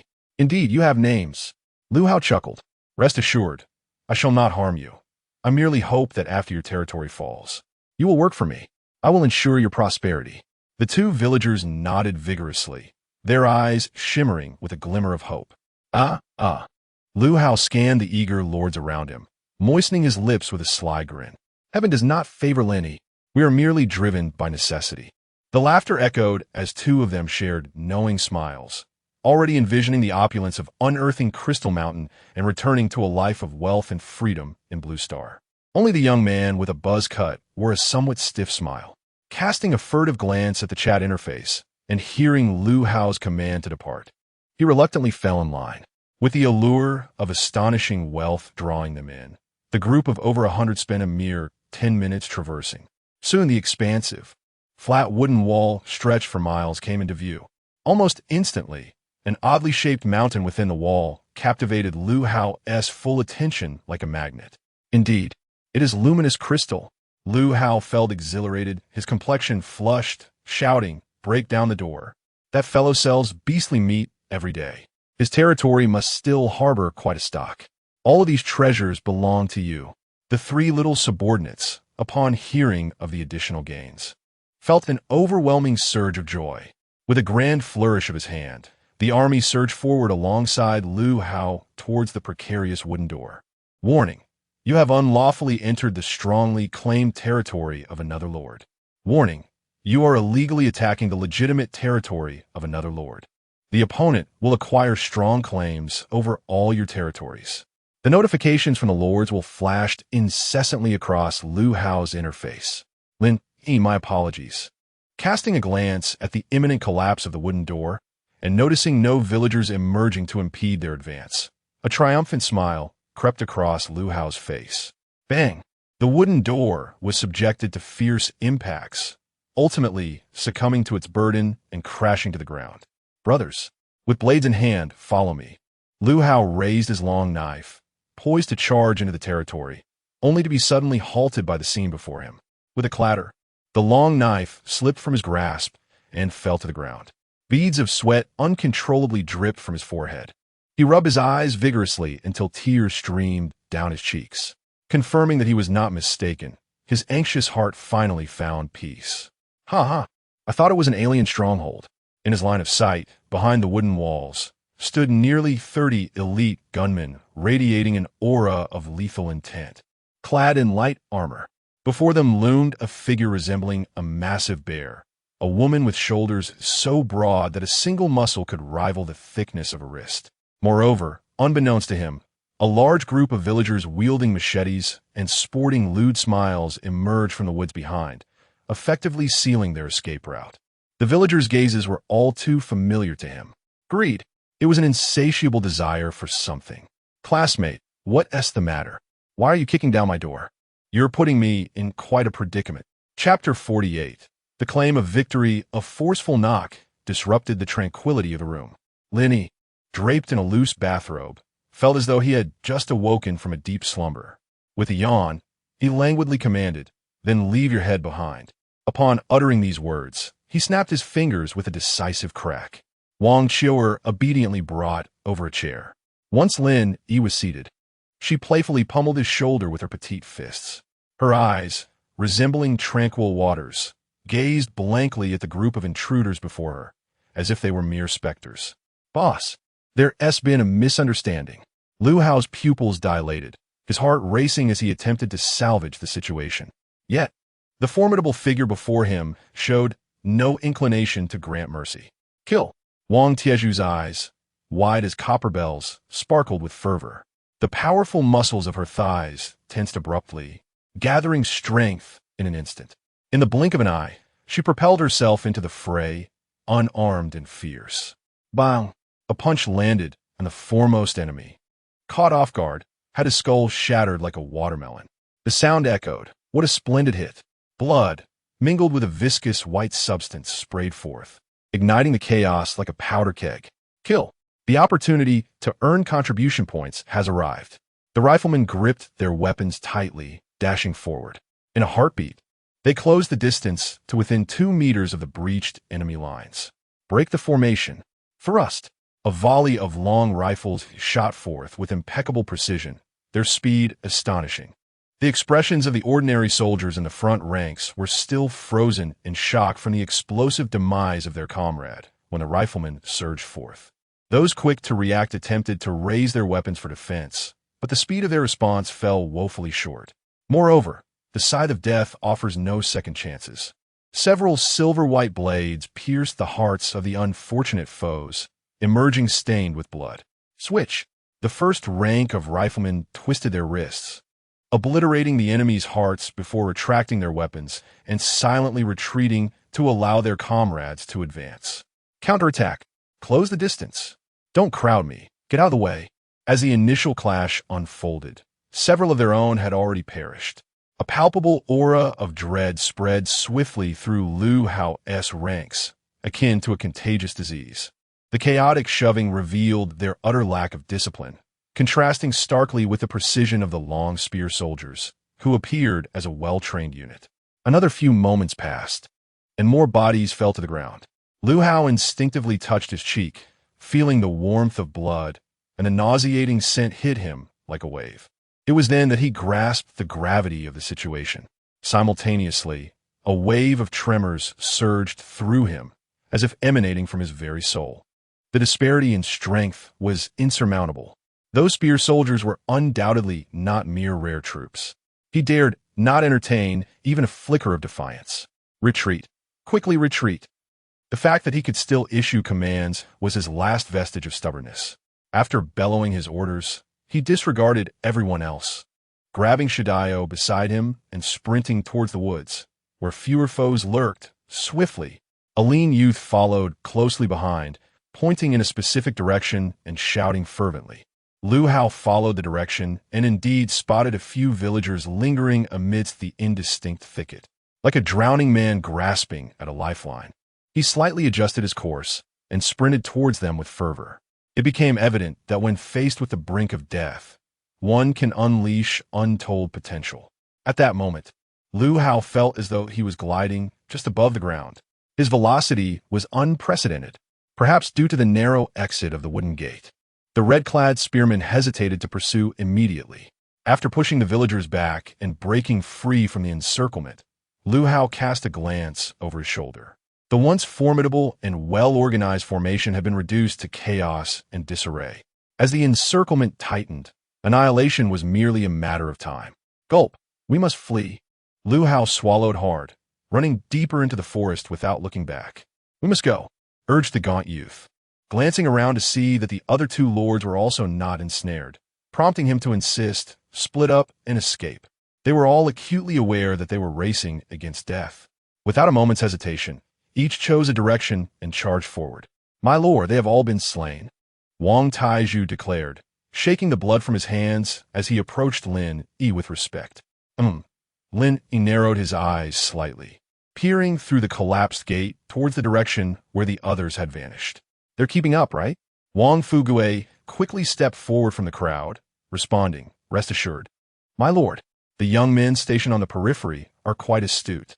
Upon hearing they would be rewarded with fresh vegetables for completing their tasks, their enthusiasm is remarkable.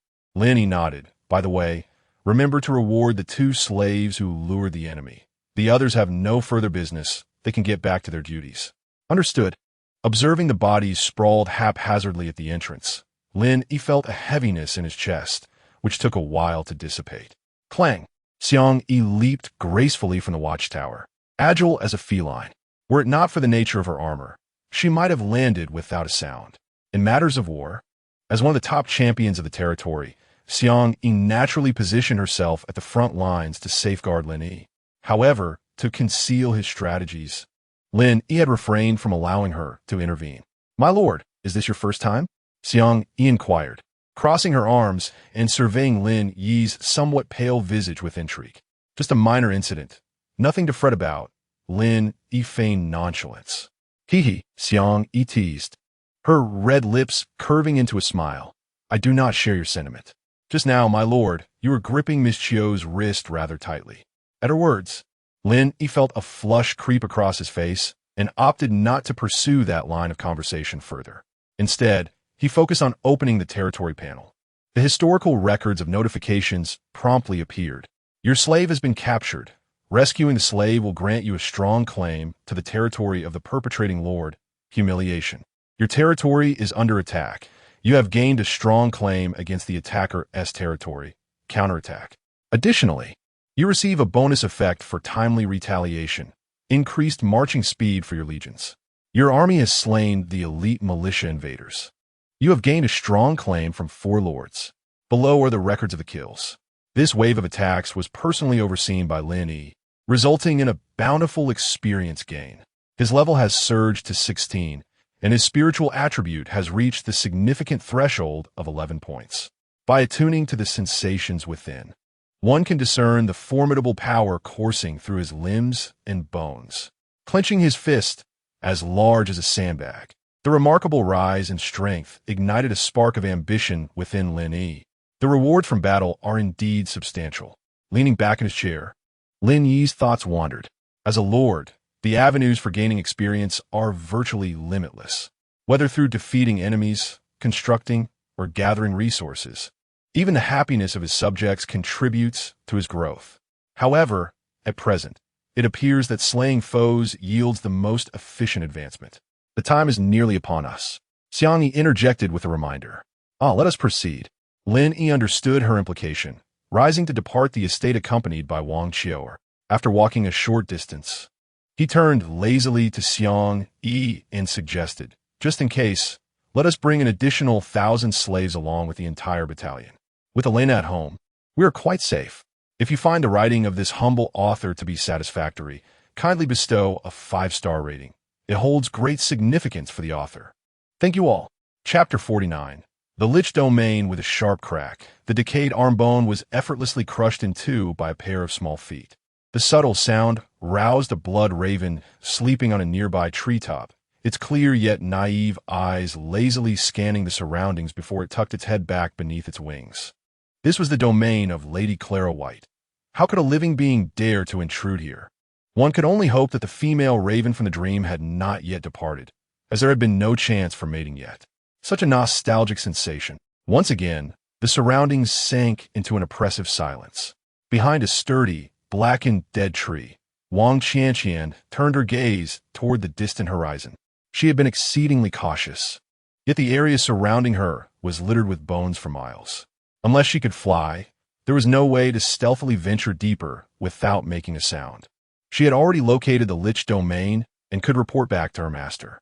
After careful consideration, Wang Qianqian resolved to return to the domain. Suddenly, the vast expanse of bones began to tremble. The harsh sound of grinding bones echoed incessantly. At the center of the bone field, a viscous, dark red substance shot upward into the sky, mingled with rotting entrails and chunks of putrid meat infested with maggots, sending a nauseating stench wafting towards Wang Qianqian. Ugh! Wang Qianqian's delicate face turned pale, her stomach churning violently. The side effects of her heightened senses had manifested. What was this lich doing? The little girl, initially intent on leaving, hesitated for a moment. No, such a commotion surely indicated something sinister at play, if it were aimed at her lord. Returning now might be too late. With this thought, Wang Qianqian slapped her cheeks, steeling her resolve, her bright eyes filled with determination. She tore a strip of fabric from her clothing with her snow-white tiger teeth and pressed it tightly against her face, significantly alleviating the foul odor. Taking advantage of the disturbance among the bones, she crouched and swiftly ventured deeper, her footsteps on the bones now barely audible. Clara reclined against her bone throne, her pallid hand propping up her chin as she observed the undead knight grinding the last ferocious beast's carcass into the blood pool. Impatiently, she urged, enough sacrifices already. Hurry it up. My dear daughter, kindly show respect when addressing your father. With a hum, a thick cloud of ashen death energy suddenly surged from the blood column, hovering before Clara. Do you not realize that your reckless crossing of the trial barrier has displeased the great sovereign? A harsh, rasping voice emerged from the gray mist, akin to a throat scraped raw by sandpaper, evoking discomfort. The great lord of death will only discard those who fear the embrace of oblivion. Clara White retorted mockingly, such as you, a lich king too cowardly to face death. Furthermore, I am merely your creation, not your daughter. Once I ignite the divine fire and arrive at the primordial realm, I shall personally dismantle your decaying bones into exquisite ornaments. The undead require only a single lich king. Only I am worthy of the crown of royalty. As for you, you should have long since bowed before the sovereign of death. Upon hearing these words, the gray mist bubbled and coalesced into a vague, indistinct visage. Ha ha ha! Truly, my dear daughter, the gray mist, as if amused by an intriguing jest, remarked in an exaggerated tone, Clara, my most perfect creation, I eagerly await the day you ignite the divine fire. Your father can hardly contain his anticipation to savor the exquisite flavor of your soul. Clara, clearly unwilling to engage further in this matter, cast a fleeting glance at the towering pillar of blood and coldly inquired, what ritual, and why has it not yet concluded? The face within the mist replied, it is the barrier dissolution technique. Clara's azure eyes ignited with fierce flames, her emotions spiraling out of control. It had not yet been half a month. Are you attempting to forcibly activate the trial barrier? Merely because I descended here without permission? Have you lost your mind? She distinctly recalled that in her previous life, She had waited a full month in the trial grounds before clashing with the lords of other races. The alteration of the timeline was the source of Clara's unease. No, Clara suddenly lifted her gaze. The barrier dissolution technique can nullify the trial barrier?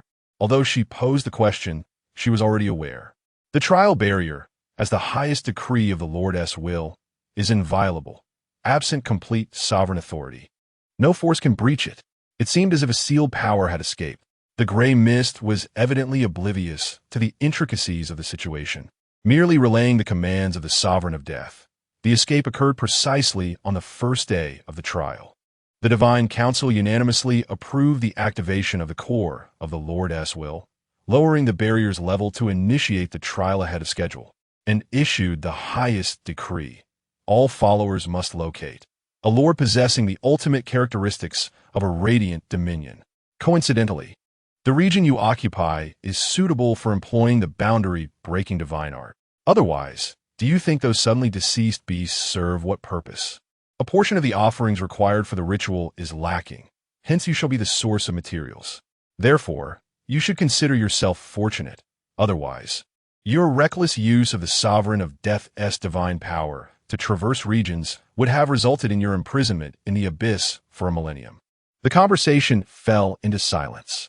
Clara, upon hearing these words, felt a tempest of unrest surge within her. The sealed powers. In her previous life, she had heard of those powers regarded as taboo by the supreme deities, all confined within a mysterious vessel known as the Solara Box.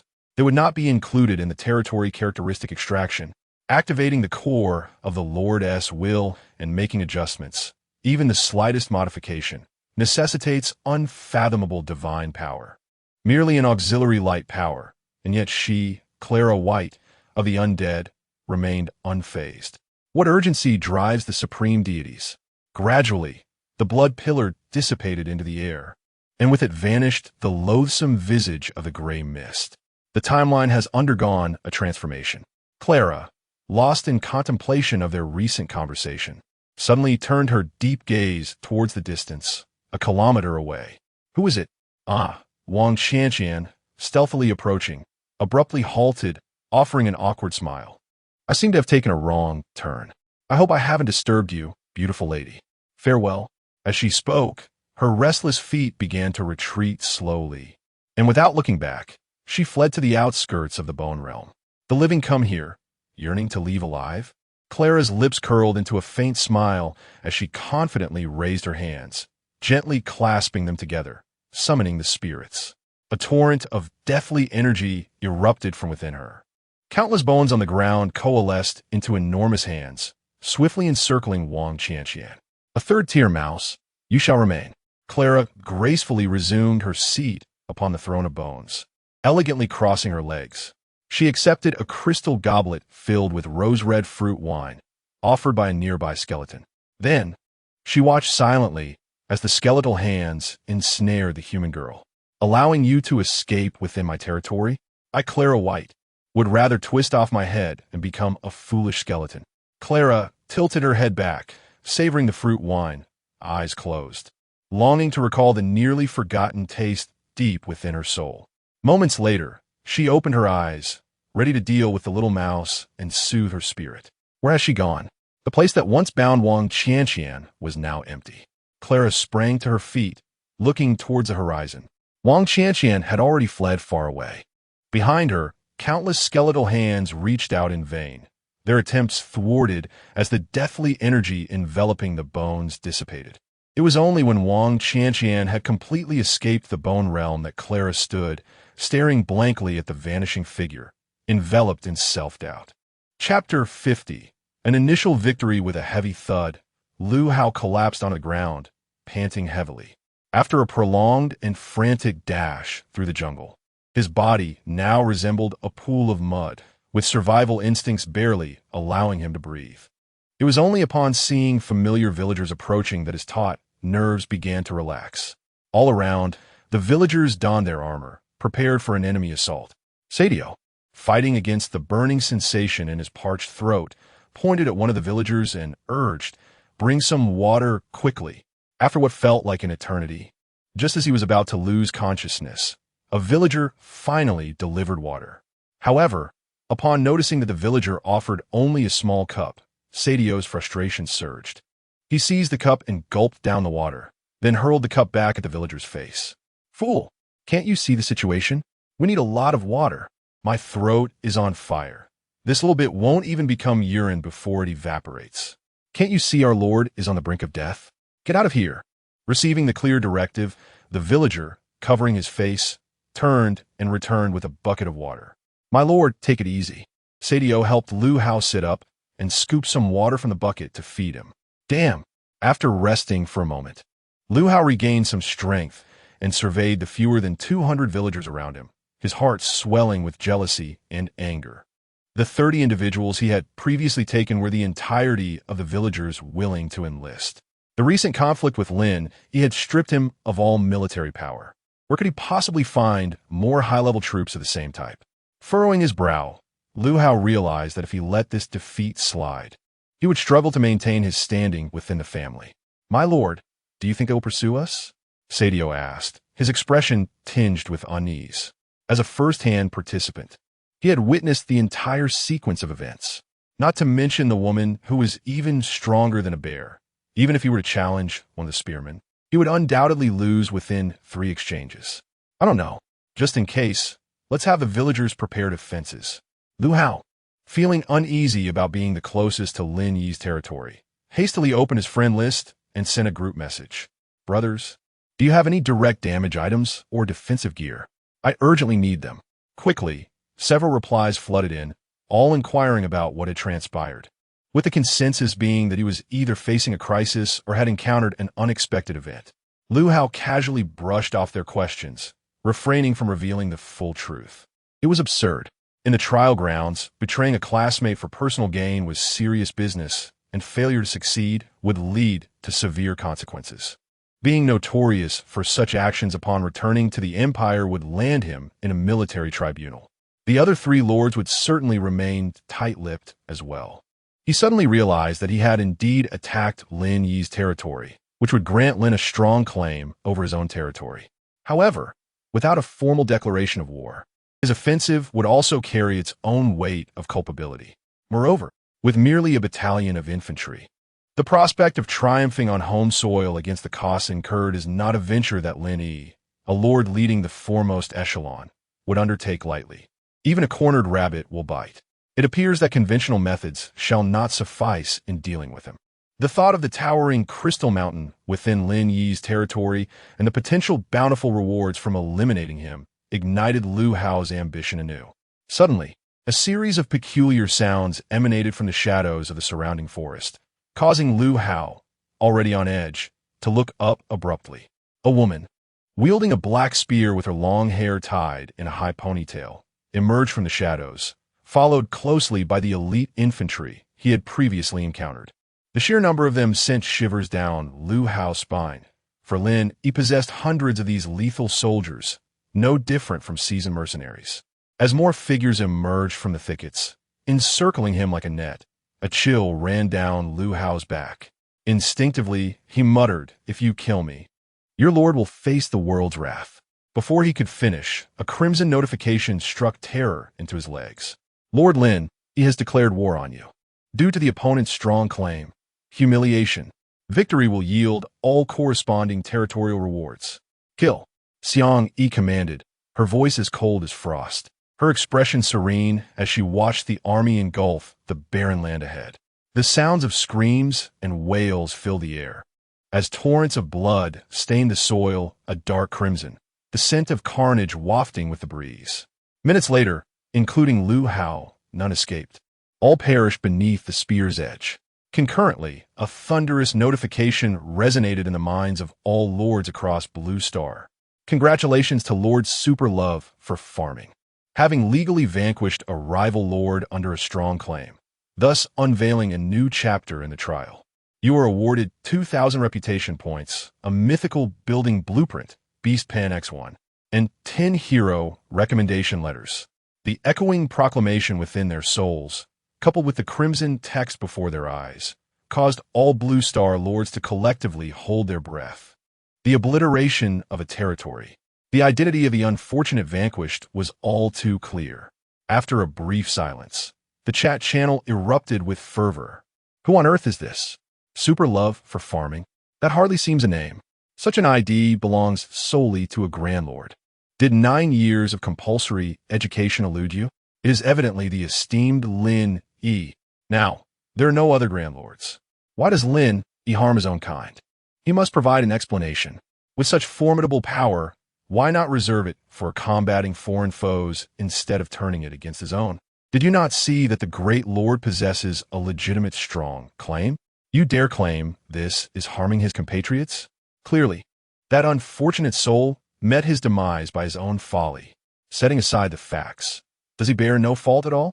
Oh, how I wish to cast you back into the womb for a complete reformation. What a bountiful reward.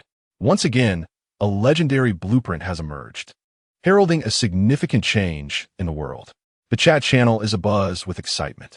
However, at this moment, Lin Yi has no inclination to peruse the trivial information.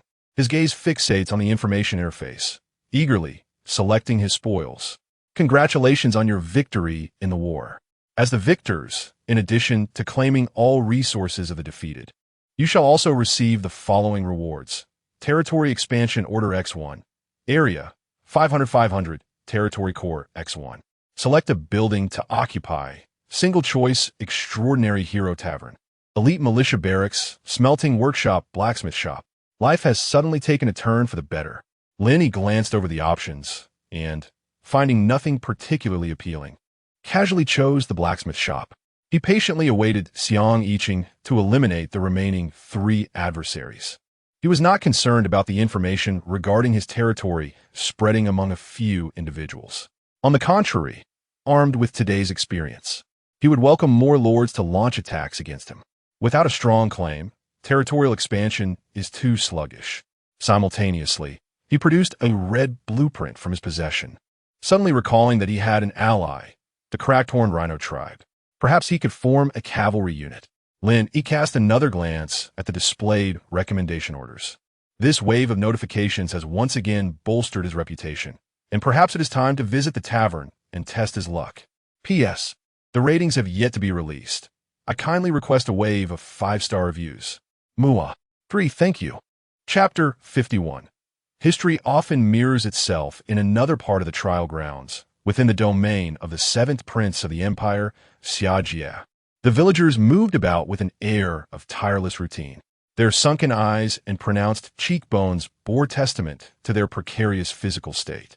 Surprisingly, in comparison to other lords, the sheer number of villagers in this territory was astonishing, roughly estimated to be around 500 or 600. In the grand hall of the manor, Xiajie silently dismissed 10 redundant regional notifications. The recent frenzy of bloodlust had slightly abated, and there was a flicker of clarity in his gaze. Lu Hao. The sudden offline status of a name from his friends list coincided eerily with the appearance of a notification. It was all too apparent who the unfortunate soul was. Within the circles of the prominent families, this news must have already spread. Some things were simply not worth the trouble. Xiajie gently massaged his temples, swiftly weighing the pros and cons. The Lu family could only be categorized as a medium-sized family within the Great Xia Empire. Yet they were never stingy with gifts on the day of a family member's arrival. Financial constraints would not hinder the development of their territory, indicating their considerable strength. Even so, Lin Yi had managed to annihilate them with thunderous force before they could even send a plea for help. In the trial grounds, Lin Yi's prowess instilled a sense of wariness in Xiajie, despite the title of a mere newcomer from Blue Star. The finest reward they could hope for was a legendary military camp. What a perilous gamble. Taking a deep breath, Xiajie felt a wave of dizziness wash over him since entering the trial grounds, leading to impulsive decision-making. He shook his head, striving to regain composure. "My lord, the sacrificial offerings are ready," announced the young mage rower as he entered, casting a glance at Xiajie before lowering his head. After a moment of hesitation, he inquired, 40 blood guards have been transformed. Should we continue searching?" Upon hearing this, Xiajie accessed the territory interface, noting that a progress bar was still more than half empty. After considerable contemplation, he shook his head slightly, it was not yet beyond the point of no return. If he overstepped now, returning to the Empire might present him with no further opportunities. Prepare to hunt that dragon, he declared, recalling a piece of high-value intelligence he had just acquired. A semblance of his former confidence returned as he chuckled. The benefits of a dragon bloodbath rival the ritual itself. As he spoke, he gazed beyond the grand entrance towards the perimeter of his domain. Two bloodied heads lay beneath the bizarre dragon statue, resembling withered plants, rapidly decaying and eroding. Within a minute, any trace of their existence vanished. Simultaneously, the peculiar sculpture emanated a profound black light, a pure and untainted darkness. Is there no pretense left? Long Tao's visage displayed 3 parts astonishment, 7 parts absurdity, and 90 parts envy. Previously, a record-breaking completion of a high-difficulty weekly task merited a mythic-level tavern as a reward. Yet now, achieving the first kill in war also yielded mythic-level blueprints? Bro, who exactly is the reincarnated one here? Suddenly, Long Tao's expression shifted to one of gravity. A bold hypothesis emerged in his mind. Could it be that this trial has brought Blue Star to the threshold of second-tier civilization? This is certainly not impossible. He was unaware of the specific conditions required for the leap from first-tier to second-tier civilization. However, if it were true, many of the current lords of Blue Star must have experienced astonishing fortunes in secret. The method of judgment is quite simple. Let me think. The universal materials needed for mythical-level items. With narrowed eyes, Long Tao opened the trading platform and swiftly searched for several commonly overlooked items that possessed a higher grade. This item is not available in the marketplace. This item is not available in the marketplace. As he continued searching, the barren trading interface caused Long Tao's complexion to flush with excitement. He distinctly remembered that just a few days prior, there were ample stocks of these items. Under normal circumstances, Lords of Blue Star would not require them in the trial grounds, and in the outside world, these materials were much cheaper. Unless there was a special purpose, no fool would exchange precious resources for a pile of worthless items. The materials were now completely depleted. His conjecture was at least 90% certain. I must give a try. With an exhilarated heart and trembling hands, Long Tao retrieved a magic core he had just acquired today. He also took a piece of beast hide and used half a bowl of beast blood to draw a strange and intricate pattern upon it. Upon completion, he dashed into the Lord's Hall, firmly shutting the door behind him. He placed the beast hide upside down on the table in the hall and muttered a string of obscure and incomprehensible mystical incantations. After reciting the incantation, Long Tao noticed that all accumulated prestige points had been wiped clean and hurriedly opened the territory characteristics interface. Martial Land, Reset Opportunity 1. If my guess is correct, then this ritual, which can only be performed once in a lifetime by each individual, holds a significant probability of granting me legendary or mythical level characteristics. But if it doesn't, Long Tao hesitated momentarily. The enhancement effect of Martial Land is quite decent. What if the reset yields something rare or even inferior? That would be a tremendous loss. The path to divinity is akin to rowing against the current. If one does not advance, they retreat. I shall risk it. Gritting his teeth, Long Tao closed his eyes and clicked the reset button. The section for territory characteristics suddenly activated, resembling the spinning reels of a slot machine. Moments later, Long Tao cautiously opened a slit of his eye and glanced at the interface. Red. In an instant, a surge of blood rushed to the crown of his head, leaving his mind momentarily blank. It succeeded. A mythical-level territory characteristic. This is the wondrous knowledge possessed by advanced civilizations. The methods of unlocking the will of the former lords differ vastly from those of lower races. In Blue Star, construction materials, weapons, and various items that could enhance one's strength upon arrival are all prohibited. Yet for advanced races, based on what Long Tao knew, all these rules simply do not exist. Only quantity limitations remain. Even the legendary third-tier civilization is so perverse that they can directly carry ancestral soldiers for protection. Am I about to turn the tide as well? Long Tao beamed with excitement, eagerly checking his new territory characteristics. However, when he saw the name, his smile gradually froze and became rigid. What on earth? Land of Shinong, Rank, Mythical level effects. 1. Crop growth time accelerated by 300. 2. Crop yield increased by 50. 3. The number of villagers recruitable daily increased by 300, each possessing the farmer profession, with each planting and harvesting providing the Lord an additional 200 experience points. 4. Your farmland blueprint can be constructed outside the territory boundaries. After numerous twists and turns, I found myself back on a familiar path. At this moment, Long Tao felt as if the sky had collapsed, his mind consumed with thoughts of how to change a territorial trait. It had only been 10 days since his rebirth. The images from his previous life were vividly etched in his memory. The effects were indeed remarkable. It allowed for a rapid accumulation of wealth in the short term. He lay dazed in his chair for quite some time, as if he had made a certain resolution, before rising and pushing open the grand doors of the estate. Damn it, no one understands farming better than I do. Chapter 52, A Fortuitous Twist in the Pure Land. As Lin Yi stood before the tavern's grand entrance, accompanied by Alina, he hesitated momentarily before retracting his hand. Should he wait for Xiang Yi to return? The enigmatic prophecies spoken by the fallen archangel lingered in his mind. Lin Yi pondered that having General Xiang, steeped in the rich history of Huaxia, by his side, while utilizing the recommendation letter might yield a chemical reaction, enhancing the likelihood of attracting a hero of similar caliber. Recalling the previous instance where the guaranteed draw had only yielded General Xiang, Lin Yi's expression darkened, further solidifying his suspicions. If the guarantee led to a hero of his preference, it would be acceptable. However, he feared the worst outcome. What if an immortal grade goblin appeared? Should he recruit it or not? The unpredictability of the lottery weighed heavily on him, and with ill fortune, he would have to find some cunning method to navigate through it.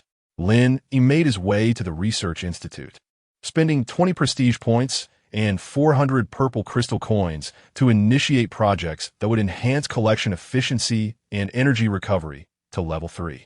Currently, there are no suitable targets among the alien races. The Southern Wraith tribe had yet to reveal its precise location. Upgrading the Institute would require 5 research progress points. So Lin Yi casually selected 2 to fulfill the requirement. He wondered where to place this venture.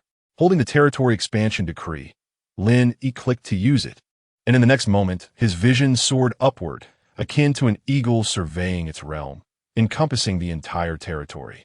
Within his sight, numerous tangible details were simplified. The boundaries of the territory and the structures within were laid bare. Simultaneously, a green, malleable rectangular area followed his gaze, seemingly alive. It felt akin to playing a simulation game, offering a striking sense of immersion. The green area must represent the newly acquired territory. After a moment of contemplation, Lin Yi positioned the green marker to the east of the territory, adjacent to the training ground. His panoramic view then returned to its original state. Upon reaching the outer walls, Lin Yi noticed no apparent changes on the surface compared to before. However, when the phantom of the territory's structure was placed on the ground, the prohibition signs for construction did not appear. This area had become his legally claimed territory. Could he now cultivate the land? A smile crept onto Lin Yi's lips. With this single expansion decree, he had conjured several hundred acres of land from thin air. Once Xiang Yi dealt with the other 3. This expedition would increase his territory by a full square kilometer, 2/3 more, including the training ground. It was nearing a doubling of size. The previous description of the territory's area contained inaccuracies, which are hereby corrected. Cavalry. One could only hope that suitable heroes would come forth. Finally, Lin Yi retrieved another reward from his recent endeavors.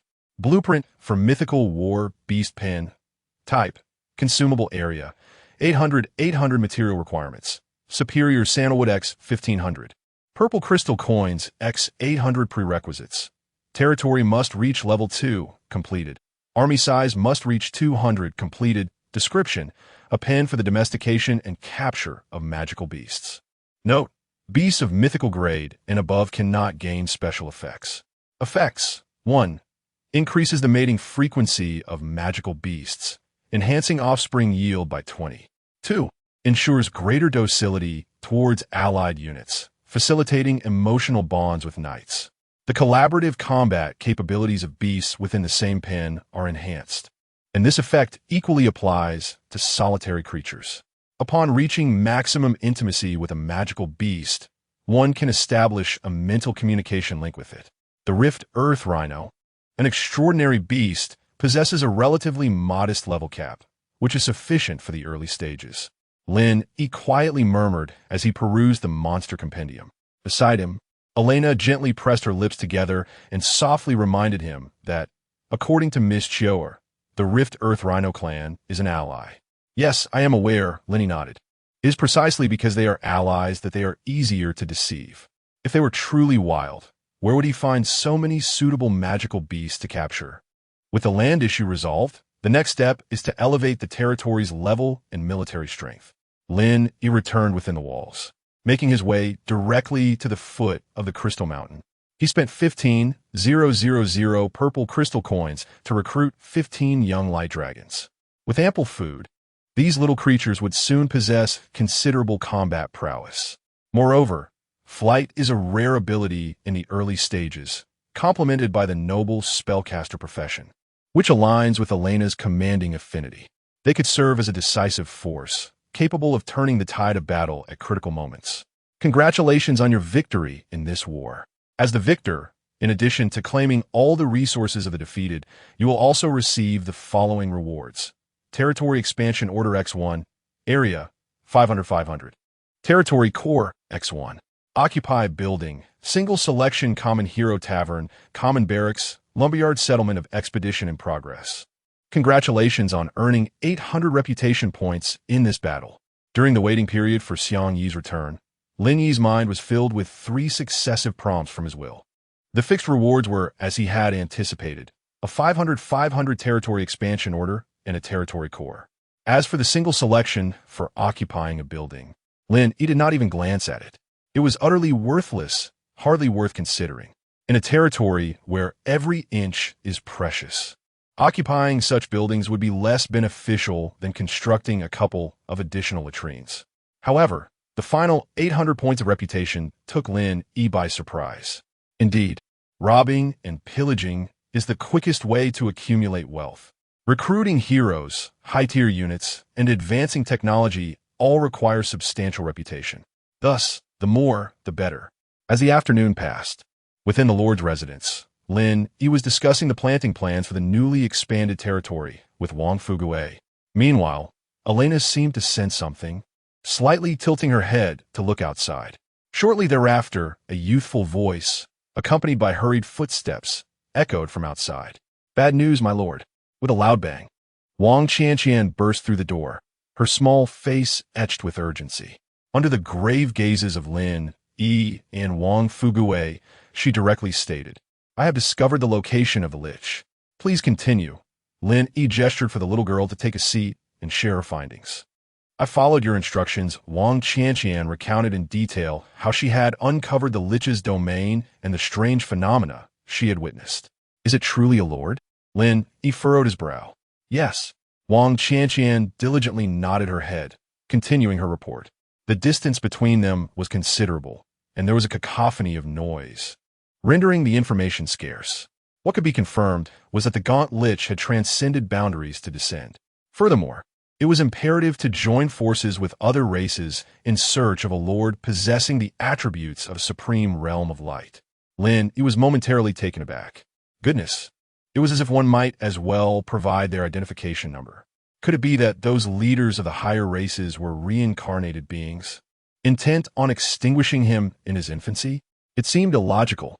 Lin Yi's mind was awash with thoughts, and the delightful feelings he had previously experienced evaporated in an instant.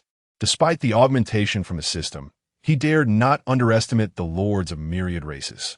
Even a single undead lich had caused the third-tier Wang Qianqian to flee in terror. Unwilling to confront it, what if those of even greater power were involved? The subject could be resurrected upon death, but for him, death would be final. "Thank you, Qianqian," Lin Yi said, gently stroking the little girl's head before turning to Wang Fugue, instructing him to take Qianqian to the refining pool. It must be said, Wang Qianqian was indeed audacious, displaying a fearless spirit akin to a newborn calf. Despite the ambiguity surrounding the strengths of both sides, She boldly ventured forth to probe for information. Without undergoing purification, should she encounter peril in the Lich's domain, even the gods would be powerless to save her. Yet, precisely because of this, Wang Qianqian not only returned with intelligence, but, by fortuitous circumstance, managed to evade the Lich's notice. Otherwise, the very essence of the light-bearing human race would have alerted the Lich, leading it directly to her. "As you command," the old servant replied, bowing respectfully, ready to escort the little girl away. Lin Yi suddenly raised his hand, interrupting the two, his eyes gleaming with intensity as he added, "Go summon Xiao'er to come here." Chapter 53. What are you doing? Elena is still here. Even across regions, you come and target me.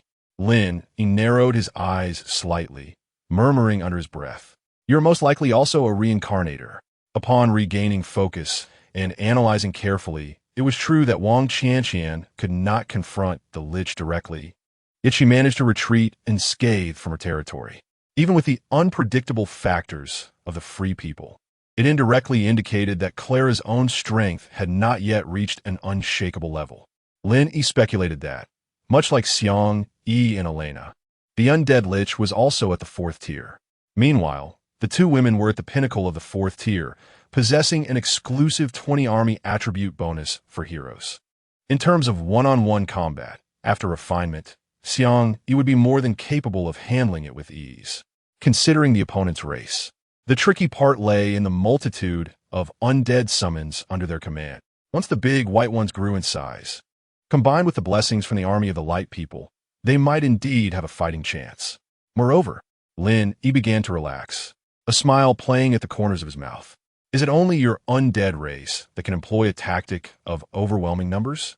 The Legion warriors he could resurrect could very well become the 4th calamity. Lin Yi pulled out a tome for lords titled How to Avoid Proclaiming Conflict.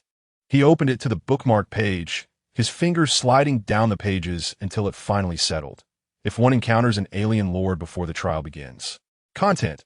According to verified intelligence, prior to the trial, the Blue Star region is protected by rules, allowing a direct declaration of war against alien lords using the strong claim outsider. Open the diplomatic template. Among the operational options, a name previously unheard of appeared. New contact with Lord Clara White. Relationship. Hostile diplomacy. 1. Alliance. Cost reputation x 50. Upon agreement, both parties must adhere to the stipulated terms. The breaching party will incur a deduction of 5,000 or 50 of their remaining reputation, whichever is greater, and receive the irrevocable title of breacher of trust. 2. Declaration of war. Cost reputation x 10. Can utilize the strong claim, outsider. 3. Conspiracy rumor. Cost reputation x 10. Creates chaos in the opponent's territory, diminishing public sentiment, military morale, and loyalty. The effect increases with the number of uses. Caution. Once the opponent breaks through the conspiracy rumor, they will obtain a weak claim against you. Peace negotiation. Costs reputation x 50. Upon agreement, all claims held by both parties will be cleared, with penalties for breaches following the alliance stipulations. The diplomatic template function could theoretically be fully covered by Wang Qiao'er's dream network, without consuming reputation points. However, the advantage of the Lord template lies in the convenience of declaring war. A mere undead dares to act recklessly before the holy light. Lin Yi closed the book, sipped his tea, and was interrupted by a series of knocks on the door. "Come in." Wang Qiao'er entered the hall on light footsteps, closing the door behind her.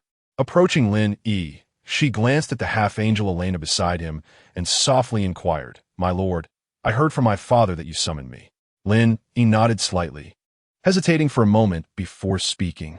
However, as he began to articulate his thoughts, he suddenly realized it was broad daylight, and he was uncertain whether Wang Qiao'er could voluntarily enter sleep and access the dream network. The herd of rhinoceroses, separated by hundreds of kilometers, might be rolling around in some muddy pit. Yet, his fragmented speech was intriguing to those around him. "Please wait a moment."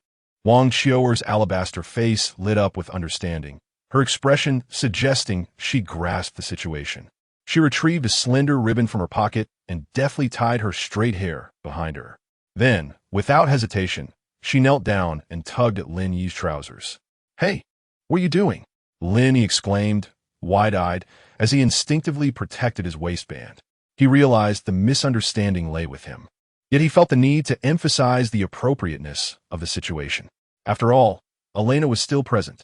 He turned to glance at the half-angel. Truthfully, it would be my honor to serve a master, Elena whispered, her voice barely audible, her ears flushed with warmth and her heart racing uncontrollably. She experienced the fluttering sensation of a heart in turmoil. As he beheld the half-angel, with her strikingly full upper figure and long, elegant legs, Lin Yi felt parched and overwhelmed by her alluring presence. The sacred aura of the nun made it even harder to resist. However, recalling the pressing matters at hand, he forcefully quelled his inner turmoil. Show her. Lin Yi took a deep breath and asked earnestly, "Can you now contact the earth-shattering rhinoceros clan through the Dream Network? I wish to discuss a collaboration with them." "Oh yes." Wang Qiu'er, realizing her previous misunderstanding, stood up with a slight pout on her red lips, her delicate fingers nervously twisting behind her back. "Please, my lord, enlighten me." Stop, stop, stop. Lin Yi quickly interrupted. "From now on, you needn't refer to yourself as a servant in my presence. Simply call yourself Qiu'er." "Thank you, my lord."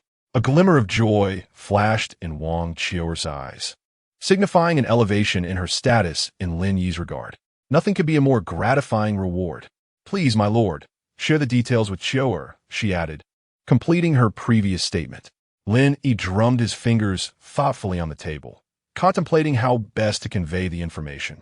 "My lord, perhaps I could accompany you inside," Wang Qiu'er suggested, noticing his indecision. "Huh?" Lin Yi blinked in surprise, wide-eyed. "We can go together?" "Indeed," Wang Qiu'er replied with a gentle smile, leaning forward and settling herself on Lin Yi's lap like a delicate bird. "I'm still somewhat unpracticed in this ability, so I hope my lord will not mind." With that, she wrapped her arms around Lin Yi's neck and slowly closed her beautiful eyes. In less than half a minute, her breathing deepened and she drifted into profound slumber. Was it genuine sleep or merely a pretense? Lin Yi gazed down at the stunning beauty in his arms, her long, exquisite eyelashes fluttering slightly. Inhaling the fragrance wafting from her, he felt an overwhelming sense of disbelief. Before he could investigate further, a wave of intense drowsiness washed over him, enveloping every corner of his being. Just before succumbing to sleep, he suddenly realized what was happening. The Dream Network, beyond its political strategic significance, is an extraordinarily formidable control skill. "Lord, Lord," as the call echoed in his ears, Lin Yi regained a semblance of consciousness. Upon opening his eyes, he beheld a sky filled with countless stars, his semi-transparent form suspended in the air. Beside him was the ethereal silhouette of Wang Qiu'er within a dream. Faintly, it seemed as if those stars were interconnected by fine threads, ultimately converging and closely intertwining with Wang Qiu'er. "Are these stars the intelligent beings within your network coverage?" Lin Yi pondered, bezied it. Indeed, according to the patterns recently summarized, Wang Qiu'er confirmed his conjecture with a nod and continued, "The brighter the star, the higher its status within the ecological environment it inhabits. In a short while, I should be able to swiftly filter and identify precise targets. My lord, we must hasten our pace." Wang Qiu'er took Lin Yi's hand, propelling them swiftly toward a designated direction. Soon, she pointed to an active celestial body, explaining, "That is the leader of the Earth-Splitter Rhinoceros tribe, marked by my sign. Please be patient." With that, she slowly raised her hands, and countless threads appeared from all directions, coalescing into a long beam of light that pierced the special celestial body. "There is still one chapter left for today. My drinking last night delayed my progress." Chapter 54. Subduing the Rift Earth Rhinoceros on the periphery of the Beast Mountain Range, a majestic flat-topped mountain rises. At its center lies a canyon that stretches for dozens of kilometers, connecting the inner and outer realms of the mountain. The canyon is unfathomably deep, and from above, it appears as though an invisible giant hand has forcefully cleaved apart a steam bun. As the saying goes, in a narrow encounter, the one wielding a blade prevails. A pride of red and black lions, nearly 3 meters tall, races across the ground with explosive power. Each stride sends great clouds of earth soaring several meters into the air. Their resonant roars, echoing through the shadowy canyon, are both awe-inspiring and terrifying. Before them, a herd of panicked rhinoceroses flees. These rhinoceroses possess a physique even more robust and colossal than that of the lions. Yet in actual combat, they are no match for their feline pursuers. Each rhinoceros bears numerous scars of tearing and gnawing on its brown hide, and the leader among them is marked by a deep scratch over 10 centimeters long on its back. However, despite these wounds, the creature's protective hide remains largely intact, showcasing extraordinary resilience.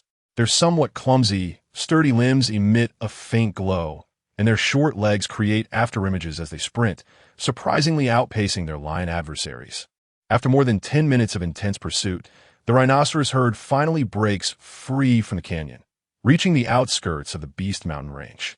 Moo, the lead rhinoceros, halts at the exit, glancing back toward the canyon. The lions gradually slow their pace, hesitating 100 meters away, their restless claws striking the surrounding rocks. Moo, leader. A hornless rhinoceros emits a soft growl. Moo, moo. We have what we came for. Let us return. I yearn for rest.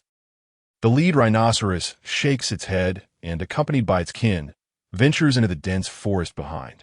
Upon reaching the territory of their clan, it can no longer withstand the overwhelming drowsiness and collapses to the ground, succumbing to slumber. The profound night sky becomes ethereal as Wang Qiu'er unleashes her abilities. Time passes unknowingly, and the surrounding environment transforms into a vast and spacious hall. The hall's walls are bare, save for a massive table, seemingly carved from stone. Lin Yi takes the seat of honor, while Wang Qiu'er explains the basic intelligence regarding their newfound allies.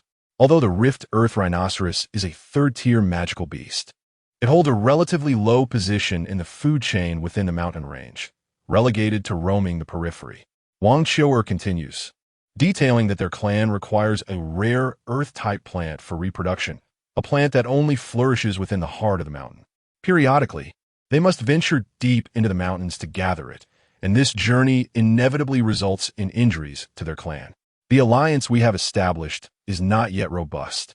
It merely involves the exchange of information and mutual non-aggression. The Dream Network facilitates mental communication, alleviating any concerns regarding language barriers. Lin Yi nods in understanding, his mind already formulating a general direction for the negotiations. Buzz, the whole space ripples.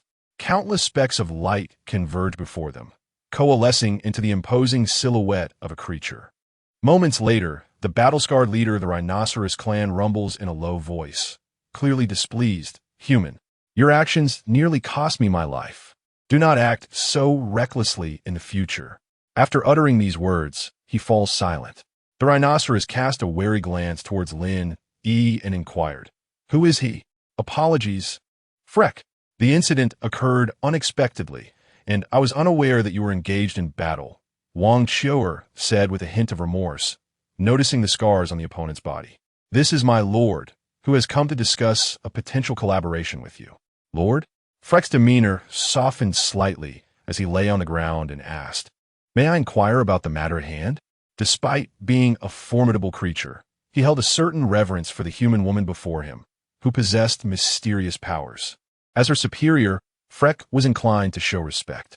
Leaning back in his chair, Lin Yi did not rush to respond, instead focusing intently on Freck's information panel. Freck race, earth-shattering rhinoceros qualification, extraordinary level, 25 physique, 37.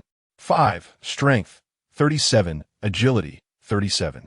5 spirit, 32 description, a walking fortress endowed with formidable defensive capabilities.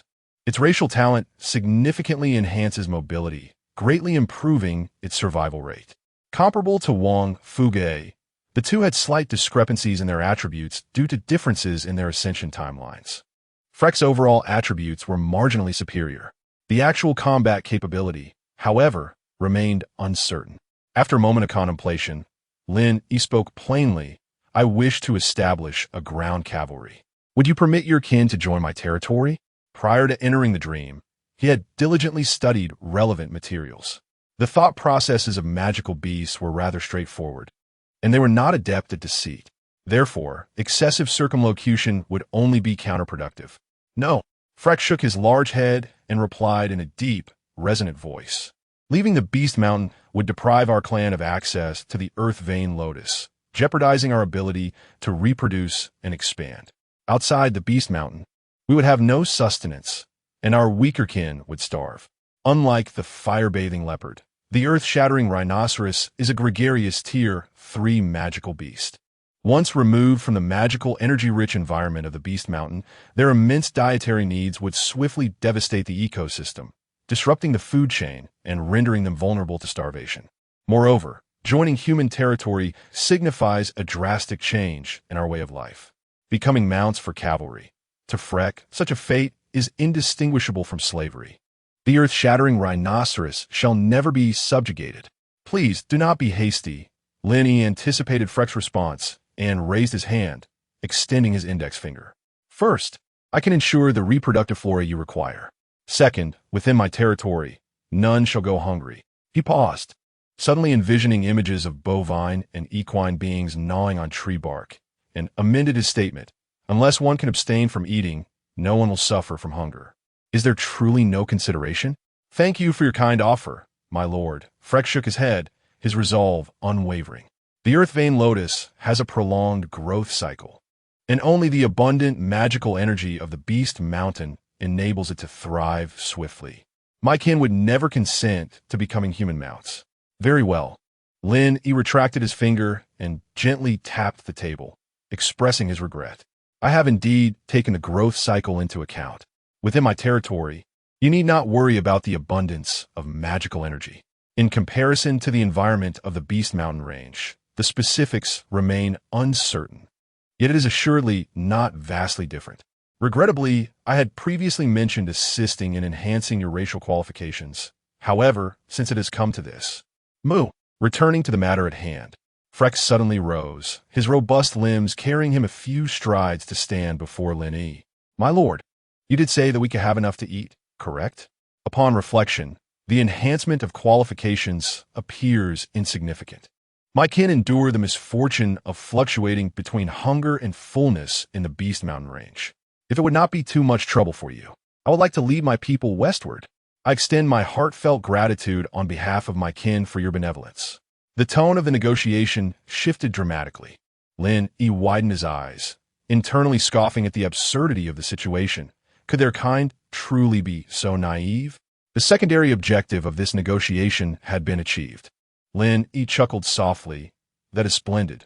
However, there is yet another crucial matter. What is it? Freck inquired, his eyes betraying a hint of confusion. He appeared rather simple-minded, though his thoughts were evidently active. To him, being a mount for the other party seemed to represent the utmost value of his tribe. Did the Earth-Splitter rhinoceros possess untapped potential yet? Having lived in the Beast Mountain range, you must be familiar with the situation there, correct? Lin Yi began.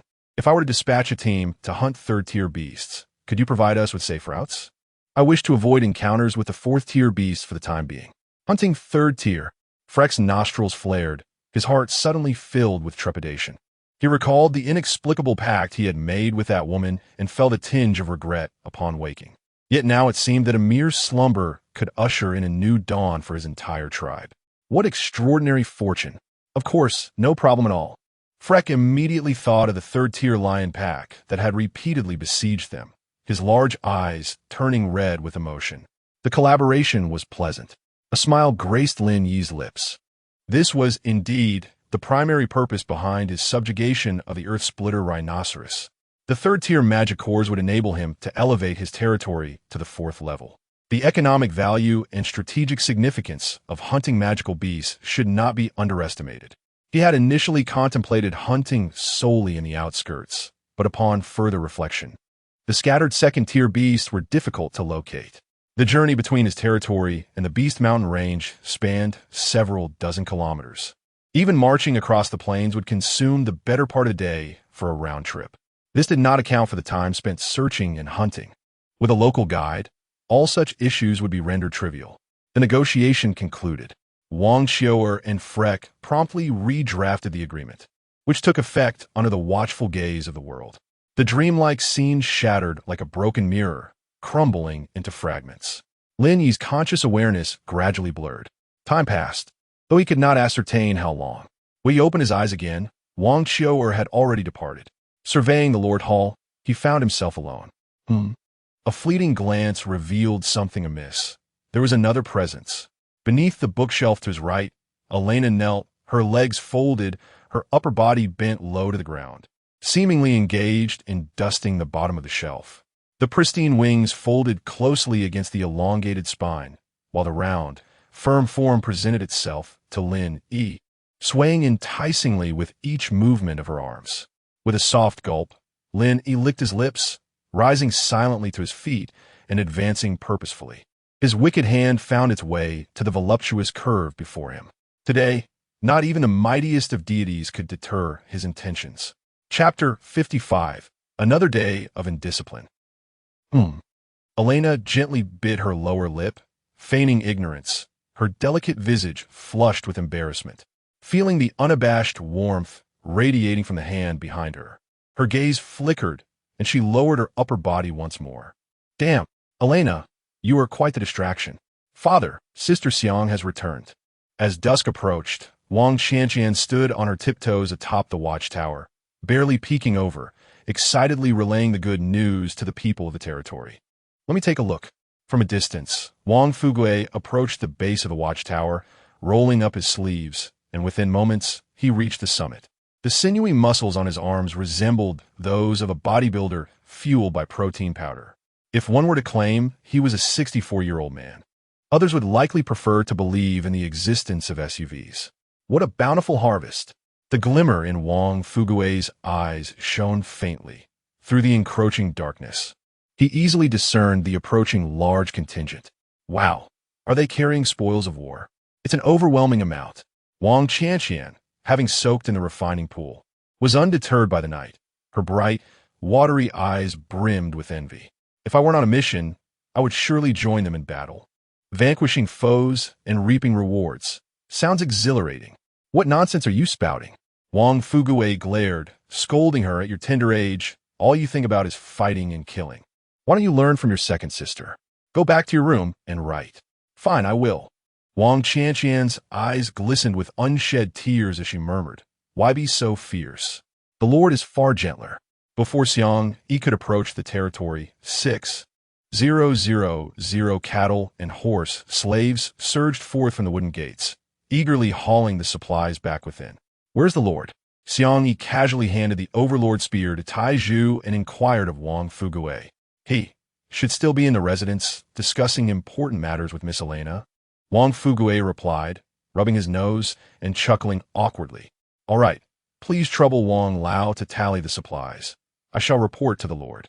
Viank yi archit her diligate bras. Her exquisite oval face revealing no sign of emotional turmoil. Very well, such trifles are naturally entrusted to me.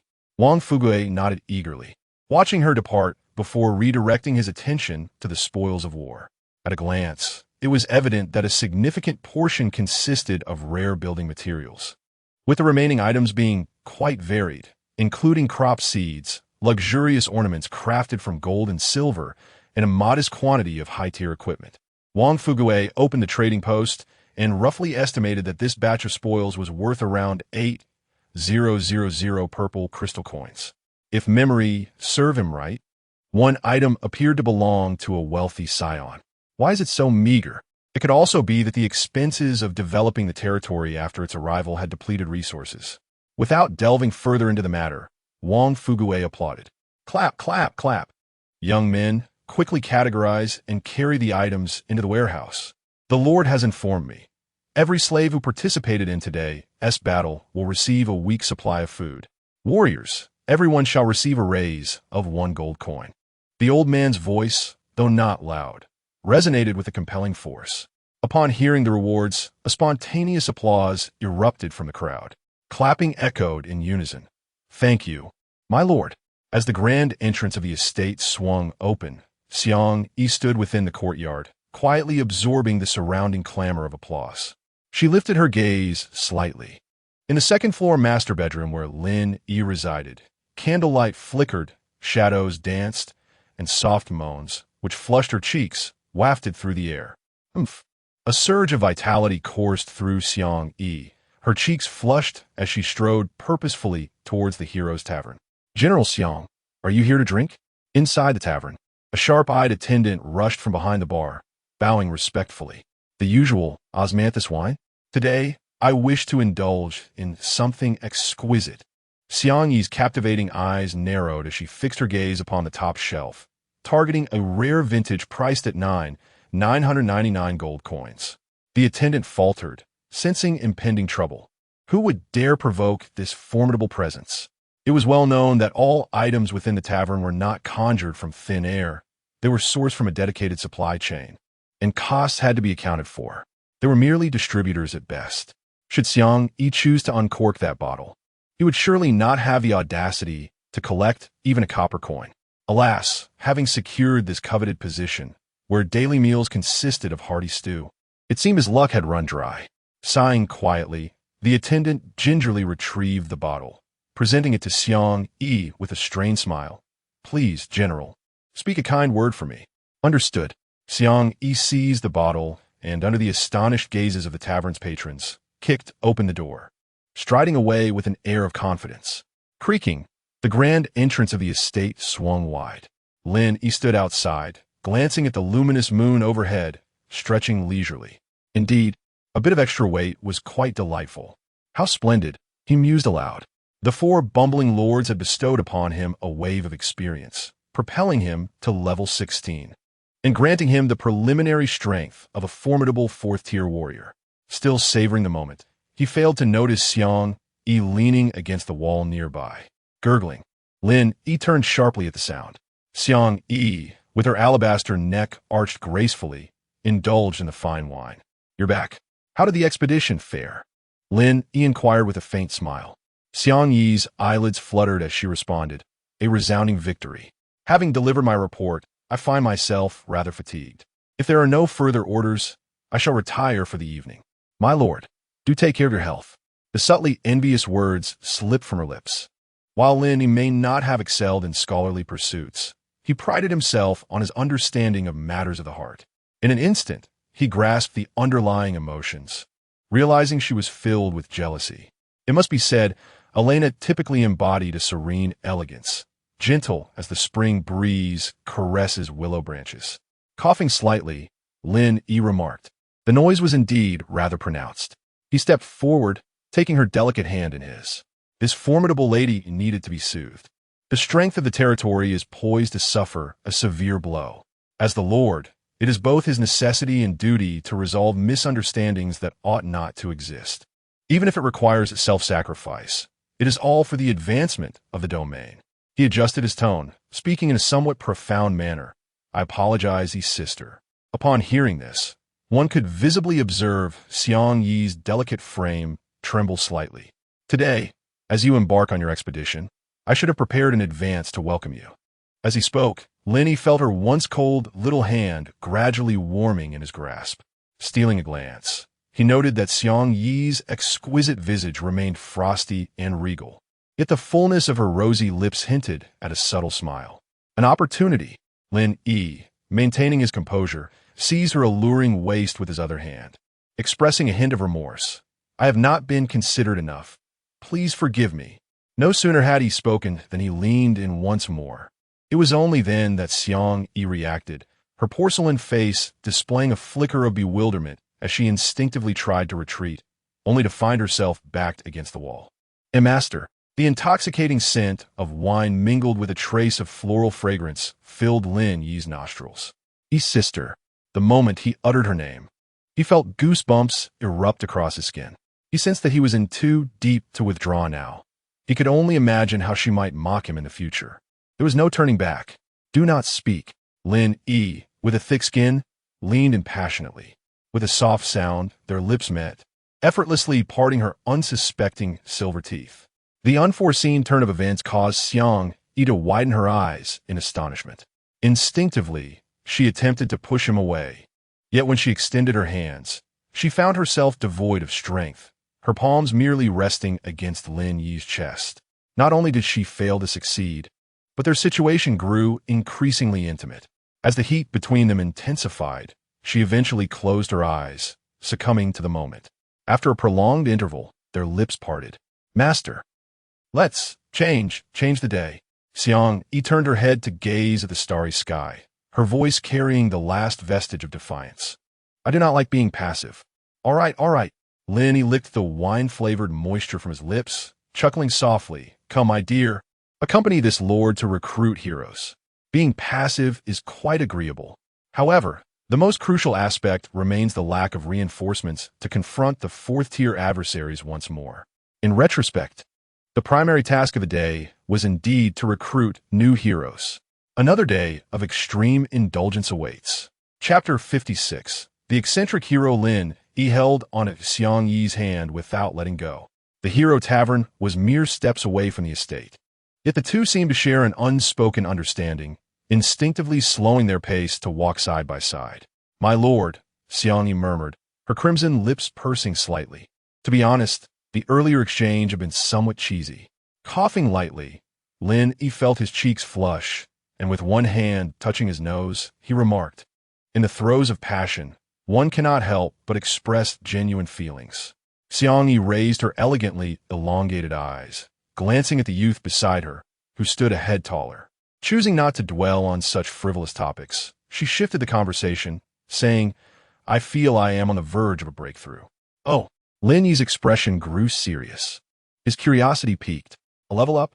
"The higher echelons of the territory are the first to undergo the refinement of their qualities," Xiang Yi explained. She had long transcended the realm of the immortal, ascending to the pinnacle of excellence. If it were merely a matter of leveling up, her nature would not compel her to speak of it so readily. "Talent," she continued, shaking her head. "When considering the bigger picture, the innate qualities of biological entities are indeed significant, determining their maximum potential. Yet, beings of lesser quality can still ascend to greatness through external means. It is not the same as talent. Dragons are born with impenetrable scales, sharp claws, and the ability to unleash dragon fire instantaneously, granting them a considerable advantage in combat at equivalent levels. Our heroes possess a unique talent, the extraordinary ability to forge bonds with commanding legions." Standing before the tavern, Xiang Yi regarded Lin Yi with a grave expression and whispered, "But I have never heard in the realm of the heroic spirits that a hero's talent can evolve." Lin Yi's eyelids twitched, internally exclaiming in disbelief. Xiang Yi's already extraordinary hero-specific abilities were astonishing enough. Could they truly become even more formidable? "You're like a young cow on a plain," he mused, considering the implications of her words. With a staggering compatibility of 180 for infantry, the level 20 Red Whip pikemen under her command would nearly double in prowess during battle, capable of overwhelming most third-tier beings. If they were to strengthen further, a single army could rival 1,000,000 troops. I do not know the exact reasons. Xiang Yi shared her speculation. Elena's origins are complex. The deficiency may not lie in her qualities, but rather in the mysterious racial talents of her angelic lineage. That seems plausible, Lin Yi mused, stroking his chin. If we disregard the divine blessings of baptism, villagers at the same level of excellence are not significantly different from rare beings. Thus, Xiang Yi said earnestly when selecting heroes, "My lord should not overlook qualities in favor of mere appearances due to the presence of a refinement pool." "Ah, so that is your point." Lin Yi chuckled heartily. "Of course. Now let us proceed." As they entered the tavern, the boisterous clamor abruptly ceased, and all the heroes turned their gazes towards them. "Am I running a zoo here?" Lin Yi thought, observing the diverse assembly of races. Among them was even a treasure chest creature, grinning widely atop a table. Its peculiar appearance caught his eye. "Well then, extraordinary trash," he remarked, surveying the others, who were similarly composed of beings with epic and legendary qualities that left much to be desired. "Payment made, let us depart." Lin Yi, with an impassive expression, utilized the recommendation token and selected a position alongside Xiang Yi, awaiting the arrival of the next wave of heroes. The front desk attendant, a jovial figure, approached with a smile akin to the warmth of spring inquiring, "My lord, General Xiang, what would you like to drink?" "Oysters, kidneys, leeks." Lin Yi casually mentioned a few dish names. The tavern's offerings, even at cost price, were rather expensive. He typically did not regard this place as a restaurant. But since he was already here, it wouldn't hurt to replenish his energy. "And what about you, General Xiang?" the tavern attendant cautiously asked. Xiang Yi shook her head. "No need for me. Just prepare for my lord." "Understood." The attendant, not daring to linger, hurried off to the back. A moment later, the tavern doors burst open with a radiant white light, and a group of exotic heroes made their entrance one after another. Lin Yi's gaze swept across the scene. Much like a merchant selecting princesses, none seemed satisfactory, prompting him to prepare the next recommendation token. "Wait." Xiang Yi grasped his hand. "The teleportation requires some time." "I counted. Isn't it already full?" Lin Yi expressed his confusion. "Previously, in the heroic spirit star domain." Xiang Yi began to explain. It turned out that when Lin Yi first used the recommendation token, she had sensed something unusual. After locking onto the tavern's anchor point, she utilized multiple teleportation points to arrive at the fastest speed. Even then, Lin Yi had made a total of 20 attempts. Had Xiang Yi been slightly slower, their meeting would have been significantly delayed. Oh, Lin Yi suddenly understood. Nonetheless, the two remained uncertain if they could recruit another companion. "My lord, your dishes." The tavern attendant respectfully placed a tray on the table. The steaming, hearty dishes exuded an enticing aroma. Lin Yi picked up his chopsticks, sampling a tender stir-fried kidney slice, savoring the exquisite taste. "Quite delightful.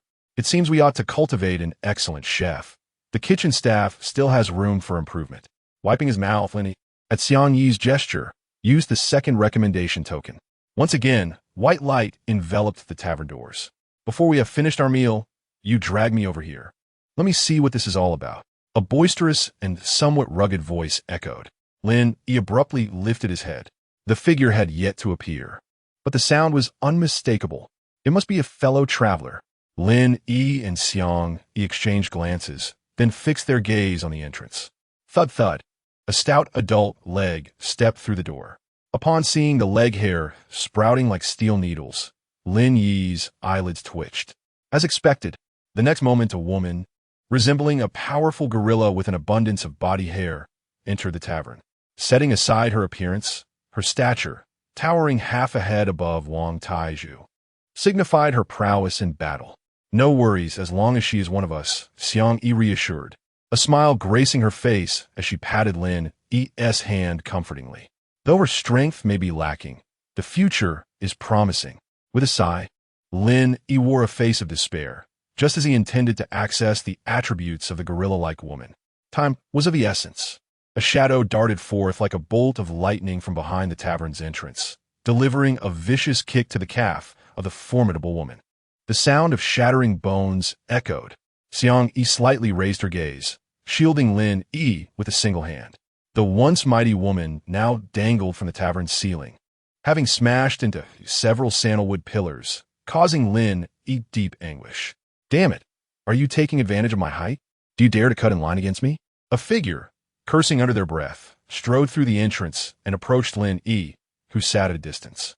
Midway through their advance, the individual suddenly furrowed their brow, surveying the surroundings before seizing a nearby stool with both hands. After weighing it in the air, they hurled it with great force.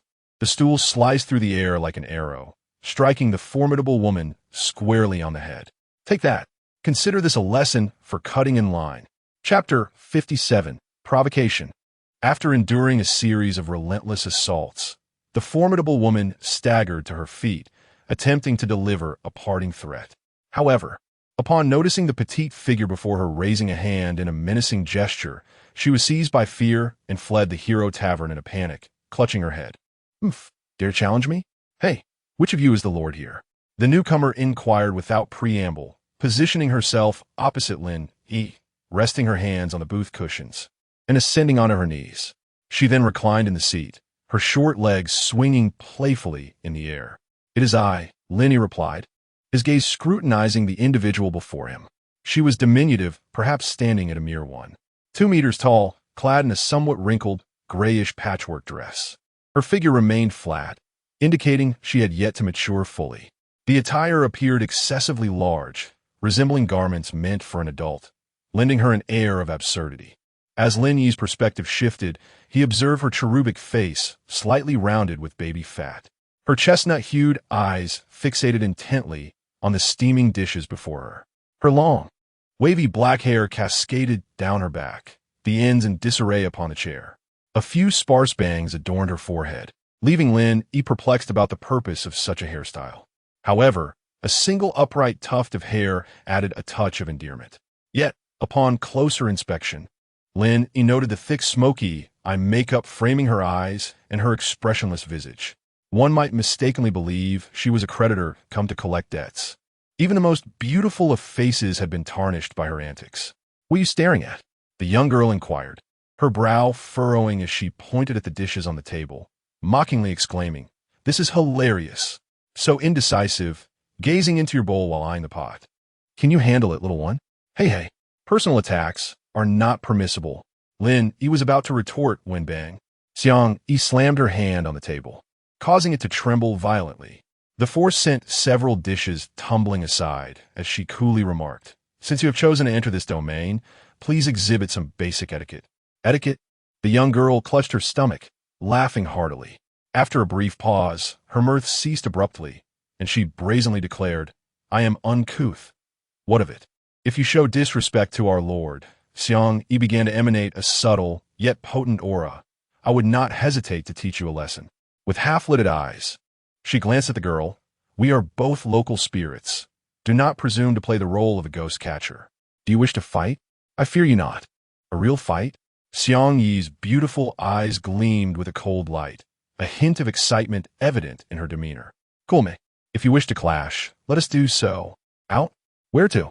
The girl stood on her chair, straining to match Xiang Yi's height. "We shall fight within the territory." Xiang Yi lifted her chin slightly. "Within the territory?" The girl paused, momentarily taken aback. Xiang Yi, sensing her hesitation, interrupted with a light chuckle, elongating her words. "Hee, you dare not? I thought you were formidable." "Forget it. I shall not stoop to a child's level," she concluded. She retrieved a violet crystal coin from her waist pouch and tossed it onto the table, pulling Lin Yi toward the tavern's entrance. "This money is for you to enjoy something nice. Grow a bit taller, otherwise people might think I'm bullying a child." Lin Yi, being dragged along, remained momentarily bewildered. Was this a call for heroes? Why were both sides engaged in such verbal sparring? He understood her intentions clearly. It was a provocation. But who still fell for such tricks these days? "Stop right there. Did I give you permission to leave?" A near-tangible gust of wind howled past Lin Yi's ears. Inside the tavern, tables and chairs clattered chaotically, and decorations fell from the ceiling to the floor.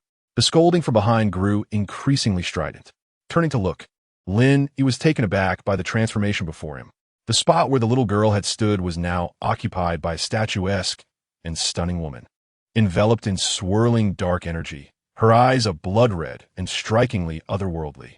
The wind tousled her cascading waves of hair, and in her right hand, a dark crimson, long-handled weapon slowly took form. "I despise being called a child. Come on, I'll fight you." Her crisp, icy voice echoed throughout the tavern. Lin Yi found himself admiring her newly accentuated curves, the way her dress struggled to contain her voluptuous legs, the hem occasionally fluttering in the breeze. Suddenly, a notification from the Lords will appeared without warning. Ding. Target's favorability is insufficient, but she is willing to join the territory. Recruitment through other means. Reputation will be additionally deducted by 100. Reputation deduction, 120. Congratulations. You have recruited the legendary wild hero, Lu Xiaoyu. How intriguing. The white circular aura that had briefly appeared in Xiang Yi's eyes vanished just as swiftly. "I don't need your blessings to fight. Don't say I'm bullying you." With that, Xiang Yi smiled and beckoned to Lu Xiaoyu. "Let us see what you've got." Eager for a challenge, Lu Xiaoyu dashed forward, brushing past Lin Yi, exclaiming, "Little brat, wait until I win before talking to you." With those words, she followed Xiang Yi out of the tavern. At last, the surroundings fell silent. "Damn, how much will it cost to fix this?" Lin Yi grimaced at the devastation strewn about. My lord, standing behind me. Suddenly, a tavern worker appeared, seemingly dazed and bloodied from an injury caused by the chaotic debris. You should tend to that wound first. Once you're healed, we can clean up this mess.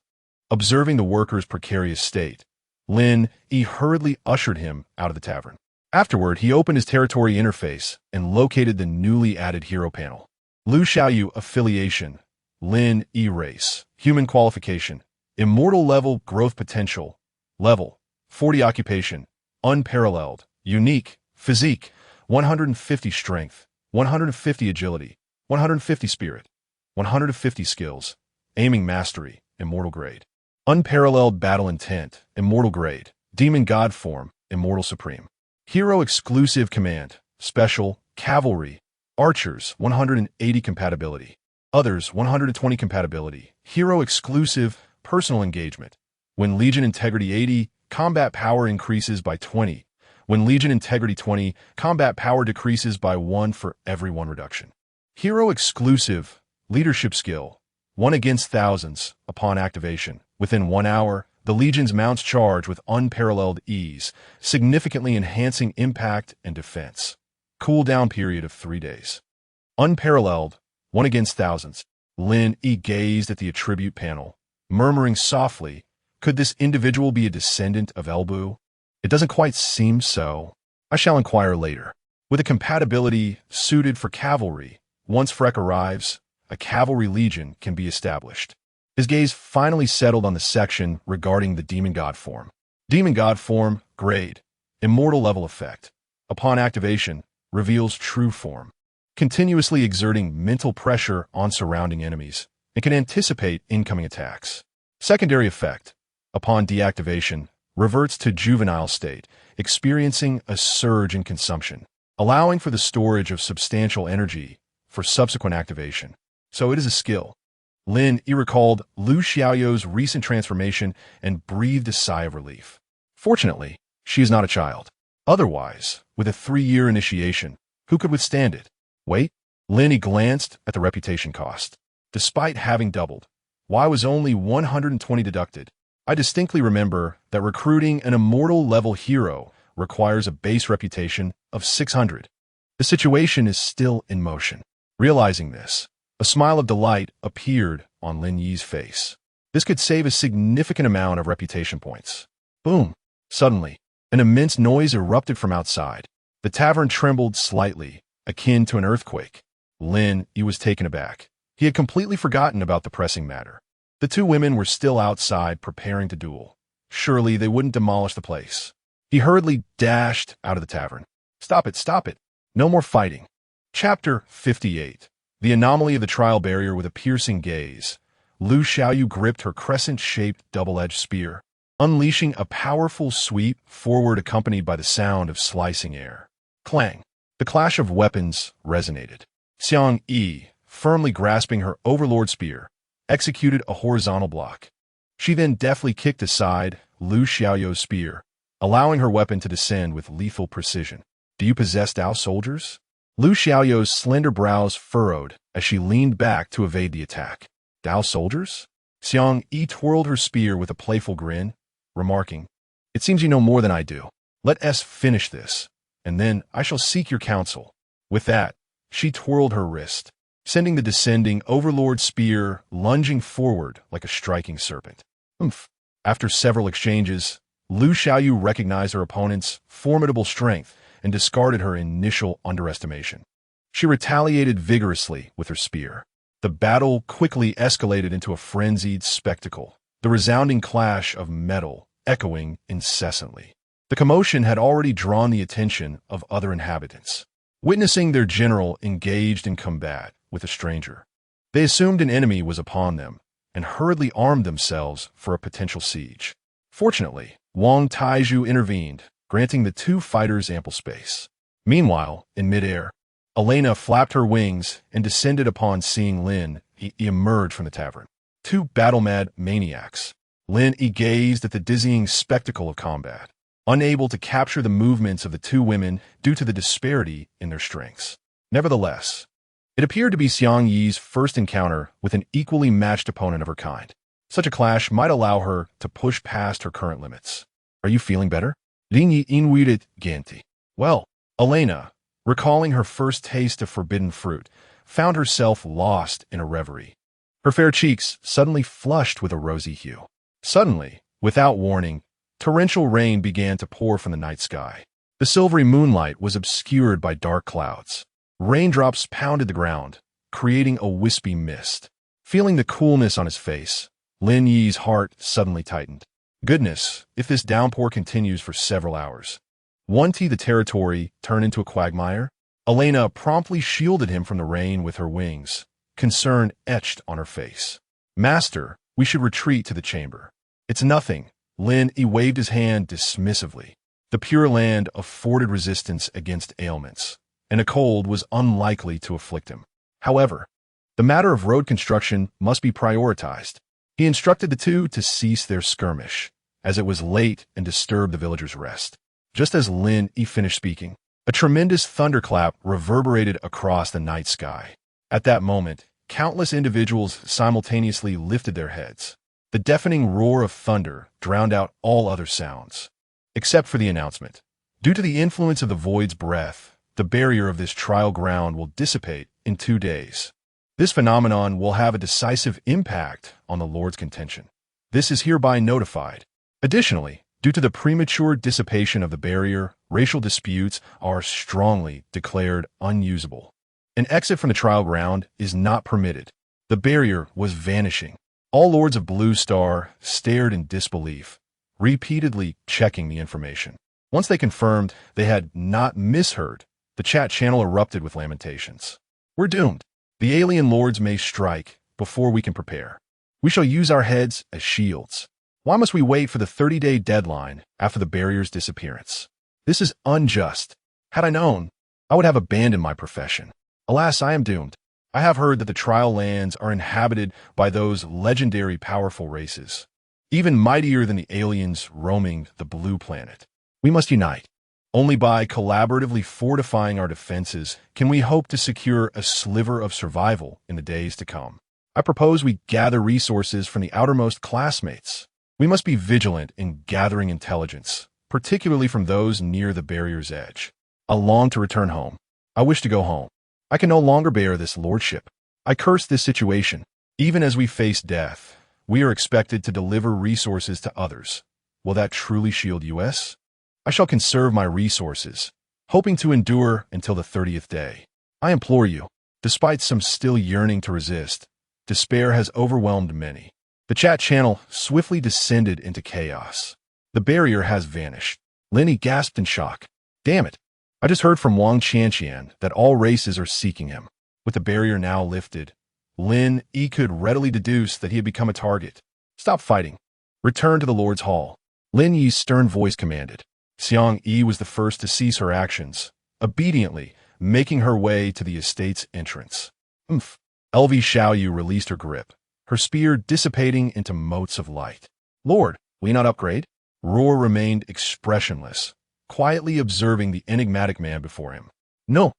Xia Jie glanced at the 10-second-tier magic cores displayed on the table, a sudden smile breaking forth. The barrier's dissolution was fortuitous. With the gathering of resources, he could better execute his plans. His gaze shifted outside, where a group of blood armor guards transported 10 severed heads, placing them at the feet of a peculiar statue. Simultaneously, another server-wide announcement resonated. Congratulations! This session's human lord, Zhou Yi, has reached level 3 territory. You are hereby rewarded 1 golden treasure chest, 2,000 purple crystal coins. Proceed. Xia Jie returned the magic cores to the drawer, opened the territory characteristics interface, and sat in contemplation. How is this possible? Beads of sweat cascaded down Long Tao's forehead. Since his arrival, numerous events had transcended his expectations. Am I experiencing a butterfly effect? This should not be. My actions were not supposed to affect the trial's progression. There exists another significant variable. Long Tao paced restlessly, directing his gaze toward the fertile fields outside the estate. Fertile fields, effect, growth speed increased by 3, yield increased by 5. This will suffice. I must acquire a slave order. With a mythic-level agricultural trait, he could amass initial capital in a remarkably short time. Since class transitions were no longer feasible within the territory, purchasing slaves to bolster his strength was his only avenue. The twin flowers of light. At that moment, Long Tao suddenly recalled the treasure bestowed by the Lich. Indeed, if one could enlist the aid of supportive light spirit, the yield of crops could witness a substantial increase. Indeed, it is the perfect moment to assist that Lich in acquiring formidable claims. How should I deceive that lad Lin Yi? Long Tao fell into deep contemplation. Chapter 59. The soul of the ancestors in the grand hall of the mansion. The tempest raged on, thunder rolling in tandem with the relentless downpour. Raindrops pelted the roof tiles, each crackle intensifying Lin Yi's heightened alertness. He was the first to enter, taking a seat at the head of the table and turning to instruct Elena to summon the Wang family. "As you wish, my lord," Elena replied with a slight bow. Stepping outside to push open the grand doors, brushing past the two women who had just engaged in a brief sparring session. "If it weren't for this tavern dragging me here, and my strength diminished, could you truly defeat me?" Lu Xiaoyu cast a sidelong glance at Xiang, her ruby-like eyes brimming with discontent. Giggling, Xiang Yi covered her mouth. "When your strength returns, we shall compete once more." "Umph." Lu Xiaoyu averted her gaze and found a seat at the corner of the conference table, her mind abuzz with thoughts. As she entered the territory, the martial prowess that had long eluded her began to show signs of easing. Memories of past encounters with adversaries flooded her mind, allowing her to quickly identify her shortcomings. This lord, indeed, possessed a certain mystique. With not all present, Lin Yi clasped his hands on the table and spoke calmly. "Let us first discuss other matters, such as history." As he spoke, his gaze locked onto the new hero across the table. At that moment, she was still in her ghostly form, a stark contrast to her youthful visage. Her porcelain face was exquisitely crafted, with full, crimson lips that appeared almost lustrous. Her high-bridged nose complemented the alluring curve of her slender brows, beneath which her captivating red eyes added a touch of seduction. Upon closer inspection, there was a subtle swell at her chest, leaving one to wonder if it might be as large as a bun. Beyond that, she was nearly flawless. Alas, if only she were mute. "Lu Xiaoyu?" Lin Yi called out. Immediately, the enchanting figure across interrupted, exclaiming, "No. I am now called Lu Yuchan. Lu Xiaoyu is my youthful self." With that, Lu Yuchan parted her lips, her form seemingly deflating, visibly shrinking before their eyes. In the blink of an eye, she transformed into the adorable state Lin Yi had first encountered. Inside the mansion, the lighting was ample, and now that he looked closely, Lin Yi noted a striking resemblance between her and the night owl Barbie. "Now, I'm called Lu Xiaoyu. Please do not misname me again. At times, I cannot even distinguish which state I am in, and I shall need your reminders." Lu Xiaoyu perched on her seat, supporting her face with her palm. Turning her half-lidded gaze toward the two, she inquired, "What history?" "Ah, you do not know?"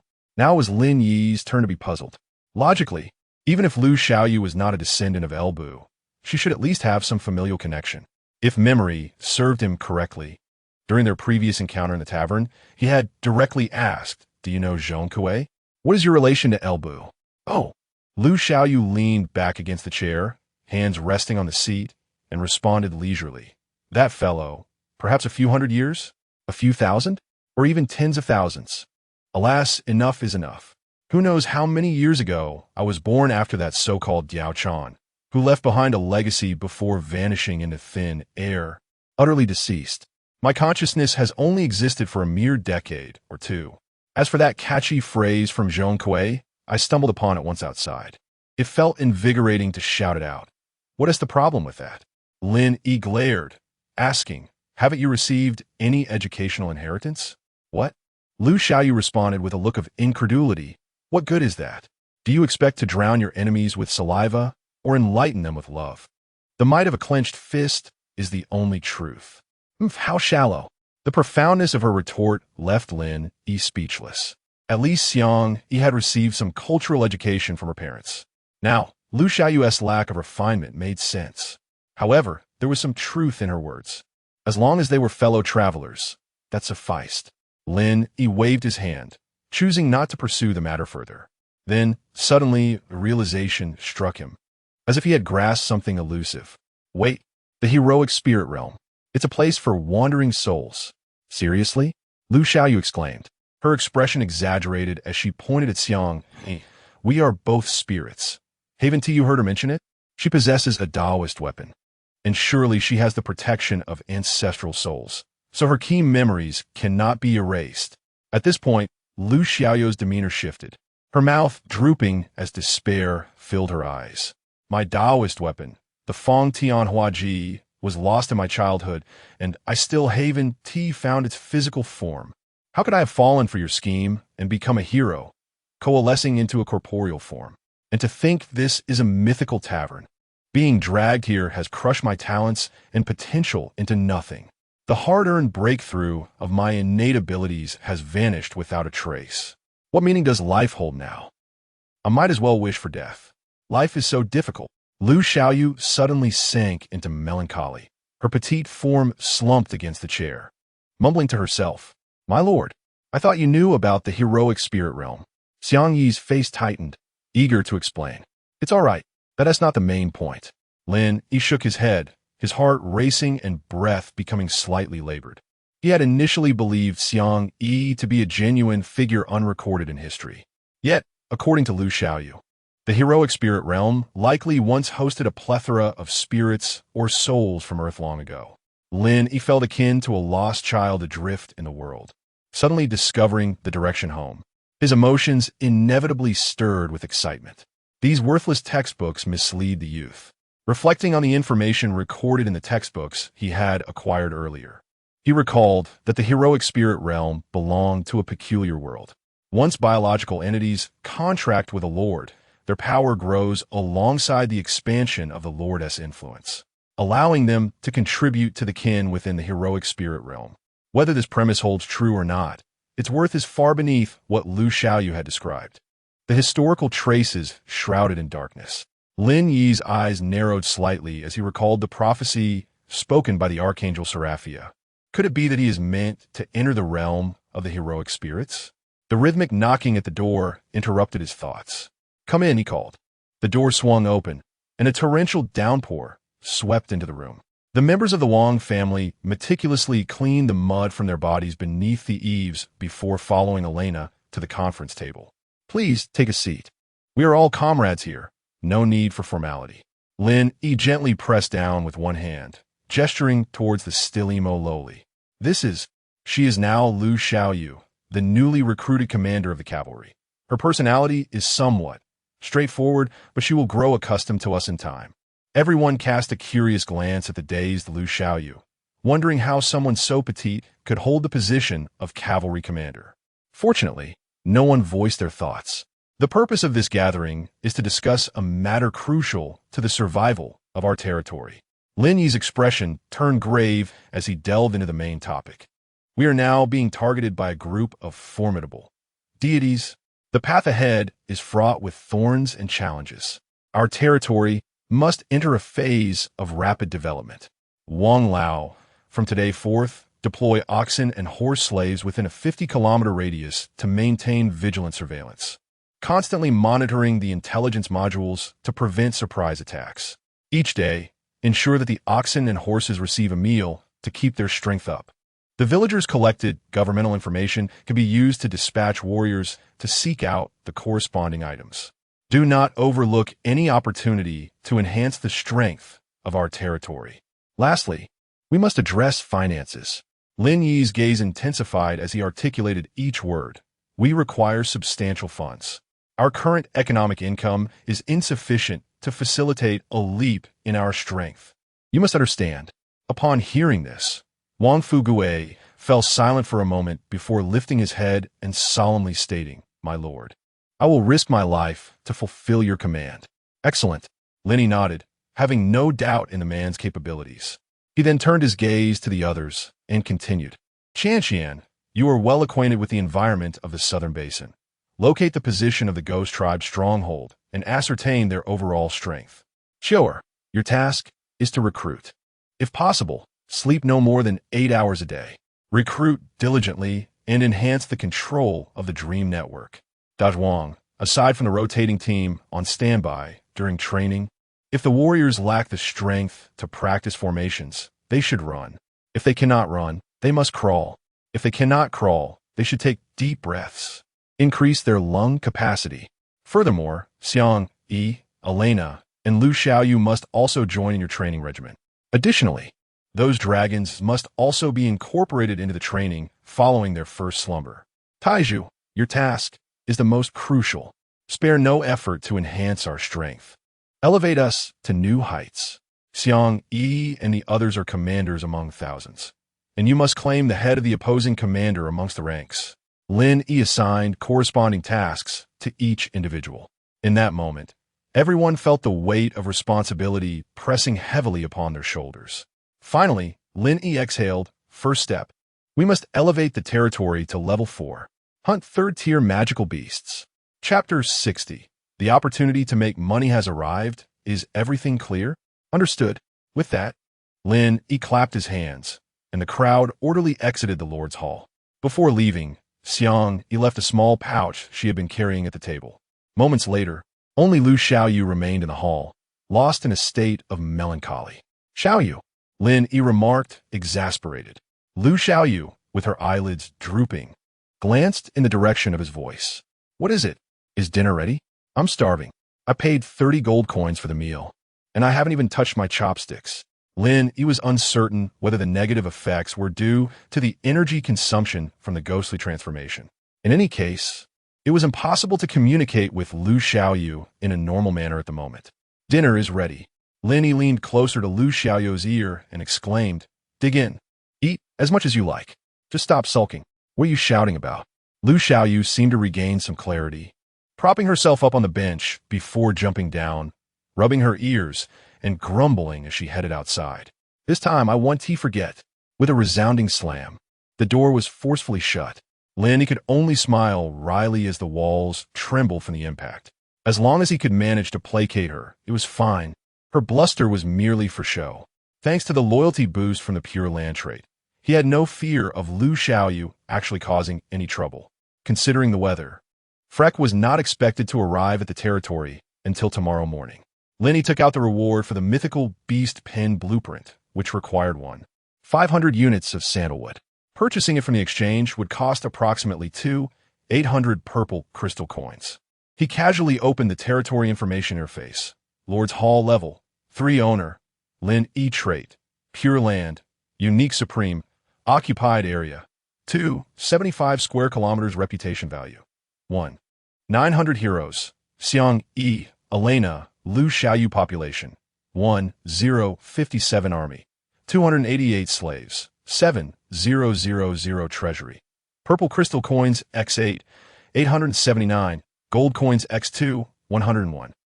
Granary, beast meat x10, 000, fierce beast meat x6, 000.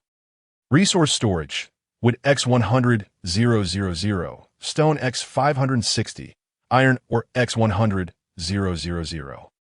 Existing buildings, Red Silk Spear Barracks, Light Dragon Nest, Radiant Refinement Pool, Row Houses Research Institute, Mythical Hero Tavern, Mastered Secret Realms, Emerald Plain Teleportation Rune, produces beast meat, wood, iron, ore, blueprints available for construction, fertile fields, magic core powder x0, 1, enchanted soil x100. Other generic buildings are not counted. Upgrade requirements, wood x3, 000, stone x5, 000, iron or x3, 000, purple crystal coins x50. Tier 3 magic cores x10. Lord level increased to 10. Please alert me if there are discrepancies in the statistics. I am too impoverished. The total population of my territory is nearing the 10,000 mark. The daily food consumption is astronomical. The over 8,000 purple crystal coins I possess were accumulated from selling excess beast meat over the past 3 days. Recruiting 15 baby dragons cost 15,000. In this day and age, the necessity of providing sustenance for the cattle has become somewhat burdensome. It may be prudent to explore additional hidden realms. One hopes that the hunting grounds of the Beast Mountain Range might yield unexpected treasures. Lin Yi subsequently accessed his friend's interface and sent a message to Hao Xingren. Brother, I require 1,500 units of sandalwood. Do you have any left? I can trade in purple crystal coins. Hao Xingren quickly replied, Boss. Crying JPG? Yes, yes. If you need it, I'll offer you the same price as before, and I have just enough left in stock. Lin Yi responded, All right, please list it. Hao Xingren replied, Please hold on, boss. The quantity is substantial, and it will take some time. After nearly half an hour, the items Lin Yi specified finally appeared in the trading post. 1,538 units for 1,800 purple crystal coins. Hao Xingren thoughtfully rounded off the price. This lad is indeed quite decent. Lin Yi pondered for a moment and inquired, The barrier will soon dissipate. What are your plans? Hao Xingren replied, I'm not sure. Fear JPG. I wish to acquire some high-level equipment, but the prices for items above level 10 in the trading post have skyrocketed, and there is a shortage of supply. Boss, can you forge equipment? I will be willing to purchase. Forging weapons requires not only a blacksmith shop, but also skilled subjects. At this stage, there should be no lord capable of forging high-level equipment. Lin Yi replied, I haven't even built a blacksmith shop, so how could I forge anything? Hao Xingren appeared taken aback for a moment before asking, Huh? Boss, did you acquire all your troops' equipment from the trading post? That's quite extravagant. Lin Yi responded, What are you talking about? Don't troops come with their own equipment? The value of the troops continues to rise. Lin Yi continued, It's too troublesome. I didn't spend much on the previous purchases from the trading post. By the way, I have a batch of unused equipment that I'll give you entirely. After saying this, he listed the gear obtained from his battle with Lu Hao in the trading post and designated it for Hao Xingren to purchase for just 1 copper coin. Boss, there are many level 8 items in there. You might as well set a price. Hao Xingren seemed a bit embarrassed at the prospect of receiving free items. Lin Yi reassured him, No worries, I checked the market. The prices of these items don't even compare to the surplus sandalwood. Don't hold back. I'll think of more ways to assist you. Upon hearing this, Hao Xingren ceased to decline. Thank you, boss. Heart JPG. As the conversation concluded, the torrential rain outside showed no signs of abating. The windows of the mansion were shrouded in mist, and the temperature in the grand hall grew increasingly frigid. Through the hazy view outside, one could still see numerous villagers braving the downpour to contribute to the development of the territory. Lin Yi was about to return to the master bedroom to rest, awaiting the opportunity to subjugate the Rift Rhinoceros clan the following day. By chance, a governmental message caught his attention. Your subject Li Dachui has forged a rare spear, LV-15, sharpness, 100 at the blacksmith shop. Lin Yi exclaimed, What the? When did my territory acquire a blacksmith? I had randomly selected the blacksmith shop when occupying another's territory. Has it finally become useful? I must get to the bottom of this. In an instant, Lin Yi felt an invigorating surge of energy, banishing all remnants of drowsiness. Outside, an 8th grade piece of equipment had surged to a price of 20 gold coins, a 5-fold increase. A rare weapon of level 15 could reasonably fetch 200 to 300 gold coins, could it not? Iron, or collected from the plains, had piled up into small mountains, and he lamented its lack of utility. This wave of war profits was one he would undoubtedly seize. Just as he rose, the door creaked open. Wang Fugui entered with a smile as bright as a chrysanthemum, bearing news of good fortune. My lord, we are about to strike it rich. With the barriers lifted, the lords had become frantic, hastily purchasing weapons to bolster their strength.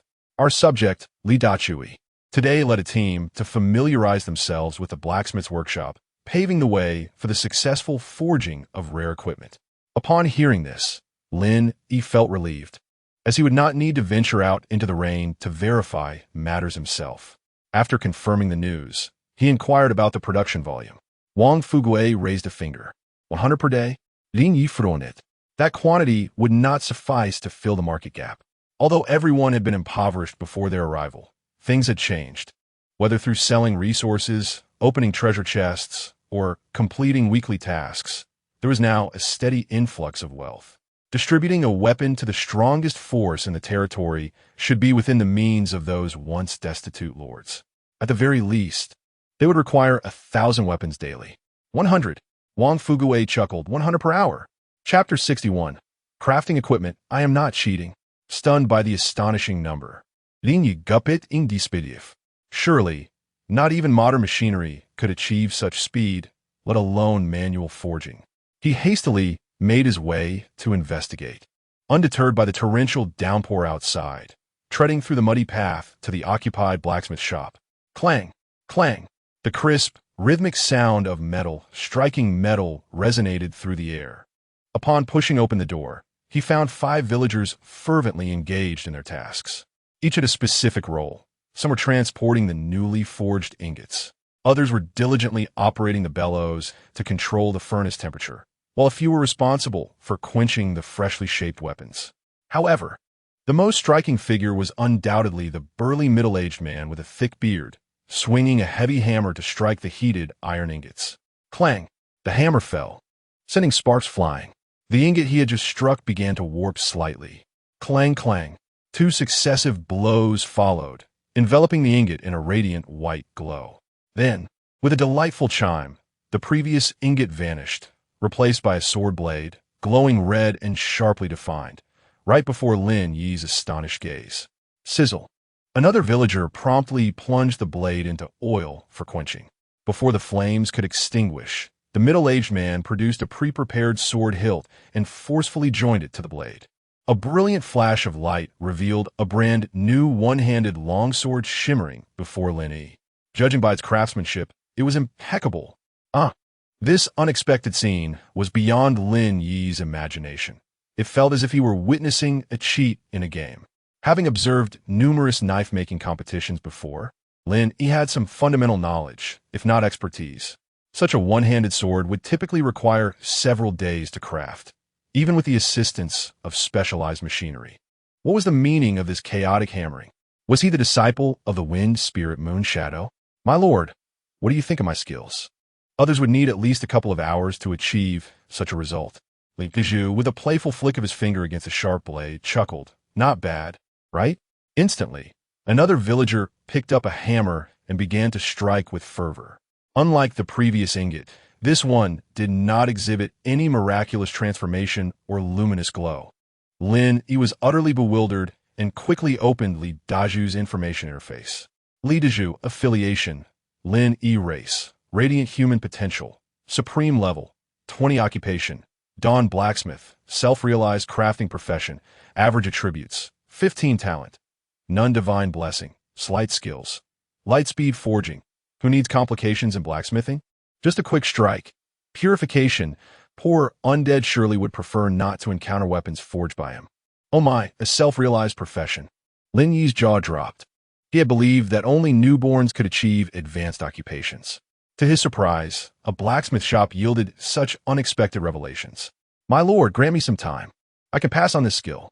Li Dachui scratched his head innocently and respectfully expressed his hope that the lord would take notice. The administrative message updated. Your subject, Li Dachui, wishes to inherit a profession. Upon confirming that you possess the Light Dragon's nest and constructing the Sacred Hall of Inheritance, you may imprint the profession of Dawn Blacksmith for future generations to comprehend. The possibility of replication was also included. Lin Yi felt increasingly exhilarated. It is well known that Elena possesses the Divine Blessing, which specifically yields light-based professions. Once the Sacred Hall of Inheritance is established, would he not be able to continuously acquire advanced troop types? Indeed, Lin Yi patted the other's shoulder, nodding in encouragement, for he had high hopes for him. This was undoubtedly splendid news. However, constructing the Sacred Hall of Inheritance required the crystals of ancient wisdom, setting aside the means to acquire such items. He realized that even the crystals of light were in short supply. One must proceed step by step. Taking too large a stride may lead to missteps. Maintaining a positive mindset, Lin Yi turned and exited through the door. The blacksmith shop began its operations. Wang Fuge was constructing a smelting furnace beside the external warehouse to ensure a stable output of weapons.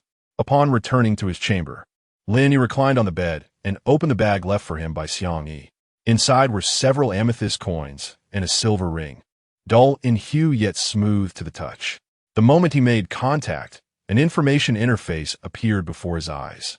Storage ring, type, storage item space, 1M through simple experimentation. Lin Yi quickly grasped its usage, gripping it tightly to concentrate his mind. Inside the ring were just over 1,000 amethyst coins, evidently the last remnants of Lu Hao's fortune. As he donned the ring, Lin Yi silently calculated. During this period, the blacksmith shop should yield a daily income of 7,000 to 8,000 amethyst coins, comparable to the output of a secret realm. Yet the blacksmith shop's level was too low. Would a higher quality establishment yield even greater returns? Soon, Lin Yi dismissed the thought. While upgrading his army's equipment with high-grade weapons was feasible, selling them was another matter. With the day of descent upon them, the funds in the Blue Star Lord's pocket were limited. During the first invasion of the Void, the market had been thrown into disarray. The number of common lords able to muster 200 or 300 gold coins for purchasing fine weapons was rather slim and had reached its limit. To garner more profit, he needed to shift his focus towards the noble circles. The wealth brought forth by them might also be nearing depletion, akin to the paltry amount of amethyst coins remaining in Lu Hao's storage ring. He intended to extract every last drop of value before it diminished entirely. As he pondered, the rainwater cascading on the rooftop resembled a hypnotic symphony. Fatigue gradually enveloped Lin Yi. The following day, before dawn broke, the torrential rain had ceased without notice. Under the flickering light of torches, the villagers of the territory, taut like a drawn bowstring, diligently participated in the construction amidst the morning mist. The chat channel buzzed with excitement. Wait, I just took a nap? Why has the hero leaderboard changed drastically? How did Lin Yi suddenly acquire another hero with mysterious qualifications? At present, the intelligence I possess indicates that we belong to a Type 1 civilization, with legends being the pinnacle. The qualifications for a Type 2 civilization are classified as Mythical, Holy Spirit, and Immortal, implying that even the least of the esteemed heroes possesses at least mythical credentials, with the potential for immortal status. Remarkable. How did you come by this information? The weekly quest rewards. You are aware of the new weekly tasks refreshing, aren't you? I have never encountered such intelligence before. Could it be that we are on the verge of ascending to a Type 2 civilization? I, too, yearn to recruit a formidable hero. What shall we do if the barrier dissipates and we encounter alien races? The racial disputes cannot be declared strong, so what is there to fear? Do they not fear the consequences of their transgressions? Haha, I have finally obtained a class change scroll. Who in their right mind would want to be this wretched lord? I earnestly seek a powerful ally to take me in. I am ready to forge a contract. Lin Yi held a statistical report from Wang Fuguwei, a sense of doubt creeping into his mind. According to the statistics compiled overnight, 7 lords had already ascended to level 3 territories. Curiously, the imperial prince, who had made a grand entrance at the start, remained silent. Has he perished? Lin Yi shook his head, dismissing the thought. It was of no concern to him. He decided to push forward to level 4 territories instead. Flick's clan should be approaching soon. He hastened to the eastern gate of the territory. Within the training grounds, 100 spearmen were drenched in sweat, bearing heavy stones while strenuously running across the muddy terrain. Those who lagged behind faced severe punishment from Wang Dazhuang, who would mercilessly whip their backsides. Xiang Yi and El Xiaoyu sat cross-legged in the training arena, their hair disheveled, as if they had just emerged from a fierce battle. Suddenly, a colossal shadow swept across the sky. Bai descended, clutching a massive beast's hind leg encased in crystalline layers, landing at Lin Yi's feet. With a swift motion, Bai dropped the beast meat onto the ground and licked Lin Yi's hand, circling around him. Then, with a plop, he sat down, using his paw to nudge the beast meat closer to Lin Yi. His slit pupils glimmered with eagerness, emitting low growls as if to say, "Look, I have brought you something delicious. Please enjoy." Lin Yi smiled faintly, reaching out to stroke Bai's scaly, smooth head. Bai blinked, lifting his upper body to affectionately nuzzle Lin Yi's abdomen. Then, suddenly, he opened his mouth and licked Lin Yi's face vigorously. Seizing the opportunity, Bai turned and grabbed the hind leg meat, flapping his wings to escape. His robust tail swayed in the air, creating a wave-like motion filled with provocation. Damn it! Lin Yi wiped the sticky saliva from his face, veins throbbing on his forehead, cursing at the vanishing shadow Tonight, I shall feast on dragon meat. Yet, watching Bai vanish into the distance and gazing at the vast sky, Lin Yi crossed his arms and murmured to himself about finding an opportunity to craft a saddle for dragon riding. Meanwhile, a group of indistinct figures appear before his eyes. Chapter 62. The Alien Merchant Caravan Truly Exists.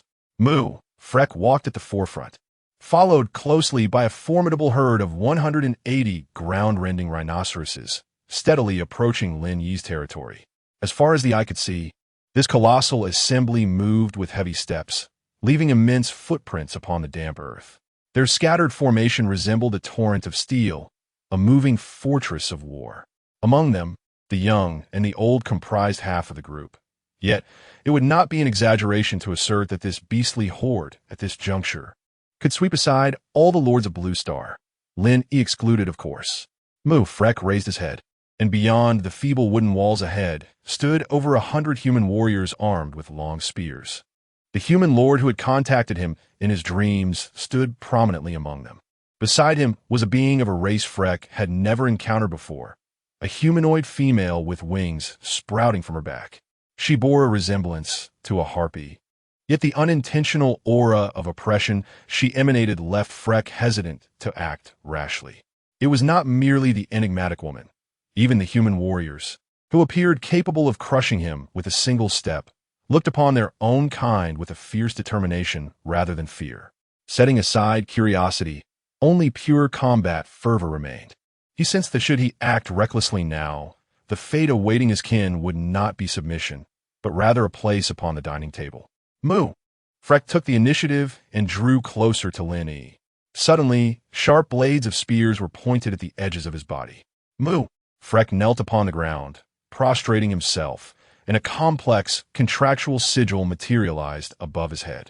Ground-rending rhinoceros, Freck, request to become your subject. Do you agree? The Lord's prompt appeared, and Lin Yi did not hesitate. Yes. As the word left his lips, the sigil transformed into motes of light, drifting like the wind toward the Lord's hall, vanishing into its depths. Following suit, the kin of Freck behind him performed the same gesture. A herd of ground-rending rhinoceroses request to become your subjects. Do you agree? Yes. A multitude of light particles entered the Lord's hall. With the change in the population information of the territory, this horde of beasts completely submitted to Lin Yi. They too began to enjoy the benefits bestowed by the Pure Land.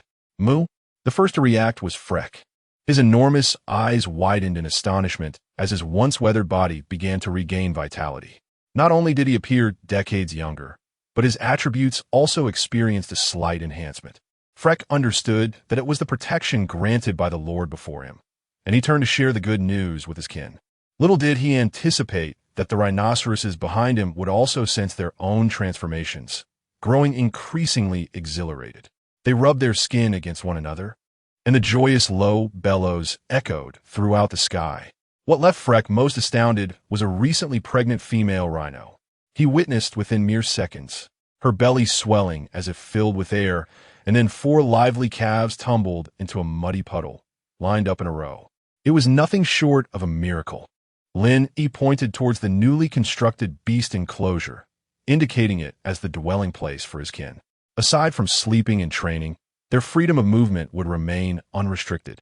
He instructed them to settle in before leading us deeper into the monster mountain range. Although Freck was unable to speak, he comprehended human language. Instantly awakening from his reverie, he returned to the herd of rhinoceroses to implement Lin Yi's plans. Possessing considerable intelligence, it would not be long before the cavalry corps took shape. As he observed the fissured earth rhinoceroses entering the enclosure, Lin Yi began to contemplate methods to enhance their capabilities. Direct immersion in the refining pool would undoubtedly prove ineffective. The effects of the enclosure could not influence beasts of mythic caliber or higher. He decided to have Old Dang dilute the spring water to observe its effects. Time was of the essence. Lin Yi raised his gaze as the dawn sun slowly ascended from the eastern peaks of the Monster Mountain range, signaling the time to depart. Noticing a soldier approaching with a wooden crate, Lin Yi opened his arms wide. Elena gently assisted him in removing his outer garment, revealing a legendary inner lining beneath.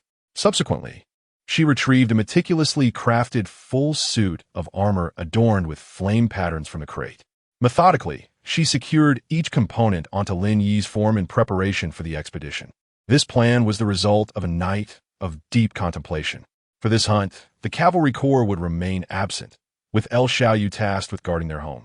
The expeditionary force comprised Xiang Yi, Elena, Wang Taizhu, along with 200 red tassel spearmen and 2,000 cattle and horse slaves, essentially the pinnacle of his current domain strength. Moreover, Li Dachui had worked tirelessly overnight to forge a set of equipment from the materials of a third-tier fire-bathing jaguar beast. As long as they exercised caution, safety concerns were negligible. He yearned for advancement, moved with more agility. Long Tao wiped the sweat from his brow, casting a fierce glare at the blacksmith wielding a massive hammer before him. Was it truly so arduous to craft equipment of merely level 18? After a night's toil, only 60% of the task was completed. It felt akin to an elderly woman fumbling with her garments. The blacksmith, expressionless, set down his hammer and began to depart. "Where do you think you're going?" Long Tao furrowed his brow. "My lord, it is mealtime. I must eat," the blacksmith replied. "Get lost." Long Tao felt as though he might burst with rage.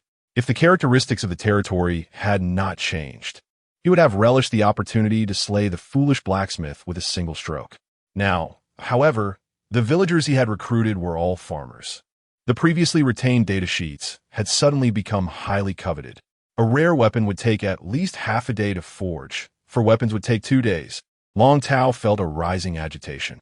Since his rebirth, he had accomplished everything he was supposed to, yet the course of events had deviated drastically from his expectations.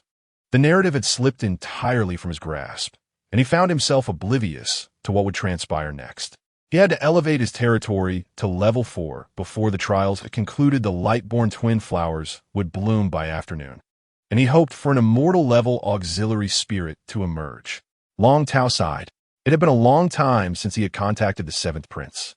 He did not wish to fulfill his promise, and the other party could likely sense his reluctance. In a scenario where there exists only a third-tier territory, being randomly teleported to the unrecaptured lands occupied by alien races poses a significant risk, especially with a stagnant population. Where, then, can I procure 100 third-tier magic cores? Frustrated by the daunting material demands, Long Tao kicked open the door of the blacksmith shop with a resounding crash.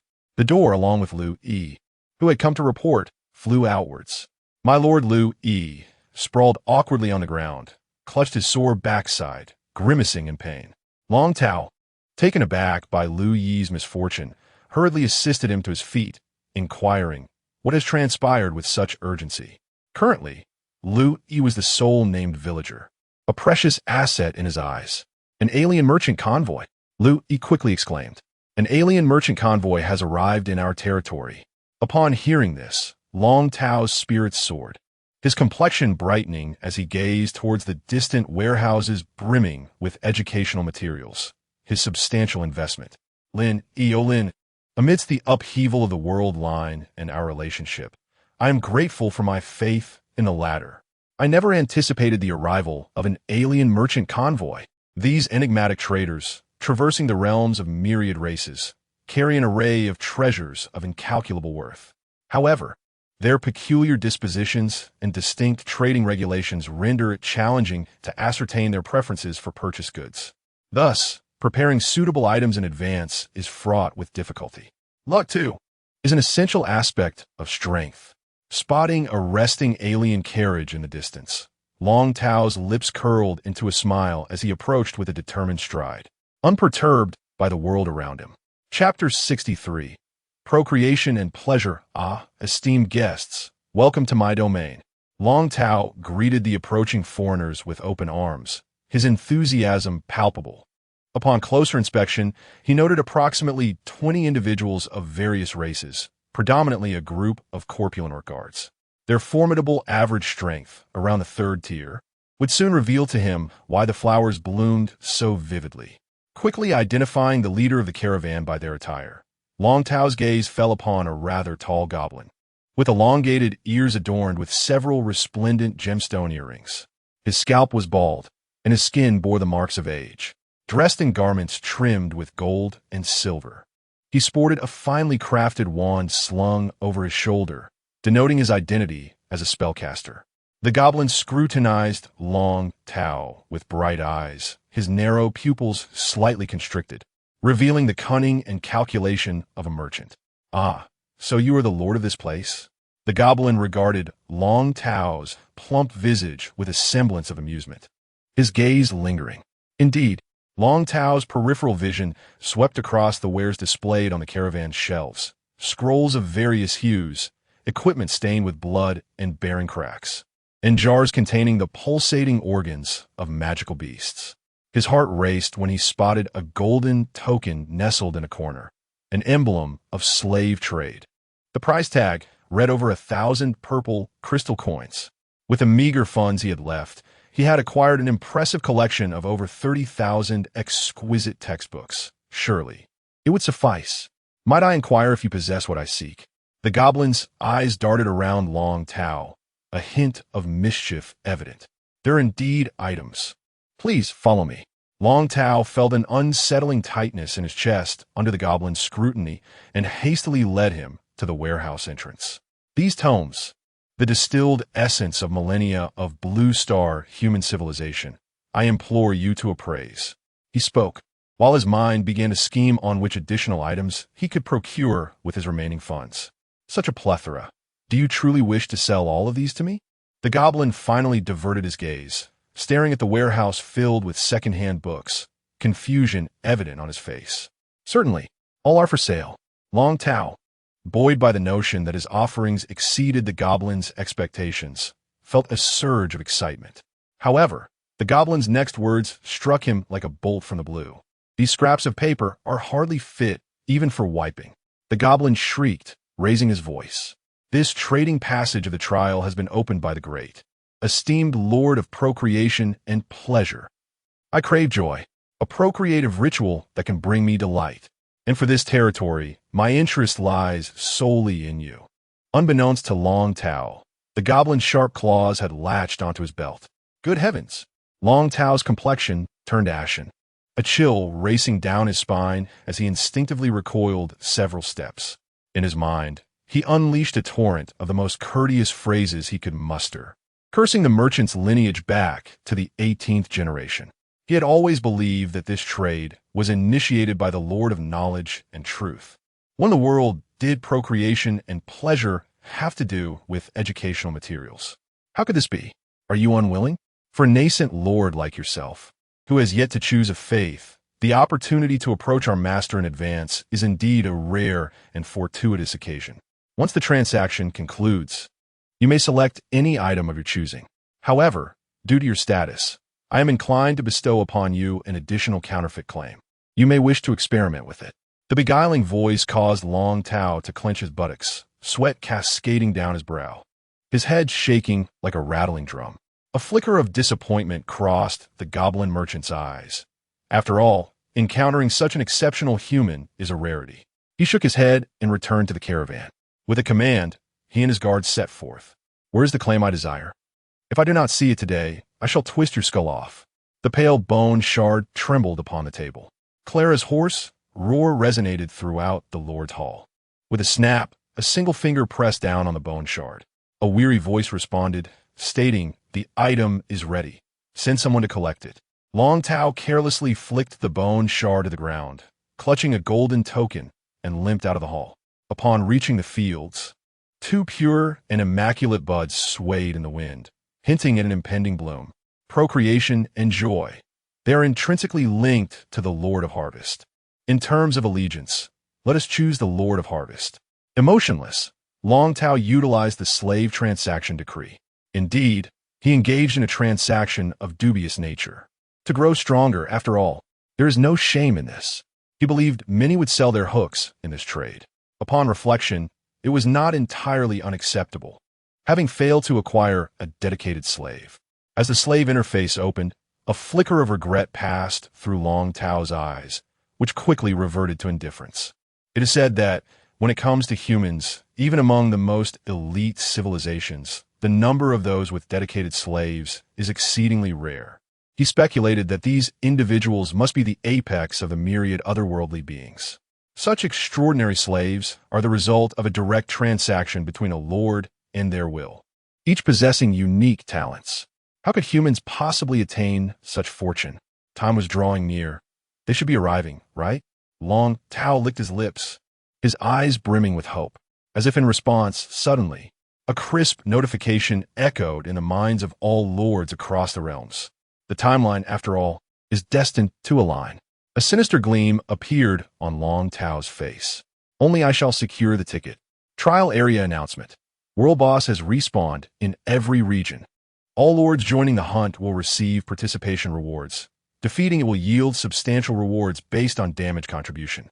The coalition that successfully completes the hunt will have the top 3 contributors awarded the title of Hunter. In the chat channel, here it comes. The boss has respawned. Quickly hide. I recall during one trial of the Blue Star Lords, the boss spawned among them, resulting in many casualties. Shall we give a try? This time, we have the esteemed Lin Yi with us.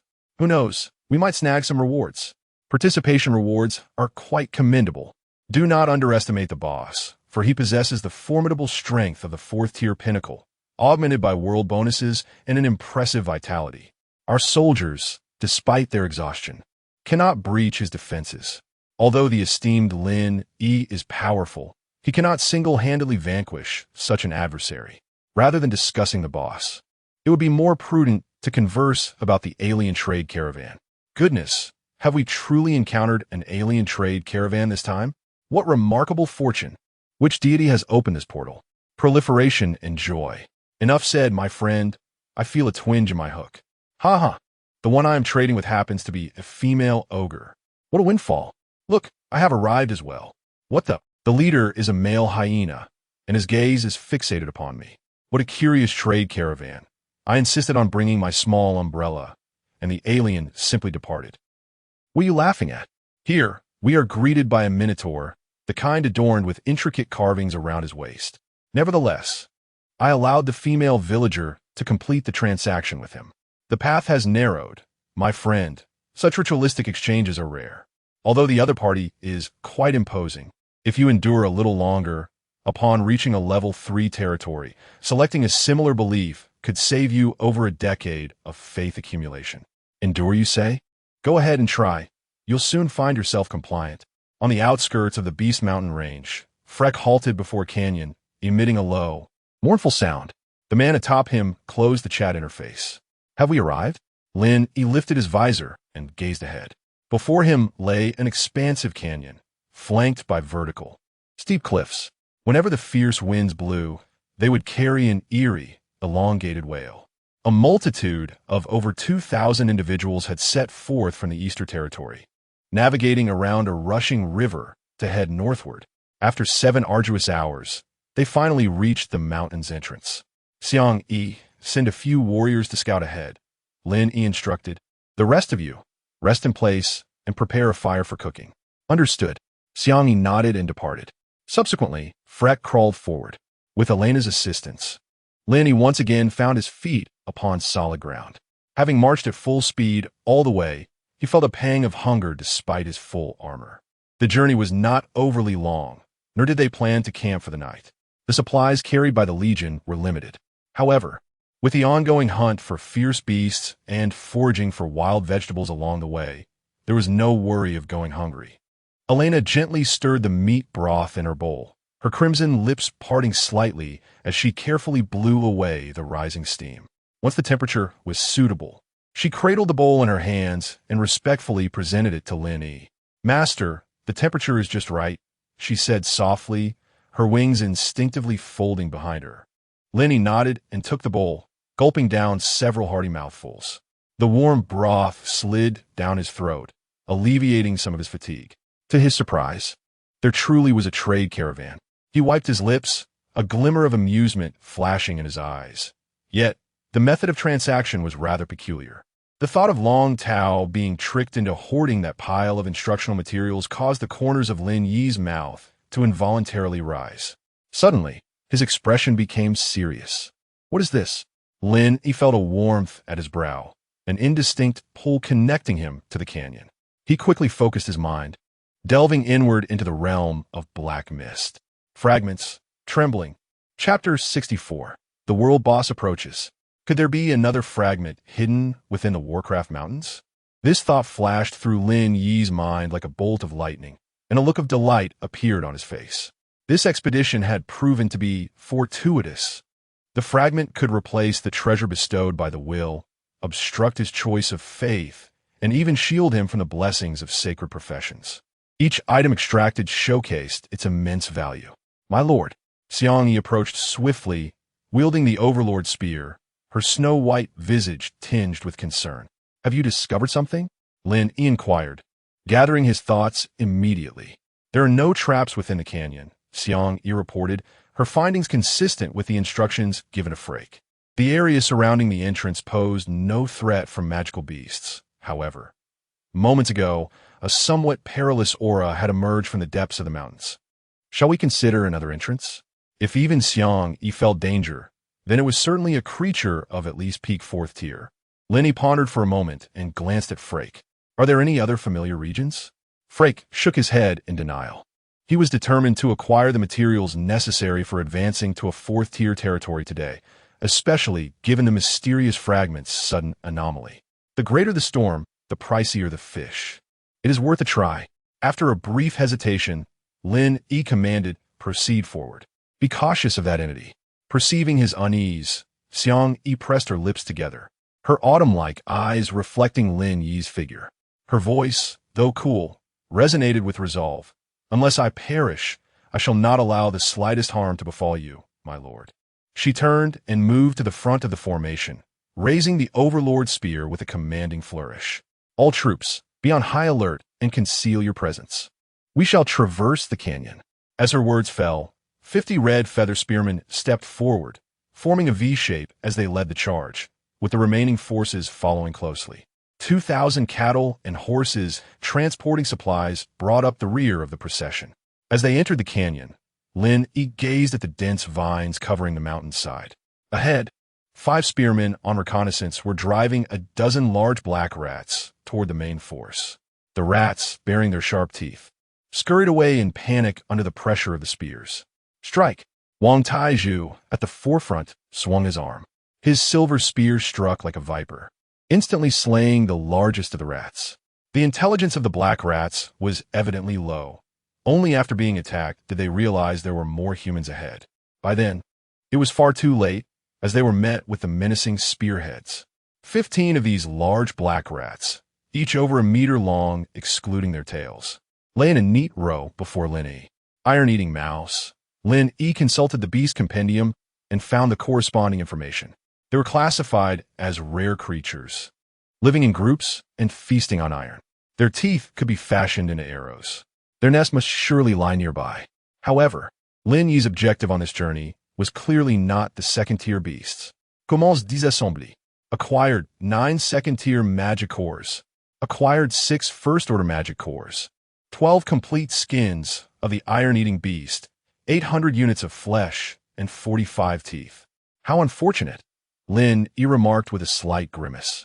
The first-order magic cores are primarily produced by young magical beasts, as well as by incomplete second-order magical beasts, disassembling a small portion of first-order cores.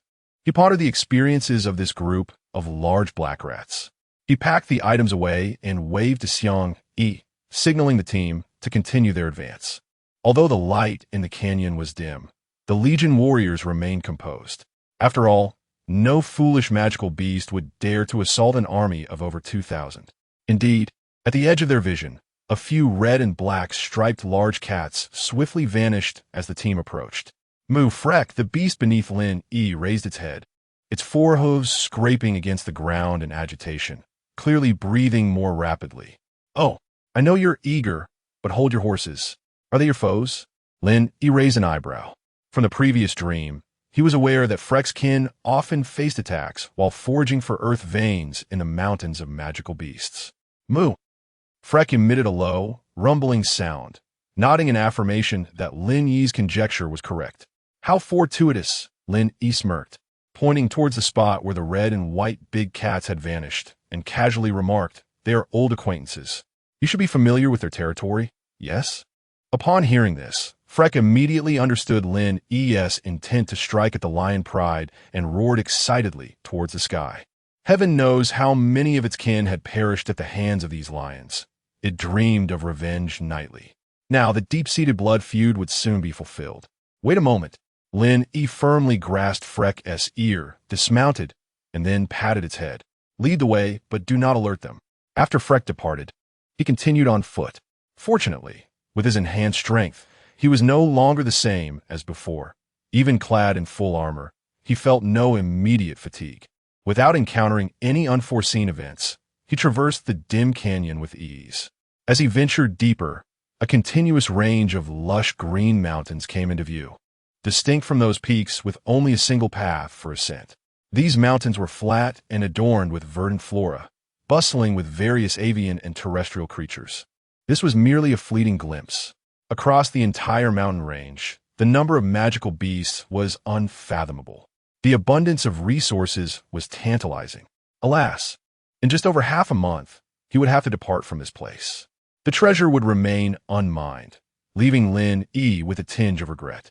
Let us move on. Your army has slain a long-armed monkey, LV-17.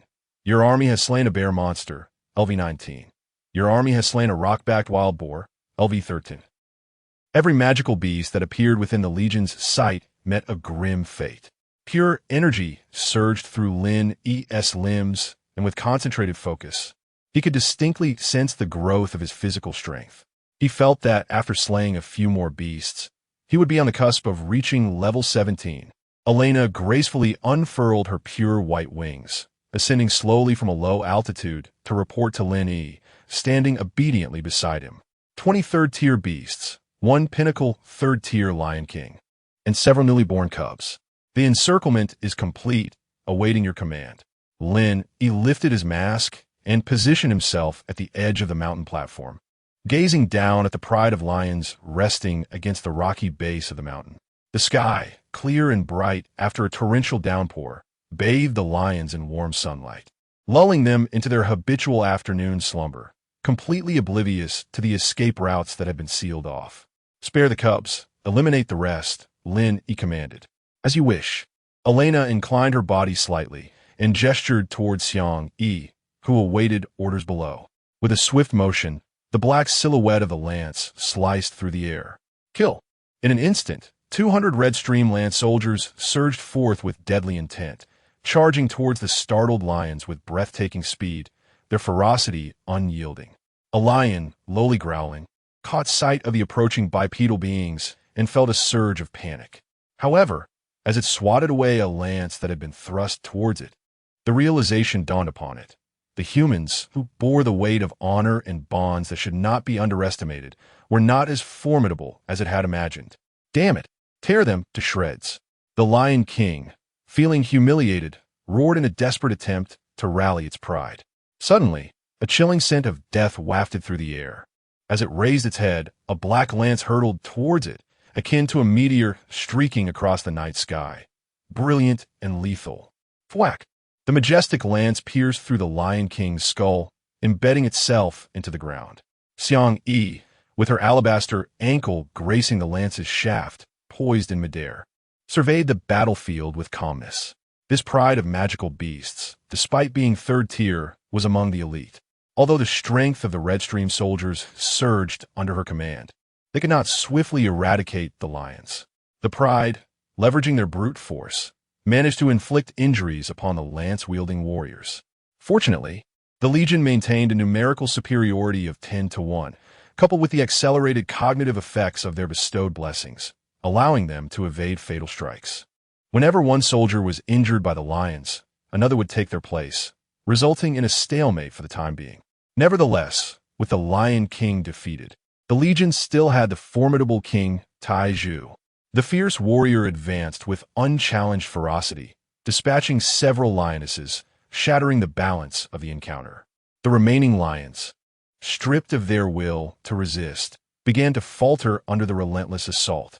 Your army has slain the Dark Flame Lion, LV-27. Your army has slain.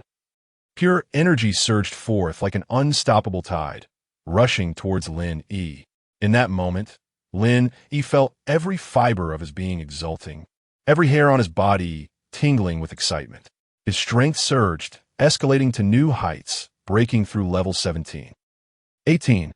19. His spiritual attribute ultimately settled at 14. 8, marking a significant enhancement. The entire lion pride comprises merely 16 bewildered and somewhat dazed cubs. Lin Yi returned to the base of the mountain to assess the battle losses.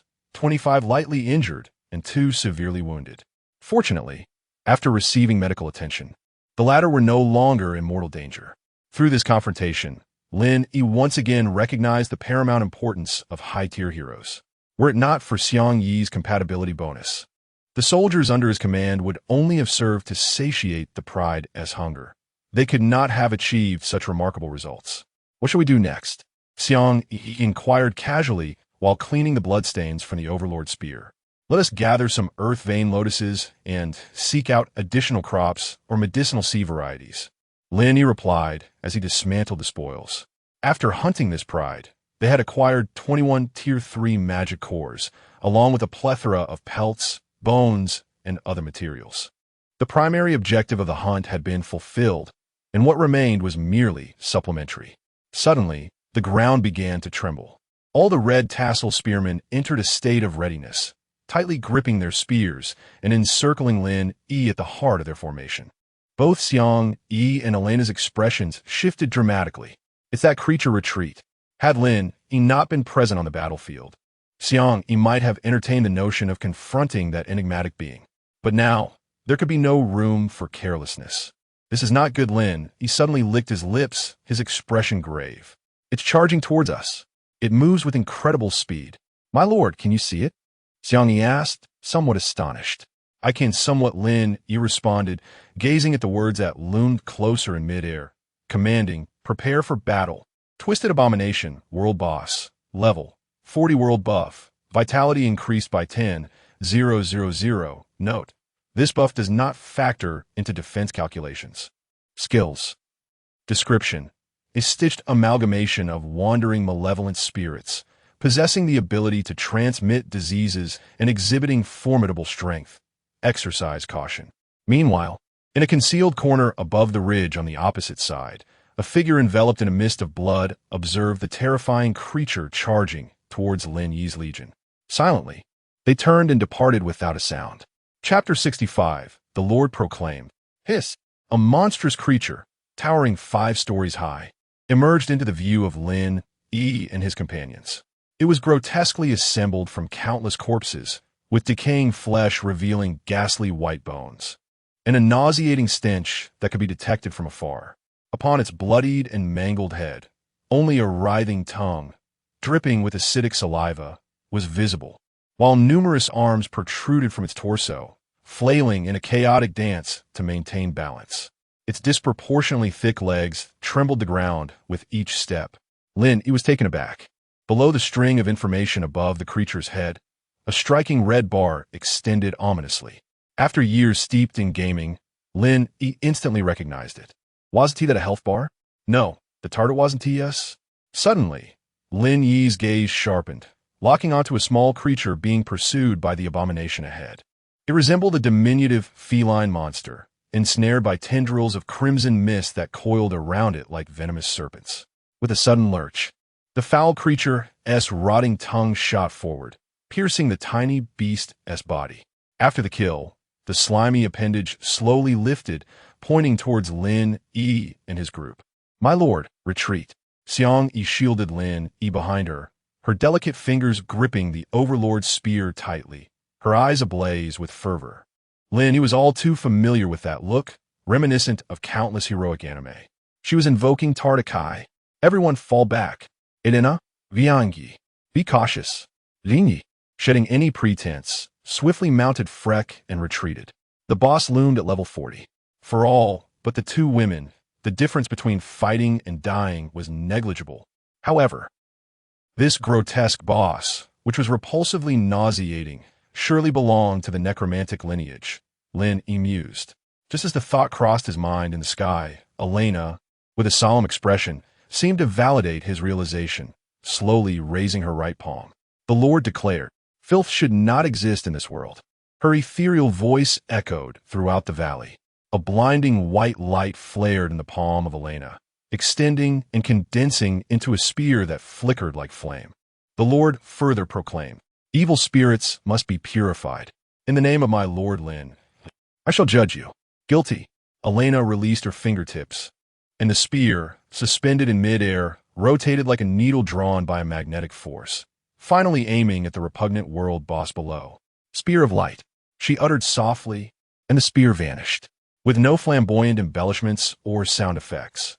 Almost simultaneously, the luminous spear plunged directly into the abomination's decayed head. The creature had yet to comprehend the assault. Then, the light spear erupted in a blaze of brilliance, the rotting flesh sizzling in the sacred flames, billowing thick clouds of black smoke, visibly collapsing and disintegrating at an alarming rate. It was as if a red-hot iron had been cast upon ice. In an instant, a gaping hole was dissolved into the abomination's head. In Lin Yi's vision, the crimson health bar visibly diminished by 1/10. Hiss, Xiao Nana. Quite impressive. Lin Yi inhalet sharply. Only at this moment did he truly comprehend the terrifying prowess of Elena, who typically concealed her might.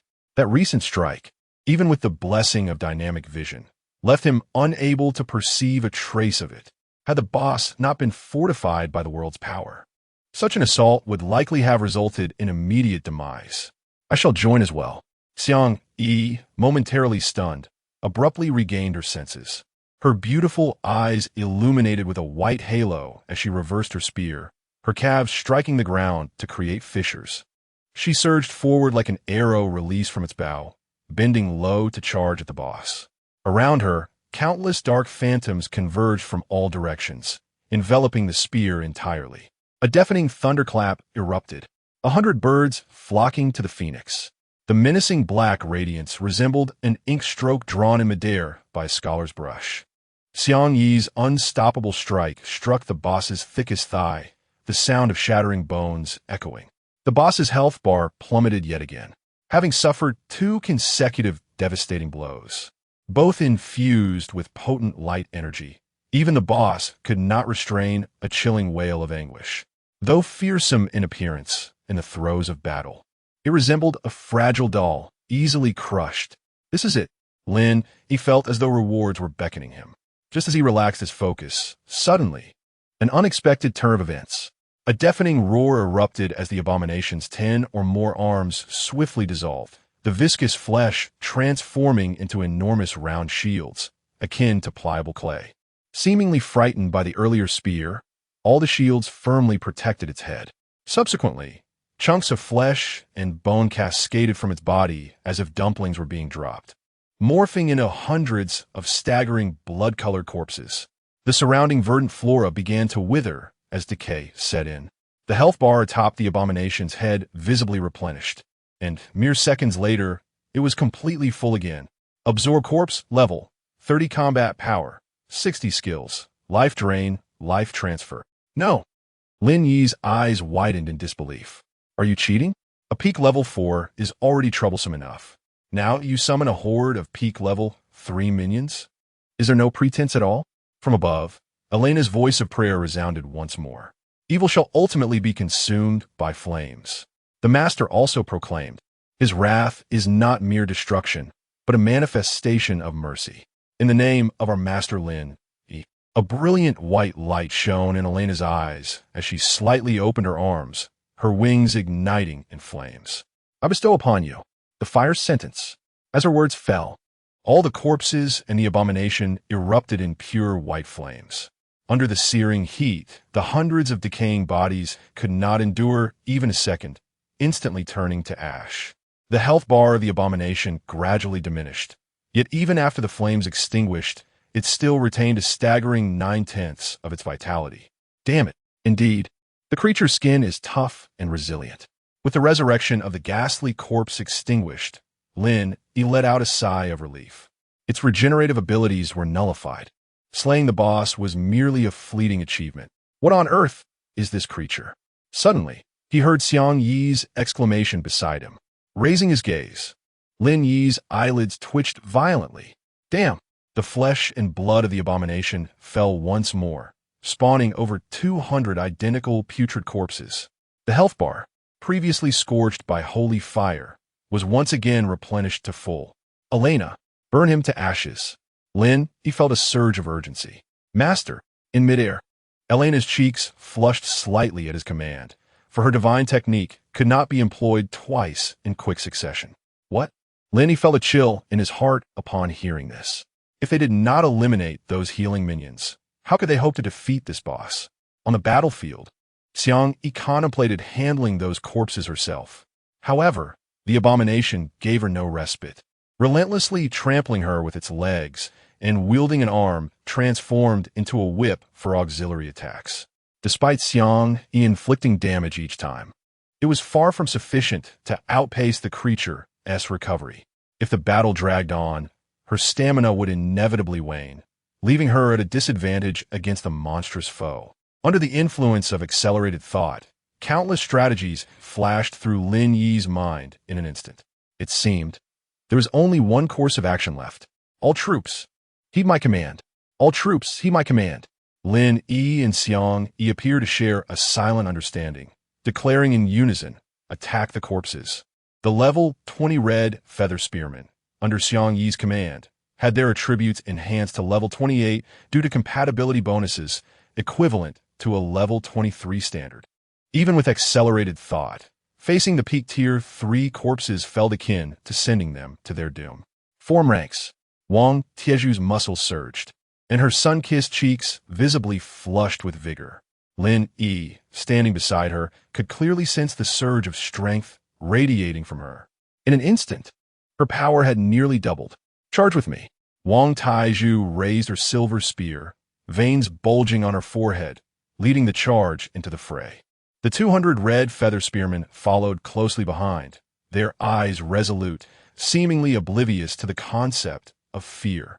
Even though the enemy's strength vastly surpassed their own, Lin Yi felt as if he could see a faint, almost imperceptible thread drifting through the air, slowly approaching him. For our master, let us shed our last drop of blood.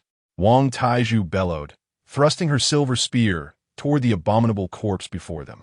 For our master, let us shed our last drop of blood. The battle cries of the red feather spearmen resounded like thunder, echoing through the heavens. Watching the scene, Lin Yi felt a lump in his throat, wanting to utter something, yet finding himself at a loss for words. It was known that the Pure Land possessed a resurrection effect, a secret known only to him and the old man Wang. The latter had never divulged this information to anyone in the territory without prior permission. Fully aware of the potential for death, these warriors still charged forward without hesitation. Simply obeying his orders, they were willing to face death without a second thought. Lin Yi was suddenly overwhelmed by an ineffable sense of Xiang Yi, he exclaimed, his eyes glistening with emotion as he nearly roared her name. In the distance, engaged in a fierce battle against their adversaries, Xiang Yi glanced back at her team and gave a slight nod. After creating some distance from the formidable foe, she tilted the Overlord's spear towards the heavens. A tangible energy vortex enveloped her, and with her crimson lips parting slightly, she declared, "Burn the boats. Sink the ships." Chapter 66, Slaying the World Boss. A sensation across all realms. As Xiang Yi's voice fell, a swirling cyclone slightly contracted before suddenly expanding outward like ripples on water. Whoosh! Every warrior was swept by the cyclone, experiencing a brief, resonating hum in their ears. Following that, they felt as if they had been infused with an entire barrel of adrenaline. Their muscles surged, and sweat evaporated in the heated air. Joints crackled like popping beans in a boiling pot. Such ferocity, Lin Yi's eyes widened. Within his field of vision, including Wang Taiju, the attribute panels of all the red feather spearmen underwent a dramatic transformation. Their physique, strength, and agility attributes all surged to 57 points, temporarily elevating their level to 29, a remarkable doubling. Given their inherent advantage against the undead, coupled with accelerated cognitive processing, even with a level disadvantage, the warriors swiftly gained an overwhelming edge against the corpses. In a single round of combat, nearly half of the undead were obliterated. Wang Taiju, even more ferocious, had his innate talent, born of divine strength, fully activated, pushing his 4 attributes to 85 and his level to 33. With a simple thrust of his spear, he effortlessly pierced through 2 corpses. Twisting his wrist, he withdrew his silver spear and swept it forward, cleaving through another 3 undead at the waist. There were no mechanisms at play, only the pure beauty of numbers. In less than a minute, very few of the undead remained standing. Hiss! The abomination's arm quivered, attempting to summon more corpses. In mid-air, Elena clasped her hands together, slowly closing her eyes. Her exquisite visage radiated purity. Heresy could only be purged through judgment. Buzz! A radiant light erupted above the boss. A massive golden hammer of light materialized. Judgment! The hammer descended with force, striking the shield conjured by the abomination's arm, inflicting immense suffering while paralyzing its entire body with the energy contained within the hammer. Phew! Xiang Yi leaned back and landed softly, slightly lifting her head to exhale a breath of stale air, her eyes glimmering with cold light. Beast, you shall perish. As if sensing the emotions of its master, the Overlord's spear trembled violently. A pale blue mist emanated from Xiang Yi's body, gathering in the sky above. Moments later, a translucent humanoid shadow, towering over 10 meters, enveloped her within its embrace. Unparalleled, Xiang Yi's jade-like legs sank, her slender waist arched like a bow, and her rare hands gripped the long spear tightly. The shadow behind her mirrored her every movement. Then, a chilling voice escaped Xiang Yi's lips. Overlord. In an instant, the immense pale blue shadow fused with Xiang Yi, and the azure spear light blazed through the air like a comet. The very atmosphere seemed to solidify. Wherever the spear tip touched, the earth fractured. Ziz! The blue shadow's spear pierced through the abomination's chest, searing with the accompanying purification.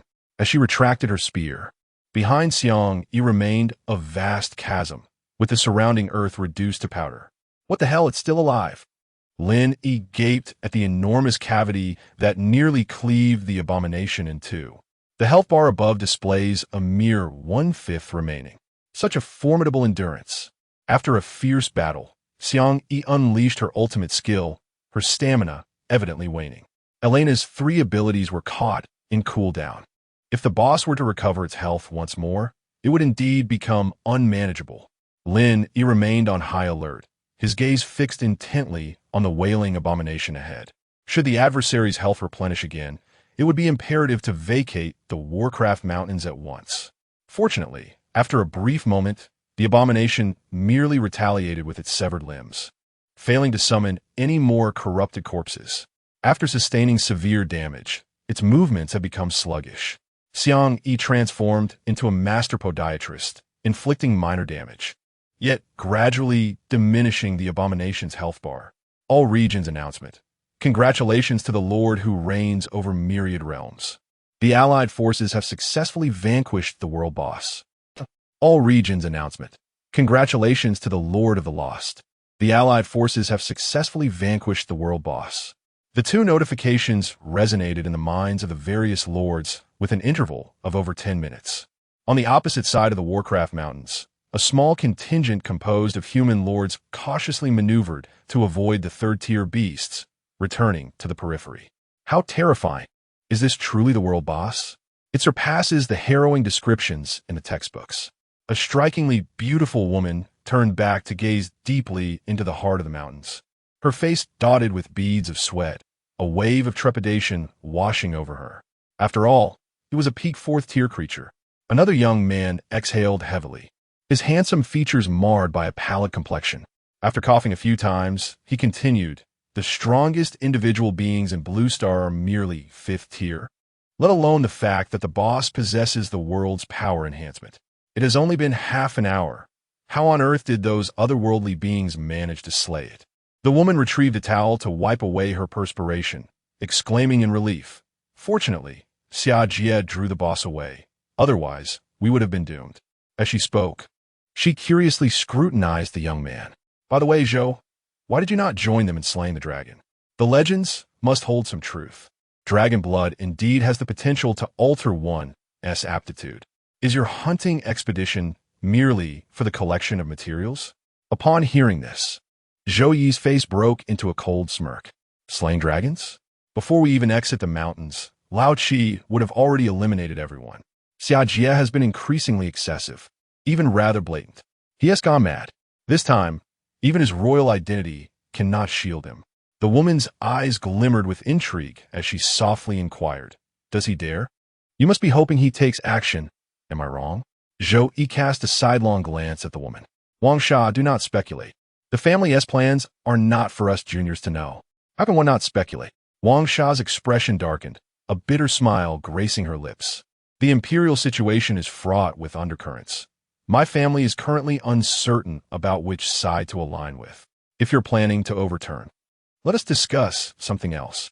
Zhou Yi gently coughed, interrupting her, as he led the team onward towards their territory, redirecting the conversation. "My family has imposed a dire mission on me. I must gain Lin Yi's favor. The worst-case scenario is to avoid enmity. Beyond that, I cannot divulge more."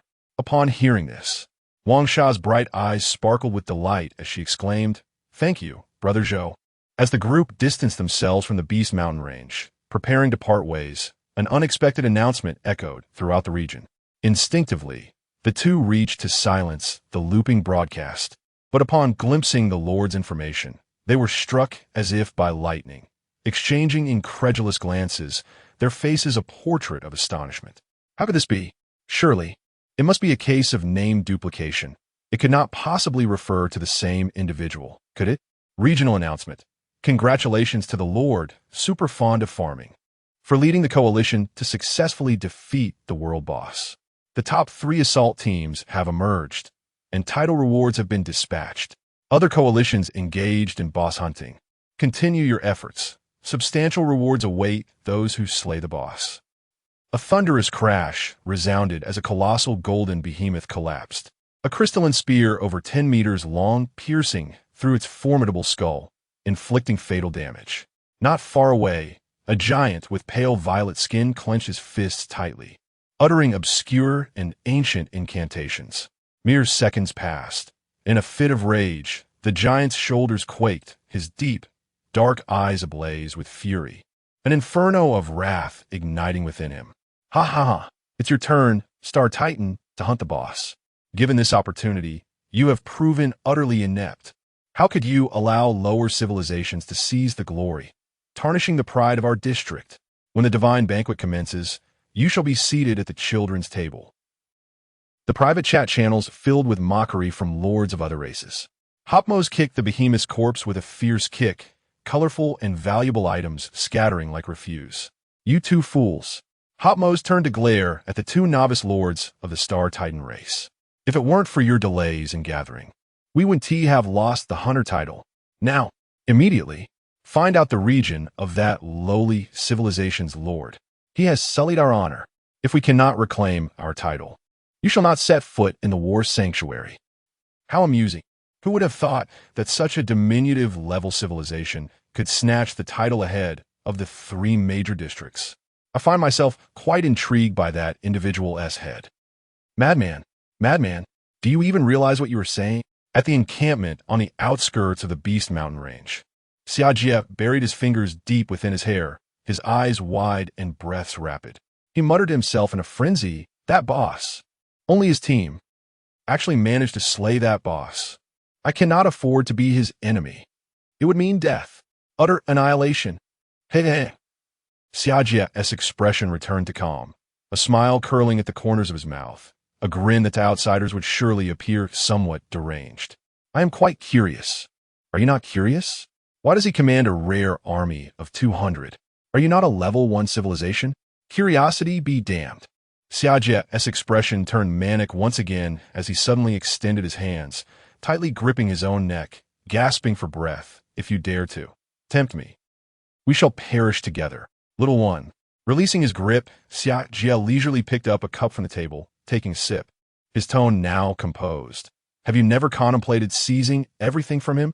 Without absolute certainty, how could I allow you to walk into death's embrace? After all, we are but grasshoppers on the same string. He, to aspire for the throne while being so timid. You are indeed less than a mere pig. With a crash, Xia Jie shattered the cup in his hand. Upon hearing the mention of the throne, a flicker of clarity returned to his eyes as he gasped, "Do you truly have a plan? I refuse a mere 50% chance." Recalling the twisted and loathsome visage of that terror, a chill coursed through Xia Jie's heart, trembling as he uttered, 99% is still unacceptable. How is that different from courting death? I'm a deity. Xia Jie raised his neck with confidence, asserting that even the faintest flicker of soul-s consciousness could easily deal with someone who hadn't even ignited the divine fire. You have much to learn. There's no need to rush.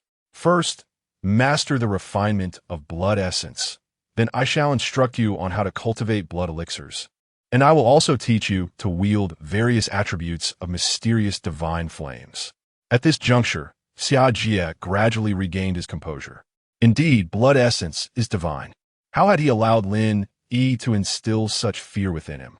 However, Xia Jie resumed, speaking of which, the rewards for slaying a world boss are indeed generous. But could they be overly extravagant? He twitched his nose. Even from this distance, he could catch a whiff. Has too much time passed? And has the version changed? At this moment, Lin Yi remained oblivious to the fact that someone was fixated on him. His fervent gaze was fixed firmly on the spoils that belonged to him. Ibao Nana, we are about to strike it rich. Chapter 67. The Great Explosion. The cacophony of chaotic metallic clinks enveloped Lin Yi's every auditory sense. As he gazed upward, the azure sky was obscured by a cascade of gleaming golden coins, rendering his vision utterly shrouded.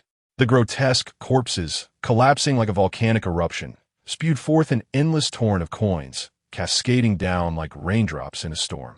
The coins struck against Lin Yi's sturdy armor, producing a series of crisp, melodious sounds. In this moment, Lin Yi couldn't help but ponder that if an untransformed, ordinary person were to stand here, they might very well be crushed beneath the weight of the coins. Truly, this was the grandeur of a world boss. How generous! After what felt like an eternity, the rain of coins finally subsided. Lin Yi's gaze was drawn to the treasures that lay atop the glittering surface of coins. Among them, he beheld a blueprint adorned in black and white, encircled by a semi-transparent, iridescent aura. A flawless, pure white gem flickered with strange inscriptions within its core. There was also a black glowing hourglass and a kaleidoscope. Lastly, a finely crafted, sleekly designed, and perfectly fitting set of armor, complete with a folded reins, caught his eye. The sheer abundance of loot scattered across the ground instilled within Lin Yi a sense of unreality. Never had he encountered such a bountiful reward, even in the most trivial of games. Let me see what treasures await. Lin Yi removed his helmet and gloves, warming his hands by breathing into them gently, preparing to inspect the items.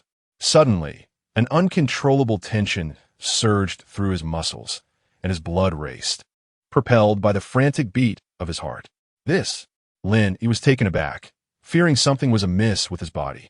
Just as he was about to call for Xiang Yi and Elena's assistance, an overwhelming wave of energy, unlike anything he had ever experienced, erupted from beneath the coins, where the grotesque remains lay buried, flooding him with a suffocating pressure. Goodness, could it be a tad gentler? Lin Yi soon realized the cause of his body's strange reaction. It was purely a self-protective mechanism triggered by the immense energy surging into him from the outside world. He felt as if he had transformed into a balloon, on the verge of bursting. Meanwhile, the cells within his body were reveling in a grand feast. They devoured with fervor. The vast influx of spiritual energy overflowed, causing Lin Yi's hair to stand on end as the spiritual energy index soared to new heights. 15, 17, 30. Ultimately, it settled at 51. Finally, he absorbed the colossal energy, converting it into strength. At that moment, as the last vestige of energy was fully absorbed and transformed, Lin Yi's eyes widened in astonishment. As he clenched his fingers, a series of resounding cracks echoed from his joints, filling him with an indescribable exhilaration. His level had risen to 28. The energy bestowed by the boss had propelled Lin Yi up by 7 levels, elevating him into the ranks of Tier 3 masters. Surveying his surroundings, he noticed that the world appeared utterly transformed at his eyes. His vision was exceptionally clear, even allowing him to perceive the minute dust particles floating in the air. His reflexes had sharpened significantly. But what exactly distinguished this spiritual energy from ordinary attributes? Sensing the shift in power, Lin Yi murmured in perplexity, "Spiritual energy?" Just then, Xiang Yi approached, raising her hand to wipe the beads of sweat from her fair cheeks. Upon hearing his words, she revealed a look of confusion. "You are unaware, my lord?" "Oh, pray tell," Lin Yi inquired, raising an eyebrow. Xiang Yi elucidated, "It is the energy that permeates the world. Various races have different names for it. Some refer to it as magical power, while others call it source. In my recollection, my father and the others termed this energy as spiritual energy. Is that so?" Lin Yi said, slightly furrowing his brow, as her description diverged somewhat from his own circumstances. At the very least, her attribute panel remained a standard four-dimensional system, indistinguishable from other warriors. "Third tier. How swift," she remarked, her crimson lips barely pressing together, a subtle hint of envy lacing her voice. "It took me years to reach this realm after my spirit was reconstituted." "Huh!" Lin Yi straightened his posture, lifting his chin slightly, a smirk of unmistakable pride gracing his lips. "That aside, it seems being a lord bestows a distinct advantage. Absorbing energy translates directly into power, unlike territorial warriors, who must endure the rigors of battle and training to gradually assimilate these forces." Reflecting on the current methods by which the Legion acquired experience points, Lin Yi noted their stark singularity. Aside from secret realm hunts, the only alternative was feasting upon the flesh and blood of ferocious beasts. He stroked his chin, recalling a money-grabbing SLG Three Kingdoms game he had played, where players accumulated military merits through friendly battles in the later stages. If only a lord were willing to dispatch troops to continuously offer themselves as fodder, the warriors under his command would undoubtedly usher in a new era of strength. However, what lord would be so foolish?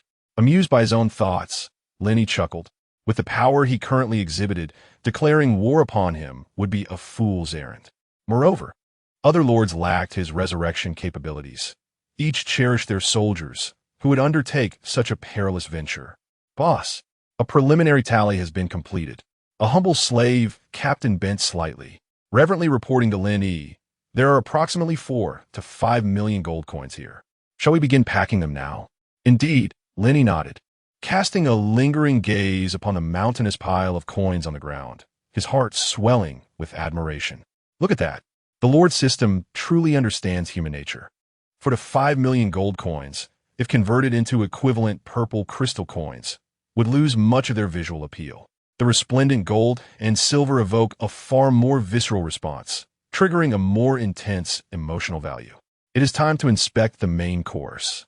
Lin Yi rubbed his hands together and approached the various boss drops. He systematically opened their information panels according to their hierarchy. Rift Illusion Generator Architectural Blueprint. Type: Functional Assistance Grade. Supreme Effects. 1. Rift can erase the territorial presence from the world map. 2. Illusion allows for the selection of a fixed area within the territory to be enveloped in an illusion. Material requirements: Amethyst coins, x 20 million. Essence of Adult Phantom Beasts, x 10. Rift Gold, x 200. Meteorite, or x 5,000. The first black and white blueprint. Lin Yi had just glanced at the materials required when a surge of mysterious power abruptly interrupted the stream of numbers. "Not like this, my friend. We were still looking. Could you possibly be a bit more discreet next time?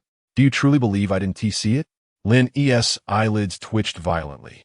Let alone 20 million amethyst coins. Even a fraction of that sum could cost him his very life.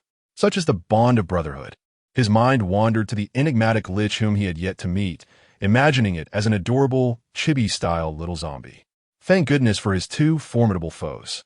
Otherwise, possessing this exquisite blueprint would be akin to holding a piece of toilet paper in a latrine. Of course, that comparison is somewhat unfair, as the latter could still serve a practical purpose. The Rift Mirage Generator's function is quite straightforward. The mere aspect of illusion is precisely what Lin Yi currently requires. Reflecting upon the 18-winged angel statue at the heart of his territory, a sense of urgency welled up within him. Even a damaged version of the hot spring could elevate ordinary beings to extraordinary qualifications. It is difficult to fathom the miraculous effects that a complete angel rebirth pool would possess. Despite this, the angel god king has grown cold. Should others discover the refining pool, it could lead to insurmountable troubles before he even has the chance to mature. Yet, the remaining materials. Lin Yi furrowed his brow. While meteorite or could still be found sporadically in the trading post, he had never even heard of the essence of phantom beasts or rift gold. Scouring the records of Blue Star yielded no clues whatsoever. Perhaps he should return and take another look.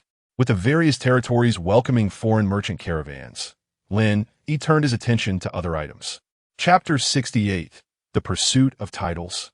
Evolution of Cattle and Horses. Ancient Wisdom Crystal. Type. Functional item effect. Used for territory construction and building upgrades. Description. Civilization is the eternal spark amidst the long night, encapsulating the profound weight of millennia of contemplation. Death Reversal Sand Grade. Immortal type. Consumable item effect.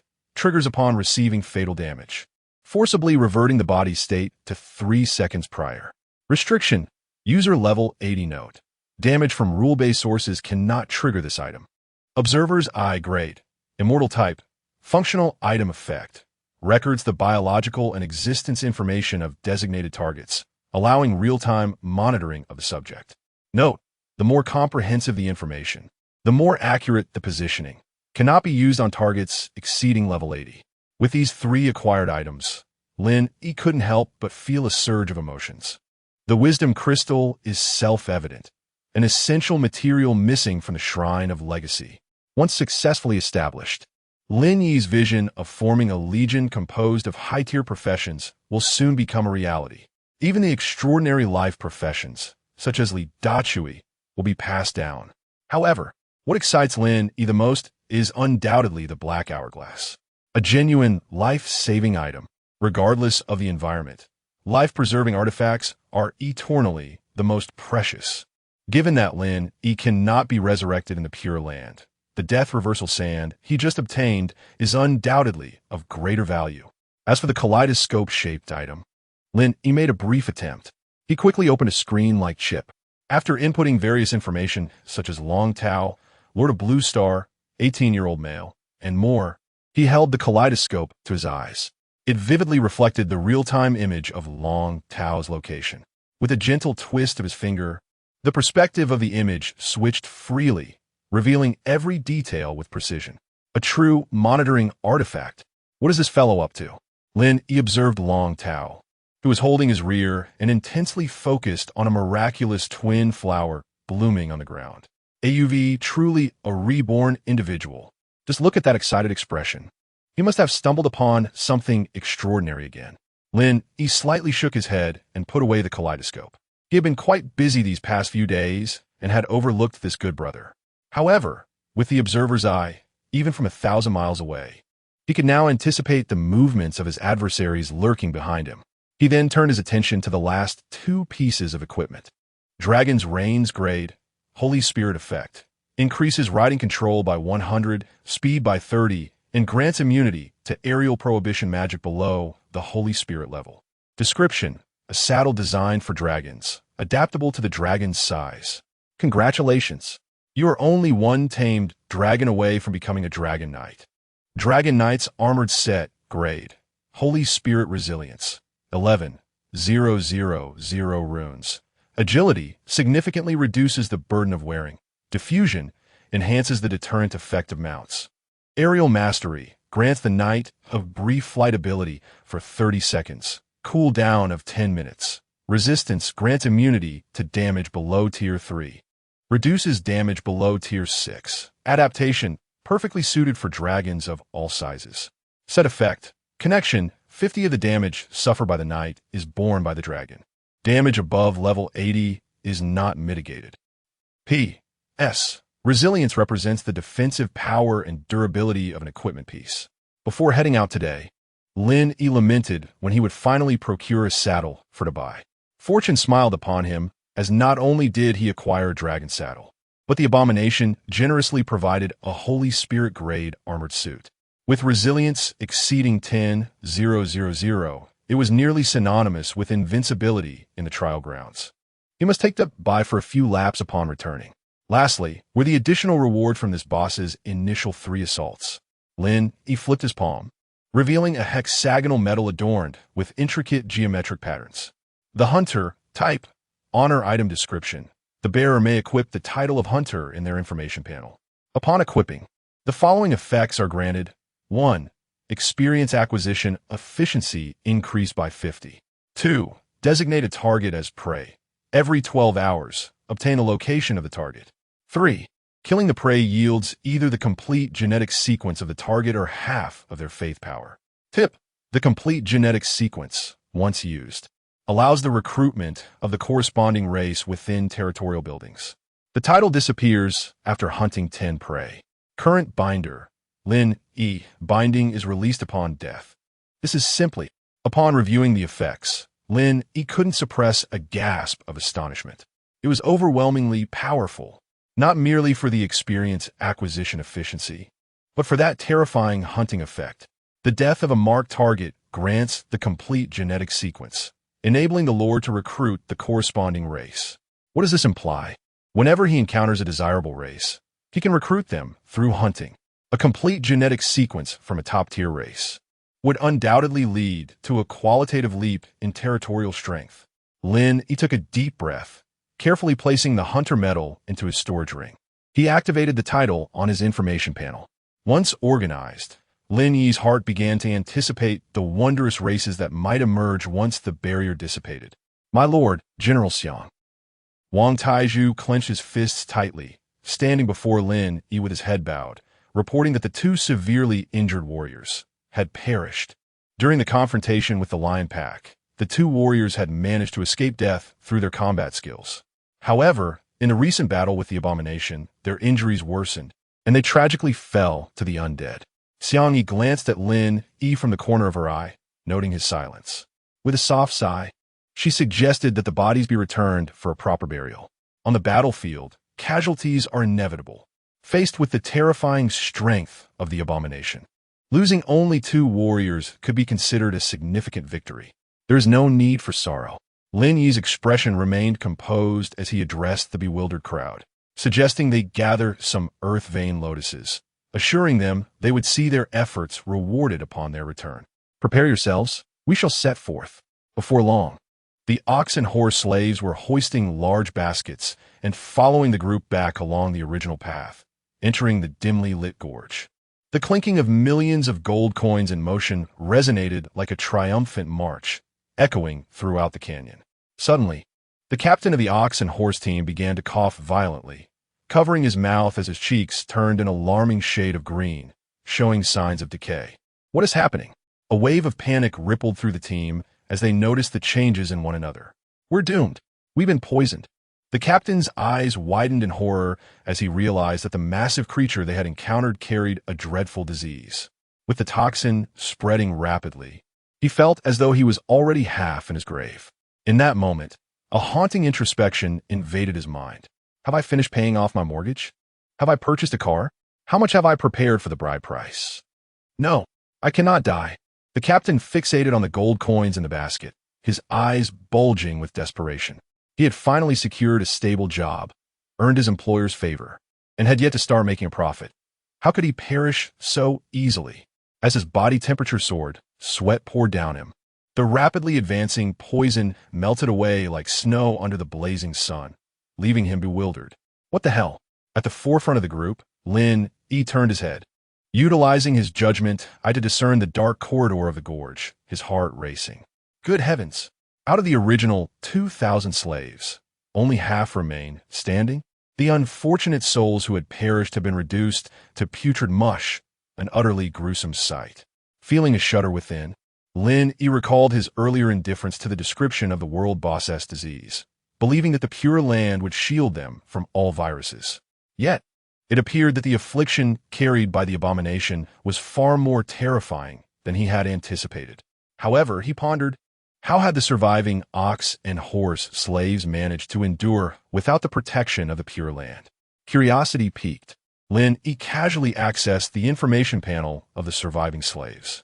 He quickly discovered that, in addition to their inherent traits of self-motivation, vigilance, robust health, and adaptability, a new talent had emerged: disease-prone physique. Having survived in a state of chronic ill health, they have been ravaged by various ailments, significantly enhancing their immunity. Except for poverty-related illnesses, common diseases find it difficult to end their lives. Lin Yi closed the information panel with a stoic expression. Seated upon Freck's back, he gazed towards the faint glimmer at the canyon's end. Indeed, survival was already a daunting challenge, yet the ox and horse workers remained fervently dedicated to their tasks.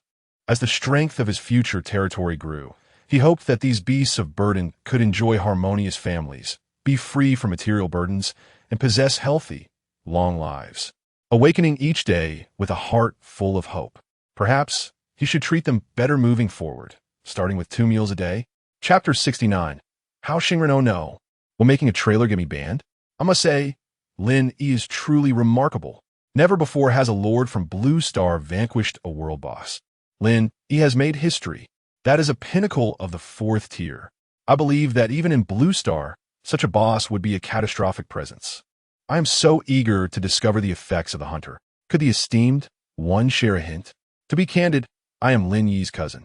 My esteemed brother is exceedingly busy and cannot keep up with the chat channel, so he asked me to assist in creating a communication society. Registration now requires just a single gold coin. Frankly, I suspect he employed some clever tactics. Otherwise, how could he possibly defeat a world boss?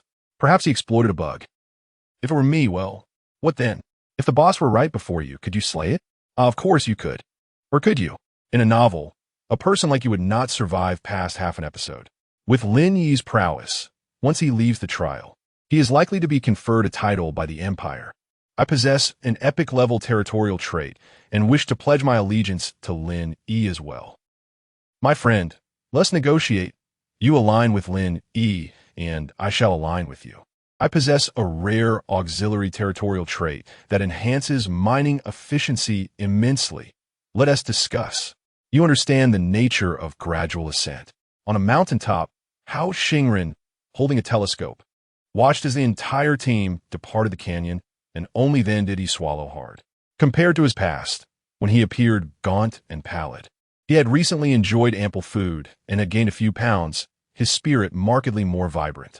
Initially, upon discovering the depletion of the sandalwood forest, he intended to venture out in search of usable resources. By chance, he stumbled upon a mysterious team of 2,000 traversing the canyon. Leveraging his elevated position, Hao Xingren observed their every move, the coordination and composure of the spearmen as they vanquished the lion pack, along with the subsequent terrifying boss being slain by the 2 enigmatic women, left him in awe.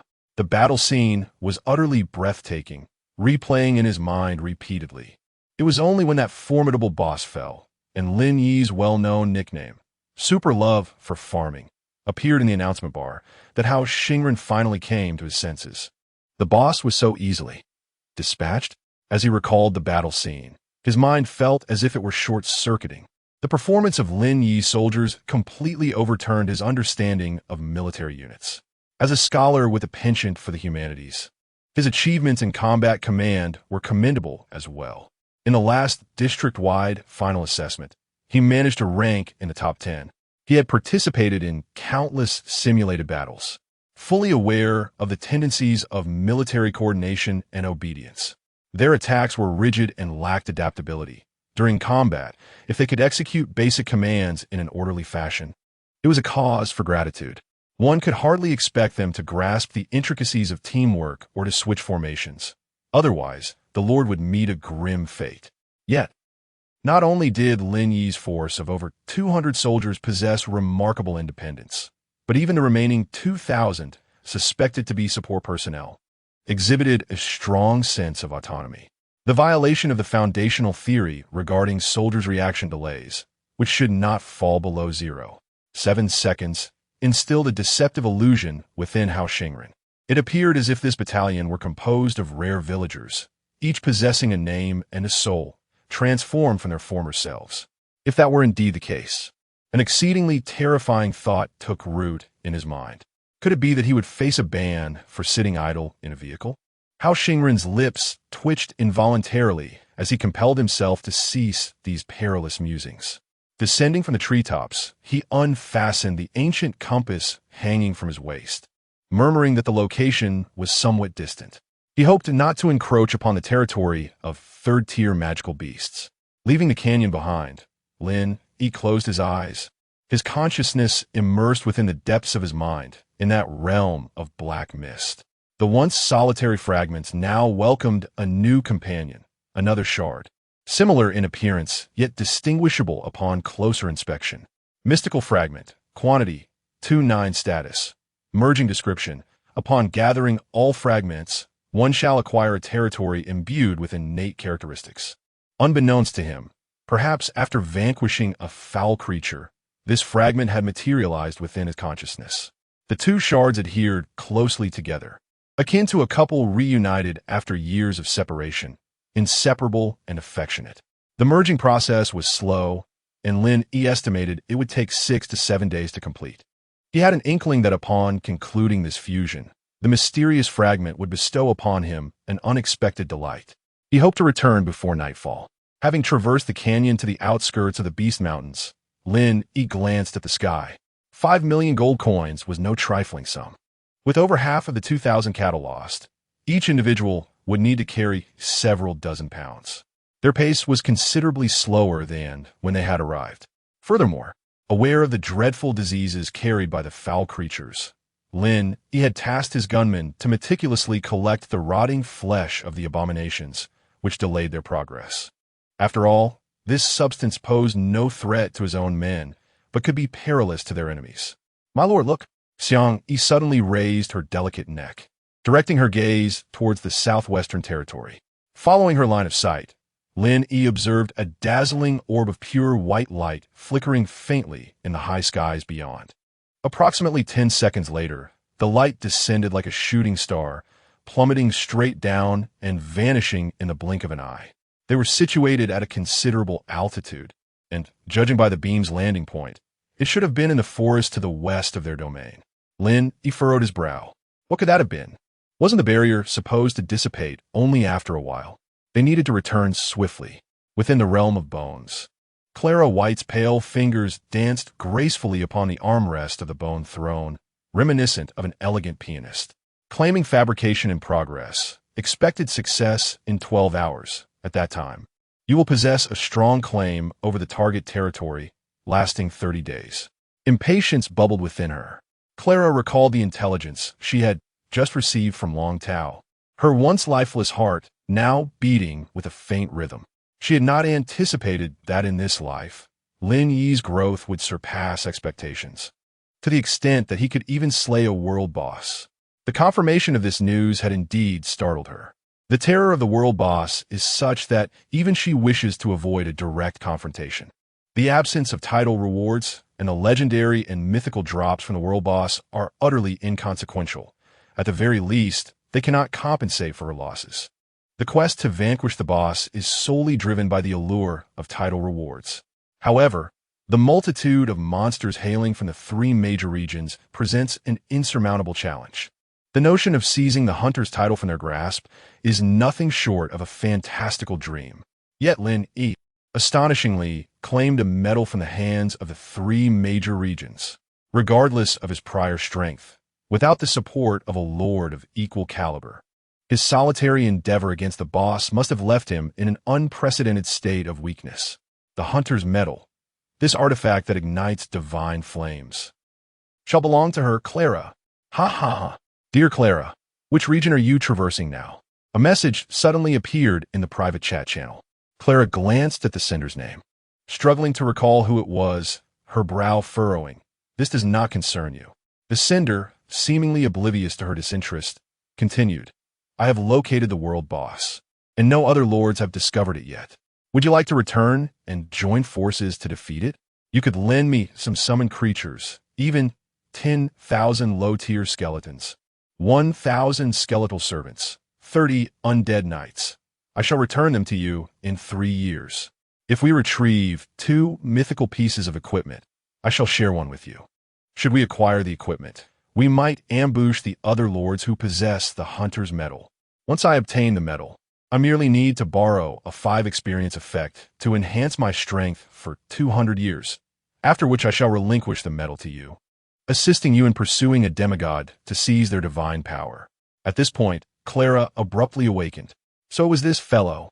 In a past life, he had borrowed over 100 level 80 bone dragons from her during a holy war, promising to return them after the battle. Yet after exerting pressure for 300 years, he returned only half and earned a reputation of being the most miserly lich. How infuriating! Does he not realize the folly of his words? To offer her the only chance at the hunter's title? Does he think Clara is a simpleton? Begone! Clara fumed with rage. To dream of obtaining 2 mythical pieces of equipment. How absurd! She was no desperate gambler, willing to risk a significant portion of her assets for a chance at an advantage in the trial grounds. In just half a month, it would all come to an end. Nevertheless, Clara found herself lost in distant memories. As the daughter of the Lich King, she had indeed committed numerous foolish acts in her past life. This time, however, it was different. The advantage lies with me. Dismissing her distractions, Clara reclined on her throne, gazing at the fleeting white light in the distance. The twin flowers of light. A pitiful first-level civilization, unable even to surmount the barrier of language, yet foolishly aspiring to recruit high-ranking light elves. Chapter 70. The light spirits turn to Lin Yi. Long Tao can no longer contain himself at last. They have arrived. The corners of Long Tao's lips trembled as he gazed at the 2 small spirits floating before him. They resembled exquisitely crafted dolls, gracefully suspended in midair. Their translucent butterfly wings refracted a kaleidoscope of colors under the sunlight, while their delicately blushing faces blinked with wide, curious eyes, surveying their surroundings with utmost adorableness. "Hello. To you both," Long Tao stammered, struggling to produce a few syllables as his throat rolled. In his previous life, having sheltered behind the battlefield, he had fortunately taken the time to learn the language of the spirits. His pronunciation was somewhat halting and awkward, yet he managed to convey his greeting with a measure of success. "Humans, yea, were you the one who invited us here, huh?" chirped one of the small spirits, tilting her head, while the other echoed her query in the spirit tongue. "Yes." Long Tao's heart raced with exhilaration as he had his first close encounter with these highly intelligent beings from an advanced civilization. His face flushed with excitement, and in a flurry of movements, he pointed towards the radiant twin flowers beside him. I prepared a gift. For you." "Flowers? Yea, such a delightful fragrance. Is it really from that?" "Huh." The small spirits, their butterfly wings creating ephemeral trails behind them, clasped hands and soared towards the luminous twin flowers. "Will it succeed?" Long Tao thought, nearly leaping with excitement as he watched them approach the blossoms. He hastily opened the information interface of the spirits, revealing its contents. In an instant, Long Tao's mind went blank. An indescribable surge of excitement erupted within him, causing him to tremble uncontrollably. "Heaven helps me. Ha ha. Indeed, I am a protagonist. Eternal Light Spirit. True name. Qualification. Universe level. 40 attribute. Skills. Universe. They are both of the universe level." No words could encapsulate Long Tao's emotions at that moment. Initially, he had merely desired a mythic-grade auxiliary light spirit to utilize the skill of photosynthesis for the rapid cultivation of crops, facilitating his initial accumulation of wealth.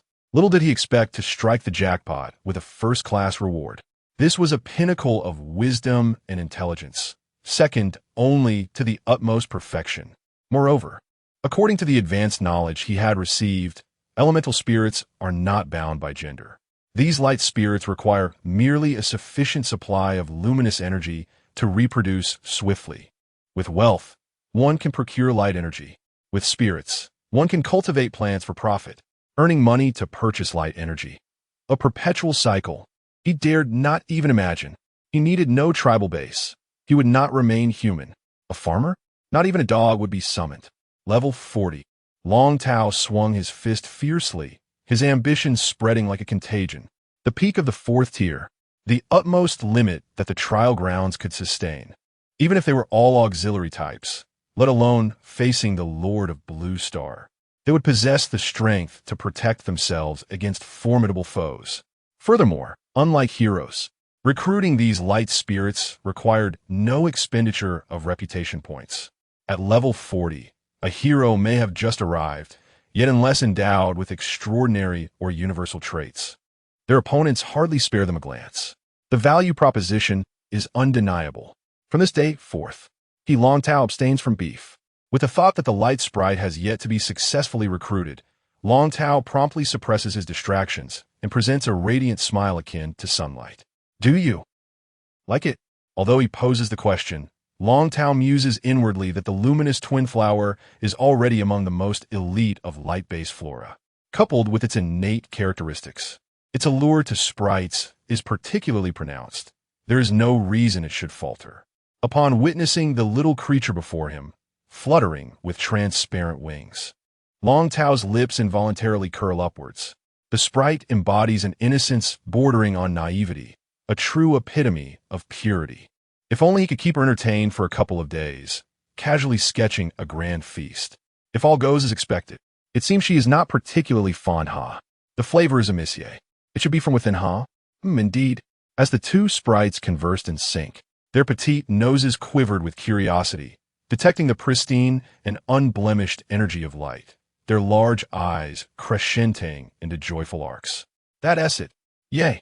Off we go, Indeed, the sprites gleefully flapped their butterfly wings, trailing elongated shadows of light as they soared eastward. Long Tao, momentarily taken aback, remained frozen for several seconds. Observing the vanishing flight traces in the sky, his heart quaked, and he hurriedly pursued, running and waving his hands, crying out, "Don't go, little sprites. Don't leave. How can I live without you?" Yet, how could a level 40 light sprite be caught by his lowly level 10 Karami? As the flight traces eluded capture, Long Tao felt utterly drained, collapsing onto the ground. The sharp pain from the hook failed to bring him back to his senses, such as the tumultuous ebb and flow of life. Finally, he returned. Lin Yi removed his helmet, a smile of joy gracing his lips. Night had already fallen. Wang Fugue stood at the eastern gate of the territory, eagerly awaiting the return of the expedition, calling out, "Hurry, hurry! Let us move. Lend a hand and bring the goods into the warehouse." Wait a moment. Lin Yi raised his hand to halt the commotion. We may carry diseases. Recklessly bringing these items into the territory could infect the other slaves. Diseases? Wang Fugue was puzzled, unable to fathom what trials his lord had encountered during this expedition. "The master has returned, yea? We have sickness. Leave it to us." While Lin Yi pondered how to ascertain if any remnants of disease lingered on him, two sweet, melodious voices reached his ears. Following the sound, he was momentarily stunned. Two tiny beings flitted through the air, dancing gracefully under the night sky. Even without the blessing's ability, their bodies, radiating a soft glow, were unmistakably visible. Light sprites? In a fleeting moment, Lin Yi's mind conjured a myriad of films and fantastical creatures from fairy tales. What on earth is happening with the master? Even the home can dispel ailments. Among them, one little sprite, hands on her hips, puffed out her cheeks in indignation as she glanced at another sprite, exclaiming in human tongue, so many of them, one by one dispelling how exhausting. "Oh, right." The sprite, feeling a bit embarrassed, scratched her head and chuckled foolishly. Just as Lin Yi was grappling with the situation, Wang Fugue swiftly approached and began to explain, "You see, this afternoon, these two little rascals came to our territory and refused to leave, even frolicking around the refining pool. They flew so swiftly that General L couldn't catch them for a long while. To prevent them from leaking any secrets, Wang Fugue shrank his neck and glanced at the bewildered little sprites in the air, continuing, "I invited them to join our territory." "Is that so?" Lin Yi felt a wave of curiosity and opened their attribute panels. Upon discerning the contents, a wider smile graced his face. "Excellent. The little ones have arrived at just the right moment." Chapter 71. Arise. My warrior's eternal light sprite. True name, Merrily, Mavillaha. Qualifications. Universe level, 40 attributes, strength, 1 constitution, 150 agility, 150 spirit, 150 skills. Dispersion spell eliminates any irregular negative effects. Holy light spell restores a substantial amount of vitality to the target. Devout prayer significantly enhances the faith concentration speed of listeners' talents. Photosynthesis in the area of casting. All plants experience a 200 increase in growth rate and a 50 boost in yield. Light nurturing grace in the area of casting. Plants have a 20 chance to mutate and evolve, not exceeding the immortal level. Non-mutated plants can also absorb sunlight and illuminate automatically at night. Praise of light. Frequent listening to sprite songs imbues plant fruits with consumable benefits. Luminous intelligent beings can continuously gain random attribute enhancements. Crystallization consumes energy to condense light crystals. Linguistic proficiency, human, draconic, common, elvish. Numerical and mechanical anomalies are ubiquitous. It is Lin Yi's first encounter with such a crude amalgamation of numbers and mechanics. Each of the talents, photosynthesis, light nurturing grace, and praise of light, would significantly enhance any territory. Not to mention the crystallization talent. Upon returning from his hunt, Lin Yi already possessed ancient wisdom crystals, and he was at a loss for a place to gather the light crystals. The timing could not be more perfect. Liha, welcome aboard, Lin Yi said, extending his finger and gently tapping the delicate silver hair of the sprite, smiling softly. Wait, no. The two little sprites immediately puffed up their rosy cheeks, earnestly shaking their slender fingers. It is merrily indeed. Yes, Amavillaha, they chimed in unison, but upon noticing Lin Yi's enigmatic smile, they suddenly awoke to the realization. No, I am Merrily. She is Mavillaha. Merrily's small hand fell weakly to her waist, her silver eyelashes cast down in slight dejection. I messed it up again. Well then, let us heed our master. Indeed? Suddenly, the two little sprites peered curiously at Elena behind them. It's an angel. I never expected to see the legendary angel, they exclaimed, their excitement palpable. As they spoke, the little sprites flitted their delicate wings, trailing a luminous tail towards the bewildered Elena. Like two kittens discovering new toys, they approached the angel, their tiny noses twitching in curiosity as they sniffed around. They even reached out their small hands, perching on Elena's shoulder, tugging at her pristine wings with delightful exuberance. Elena, feeling flustered, shrank back, hesitant to intervene lest she harm the little sprites. However, when they attempted to burrow into her skirt, she could no longer contain herself and quickly fled towards the lordess' residence, her face flushed. Angel, don't go, the sprites called after her, trailing excitedly behind. As Lin Yi turned, he retrieved the wisdom crystal from his storage ring and handed it to Wang Fuge, urging him to expedite the creation of light crystals, as their inheritance from the holy temple would significantly enhance their strength. Understood, Wang Fugue replied, carefully placing the crystal in his inner pocket. He then reminded, by the way, my lord, the alien merchant caravan will arrive in the territory this afternoon. However, they seem unwilling to communicate with anyone but you. I have not allowed them to enter the territory. They have been waiting outside the western gate. Should I send them away?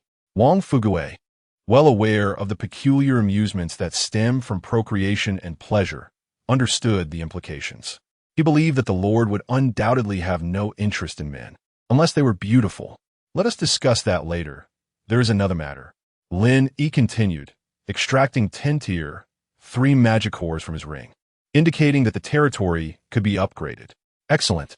I shall attend to it shortly, Wang Fugue declared, eager to display his newly acquired vocabulary. Just as he was about to leave, he turned back. Is there anything else? Lin Yi inquired, puzzled. The 2 sacrificed little ones have yet to be revived. I saw it in the characteristics interface, Wang Fugue noted, always vigilant regarding the territory's dynamics. The sudden appearance of a mysterious button on the interface certainly did not escape his notice. Do you lack the authority? Lin Yi asked, somewhat confused.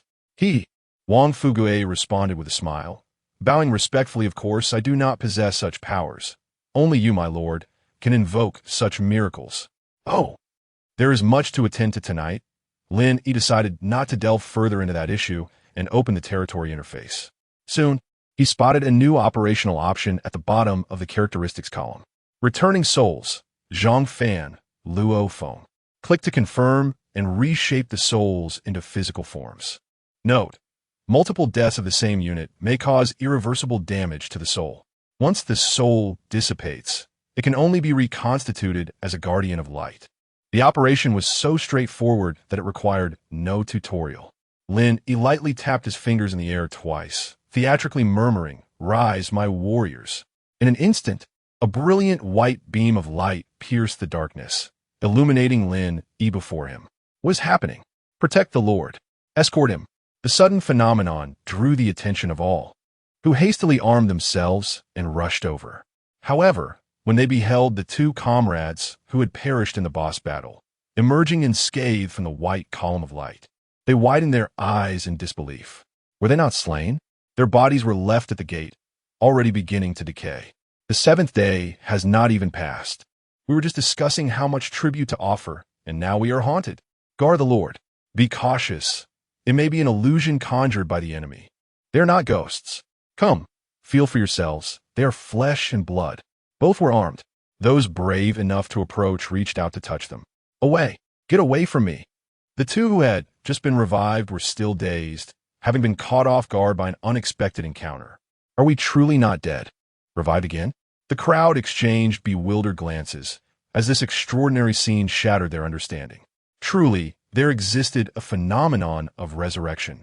My lord, Zhang Fan and Luo Feng knelt upon the ground, their faces flushed with excitement, expressing their heartfelt gratitude for the Lord's divine power. No need for such formality. Lin Yi waved his hand dismissively and commended, "You are valiant warriors, deserving of this rebirth." He then turned to address the assembly, proclaiming, "To all present, I regard each one equally. Those who have perished in the development and defense of our territory shall be granted a second chance at life." This confirmation from Lin Yi resonated with profound significance. Suddenly, a clang echoed. Someone had dropped their weapon, and, as if influenced by an unseen force, everyone simultaneously laid down their arms and knelt. "Thank you, my lord, for revealing this miracle." After grasping the extraordinary revelation, exhilaration and astonishment were palpable on every face. In their eyes, the current Lin Yi was akin to a deity. Chapter 72. The Mysterious Caravan, especially arriving for Wang Fugue. What shall we do about the corpse at the entrance?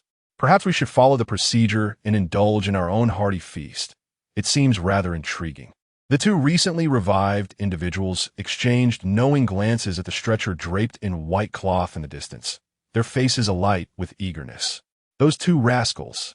Shouldn't they return to don their armor? They are set to march south to assault the ghost tribe tomorrow. Wang Fugue sprang into action, striding forward and delivering two swift kicks to the warriors clad only in their undergarments. He then turned to the gathering crowd and bellowed, "Disperse. Return to your posts. Village chief, I believe my corpse still has some utility. Do not bury me. Transforming into a skeletal creature could be quite delightful." Zhang Fan rubbed his sore backside, grimacing and tiptoeing. Despite Wang Fugue holding a civil position, he was a genuine level 25, a formidable third-tier warrior.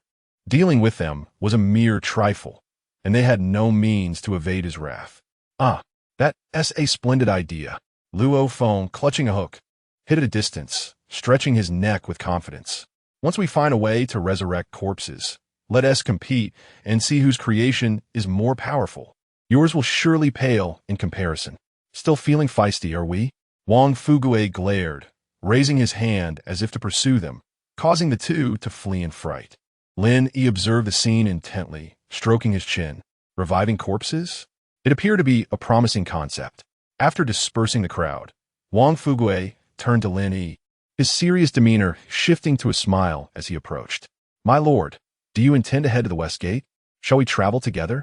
"Indeed," Lin Yi nodded, stepping into the territory. The little sprite had already explained that no disease could taint the Pure Land. There is no need to worry about the unevolved cattle or horses being infected. Wang, dispose of the rotten flesh.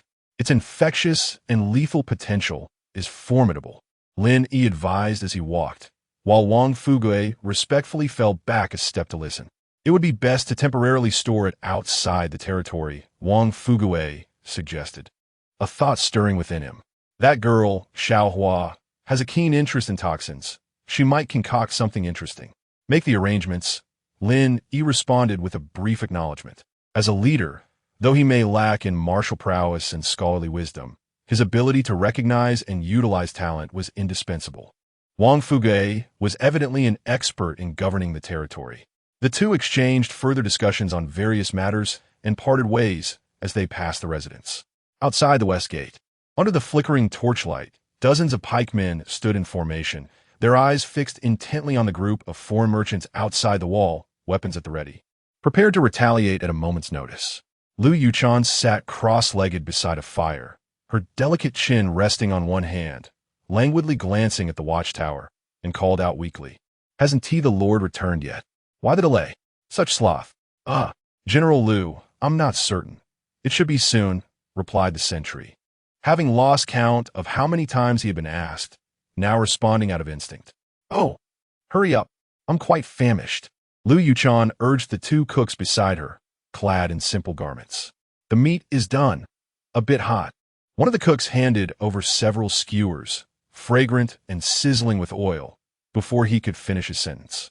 Lu Yuchan, unable to contain herself, snatched them away and stuffed them into her mouth. She recalled a fierce battle in the heroic spirit sanctuary. Had it not been for that horse named Red Hair cushioning her stomach, she might have been consumed by the gaping void within her. She had no desire to endure such a sensation again. Meong, meong, meong, in less than 10 seconds, the skewers were reduced to charred wooden sticks, joining the pile on the ground. "Hey, you, hurry up." Oil smudged at the corners of Lu Yuchan's mouth, her fierce red eyes sending shivers down the spine of another cook. "Goodness, little Yuchan, are you a starving ghost reincarnated?" Lin Yi's voice echoed from the entrance. "Huh." The fierce look in Lu Yuchan's eyes faded, her delicate face revealing a hint of confusion. "Did I not revert from my transformation?" She extended her slender fingers to examine them closely. "I knew it. Why have I been so hungry?" After speaking, she let her mouth hang open, her graceful figure deflating once more, her little horns bouncing up as she transformed back into her despondent little ghost form. "The general, the meat is ready." Lu Xiaoyu, with drooping eyelids, received the skewers from the cook, her petite red lips parting wide as she devoured the entire piece in one gulp. After a simple chew, she swallowed it with a satisfying gurgle. "Much better." Lu Xiaoyu contentedly patted her little belly. Turning to Lin Yi, who was approaching her, she frowned and said, "These fellows insist on seeing you. Hurry and send them away." "Your appetite." Lin Yi, with a head full of black lines, glanced at the pile of skewers on the ground, muttering to himself, "Even a pig couldn't eat this much. Go quickly." Lu Xiaoyu clearly had no interest in idle chatter. As she awaited the cook's grilling, summoning a projection of her halberd, casually surveying the mysterious foreign merchant caravan ahead, the petite figure contrasted sharply with the 3-meter-long halberd. "Oh." Lin Yi looked towards the front. The caravan consisted of only 7 individuals, their bodies concealed beneath dark robes, their race uncertain. After a moment's contemplation, he approached with a round-faced, slightly plump gunman, escorted by a group of other warriors. Lu Xiaoyu trailed behind, dragging her halberd, glancing sideways and nonchalantly following the procession, subtly positioning herself in front of Lin Yi. "Finally we meet, respected lord." The black-clad individual, presumably the leader of the caravan, stepped forward, bowing with a gravelly voice. This action startled Lin Yi, causing him to instinctively step back, maintaining a safe distance. "Hello, you seek a ritual, correct? My citizen here is willing to engage and trade with you." Lin Yi gestured towards on the back. The latter, understanding instantly, grinned and stepped forward, unceremoniously reaching towards the black-clad man's lower body. The black-clad man was taken aback. With a swiftness that defied the eye, he evaded the inquiry and hastily added, "We are not devotees of procreation and pleasure." Alas! Upon hearing this, Ah Wei's expression dimmed, and he retreated to the rear of the group, leaning against a nearby gunman. It was evident that the latter's hand, tightly gripping the rifle, trembled slightly. Unnoticeably shifting a few steps away, he maintained a prudent distance from Wei. Oh, Lin Yi's interest was piqued. While others needed to barter to trade, it seemed this welcoming caravan operated under a different principle. We have come here primarily to seek an individual. A figure clad in black lifted his hood, revealing an ethereal elder with a youthful visage and silvery hair. Upon witnessing the true identity of the stranger, Lin Yi was taken aback. He had never anticipated that an alien merchant caravan was composed of humans as well. After scrutinizing the elder for a moment, curiosity compelled him to inquire, "Is this the condition for your equitable exchange?" It was stated that trading with an alien caravan adhered to this rule. The lord could not simply utilize the gold coins from his own purse. As he spoke, he craned his neck to glance at the carts within the elder's retinue. Goodness! Aside from 2 rows of benches, they were utterly bare. "Certainly not," the elder replied, a gentle smile gracing his features. "I seek an old friend. I had the audacity to inquire earlier, but I have yet to catch sight of this individual, which leaves me somewhat perplexed. Who are you searching for?" Lin Yi's eyes narrowed, a hint of wariness creeping in. "Inquire?" Reports indicated that this group had been stationed at the western gate. Yet, the elder claimed there was no one to be found in the territory, which implied an intimate knowledge of the land's affairs. After a brief moment of contemplation, the elder continued. He is now approximately in his 60s, with 3 daughters and 1 son. However, within your domain, there appears to be no one of matching age. In an instant, the image of Wang Fugue flashed through Lin Yi's mind. This fellow had come expressly to seek out Lao Deng. Chapter 73. A Grand Gift from Yun Wujing. The territory upgrades to level 4, announced across the region. Wait a moment. Lin Yi dispatched a warrior back to the territory to inform Wang Fugue. Soon after, the latter followed the warrior to the west gate, his face etched with confusion after evidently hearing the conversation from a warrior. He cannot recall having any acquaintance with this enigmatic group. "What brings you here, esteemed guests?" Wang Fugue inquired as he stepped closer, scrutinizing their countenance, his brows knitting in concentration as he attempted to recall. The elder was momentarily taken aback, carefully examining the individual before him. The youth possessed a fair and radiant complexion, robust physique, and a head of lustrous black hair. How could he possibly be over 60 years of age? Upon probing within, he sensed a rich aura of light, indicating that this was not merely a human. Could this truly be the person he sought? Wang Fugue began to understand the reaction, explaining, "I've been fortunate enough to receive the Lord's gracious gift, rejuvenating my youth, so there is no need for alarm." "That explains it." The elder stroked his beard, somewhat contemplative. "Shun He, after many years apart, you have ventured from the realm of mortals to find a worthy master.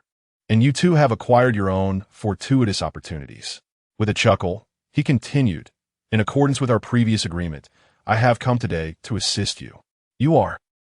Upon hearing the name Shun He, Wang Fugue's body jolted. You are that Air Force fellow? What was it? Yun Wujing?"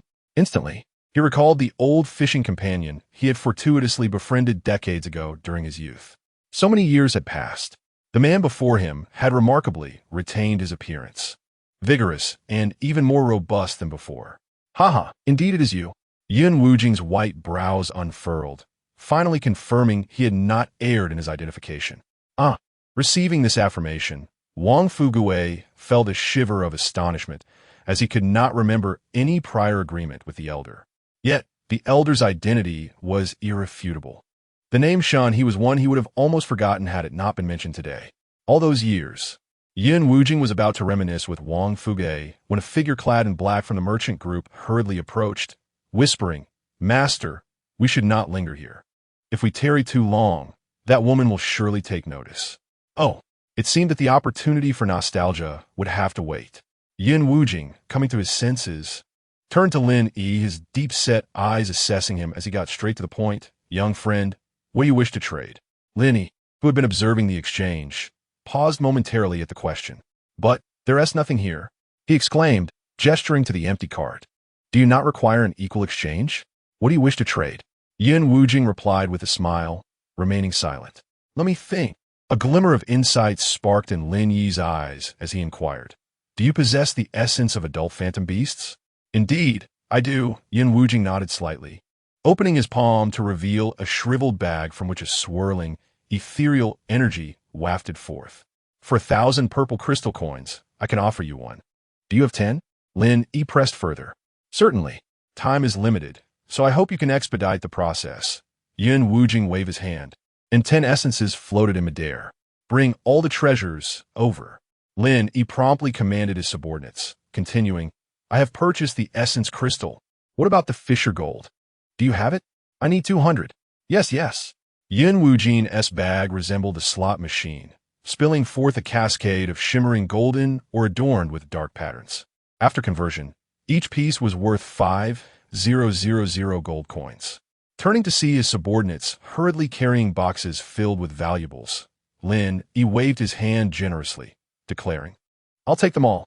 Upon opening the treasury interface, he found a total of 16,000 purple crystal coins and 5 million gold coins. Merely the materials required for purchasing the Fisher illusion generator consumed nearly half of his wealth. I'm pressed for time. I must leave in a quarter of an hour. You have 3 trading opportunities, and now only one remains. Yin Wujing reminded with a smile. Lin Yi nearly spat out a mouthful of blood upon hearing this. Such a crucial matter. Why didn't you mention it sooner? With the limitation in place, he pondered for a moment, about to speak. However, beside him, Wang Fugui's eyes flickered, and he interjected, by 10 trading opportunities. Yes, we have. Yin Wujing's words faltered, and after a moment of stunned silence, he chided with a laugh, You greedy fellow, that truly does not exist. Suddenly, he looked up at the night sky, reminding, Plans have changed. I must leave quickly. 1 minute, my young friend, hurry. I wish to. Lin Yi's mind raced with numerous thoughts, and he solemnly stated, Purchase your advice on the development of my upcoming territory. His remaining funds were limited. Lower-tier options were not worth the investment, while higher-tier ones would surely exceed his budget. Rather than waste time on fruitless attempts, it was wiser to have this seemingly extraordinary elder provide him with some guidance. Oh, Yin Wujing, somewhat surprised, nodded in appreciation. Very well, please wait a moment. Suddenly, he raised his left hand, forming a sword finger, which left a fleeting shadow that settled on his brow. In the next moment, a faint blue radiance blossomed at his forehead, coalescing into a vertical eye pattern. Yin Wujing directed the heavenly eye towards Lin Yi, who immediately froze. Hiss. Spiritual energy? A feeble power of belief? No. Is this correct? Yin Wujing thought he was seeing things, rubbing his heavenly eye in disbelief. Within Lin Yi's body flowed pure spiritual energy, without a trace of impurities. Additionally, the power of belief, though exceedingly faint and unable to coalesce even slightly, was still quite unusual. Strange. Yin Wujing, risking a calculation, felt himself sinking deeper into a quagmire, gaining no discernible feedback. My young friend, did you not choose a belief? Yin Wujing furrowed his brow tightly. Indeed, Lin Yi nodded in acknowledgement. No wonder. The subjects do not believe in foreign gods. Thus the power of belief converges upon the Lord. Yin Wujing stroked his beard, contemplating, before ascension, my young friend, be sure to avoid entangling with karma. This pertains to the so-called crime value. To be entangled with karma during ascension will surely incur heavenly punishment. It will also irrevocably sever your path to advancement. In this trial, young friend, strive to attain an esteemed position among the myriad clans. I possess a tome of skills for you to ponder at your leisure. Due to certain regulations, I am unable to fully perceive your essence or divulge too much. Yin Wujing retrieved an ancient book from his satchel, and with a flick of his finger, the volume appeared in Lin Yi's embrace. He gazed skyward once more, sighing, It is time to depart. Shinha, may fate grant us another encounter. With that, Yin Wujing turned his caravan towards the depths of the forest, vanishing into the shadows. Before disappearing, he gestured, causing a chest brimming with coins to tremble slightly, rising into the air and soaring towards him. As for this third item, consider it not a transaction. Yin Wujing's ethereal voice echoed from the dim woods. Young friend, for this book, I shall accept merely 1 gold coin, as a gesture of goodwill. Upon these words, a shimmering bee-skin scroll materialized before Lin Yi. The art of controlling corpses under the moon? Lin Yi was taken aback by the unexpected gift. Clutching the scroll with a bewildered expression akin to that of an old man engrossed in his phone. Turning to Wang Lao, he inquired with suspicion, "What exactly is your connection to him?" The Rift Mirage Generator, classified as a supreme tier structure, certainly demanded expensive materials. The enigmatic elder even provided him a discount. Not to mention the equally supreme skill scroll before him. The art of controlling corpses under the Yin Moon. Could there be a deeper bond at play? Lin Yi's curiosity was piqued. "My lord, such matters must not be carelessly disseminated." Wang Fuguwei hastily defended himself, his brow furrowed in concentration as his thoughts raced, nearly smoking with intensity. He struggled to recall any agreement he had with Yun Wujing. He had refrained from speaking earlier, fearing that revealing any oddity might disrupt the transaction. "Alas, I have grown old," he lamented, shaking his head in frustration. At that moment, a message resonated within his consciousness. "Congratulations!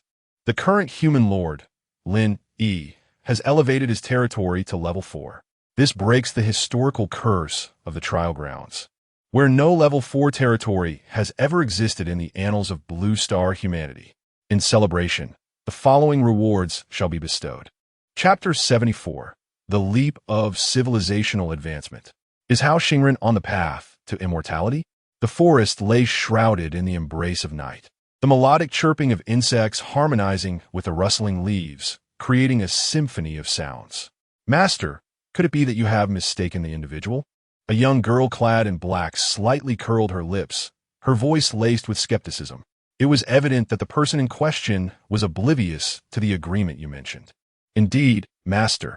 Adult mythical beasts are formidable creatures of the 9th rank, comparable to transcendence, and their essence is a rare and sought-after medicinal ingredient." Another figure in black chimed in, a hint of discontent in his tone. 1,000 purple crystal coins. What difference does that make from a mere gift? The remaining individuals turned their gazes toward Yun Wuji, each harboring similar doubts. Yun Wuji gently waved his sleeve and smiled. "Rest assured, I am well aware." "Then you?" The disciples grew increasingly perplexed. "The one who made the agreement with me must be another who has borrowed his body." Yun Wuji's gaze deepened. "Otherwise, how could a mere mortal, such as Shun, he possibly comprehend the cultivation methods of the sword of extermination?" "Now I understand." The female disciple's eyes lit up with realization, only to be interrupted by her own inquiry. "Just now, I sense that those individuals bore the essence of the source of light. It seems to resonate with the sacred fire feathers that protect our sect. Did you not mention that those feathers were left behind by the legendary god King Yeo?" Silence. Yun Wuji's eyes turned sharp, his voice as cold as steel. "I have warned you, do not speak of him in the outside world." The female disciple's complexion paled, realizing her misstep, and quickly covered her mouth with her hands to silence herself. With a dismissive snort, Yun Wuji's profound eyes flashed with a terrifying brilliance. This cave's restrictions are about to be lifted prematurely. Every word and action must be weighed with caution. To be discovered by that demoness followers would spell great trouble. "Master, this cave cannot be accessed by other deities, and it can restrict cultivation. What if we were to draw her here?" A disciple gestured across his throat, his gaze fierce. "Unthinkable." Yun Wuji shook his head. "In this cave, I cannot exert my full strength. Should the demoness merely descend through the projection of her followers, it would reveal our whereabouts. Until I undergo my tribulation, we must act with prudence." At this juncture, he contemplated quietly. Previously, his divine sense had detected a presence in that territory, indeed bearing similarities to the sacred feather. Suddenly, he recalled the recent rumors he had received. The escape of authority. Yun Wuji murmured softly. Could it be that the young lord has acquired the ultimate traits of the authority of light? Ah, I see. Has that enigmatic elder foreseen this and laid plans in advance? Having reached this conclusion, Yun Wuji's sleeves billowed, and a vast cloud of mist enveloped the convoy in an instant. Concentrate your spiritual energy. We shall return to the realm of sentient beings. As the mist dissipated, the once dense forest stood empty and silent. Congratulations. This session's human lord, Lin Yi, has elevated his territory to level 4. breaking the long-standing curse that no level 4 territory has existed in the trial lands of humanity on Blue Star. In celebration, the following rewards are bestowed. Immemorial Tavern Blueprint X1, Sacred Spirit Military Base Blueprint X1, Mythical Blacksmith Shop Blueprint X1, Reputation Points X20000, Misty Mountain Secret Realm Rune X1. Special announcement. Due to the successful elevation of a territory to level 4 by a lord, with a number of lords possessing mythic territory traits reaching 10 or more, and those owning mythic buildings exceeding 100, the conditions for the transition to a higher civilization level have been met. Consequently, upon the conclusion of this trial, humanity on Blue Star ascends to a level 2 civilization, with territory traits and biological qualifications surpassing previous limits. Congratulations! You have successfully shed the title of mere ants. You possess the faint hope of igniting divine flames and elevating the divine realm. The announcement struck like a bolt from the blue, reverberating through the minds of all Blue Star lords present in the trial ground. A profound silence ensued, a stillness akin to death. The chat channel's barrage of comments froze as all lords collectively halted their activities. After an indeterminate period, a torrent of discussions erupted, akin to a tsunami unleashed. What? Level 4? That requires 100 third-tier magic cores, doesn't it? Even returning to the homeland of Blue Star would consume considerable time. How did Lin Yi accomplish such a feat in merely half a month? The Great One can challenge world bosses at the 4th-tier peak. Hunting 3rd-tier beasts must be akin to child's play, right? But can it truly be compared? Don't mention 3rd-tier beasts. I have yet to even catch a glimpse of a 1st-tier beast. 2nd-tier beasts are exceedingly rare. Where on earth could I find 100 3rd-tier beasts in just half a month? Focus. Let's get to the crux of the matter. We have ascended to a level 2 civilization. A level 2 civilization. By heavens! It turns out there are indeed many levels beyond legendary, mythical, divine, immortal. I once believed my extraordinary territory traits were impressive, yet appears I was merely scratching the surface. And those who upgraded their territory traits or constructed mythic buildings have been remarkably tight-lipped. For so many days, not a single whisper of news emerged. Were it not for the announcement, I would have never imagined that 100 lords possessed high-tier buildings, secretly amassing wealth, yet no one dared to speak. Mythic territory traits are truly enticing. I have also acquired the blueprint for a mythic building. How splendid! But what are the materials for the trading post? I distinctly remember having some just a few days ago during the trade. Hold on, something seems amiss, brothers. Quickly, look at the hero rankings. What the heck? Why does Lin Yi's hero qualification still display as a question mark? Hasn't he already ascended to a level 2 civilization? Is it not updated yet? Are you only looking at the first two? Take a closer look at the third.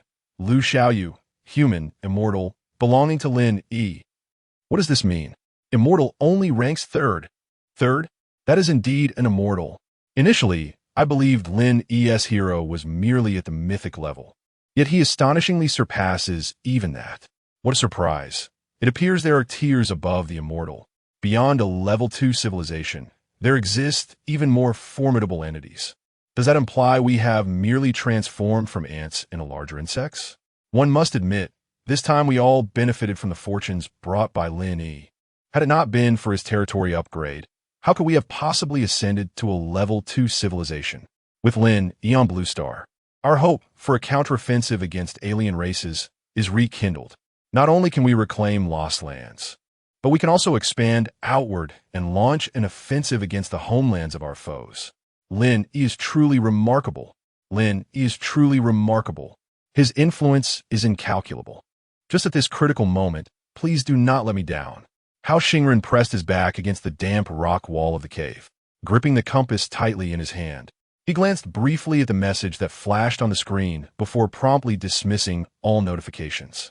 In the silent cave, he could faintly hear the echo of his own heart pounding, heavy and rapid. Surely, I have distanced myself enough? He lowered his gaze to the ground, the body, torn asunder by brute force, lay in a gruesome display of blood and entrails, rendering it nearly unrecognizable. Cold sweat trickled down his cheek. Fortunately, thanks to Lin Yi's assistance not long ago, his territory's characteristics had been upgraded, enhancing his exclusive equipment. Moreover, the creature's low intelligence had caused it to pursue a frantic villager, allowing him to escape the cave unscathed. Otherwise, he and the remaining few companions would have already been reduced to mere fragments of flesh. Hao Xingren took a deep breath, steeling himself as he cautiously ventured deeper into the cave.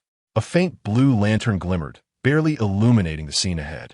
Embedded within the mountain's interior was a dilapidated stone door, its surface marred by cracks wrought by the passage of time. Two monstrous sculptures, unfamiliar to him, flanked the entrance. Beside the door stood a massive stone, upon which faint inscriptions could be discerned. Curse it, if I step outside now, I am bound to encounter that monster again. Gritting his teeth, he hastened towards the stone door, accompanied by the remaining 4 villagers. It was only upon arriving at the massive stone that he could finally discern the carved words. The path to immortality is fraught with difficulty. The path to immortality is fraught with difficulty. Future generations who behold this rock shall know of Han's failure to ascend to the golden core, resulting in his untimely demise. Within my abode lies the culmination of my lifelong cultivation insights, techniques, and a few elixirs. May they aid future generations in embarking on the path to immortality. Chapter 75. I have a plan. Let's poison him. In the land of Shinnong, the flames flickered. Long Tao, bare-chested, glistened with beads of sweat even in the chilling night. His dark, corpulent skin glistening. His feet sank into the muddy field. His pant legs rolled up to his knees. A frigid sense of futility mocked him, deriding this ambitious, reborn individual. It seemed to whisper that, regardless of the shifting timelines, Long Tao was but a mere roadside weed, the tavern of immortal-grade heroes. There were blueprints for military bases capable of accelerating territorial expansion. That figure was receding an unattainable speed, growing ever more distant. A weight akin to a colossal stone pressed upon his chest, the suffocating pressure making it difficult for Long Tao to breathe. Why, Lin Yi? Why must I, Long Tao, be trampled underfoot by Lin Yi?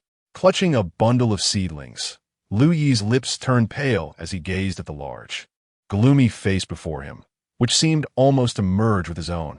A chill enveloped his heart. Instinctively, he wished to retreat, yet his neck was firmly grasped by a muddy hand. For reasons unknown, he sensed that his lord was on the brink of collapse. If this continued, he might truly go mad. Suddenly, a bright idea struck Lin Yi like a light bulb. My lord, is the person you wish to deal with becoming increasingly formidable? I have a plan that may work. Long Tao snorted dismissively, unconvinced. He held little hope for this villager before him, whose talents were mediocre despite having a name. Feign death. Surviving amidst the dead was one thing. Devising strategies was quite another. We shall labor in the rear to help him cultivate the fields. Lin Yi blurted out. You bastard.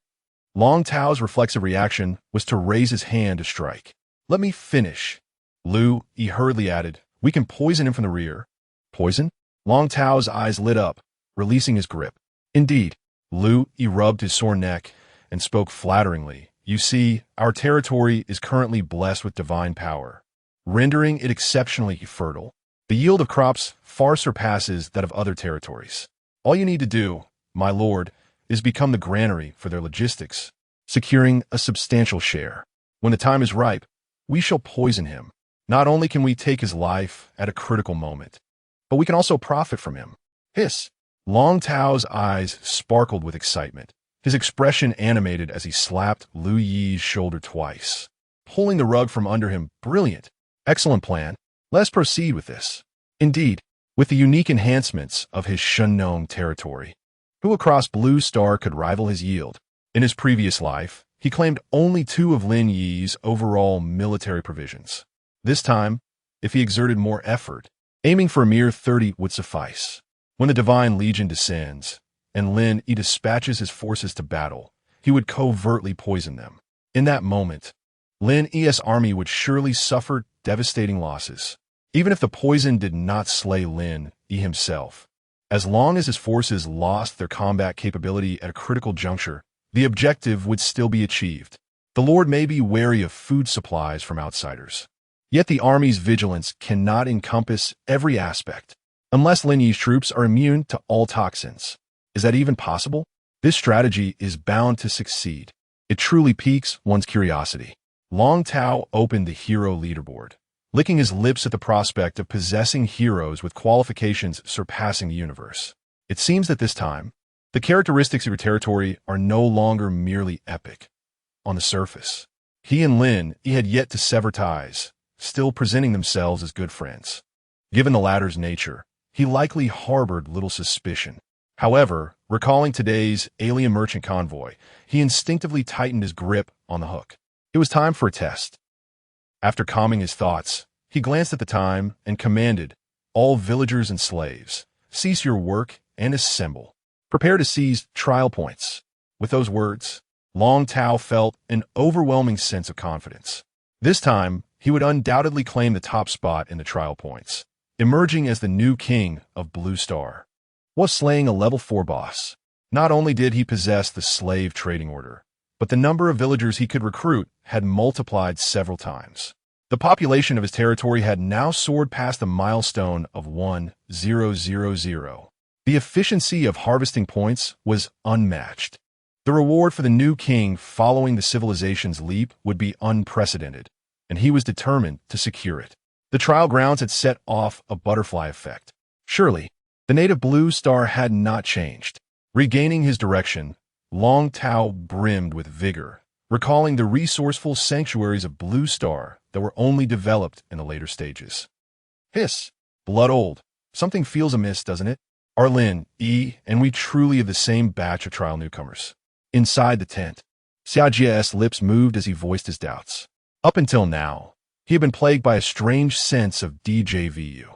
Lin Yi's aura seemed to exist on an entirely different plane. Could it be that a high-ranking alien infiltrator had blended in? There was indeed a problem. A hoarse voice echoed in his mind. Blood olds. Worry not. Simply focus on your own affairs. Once the dragon hunt is complete and you advance to a level 3 territory, choose to serve the great Dark Lord. Once you leave the trial grounds, he will never be your match. Instead, you should devise a plan to seize the hunter's metal from him, aiding in the ignition of divine fire in the future. Shouldn't it be slaughter or the god of flesh and blood? The mention of an unheard of deity made Xia Jie furrow his brow. We serve in darkness, traversing the shadows. Blood Old's voice suddenly surged with fervor, akin to a devout believer reciting sacred texts. When light fails to emerge, darkness shall ultimately consume all. Consume all. Xia Jie felt a stirring in his heart. If Blood Old was so animated, he must possess great power. With that thought, he glanced at the hero leaderboard and could not help but inquire, Blood Old, what level of existence were you in the past? Lin Yi wields heroes that transcend the immortal level. The strength of his legion must be extraordinarily formidable. Can I truly defeat him? Oomph. A proud reply resonated in his mind. I, Alex, was once a true god of the source-quality divine land. Universe? Supreme? What are they worth? As long as you ignite the divine fire and offer sufficient faith, all of this shall be within your grasp. Remember, the characteristics of your domain are the key determinants of a lord's potential across the myriad races. You must elevate these traits to the immortal level to wield third-tier authority. Otherwise, your future achievements shall be limited to that of a mid-tier deity. A deity devoid of authority in the realm of primordial essence is no different from a mere rodent. Xia Jie inhaled sharply. Could it be that above the pinnacle lies an even higher caliber of heroes? Are there races inherently superior to the pinnacle? Nonsense. Individual potential merely indicates the starting point. Possessing racial advantages allows for a more rapid and abundant accumulation of faith, facilitating a swifter transformation into a saint. Yet, under the influence of divine power, even a rodent can achieve a leap in the hierarchy of life, albeit in lesser numbers. Lin Yi, being of the Blue Star human race like you, might have encountered certain fortuitous events. In the grand scheme, it is inconsequential. The might of advanced civilizations stems not only from racial advantages, but also from their mastery of cosmic or pinnacle domain characteristics. Only these two can sustain second-tier or even first-tier authority. For you, Understanding authority at this juncture bears no benefit. As for life forms surpassing the pinnacle, Alex seemed to drift into reminiscence, taking considerable time before responding. Races that transcend the pinnacle in life forms did exist millennia ago, but that is now mere history. Xiajie breathed a sigh of relief upon hearing this. Once he ignites the divine fire, can the genetic disadvantages of humanity be erased? He glanced at the leaderboard and casually inquired, "By the way, what race is the half-angel? Why has Blue Star never heard of them? Blood ancestor?" After a lengthy pause, Xiajie noticed the other party's silence and grew somewhat perplexed. What did you say?" Alex's voice suddenly sharpened, trembling with intensity, nearly a howl as he exclaimed, "Where did you see the angel race? How can Blue Star possibly have angels under the command of that wretch?" Chapter 76, Abundant Rewards. The external chatter was fervent, with rumors circulating that Lin Yi was a terrifying being possessing 8 arms and 3 heads. However, as the main party involved, Lin Yi's focus was solely on the bountiful rewards he had garnered. He had struck gold, with little time to examine the various blueprints and skill books before him. The changes brought forth by the fortified city walls filled him with elation. The once 3-meter-high wooden walls had vanished, replaced by imposing ramparts constructed from unknown jet-black stones. This newly erected wall, forged by the will of the Lord, stood majestically, each colossal stone as solid as a fortress, fitting together seamlessly. It appeared to have risen from the very depths of the earth, encompassing the newly expanded territory he had previously claimed. The 10-meter-high walls were sheer and vertical, utterly insurmountable without the aid of tools. The walls, 3 meters wide, allowed the legion's warriors to patrol with ease. The crenellated battlements provided perfect cover, while arrow slits were scattered throughout, ready to unleash a lethal rain of arrows at a moment's notice. The corner watchtowers had been replaced by stone towers, now higher than ever before.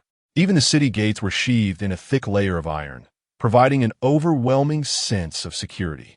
Standing on the outskirts, one could faintly glimpse the grand and imposing main building of the estate rising from the center of the territory.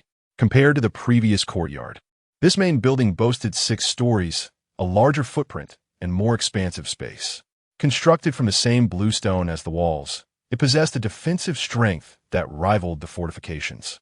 While it may not be impregnable, Lin Yi no longer needed to fear that a single long-range attack would obliterate his home. At last, the territory bore the semblance of a stronghold. Lin Yi could hardly contain his excitement. The former wooden walls were but a trifling obstacle, easily breached by a mere 100 or so of Lu Hao's men. While they were sufficient against wild beasts, they were utterly ineffective against enemy forces. Shifting his gaze, he finally turned to the multitude of blueprints. The Immortal Grade Hero Tavern was self-evident, but it was the probability aspect that caught his attention.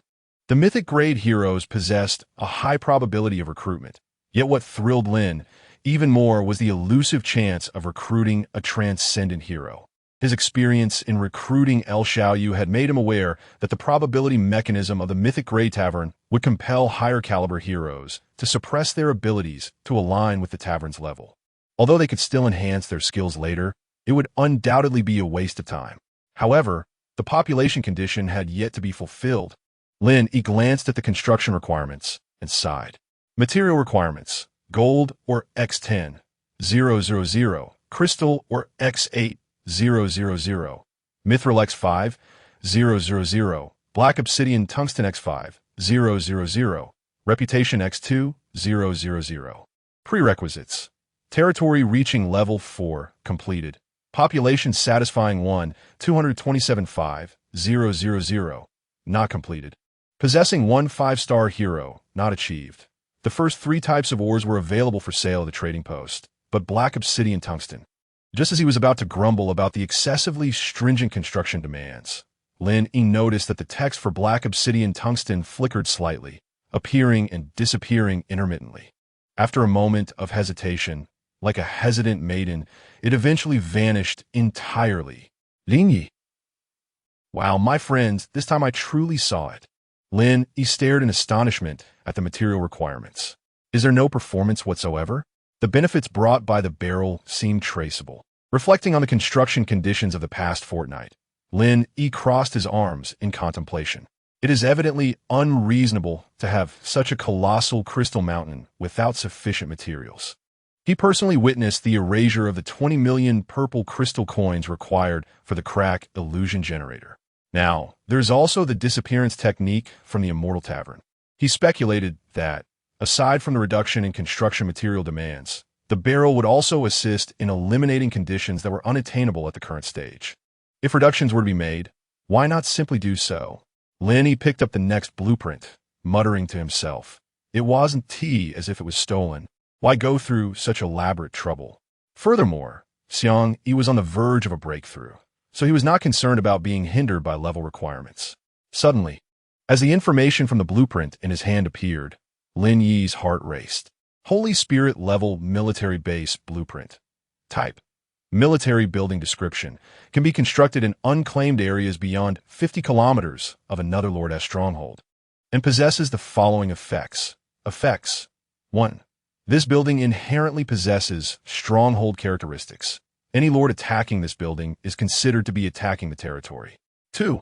Direct teleportation channels can be established between the military base and the territory, usable 3 times daily, with each session limited to 100 minutes. 3. Defensive facilities can be constructed within a 1-kilometer radius of the base. 4. Through agreements, the base can also be established within the stronghold territory of the agreement partner, though the partner must pay 10-fold garrison fees weekly. Restrictions: limited to the construction of 10 military bases. Requirements: Crystal Mine X 1000. Reputation X 3000. Prerequisites: possess 3 different types of legions, not yet fulfilled. Possess 2 heroes of immortal quality or higher, fulfilled. Total legion strength 2000, not yet fulfilled. This, Lin Yi exclaimed in astonishment. Awakening from a near-death experience, the great powers are indeed myself. This military base is utterly domineering.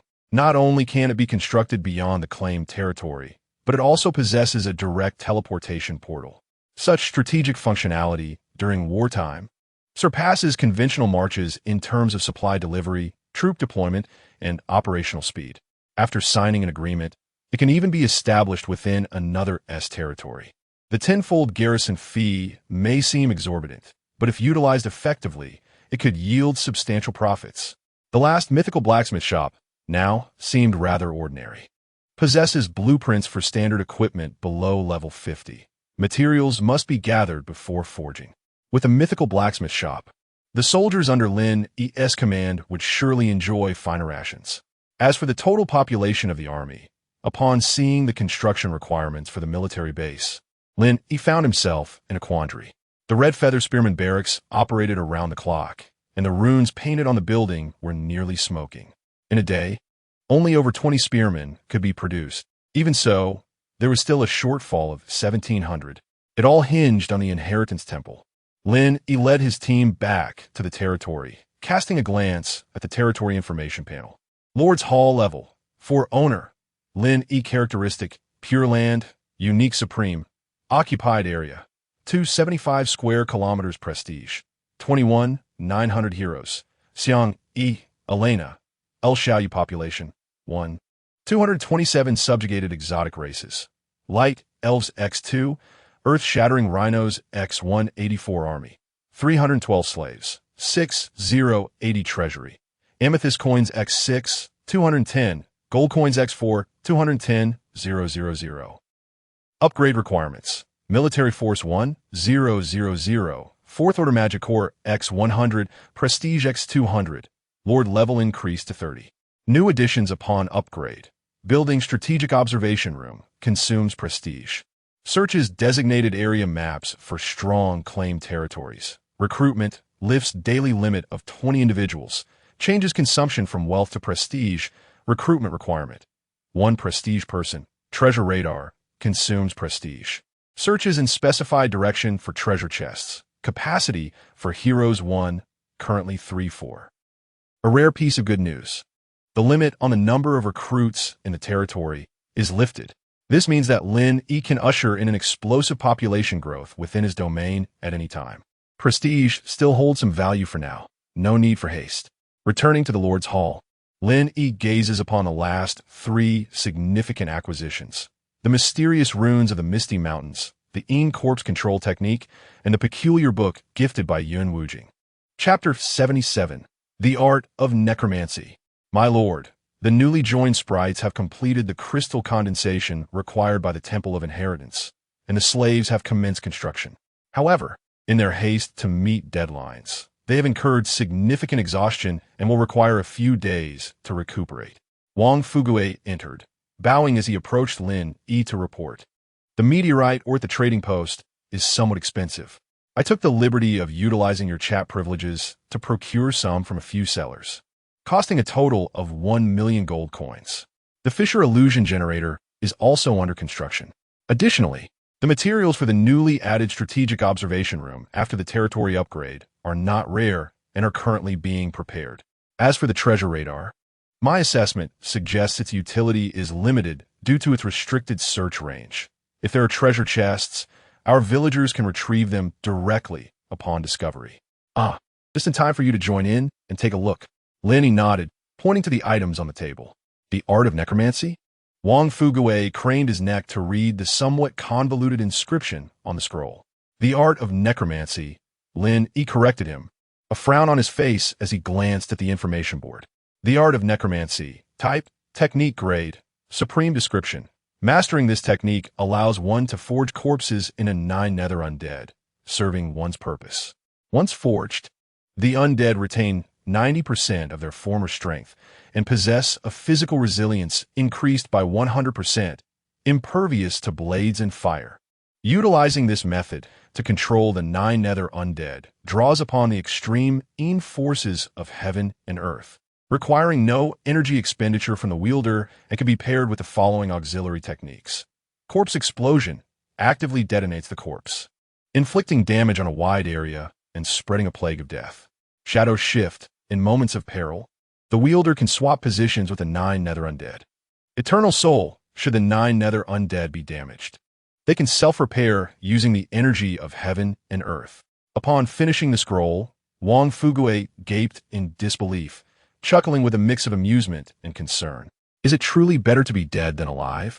If those rascals learn this before the enemy even arrives, they might just rush to sever their own heads to test the waters. Though jesting, the potency of this technique undeniably enhances the strength of the territory. The repeated deaths and subsequent resurrections would cause irreversible harm to the soul. Thus, if one were to resurrect repeatedly over an extended period, wouldn't that be the result? Dying, being revived by the territory, and then being forged in a 9 nether undead. It's a cyclical marvel. The territory could soon amass an astonishing legion of the dead. This differed significantly from the simplistic use of professional scrolls. It was far from easy to master. Lin Yi relaxed, resting his feet upon the table, comfortably leaning back in his chair as he replicated the content to distribute, eager to see how many could grasp it. As he spoke, he tossed a rune, emanating a soft white mist and feeling icy to the touch, to Wang Fugue. The Misty Mountains sealed, type, secret realm key rank, epic special products. Beasts, rare plants, minerals, a mysterious relic weekly access, 3/3 portal activation time, 24 hours introduction. Enveloped in dense fog, this bountiful mountain range is home to fierce beasts and rare spiritual flora. While deep within its confines lies a mysterious relic, seemingly harboring some hidden secret. Hint, upon the conclusion of the trial, one may utilize. As the rune was grasped, a hazy vision of the mountain range surfaced in Wang Fugue's mind. It was indeed the vast beast mountain range in the Eastern Territory. Could it be that the entire expanse of the mountains has been transformed into our secret realm? Wang Fugue inhaled sharply, instantly recognizing its immense strategic significance. The area in the east spans an extensive territory. Its value is immeasurable from both economic and military training perspectives. Indeed, Lin Yi nodded, a more pronounced smile gracing his features. He had previously lamented that departing from the trial grounds would mean forsaking the rich resources of the Beast Mountain Range. Little did he anticipate that he would ultimately seize control over it in such a manner. However, there is no need to rush into development. Lin Yi gazed out the window, contemplating the serene moonlight as he solemnly remarked, "One more day, and the barrier will be lifted. If our territory is indeed what those otherworldly beings seek, we may soon face a fierce battle. My lord, I, along with all the citizens, vow to protect you with our lives. Should men come to kill, or gods come to slaughter, as long as one of us stands, we will not allow you to suffer even the slightest harm." Wang Fugui's gaze was resolute, his words ringing with conviction. Lin Yi retracted his legs, nodding with satisfaction, a smile forming on his lips. "I do not doubt your loyalty. By the way, do we have any news from Qianqian?" "Yes, that girl has just returned. The ghost tribe has already uncovered the details." Wang Fugui promptly reported over 23rd tier ghosts, 302nd tier, and more than 1,000 lower tier subordinates from other races, collectively forming a robust force in the vicinity. "Let us finalize the timing and deploy tomorrow." Lin Yi nodded, waving his hand to dismiss him. "Huh?" Wang Fugui glanced at the last ancient tome of a pale azure hue, a sense of unease prickling at his mind, hesitating to speak. "Do not dwell on it. You cannot truly learn from that," Lin Yi chuckled. "Qing Yuan sword technique. Unknown reason. Unable to analyze." Lin Yi briefly perused the ancient book, deciphering the detailed text and analyzing the illustrations within, concluding that it was a sword manual requiring spiritual energy to activate. He speculated that the enigmatic elder Yun Wuji must have glimpsed the spiritual energy within him through his heavenly eye, mistakenly believing he had already embarked on the path of cultivation, which prompted him to present this sword technique. The problem is, he cannot cultivate at all. He is utterly incapable of mobilizing spiritual energy, let alone practicing it. The others in the territory lack spiritual attributes as well. It would merely be a waste of time for them. "Oh." Wang Fugui shrank his neck slightly, a hint of regret in his eyes, and as he turned to leave, he suddenly remembered, "By the way, my lord, there's been a new discovery regarding the kaleidoscope you previously gifted me." "Oh." A glimmer of brilliance flickered in Lin Yi's eyes as he urged, "Do tell me more."